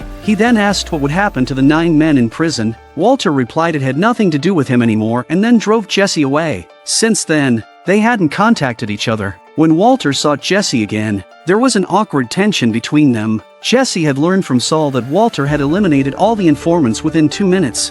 Filling him with fear of Walter, they awkwardly reminisced about their past but quickly ran out of things to say. So, hey, I gotta get going. Just meeting up with some friends. I gotta get going as well.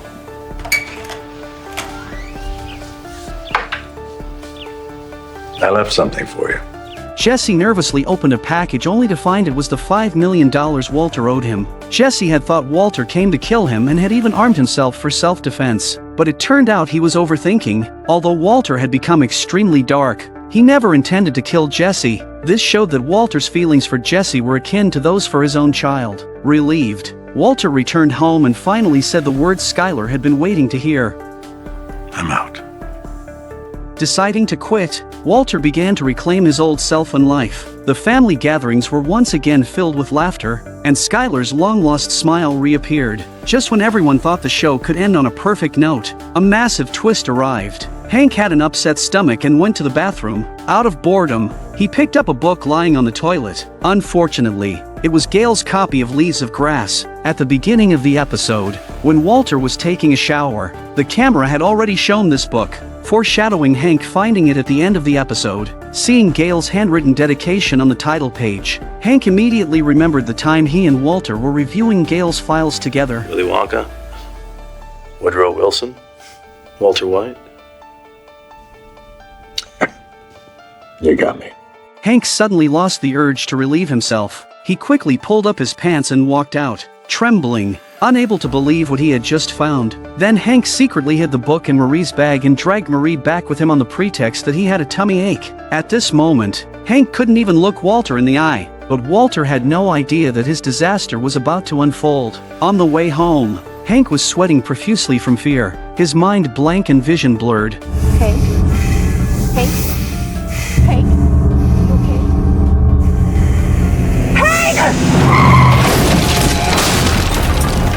The Walter who had been hiding in plain sight was finally discovered, a result of his own pride and arrogance. Because of Gail's admiration, Walter couldn't bring himself to get rid of the Leaves of Grass book that contained Gail's handwriting. Breaking Bad Season 5 consists of 16 episodes, and the next 8 will showcase the series' most brilliant moments. Let's wait and see. This is Hank's most panicked moment in Breaking Bad. He never imagined that the Heisenberg he had been hunting all along would turn out to be his own brother-in-law, Walter. Hank couldn't believe it was true. so he hurried home to get Gail's files from before. After carefully comparing, Hank found that the notes in the two books were written by the same person. The thing Hank feared most had come true. He called in sick and took a few days off, specifically telling Marie not to inform Skylar about this. Marie told Hank to rest well at home and not to think about work. However, the next second, Hank's subordinate delivered all the information about the Heisenberg case. Eager to solve the case, Hank quickly closed the garage door and started examining the materials. He laid out all the files and watched the video of Walter and Jesse stealing methylamine from the chemical plant in the south of the city. Watching the movements of one of the people in the video, Hank felt a sense of familiarity. It was clear that Walter was the final piece of this huge puzzle. Meanwhile, Walter was discussing with his wife how to launder the money quickly. Little did he know that Hank had already begun secretly investigating him. At this moment, they were wearing light-colored clothes, symbolizing their transition from darkness to light. But just then, Lydia came to find Walter. Due to Walter's retirement, the purity of Lydia's exported contraband had plummeted. She begged Walter to come back and guide them for a week, but Walter flatly refused. Skylar, observant as ever, noticed that Lydia's car was rented. Generally, no one would spend money to wash a rented car, so she asked Walter what was going on. Walter no longer concealed the truth and told her everything. Next, Skylar was full of authority. She issued a stern warning and drove Lydia away. Get out of here. Now. Excuse me? Never come back here. Do you understand me? At the same time, Jesse, having received $5 million, was in a state of confusion, because when Jesse was ready to quit and asked Walter for money, Walter's harsh words drove him away. Why do you want this money? Because it's mine? It's my cut? But isn't it filthy blood money? I mean, you're so pure, you have such emotional depth. No, you shouldn't touch that dirty money. I'll save you from that, Jesse.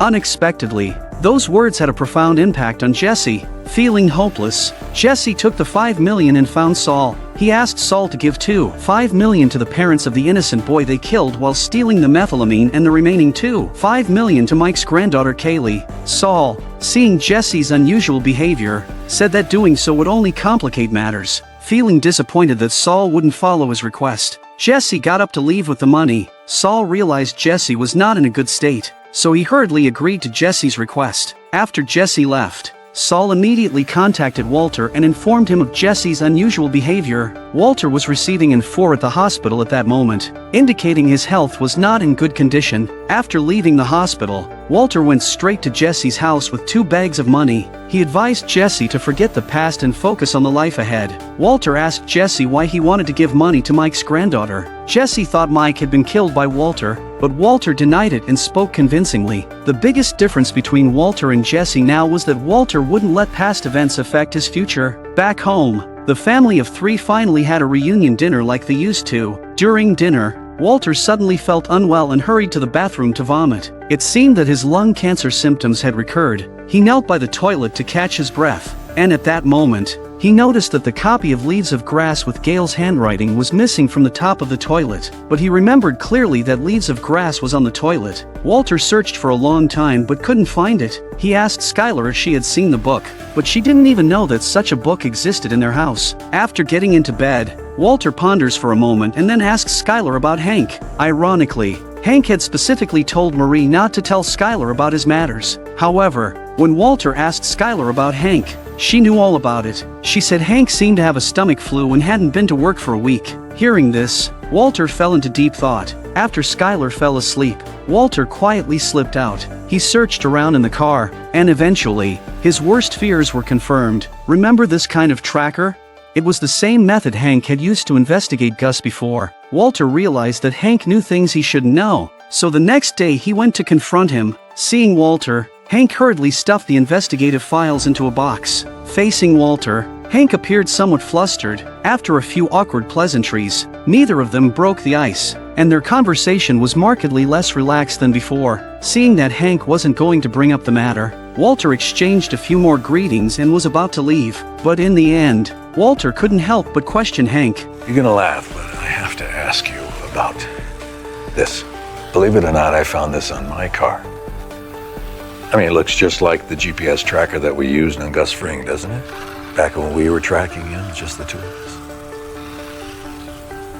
You wouldn't know anything about this, would you, Hank? Realizing his tricks were exposed, Hank stopped pretending. He picked up the remote and closed the garage door.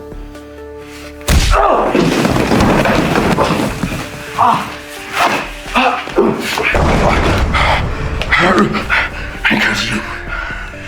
All along it was you! You drove into traffic to keep me from that laundry. Calm down. That call I got, tell me Marie was in the hospital. That wasn't Pinkman. You had my cell number. You killed 10 witnesses to save your. You bombed a nursing home. Heisenberg. Hank, my cancer is back. Rodney, son of a. I want to beat this thing. I do. I'm back on chemo and I am fighting like hell. You were able to convince anyone that I was capable of doing these things.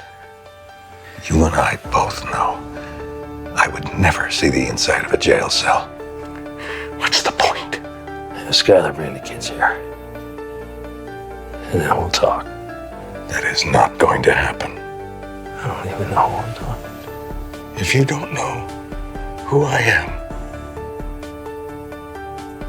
then... Some of Walter's words at the end also meant he had no choice but to declare war on Hank. Walter, who had intended to retire, was once again played by fate. Such is the unpredictability of life. How would you react if you saw that much money in person? I gotta do it, man. Jesus, Mary and Joseph.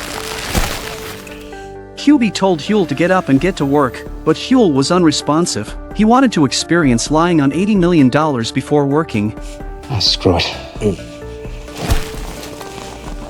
Just moments ago, Hank discovered that Walter is Heisenberg. So that Hank doesn't catch the evidence, Saul advises Walter to move the stolen money as quickly as possible. So, Saul's two subordinates received the important task of transferring $80 million in cash. This marked the official beginning of the showdown between Walter and Hank. Right after leaving Hank's house, Walter hurriedly tried to contact his wife, but Skylar's phone was constantly busy. Looking back, it turned out Hank had already contacted Skylar. In a panic, Walter drifted and sped all the way to the car wash, but he was still a step behind Hank. At that moment, Hank was secretly meeting with Skylar. He expressed sympathy for Skylar's situation and understood why she had suddenly walked into the pool back then. He urged Skylar to recall Walter's misdeeds carefully and took out a tape recorder to record evidence. Clearly, Skylar was not mentally prepared at that moment. She knew that if Walter got arrested, she couldn't escape either. Facing Hank's urgent questioning, the shrewd Skylar saw through Hank's anger towards Walter and his determination to catch him by any means necessary.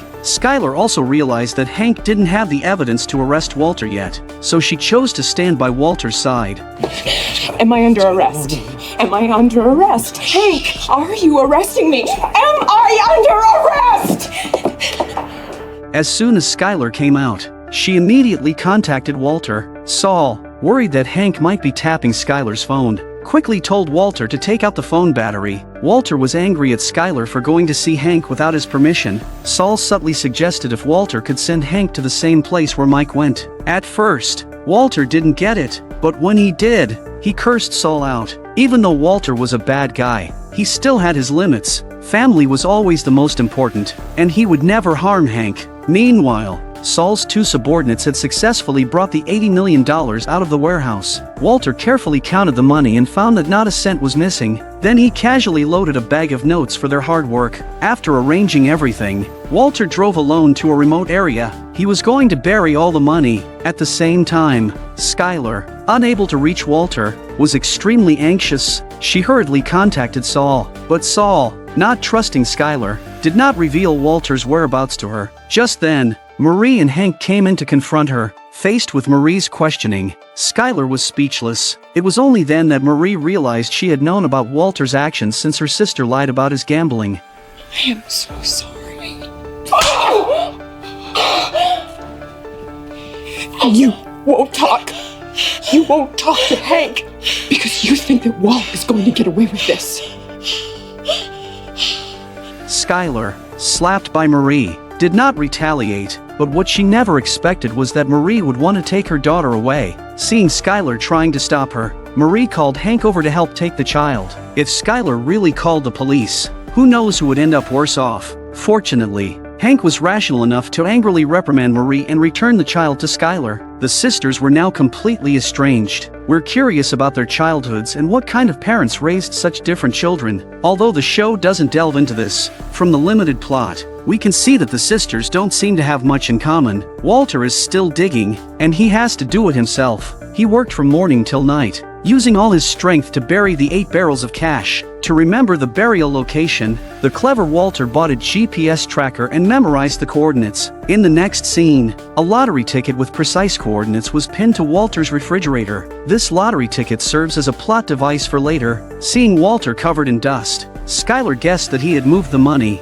Before Skylar could explain her meeting with Hank, the exhausted Walter collapsed to the ground. A few hours later, Walter slowly regained consciousness, and Skylar guessed that his cancer had returned. Walter was ready to turn himself in and asked his wife to promise to leave the money for their children, but Skylar pointed out that from Hank's behavior, it was clear he didn't have enough evidence to prove their crimes. Even if Walter turned himself in, they couldn't keep the $80 million, so Skylar suggested that Walter lie low for now. As Skylar predicted, when Marie urged Hank to arrest Walter, Hank admitted he didn't have solid evidence and couldn't involve his colleagues. Remember Hank's boss George?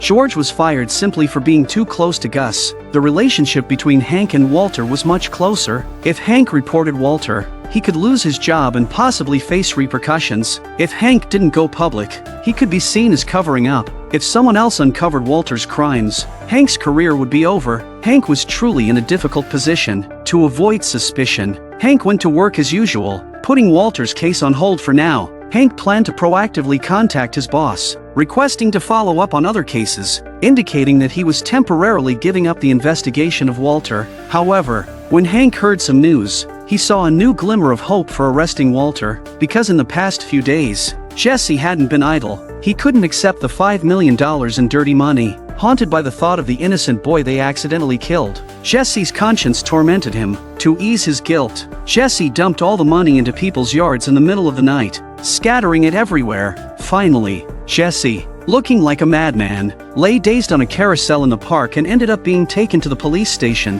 When Hank heard the news, he rushed over, hoping to get some useful information from Jesse. Do you think a mentally shattered Jesse would cooperate with Hank?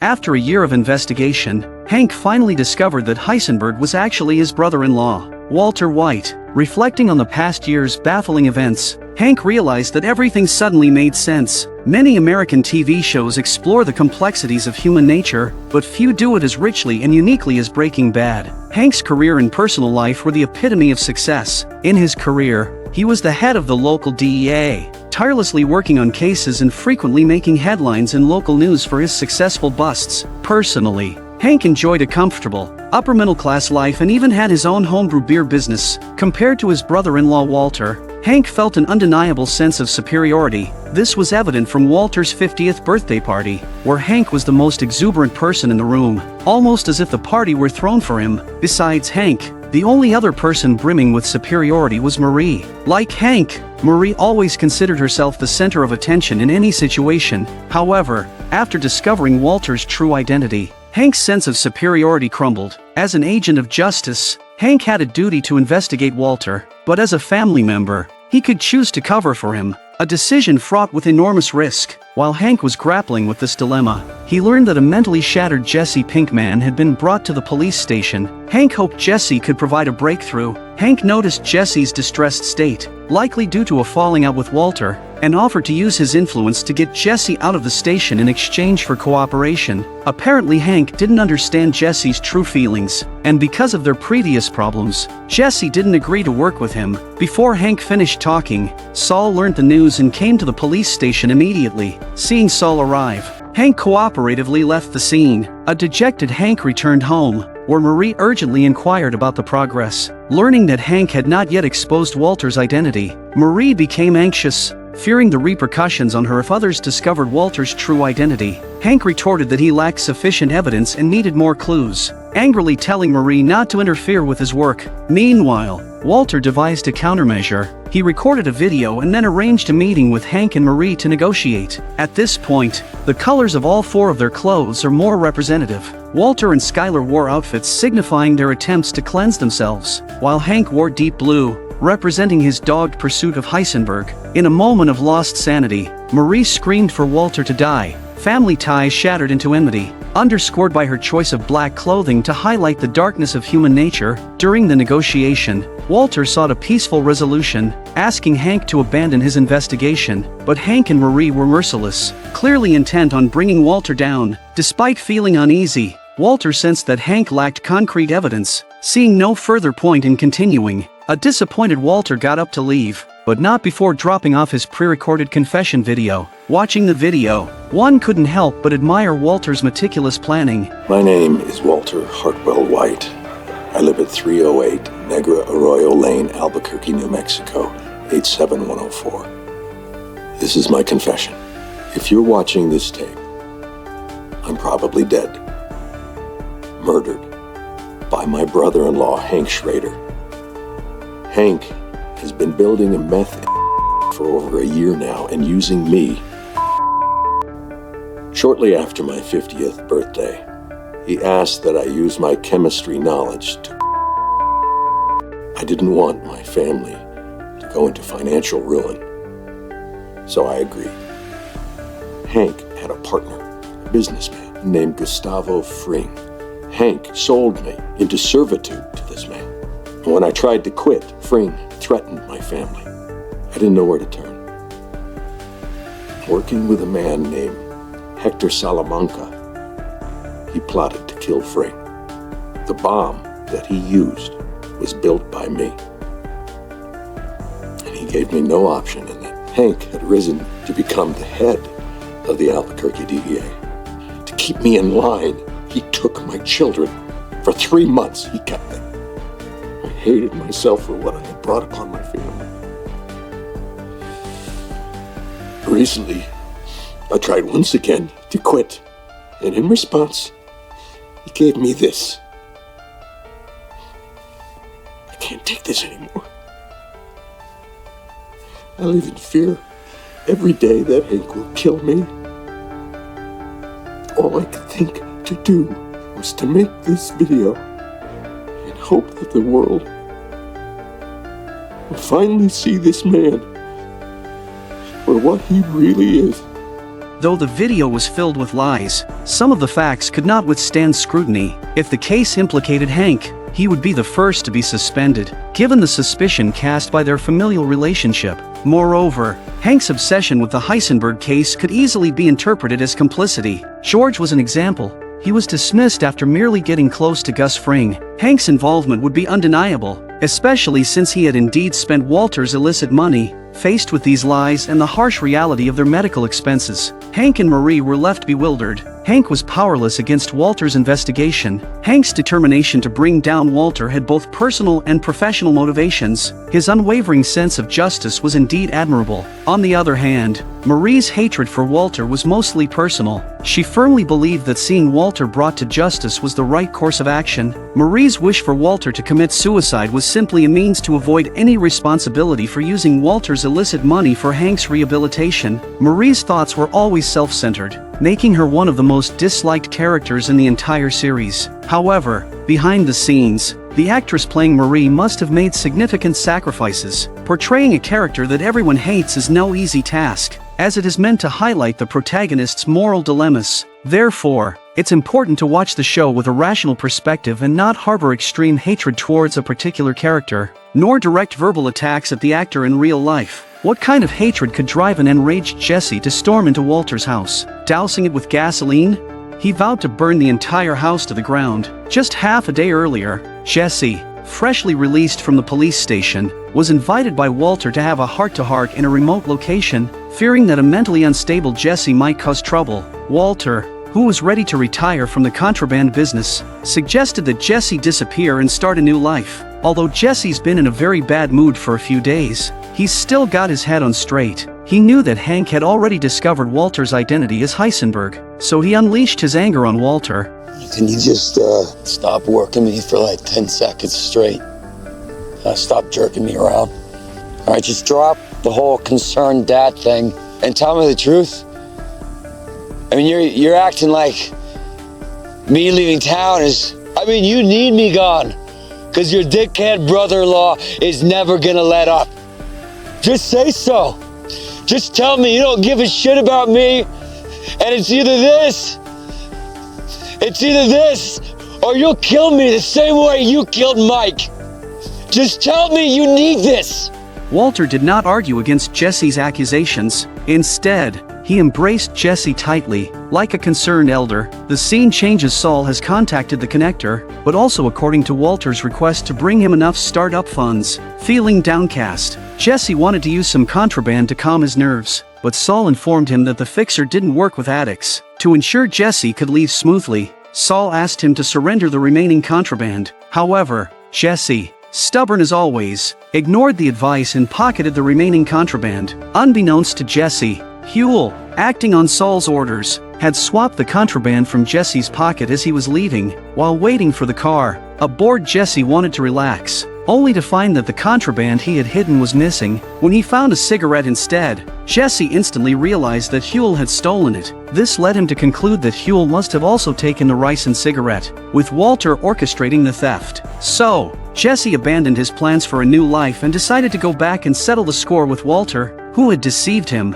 The scene of Jesse waiting for the car was quite symbolic. The square stone blocks with slanted shadows in the background resembled rows of tombstones. It was as if Jesse was declaring that his former identity was dead, with his last presence in this graveyard-like place. Once Jesse boarded that car to the future, his new life would begin. However, upon realizing everything because of the cigarette, Jesse had a choice: to escape everything or confront Walter and end it all. The road signs for left and right turns in the bottom left corner were quite clear, reflecting Jesse's moment of decision. Enraged, Jesse stormed into Saul's office. A bewildered Saul, unaware of the situation, was met with Jesse's furious assault. As the injured Saul reached for a gun to defend himself, Jesse quickly disarmed him. Under Jesse's intense interrogation, Saul confessed that Huell had stolen the rice and cigarette and shifted the blame onto Walter. Seizing Saul's car keys, Jesse drove off to confront Walter. This led to the scene we saw at the beginning. The injured Saul, sensing trouble, hurried to inform the unaware Walter. Upon receiving the news, Walter didn't want to alarm Skylar. He excused himself, saying he needed to fix the vending machine, and retrieved the revolver hidden inside. He then made another excuse about picking up medicine from the pharmacy and headed home. Seeing Saul's car parked in front of the house, a cautious Walter sneaked in through the backyard. However, once inside, Walter found the house empty, with gasoline soaked into the carpet. Walter was puzzled, thinking Jesse was truly a troublesome kid. To prevent Jesse from harming his family, Walter arranged for Huell to secretly protect Skylar and Walter Jr. Then Walter attempted to contact Jesse. Jesse, listen, and I know you're angry. I want to fix this, okay? We'll talk and we will fix this. Sleep it off, okay? And then call me. Be safe. He hired a professional cleaning crew to remove the gasoline from the house, aiming to restore everything before Skylar returned from work. He knew his inquisitive wife wouldn't let it go otherwise. Walter could still smell gasoline despite the cleaning crew's repeated efforts. When the crew said they had cleaned thoroughly, Walter pulled out more money. Until you pull this up and get new carpet, new padding, this is as good as it gets. It seemed that money couldn't solve this problem, but how could this stump the master of lies, Walter? What he did next would astound you. He soaked his clothes in gasoline, even dousing his beloved car. When Skylar came home from work, she found a bizarre scene.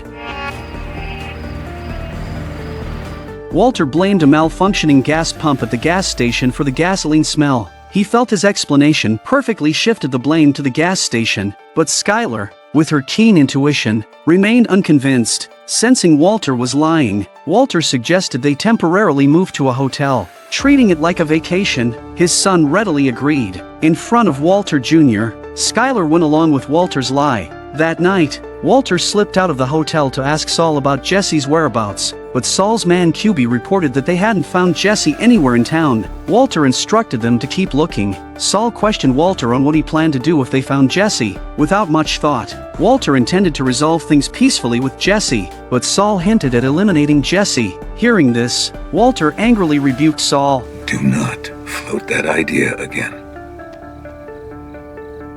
Find him. Skylar, hiding in the room, witnessed Walter secretly meeting with Saul. Walter's life fell apart, and he had to confess to Skylar that he and Jesse had a disagreement, promising to resolve it quickly. Skylar then realized that Jesse was the one who tried to burn down their house. For the safety of herself and her family, Skylar suggested that Walter should get rid of Jesse, viewing him as a constant threat. Both Saul, who had been beaten up by Jesse, and the increasingly dark Skylar wanted to take action against Jesse. Do you think Walter will listen to them and eliminate Jesse?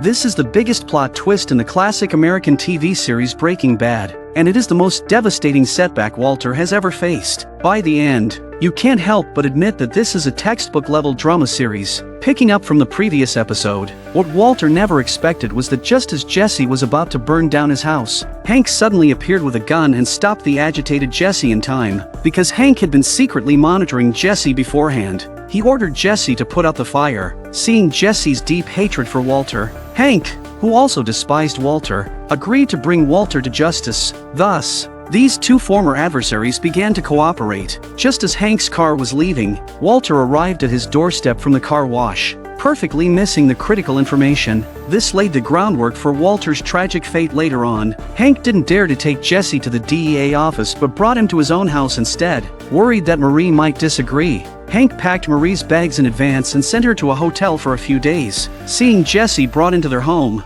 Marie only cared about whether this would be detrimental to Walter. As she seemed willing to do anything against Walter, Marie reminded him that a phone was ringing. It turned out to be Jesse's phone. Hank overheard Walter's message to Jesse. Jesse, listen, obviously, you've changed your mind here. I want to fix this, okay? Whatever it takes, we'll talk and we will fix this. Until then, just sleep it off, okay? And then call me. Be safe. When Jesse wakes up, he sees Marie, which makes him look a little constrained. Would you like some coffee?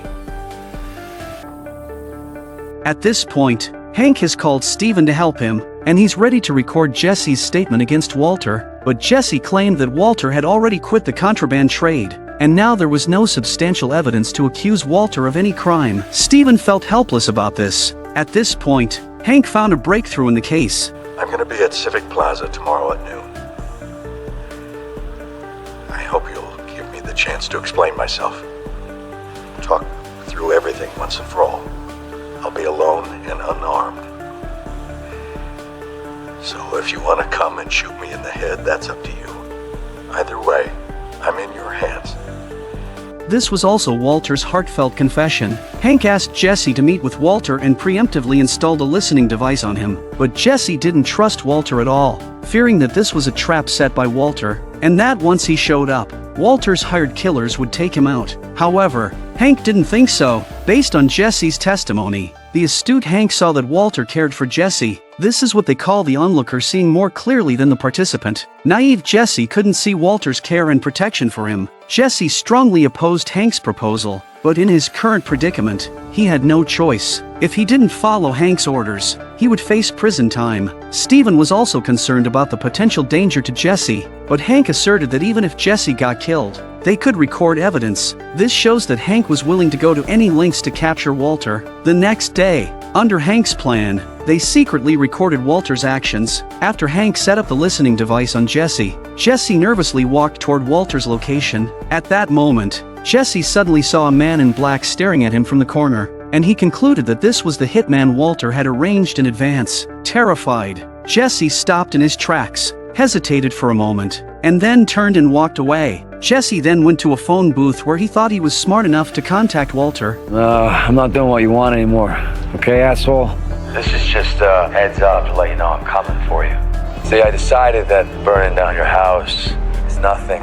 Next time I'm gonna get you where you really live. Jesse, listen. Jesse? Jesse? In this way, Jesse didn't give Walter a chance to explain, and Walter left in disappointment. The man Jesse saw was just a stranger playing with his child in the square. Feeling smug, Jesse was glad he didn't fall for Walter's trap, but this infuriated Hank. What were you thinking? What the hell was that all about, huh? I little... To get him, there's another way. It seemed Jesse had a better idea. Deeply disappointed, Walter finally decided to take action against Jesse. Walter sought help from Todd's uncle Jack, but Jack's condition was that Walter teach them how to produce contraband. Since Todd had been involved in Walter's business, Jack knew that this trade was much more lucrative than their previous extermination work. With no other choice, Walter agreed. However, due to Todd's lack of skill, the quality of the contraband dropped sharply, which made Lydia very anxious. To eliminate Jesse as a threat, the reluctant Walter had no choice but to agree. Time is of the essence, do you understand? Do him tonight if you want. Just tell me where he is. I don't know where he is, but I know how to flush him out. In order to successfully draw Jesse out, Walter contacted Jesse's ex-girlfriend, Andrea. Walter claimed that he had done everything he could to not find Jesse and wanted Andrea's help in reaching him. After Walter left, he notified Jack and his men, who were lying in wait, to take Jesse out and dispose of his body as soon as he appeared. Walter didn't want Andrea and the child to see this, but what Walter never expected was that Hank intercepted the voicemail. Meanwhile, Jesse provided a crucial clue to catch Walter. They needed to find his stash of money. Although Jesse didn't know the exact location, he knew that Saul's two men were definitely involved. So they came up with a plan. Hank poured freshly bought pig brains on the ground and added some pig blood to create the illusion that Jesse had been killed. Then they went to trick Saul's man, Huel. Hank told Huel that Walter had already dealt with QB and Jesse, and now Huel was the only one left, keeping him there to protect the witness. Then he showed Huel the fake death photo of Jesse. Huel was scared to tears and confessed all the details of how he helped Walter move the money, but he didn't know where Walter had hidden it. Upon learning that the vehicle Walter used to move the money was rented, they hurried to investigate its information. After Hank's investigation, they were disappointed to find that the car didn't have a GPS installed. Just when they thought the trail had gone cold, the clever Hank came up with another sneaky plan to make Walter reveal the location of the money. Hank forged a photo of the barrels where Walter had hidden the cash and sent it to Walter. Seeing these photos, Walter was terrified. Then Jesse called. Got my photo? That barrel looked familiar because I just found 6 more exactly like it. Hearing what Jesse said, Walter didn't have time to explain to his wife and immediately rushed to the place where he had hidden the money. Yes. How do you like that, genius? Guess you didn't think of everything. Look, Jesse, I don't know what you plan on doing here, but... Well, I'll give you a hint, Walt. It involves a couple of 5-gallon cans of gasoline and a lighter. No, Jesse, please, listen to me. No, you listen to me, bitch. You get your ass out here as fast as you can. Yes, I'm coming, okay? All right, well, you better hurry, because I'm burning 10 grand a minute till you get here, starting right now. I said I'm coming. Don't you touch my money. All the way, Walter kept talking to Jesse on the phone. At this moment, Walter didn't have time to think much. He was walking step by step into Hank's trap. I'm dying. My cancer is bad. You're not hurting anyone but my family. Okay? Look, I can't spend this money. It's not for me. I won't be around long enough to use it. It belongs to my children. Oh, you're gonna talk about kids. You're seriously gonna go there? I am sorry about Brock. No, you're not. I am. You're not, but you're gonna be. Yes, I am sorry about Brock. Don't you think I knew exactly how much to give him? I ran over those gangbangers. I killed Emilio and Crazy 8Y. I did all of those things to try to save your life as much as mine. Only you're too stupid to know it. The angry Walter also spoke from his heart. He had indeed done a lot for Jesse, but unfortunately, Jesse couldn't see it. At that moment, Jesse fell silent because Hank had tracked Walter's location through the call. There was no need for Walter to continue talking to Jesse to prevent Jesse from being swayed by him again. When Walter arrived at the place where the money was hidden, he found no one there. It was then that Walter realized he had been duped. He quickly removed the battery from his phone and threw it away. Walter then climbed to a high point to observe the surroundings but found nothing unusual. Just as Walter was about to stop and catch his breath, he saw a car speeding towards him in the distance. He quickly went back to pick up the discarded phone and reinserted the battery. Walter was certain that Jesse had come prepared and wasn't alone, so he urgently called Jack and the others for support, providing them with the exact coordinates. However, when Walter saw that it was Jesse accompanied by Hank and Steven, he felt utterly despairing. After a moment of thought, Walter told Jack and the others not to come, but his tone was filled with helplessness. Walter then hung up the phone. This action left Jack and the others puzzled. Hearing Hank loudly ordering him to surrender, Walter wept in despair, knowing he was trapped. Thus, under Hank's command, Walter was finally captured by Hank. At this point, Jesse flashed an infuriating, foolish grin. Faced with his family, Walter chose to surrender rather than continue down a dark path, which made us sympathize with him once again. Hank, proud of his cleverness, began to boast about his achievement, but Walter ignored his flaunting and stared intently at Jesse. This time, Walter had been severely betrayed by this foolish partner. When Walter had asked Jack to kill Jesse before, Jack had even asked if Jesse was a snitch, but Walter had adamantly denied it. He never expected that Jesse would end up cooperating with Hank and becoming the most effective informant. Walter was furious, and a confrontation erupted on the spot. Coward.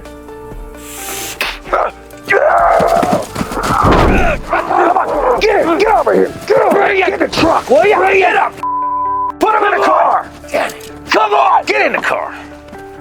Hurry up! Get it! Walter and Jesse were pushed into the car, and Hank immediately called Marie to inform her of the news. Hearing that Walter had been captured by Hank, Marie finally breathed a sigh of relief, but she didn't know this would be their last conversation, because at that moment, Walter suddenly saw several cars approaching. He knew it must be Jack's men. Walter shouted desperately, but Hank didn't hear him. As for why Jack and his men showed up even though Walter had called off the action, it could be because they sensed Walter was in danger and were worried that if something happened to him, there would be no one left to teach them how to produce contraband. Thus, a standoff between the police and criminals ensued, ready to erupt into a firefight. Walter screamed in an attempt to stop the impending clash, but handcuffed, he was powerless. Jesse, sitting in Walter's car, was also terrified. After a brief standoff, the inevitable firefight finally broke out.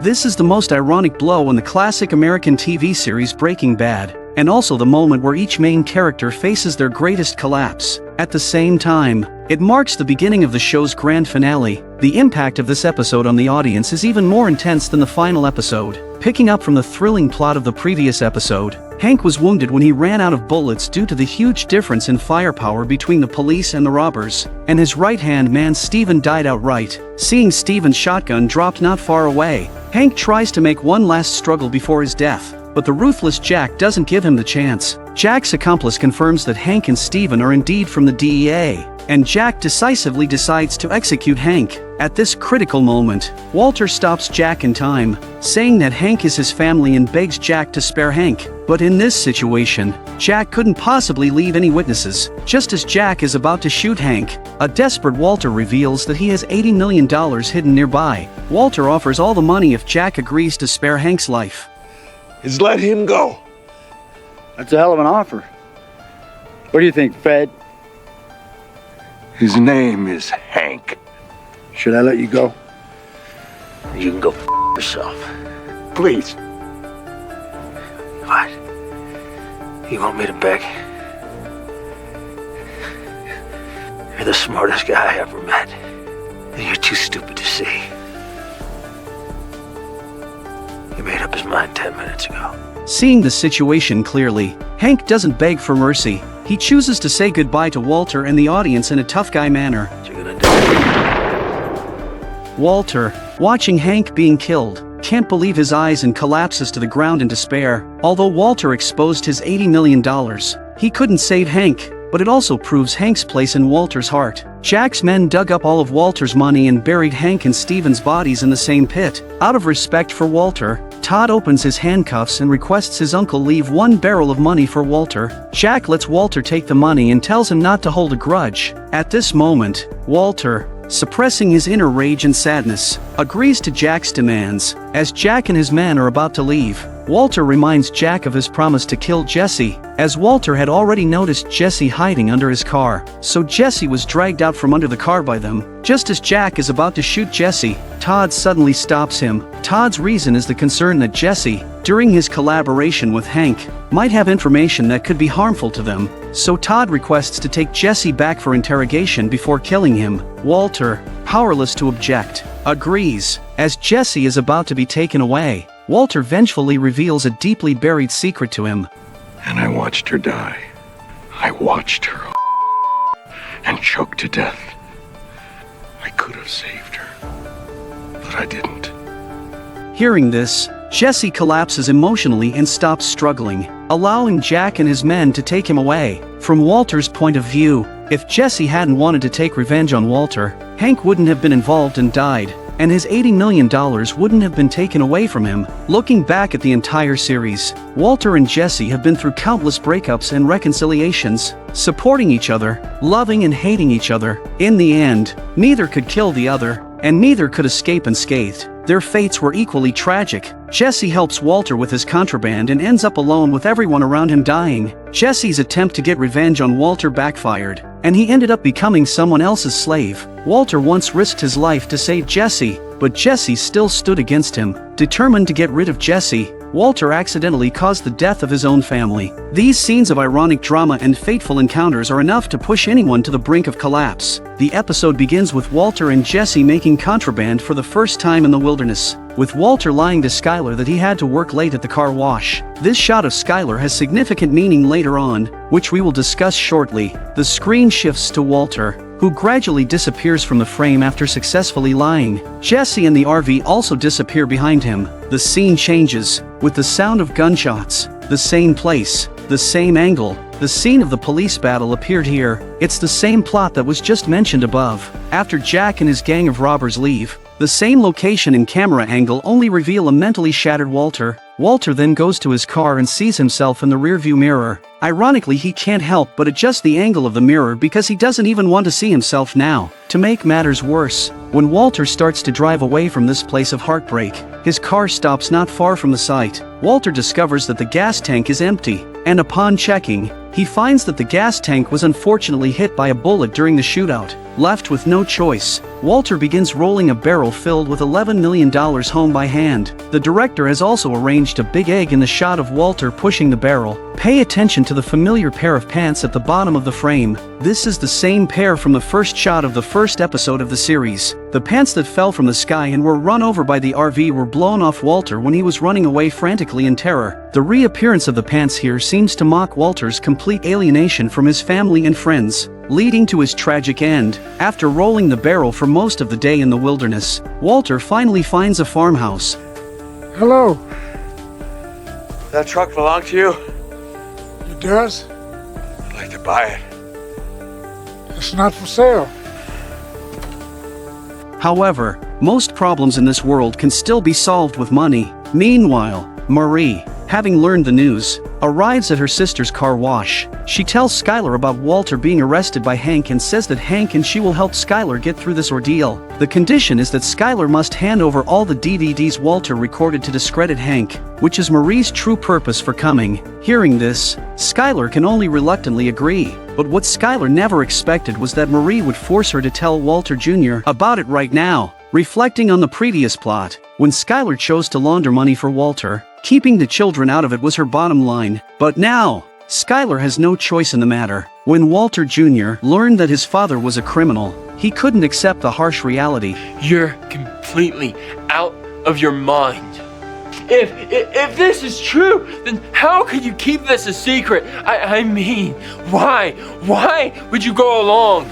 As viewers, we feel that Marie, standing on the moral high ground, is forcing her sister to let Walter Jr. know the truth, which inevitably feels like Marie's triumphant venting. Even though Walter Jr. would eventually find out, perhaps hearing it from Walter later might have lessened the blow. However, these plot arrangements are crucial setups for the following storyline. Meanwhile, a frantic Walter returns home, hastily packing his family's clothes, preparing to take them away immediately. When Skylar returns with an emotional Walter Jr. and sees Walter packing, Walter Jr. has a bellyful of questions that need answers from Walter, but at this moment, Walter has no time to explain. Why are you here? Skylar, please, will you just go get your things for you and the kids right now? This is our priority. Hank had you in custody. He wouldn't just let you go. Where is he? Where's Hank? I negotiated. Negotiated? Yes. What does that mean? Everything is going to be fine, but we need to leave right now. All right? Can we do that? What happened? Where is Hank?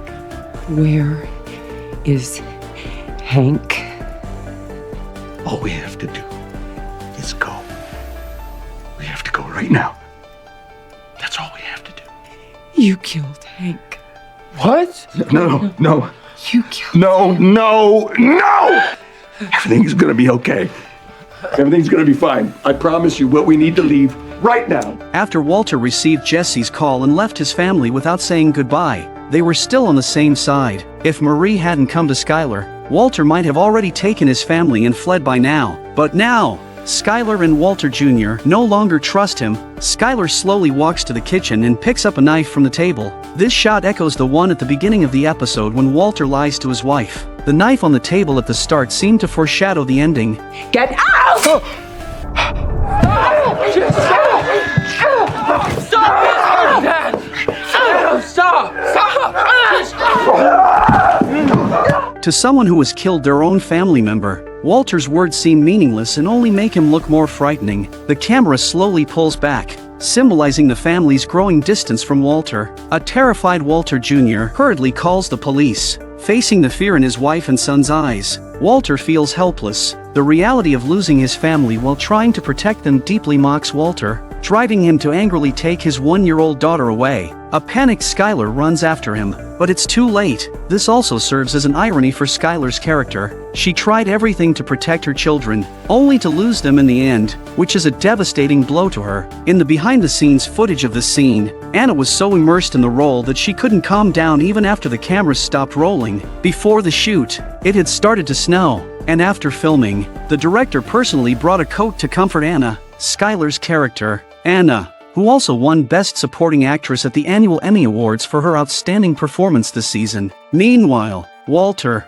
who had taken his daughter, finds a nursery room to change her diaper. Judging by his clumsy movements, he probably hadn't changed his nappy more than a few times. When he picks up his daughter and asks her to call him daddy, she keeps calling for mommy instead. Walter was silent when he heard this. He realized that his daughter needed her mother's care more than his own. Meanwhile, the police have arrived at Skylar's house to investigate. Marie is puzzled as to how Walter could have taken the child after Hank had arrested him. At this moment, Walter calls. The police need to record the call and trace its location for clues. The following conversation appears as if Walter is blaming his wife, but in reality, he is trying to clear Skylar of being an accomplice. Walter knows the police will use the call recording as evidence. This is your fault.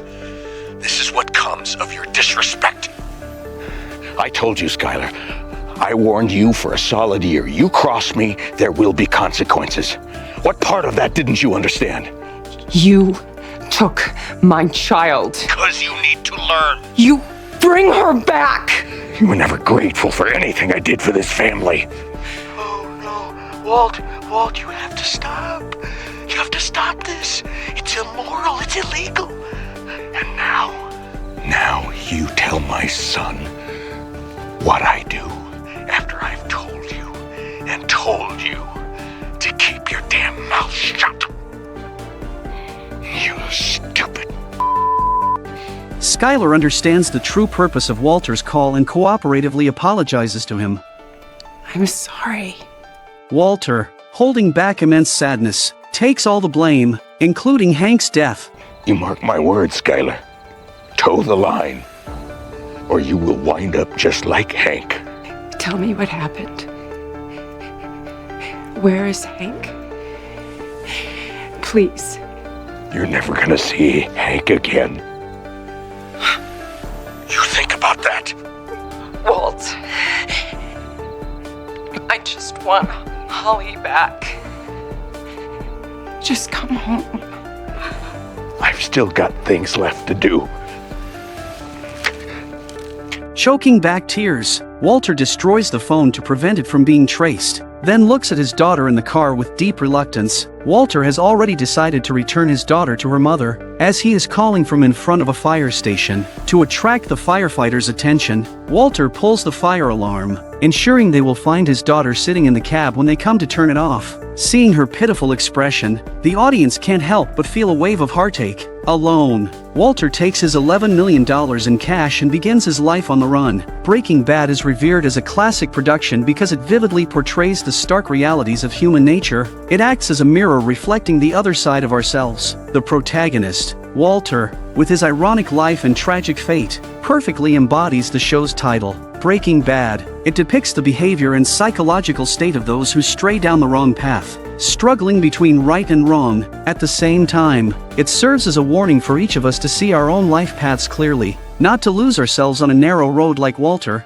ultimately leading to the destruction of family and home, and forcing him to go on the run. When Walter is taken away, he happens to encounter Saul, who is also in hiding. Walter writes a note and hands it to Saul, asking him to find a few professional hitmen to exact his revenge. But as a professional lawyer, Saul still advises Walter to turn himself in, because even though Walter has distanced himself from Skylar in the phone call, if the police can't catch Walter for a long time, they will certainly trouble his wife. At that time, the house will be confiscated, the bank accounts will likely be frozen, and Skylar won't be able to find a job. Walter naively thinks he can transfer the money to his family, but Saul explains that the police are hoping Walter will try this, as it will make it easy for them to catch him if he tries to contact his family. However, Walter, blinded by hatred, swears to kill Jack's gang and take back the money he risked his life to earn. Walter insists he is doing all this for his family. Just then, Ed calls Saul to leave, telling the troubled Walter to wait. But Walter says the plan has changed and demands that Saul go with him because he needs Saul to help him strategize. Ed tells them to discuss it and make a decision. It's clear that Saul disagrees at this point. Remember the last time Saul went against Walter's wishes and what Walter said to him?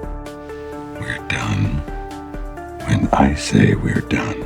Now Walter tries the same tactic, but before he can finish, he starts coughing like a sick cat, struggling to catch his breath. It seems his cancer is getting worse. Saul delivers his final line, marking his official exit from the series.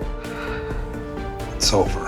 As Saul predicted, Skylar is helpless when questioned by the police. She knows that if she doesn't give up Walter, both she and the children will be in trouble. Unfortunately, she has no idea where Walter is. If you look closely, you'll notice that Skylar looks much older overnight. With no leads, the police have no choice but to place Skylar's family under 24-hour surveillance. Ironically, when Skylar comes out at night to care for her daughter, she suddenly discovers several black-clad hitmen in the house. The person speaking with Skylar is Todd. Confirming that Skylar wouldn't alert anyone, Todd releases her. Remember when Walter decided to return to his family and Lydia came to see him at the car wash and Skylar kicked Lydia out?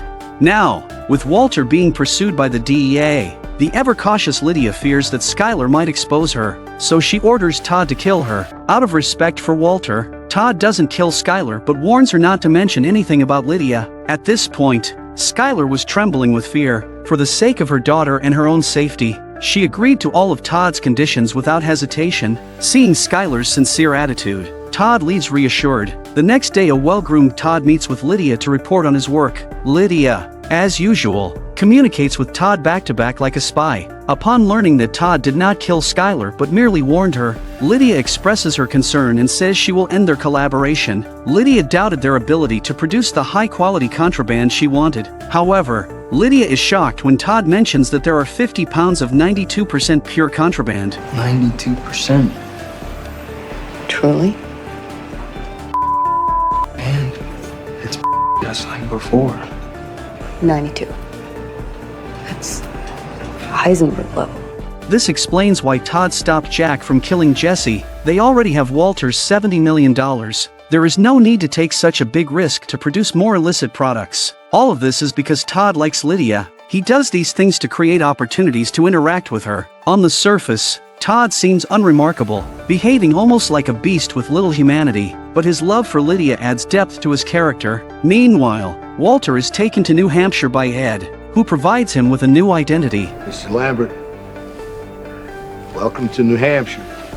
Previously, Walter was in New Mexico, located in the southwestern U.S. Near the Mexican border. New Hampshire, however, is in the northeastern U.S. Near the Canadian border. The area is a frozen wilderness, located on a remote mountain without phones or internet, with food supplies arriving only once a month at best. Each supply run costs $50,000. Ed warns Walter to stay put and make a list of anything he needs, which Ed will bring. If Walter doesn't follow the rules, Ed cannot ensure his safety. and the special service will be terminated. After giving all instructions, Ed departs, although Walter avoids imprisonment. Being isolated in this desolate place, cut off from the world, seems far worse than prison, compared to Walter's lucky escape. Jesse's situation is even more dreadful. Poor Jesse is imprisoned in a cellar by Todd and beaten beyond recognition. To prevent Jesse from escaping, Todd designs a custom anti-escape device for him. Even more cruelly, they post pictures of Andrea and Brock in the lab to threaten Jesse. At night,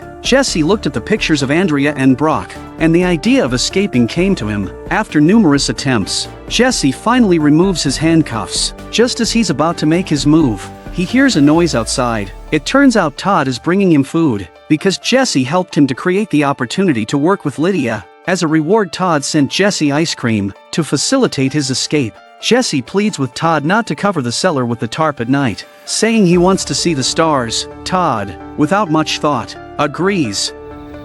Good night, Jesse. After Todd leaves, Jesse resumes his escape plan. He piles everything he can find underneath him, and with an intense survival instinct, Jesse grabs the overhead bars and manages to unlock the latch above. Just as he thinks he's about to escape, Todd and his men, alerted by the noise, rush towards him. Just kill me now and get it over with, because there's no way I'm doing one for you psycho. Desperate, Jesse wanted to die, but for these inhuman robbers, Jesse's threat is not effective at all. The scene shifts to Todd arriving at Andrea's house, claiming to be a friend of Jesse. Hearing this, Andrea lowers her guard. Todd tells Andrea that Jesse is in the car across the street, and when she goes out to check, Todd cruelly shoots her in the head. Witnessing this, Jesse cries out in agony, completely broken. Now, if he doesn't comply, Andrea's son will also die because of him. It's safe to say Jesse's situation is worse than Walter's. Meanwhile, after the longest month of his life, Walter finally receives supplies from Ed. After a month of isolation, Walter eagerly examines the newspapers Ed brought him. Ed also thoughtfully provides various reading glasses and updates Walter on Skylar and the children. Skylar has returned to her maiden name and found a part-time job, leaving her daughter with neighbors while she works. Their house has been auctioned off by the bank. Since Heisenberg's identity was exposed, their home has become a hotspot for tourists, forcing the bank to fence it off due to constant complaints from neighbors. Due to the recurrence of his cancer, Walter asks Ed to bring medication to manage it. Seeing Ed struggle to find a vein, Walter prepares to inject himself but hesitates and hands the needle back to Ed. Compared to his earlier determination, Walter's courage has dwindled. After settling Walter, Ed prepares to leave. Lonely, Walter pleads with Ed to stay longer, but Ed insists he has a long way to go. Desperate, Walter offers Ed $10,000 for 2 more hours, though Ed cuts the price in half. 10,000. 1 hour. Walter's real intention is to test Ed's character. What if I ask you to give it to my family? Would you do? If I said yes, would you believe me? At this point, Walter no longer has the strong desire for revenge that he had at the beginning of the episode, but starts to think about how to give the money to his family before he dies. He creates a wall of clippings about his family's recent life and public opinion to keep track of their situation. Walter's health deteriorates, and he loses so much weight that his wedding ring slips off. He picks up the symbol of his love, threads it onto a string, and hangs it around his neck, the only reminder of his wife. Walter then notices a cardboard box, and a bold idea strikes him. He emptied the box and put the money in it. Walter wanted to give all the money to his family before he died, otherwise he would die in peace. The scene shifts to Walter Jr. being called to the principal's office for a call from his Aunt Marie. Aunt Marie, what's going on? Hold on a sec, honey. Son, it's me. Please don't let on. Carmen's nearby, right? No, she cannot know. Son, are you there? Yes. The things that they're saying about me, I did wrong. I made some terrible mistakes. But the reasons intended, I never intended. I'm sending Louis a package. Now it's addressed to Louis, but it's for you, your mother, and your sister. There's money inside. About $100,000. think. You want to send money. Killed Uncle Hank! You killed him! Wait, son. No, please. What you did to Mom, you killed Uncle Hank. Listen to me, you got to listen to me. Just shut up. Just stop it. Stop it. I don't want anything from you. I don't give a You killed Uncle Hank. Why are you still alive? Why don't you just die already? Just die. Hearing that his son refuses to accept his money, Walter realizes hiding is pointless and calls the police. DEA, Albuquerque District Office. How may I direct your call? I'd like to speak to the agent in charge of the Walter White investigation. Who may I say is calling? Walter White. Hello? Walter drinks while waiting for the police to arrive. At that moment, he saw a news interview with Gretchen and Elliot on television, where they mentioned their former co-founder, Walter, who is now the notorious Heisenberg. However, they both intentionally avoided the topic and denied Walter's contributions to the company in the early days. Seeing this, Walter seems to change his mind. When the police arrive, they find only an empty whiskey glass.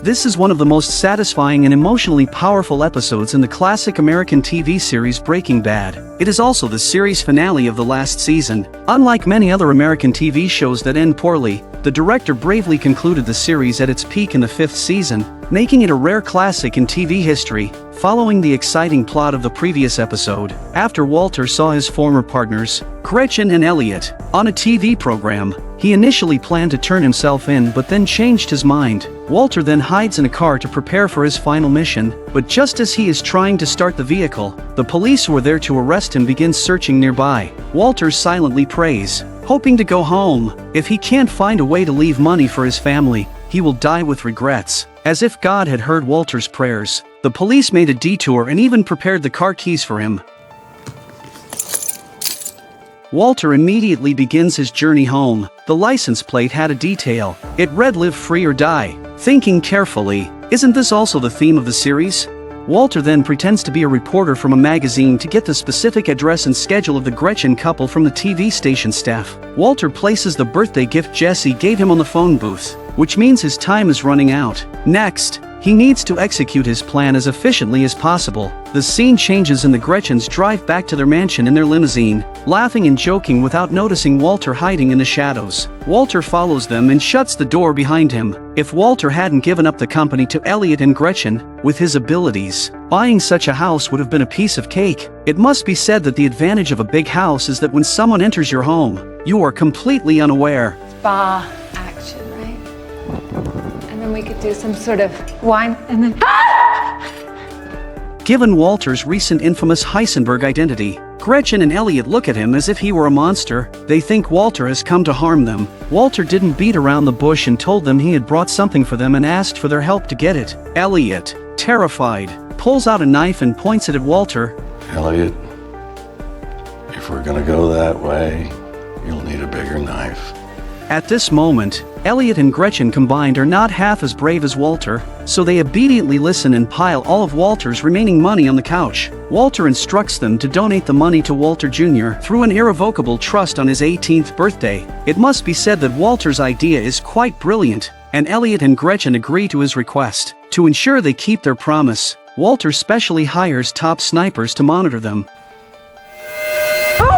Don't move, Don't dare move a muscle. You don't want them to think that you're trying to get away. Just breathe.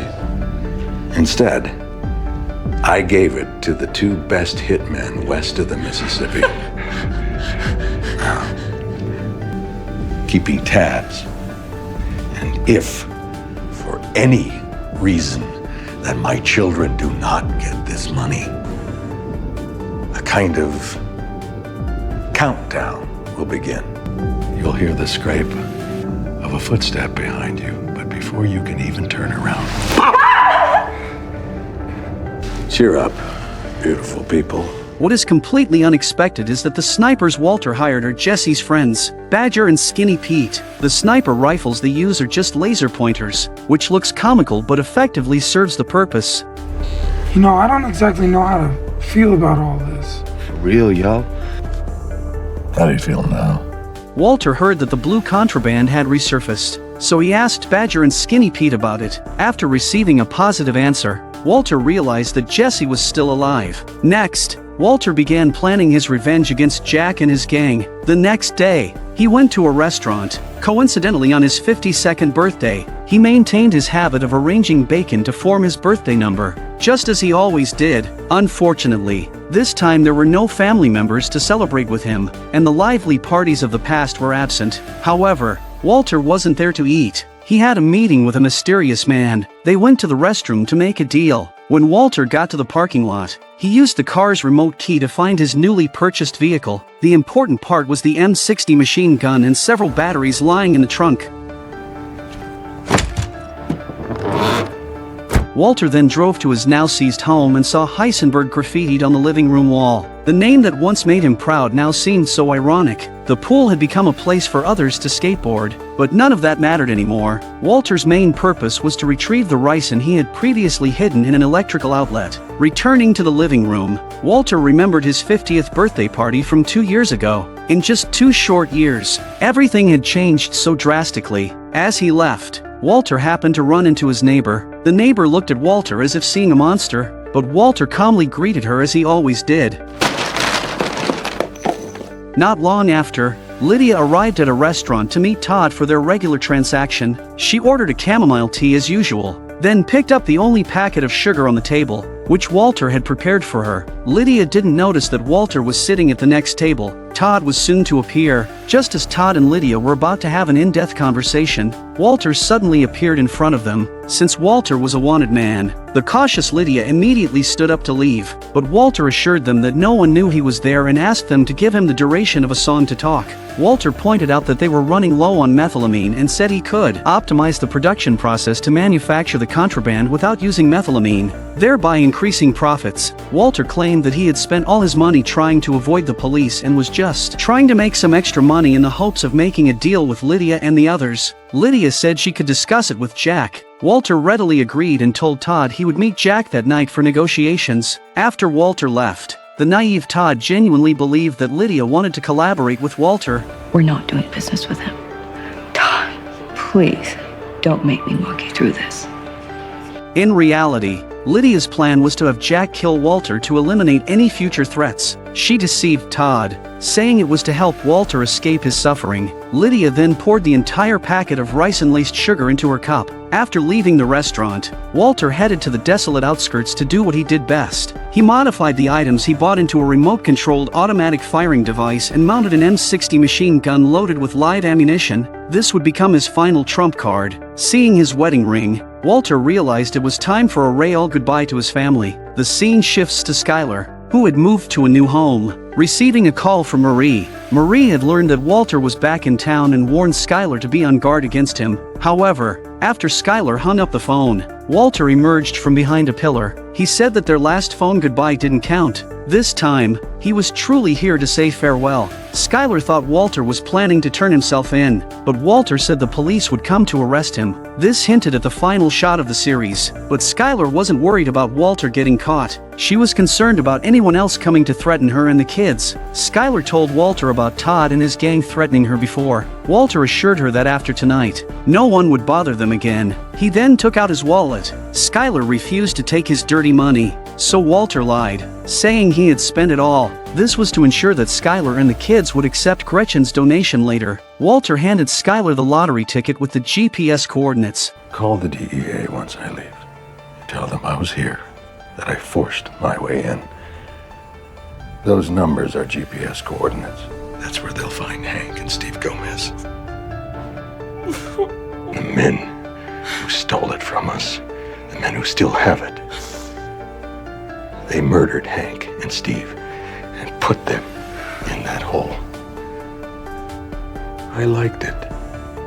I was good at it. I was alive. Walter's statement was undeniably a subversion of traditional values. Human nature is ultimately selfish, but many people neither recognize nor dare to admit it because they fear truly confronting and examining their inner selves and souls. Finally, Walter asked to see his daughter one last time. Watching his sleeping daughter, Walter shed tears. This kind of sorrow might only be fully understood by parents. When Walter Jr. came home from school, Walter could only watch his son from the shadows, silently saying goodbye. Seeing this scene once again stirred the audience's sympathy for Walter. Night quickly fell, and Walter arrived at Jack's club as planned. He deliberately parked the car sideways in front of the house. After a thorough body search, it was found that Walter had nothing on him but his wallet and keys. Regrettably, the others didn't return his wallet and keys but placed them on a nearby pool table. Before Walter could start the actual business discussion, Jack and his gang were about to kill him. In desperation, Walter claimed that Jack owed him a life, accusing Jack of not killing Jesse as instructed but instead making Jesse their partner. Hearing this, Jack became immediately displeased. He's gonna show Walter what kind of relationship he has with Jesse, so he instructed Todd to bring Jesse in. I'm gonna show you just how wrong you are.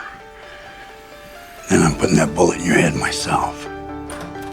Although Jack said this to Walter, by the end, you'll realize he was really speaking about himself. At this moment, Walter took the opportunity to secretly grab the keys from the table. When Jesse, shackled, was brought into the room, Walter lunged at him, pinning him to the ground. Jack and his men stood by watching, unaware that their end was near. As Walter pressed the button on the keys, the opening scene of the episode unfolded. Everyone was dead except Todd, who lay on the ground, curious. He looked out the window to see what had caused this extraordinary event. As a result, Todd was strangled to death with handcuffs by Jesse.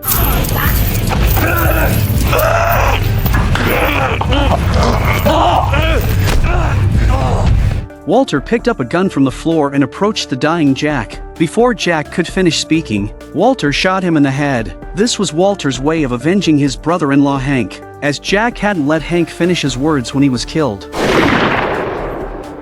Walter then tossed the gun to Jesse. Walter realized that his selfishness had led the inherently good Jesse into a downward spiral. In the end, Walter left his fate in Jesse's hands, granting Jesse the freedom he deserved. Say the words! Say you want this! I want this. Seeing that Walter had been shot in the abdomen, Jesse couldn't bring himself to kill him.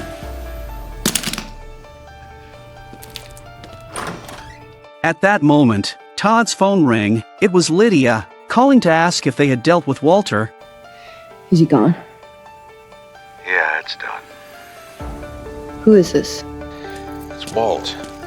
Kind of under the weather. Like you've got the flu. That would be the I gave you. I slipped it into that stevia crap that you're always putting in your tea. The ricin, which had been a plot element throughout the series, finally came into play. Walter took out Jack's lair all by himself. In the end, he didn't say much to Jesse, just gave a slight nod. Newly freed, Jesse, like an untamed horse, drove away from this hell on earth. In his final moments, Walter entered the laboratory that had driven him to madness. It was the only place where he felt he existed and could find meaning in life. In the end, when Walter lies on the floor of the lab, we see a sense of relief in him. He no longer had to painstakingly weave lie after lie, or explain himself to anyone, nor struggle between morality and justice. The notions of right and wrong, good and evil, black and white as seen by others didn't matter anymore. Living as he wanted was what truly mattered. It's no exaggeration to say that your life may change drastically after you truly understand this drama, and the influence is subtle. This is why many people watch it over and over again. Each viewing brings different feelings and insights based on one's life experiences. Of course,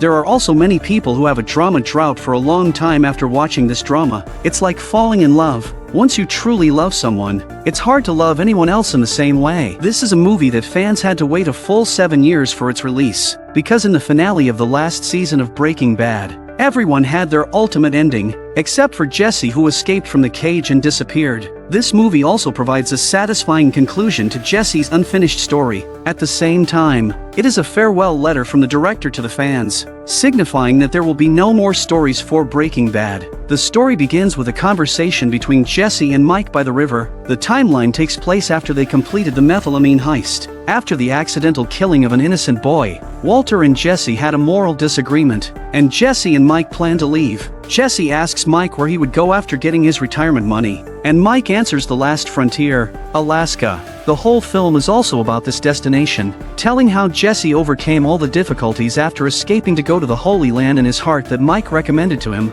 Remember the license plate on Walter's car during his revenge journey?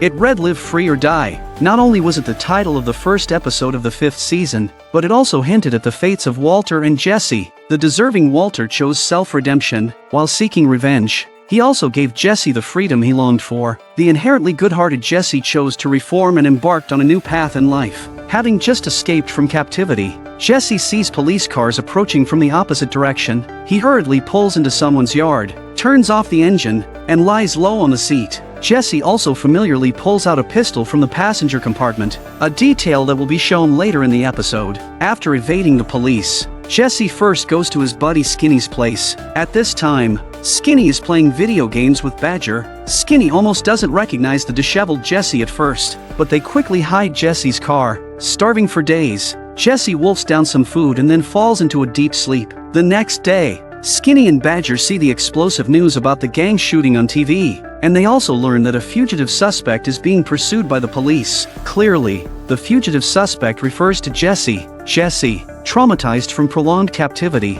is extremely paranoid. As he wakes up, he looks at the ceiling, thinking he is still in the dungeon. The terrified Jesse hastily gets up, trying to escape. Noticing the commotion, Skinny and Badger rush to check, almost getting shot by the frantic Jesse. Once Jesse calms down, Skinny finds him some fitting clothes and tells him to take a hot shower. Feeling unsafe, Jesse even brings a gun into the shower. As he showers, he recalls being hosed down by Todd and others with a high-pressure water gun. Jesse's body is covered with scars from the torture he endured, and each shot makes the audience visualize the abuse he suffered. After washing up and shaving his head and beard, Jesse finally starts to regain his spirit. He asks Skinny for a disposable phone and calls Old Joe from the junkyard to help him dispose of the car he drove. Although Old Joe had seen the news that Jesse was wanted, he did not report him. Instead, he offered Jesse his help for free. Everyone was impressed by Old Joe's righteousness. However, in the next moment, when Old Joe discovers that the car's tracking system has been activated,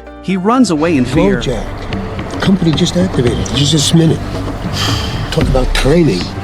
Look, Johnny Law is on his way, as in here, as in now. So farewell, goodbye, regrets, etc., etc.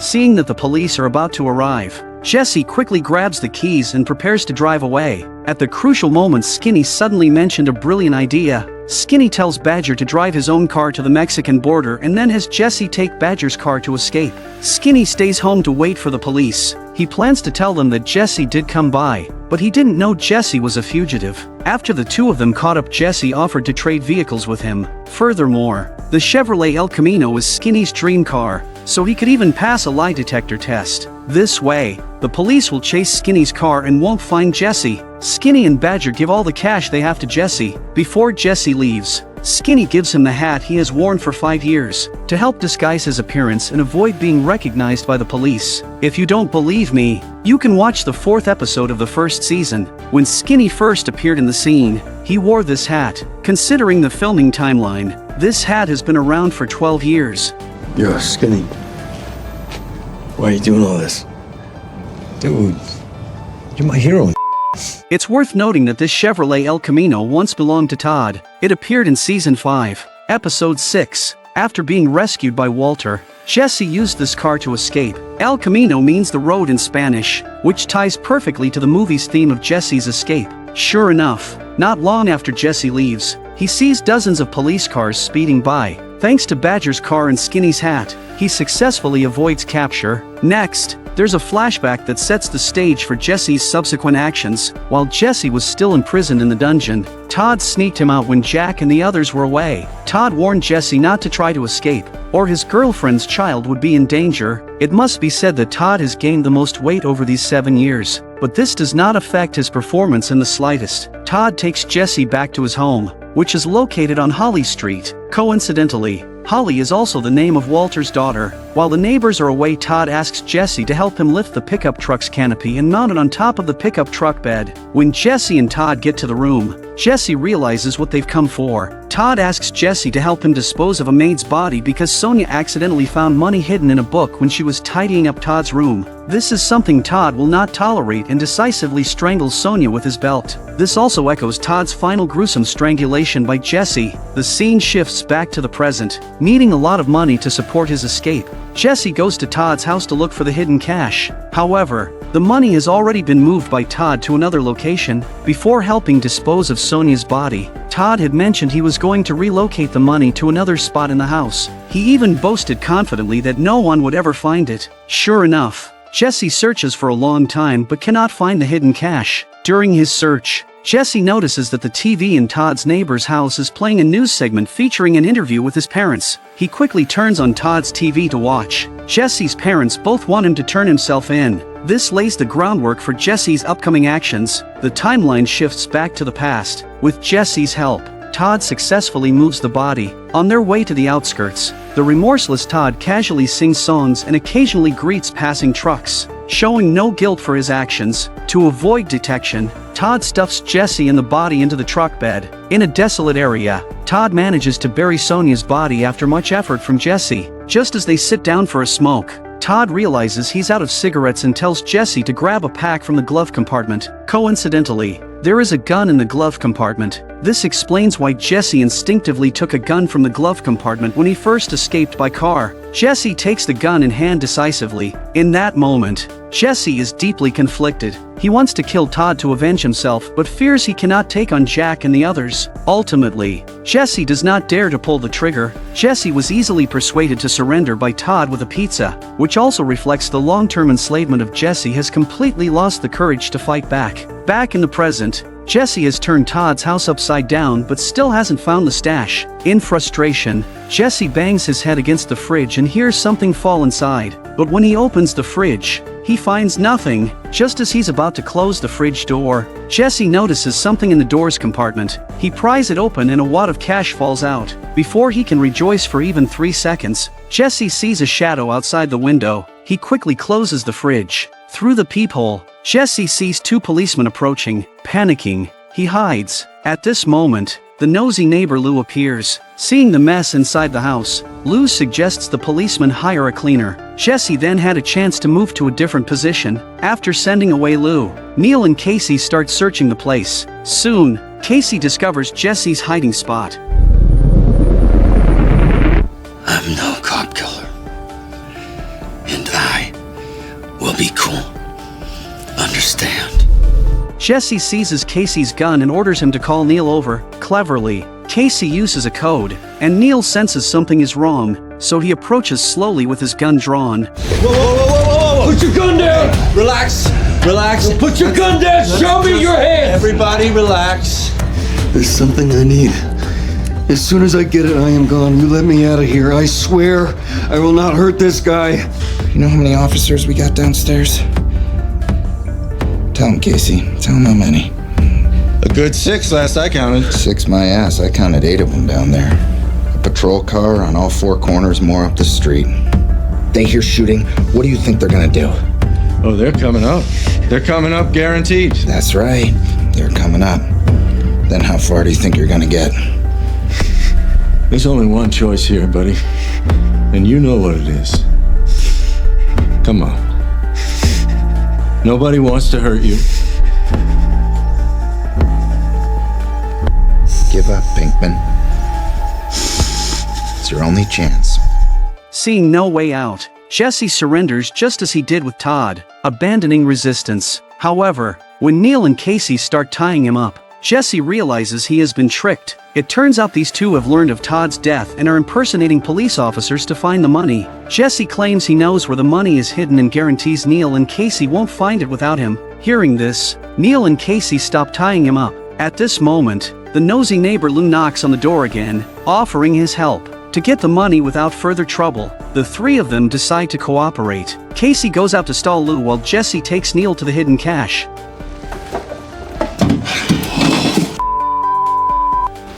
Holy voice. What Jesse did next was a bit confusing for Neil. Neil, relying on his gun, tries to get Jesse to leave quickly, intending to keep all the money for himself. But a now clear-headed Jesse doesn't pay any attention to him. He has finally regained his confidence. Then do it already. Alright, if you pull that trigger, then you are gonna have to kill that loudmouth down the hall and every other witness in the place. And you will be as I am. Realizing Jesse has seen through his bluff, Neil agrees to let Jesse take a third of the money. With the money in hand, Jesse and Neil walk out of the apartment. Jesse demands his gun back, but Neil ignores him. At this moment, Jesse notices the Candy Welding Company sign on their truck, realizing that they are the welders who helped Todd remodel the lab. I was wondering when you were gonna remember me. If Jesse had recognized Neil during their standoff, he would have taken all the money and fled by now, but it's too late to think about that. Jesse takes the money he has and goes to find the contact Saul once gave him. Jesse only knows that the guy sells vacuum cleaners and has forgotten the code phrase. Using the information on the map, Jesse arrives at the front of the best quality vacuum cleaner shop. Coincidentally, Jesse sees the red van and rushes to the side to check it out. Jesse realized that the red van was the same one that had picked him up at the intersection. Jesse sees hope, so he goes to the shop and locks the door, then starts trying to say various code words to Ed. I'm looking for a Hoover Max. Pressure Max, max pressure Hoover, maybe it's a Pro Max. Got like a filter. Hoover products are right over there on the wall behind you. Look, I don't remember the exact password. Seeing the guy won't admit anything, Jesse takes out the money and confesses his deep regret for not going with him the first time. If Jesse had gone with Ed, his life would have taken a different path. Just like our own lives, certain experiences are necessary for growth. Seeing Jesse's determination, Ed admitted his identity but insisted that Jesse pay him for the last job as well. This means Jesse has to come up with $250,000 in one go. Reluctantly, Jesse pulls out all the money he has, even the cash Skinny and Badger gave him. Unfortunately, he is still short by $1,800, but Ed didn't want to give him a discount. He just loaded up Jesse's money and told him to leave. Jesse insists that if Ed doesn't agree, he will stay right there and not leave. Ed had no choice but to call the police. Hi, yes. There's a young man in my store, and he refuses to leave. Stop. Yeah, he might be armed. Stop me. Not overtly, but yes, I'm beginning to feel threatened. Are you serious? Sure. My name is Ed Galbraith. I own Best Quality Vacuum, 2714 4th Street, Northwest. That's correct. As Jesse is about to leave, he realizes that Ed might be bluffing, since calling the police wouldn't benefit Ed either. But this time, Jesse miscalculates. He underestimates Ed's principles. Luckily, Ed doesn't betray Jesse. He gives the police false information. After the police leave, Jesse calls back, saying he will make up the $1,800. That evening, Jesse calls his parents. Earlier, while searching for money at Todd's house, Jesse had seen the news interview with his parents. He tells them he is ready to surrender and gives them a location they both know, asking them to come pick him up. Finally, Jesse says his goodbyes to his parents. I don't know if it'll mean much to you, but you did your best. And whatever happened with me, it's on me. Hearing this, the Pinkmans immediately drop what they're doing and rush out. The police officers stationed near the Pinkmans' house also leave with them. Jesse then goes to his parents' house, finds the key hidden in the brickwork, and sneaks inside. He locates their safe but fails to open it a few times. Finally, he uses his brother's birthday and succeeds. Do you think Jesse is there to steal his parents' money? That means you don't know Jesse well enough. He's actually there to take the 2 guns inside. Jesse then tracks down the address for Candy Welding Company. He is ready to settle the score with Neil and Casey. Unfortunately, Neil and Casey, flush with cash, are seeking some special services. To avoid complications, Jesse patiently waits for the right moment. During this time, Jesse recalls when he was imprisoned. It was Neil from Candy Welding Company who remodeled the lab for Todd and the others, chaining him like a dog to a track. In order to test the strength of the weld, Neil and Casey even bet Jesse to test it himself, which is Jesse's humiliating history. Now, the opportunity for revenge has arrived. When the service was over, Jesse walked into the room single-handedly and said he only wanted $1,800. When Neil sees that Jesse is holding an antique gun from years ago, he and the others can't help but laugh at him. Casey firmly refuses to give the money, but he's immediately intimidated by Neil's demeanor before he can finish his sentence. Neil proposes a Western-style duel with Jesse, with the winner taking all the money. This is exactly what Jesse anticipated, and it's the reason he brought 2 guns. From the things Jesse did after he escaped, it's like we see Mike in him. He's no longer the same Jesse who was crying his eyes out with his IQ down. The outcome is clear. Neil is quickly taken down by the hidden gun in Jesse's pocket, and Casey, trying to retaliate, is shot in the head by Jesse. This scene is a homage to Walter's revenge against Jack. Jesse then takes the driver's licenses of the other 3 and tells them to keep their mouths shut. Afterwards, he takes all the money. As he leaves, he ignites their welding tanks. With a dazzling explosion,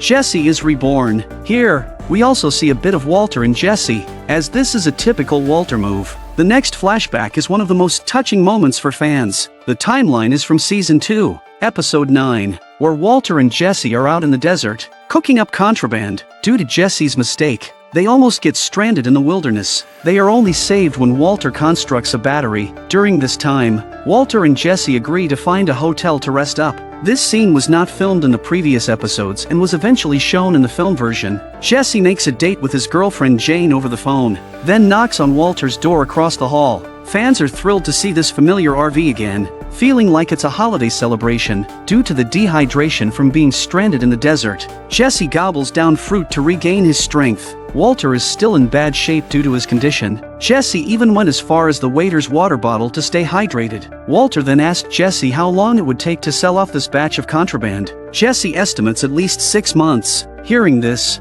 Walter is disappointed. Feeling he won't live that long, Jesse promises Walter that he will give Walter's share of all the money to Walter's family even if Walter is no longer there. Walter trusts Jesse completely. Walter then asks Jesse about his plans, suggesting he go to college, but Jesse replies that he has a high school diploma and doesn't need to go to college. Seeing he can't persuade Jesse, Walter doesn't press further. Next, Walter expressed his envy towards Jesse. He envied Jesse's luck, saying he didn't have to wait a lifetime to achieve something great. This was also Walter's way of expressing his regret about his own life, lamenting that he only got to truly spread his wings at the end of his life. The scene then shifts to Jesse being taken to his dream destination of Alaska by Ed. The place is a frozen, sparsely populated land. Ed also arranged a completely new identity for Jesse. Jesse asked Ed to mail a letter for him. From the signature on the letter, it is clear that it's for his girlfriend Andrea's child, Brock. It's likely that Jesse also left some money for Brock.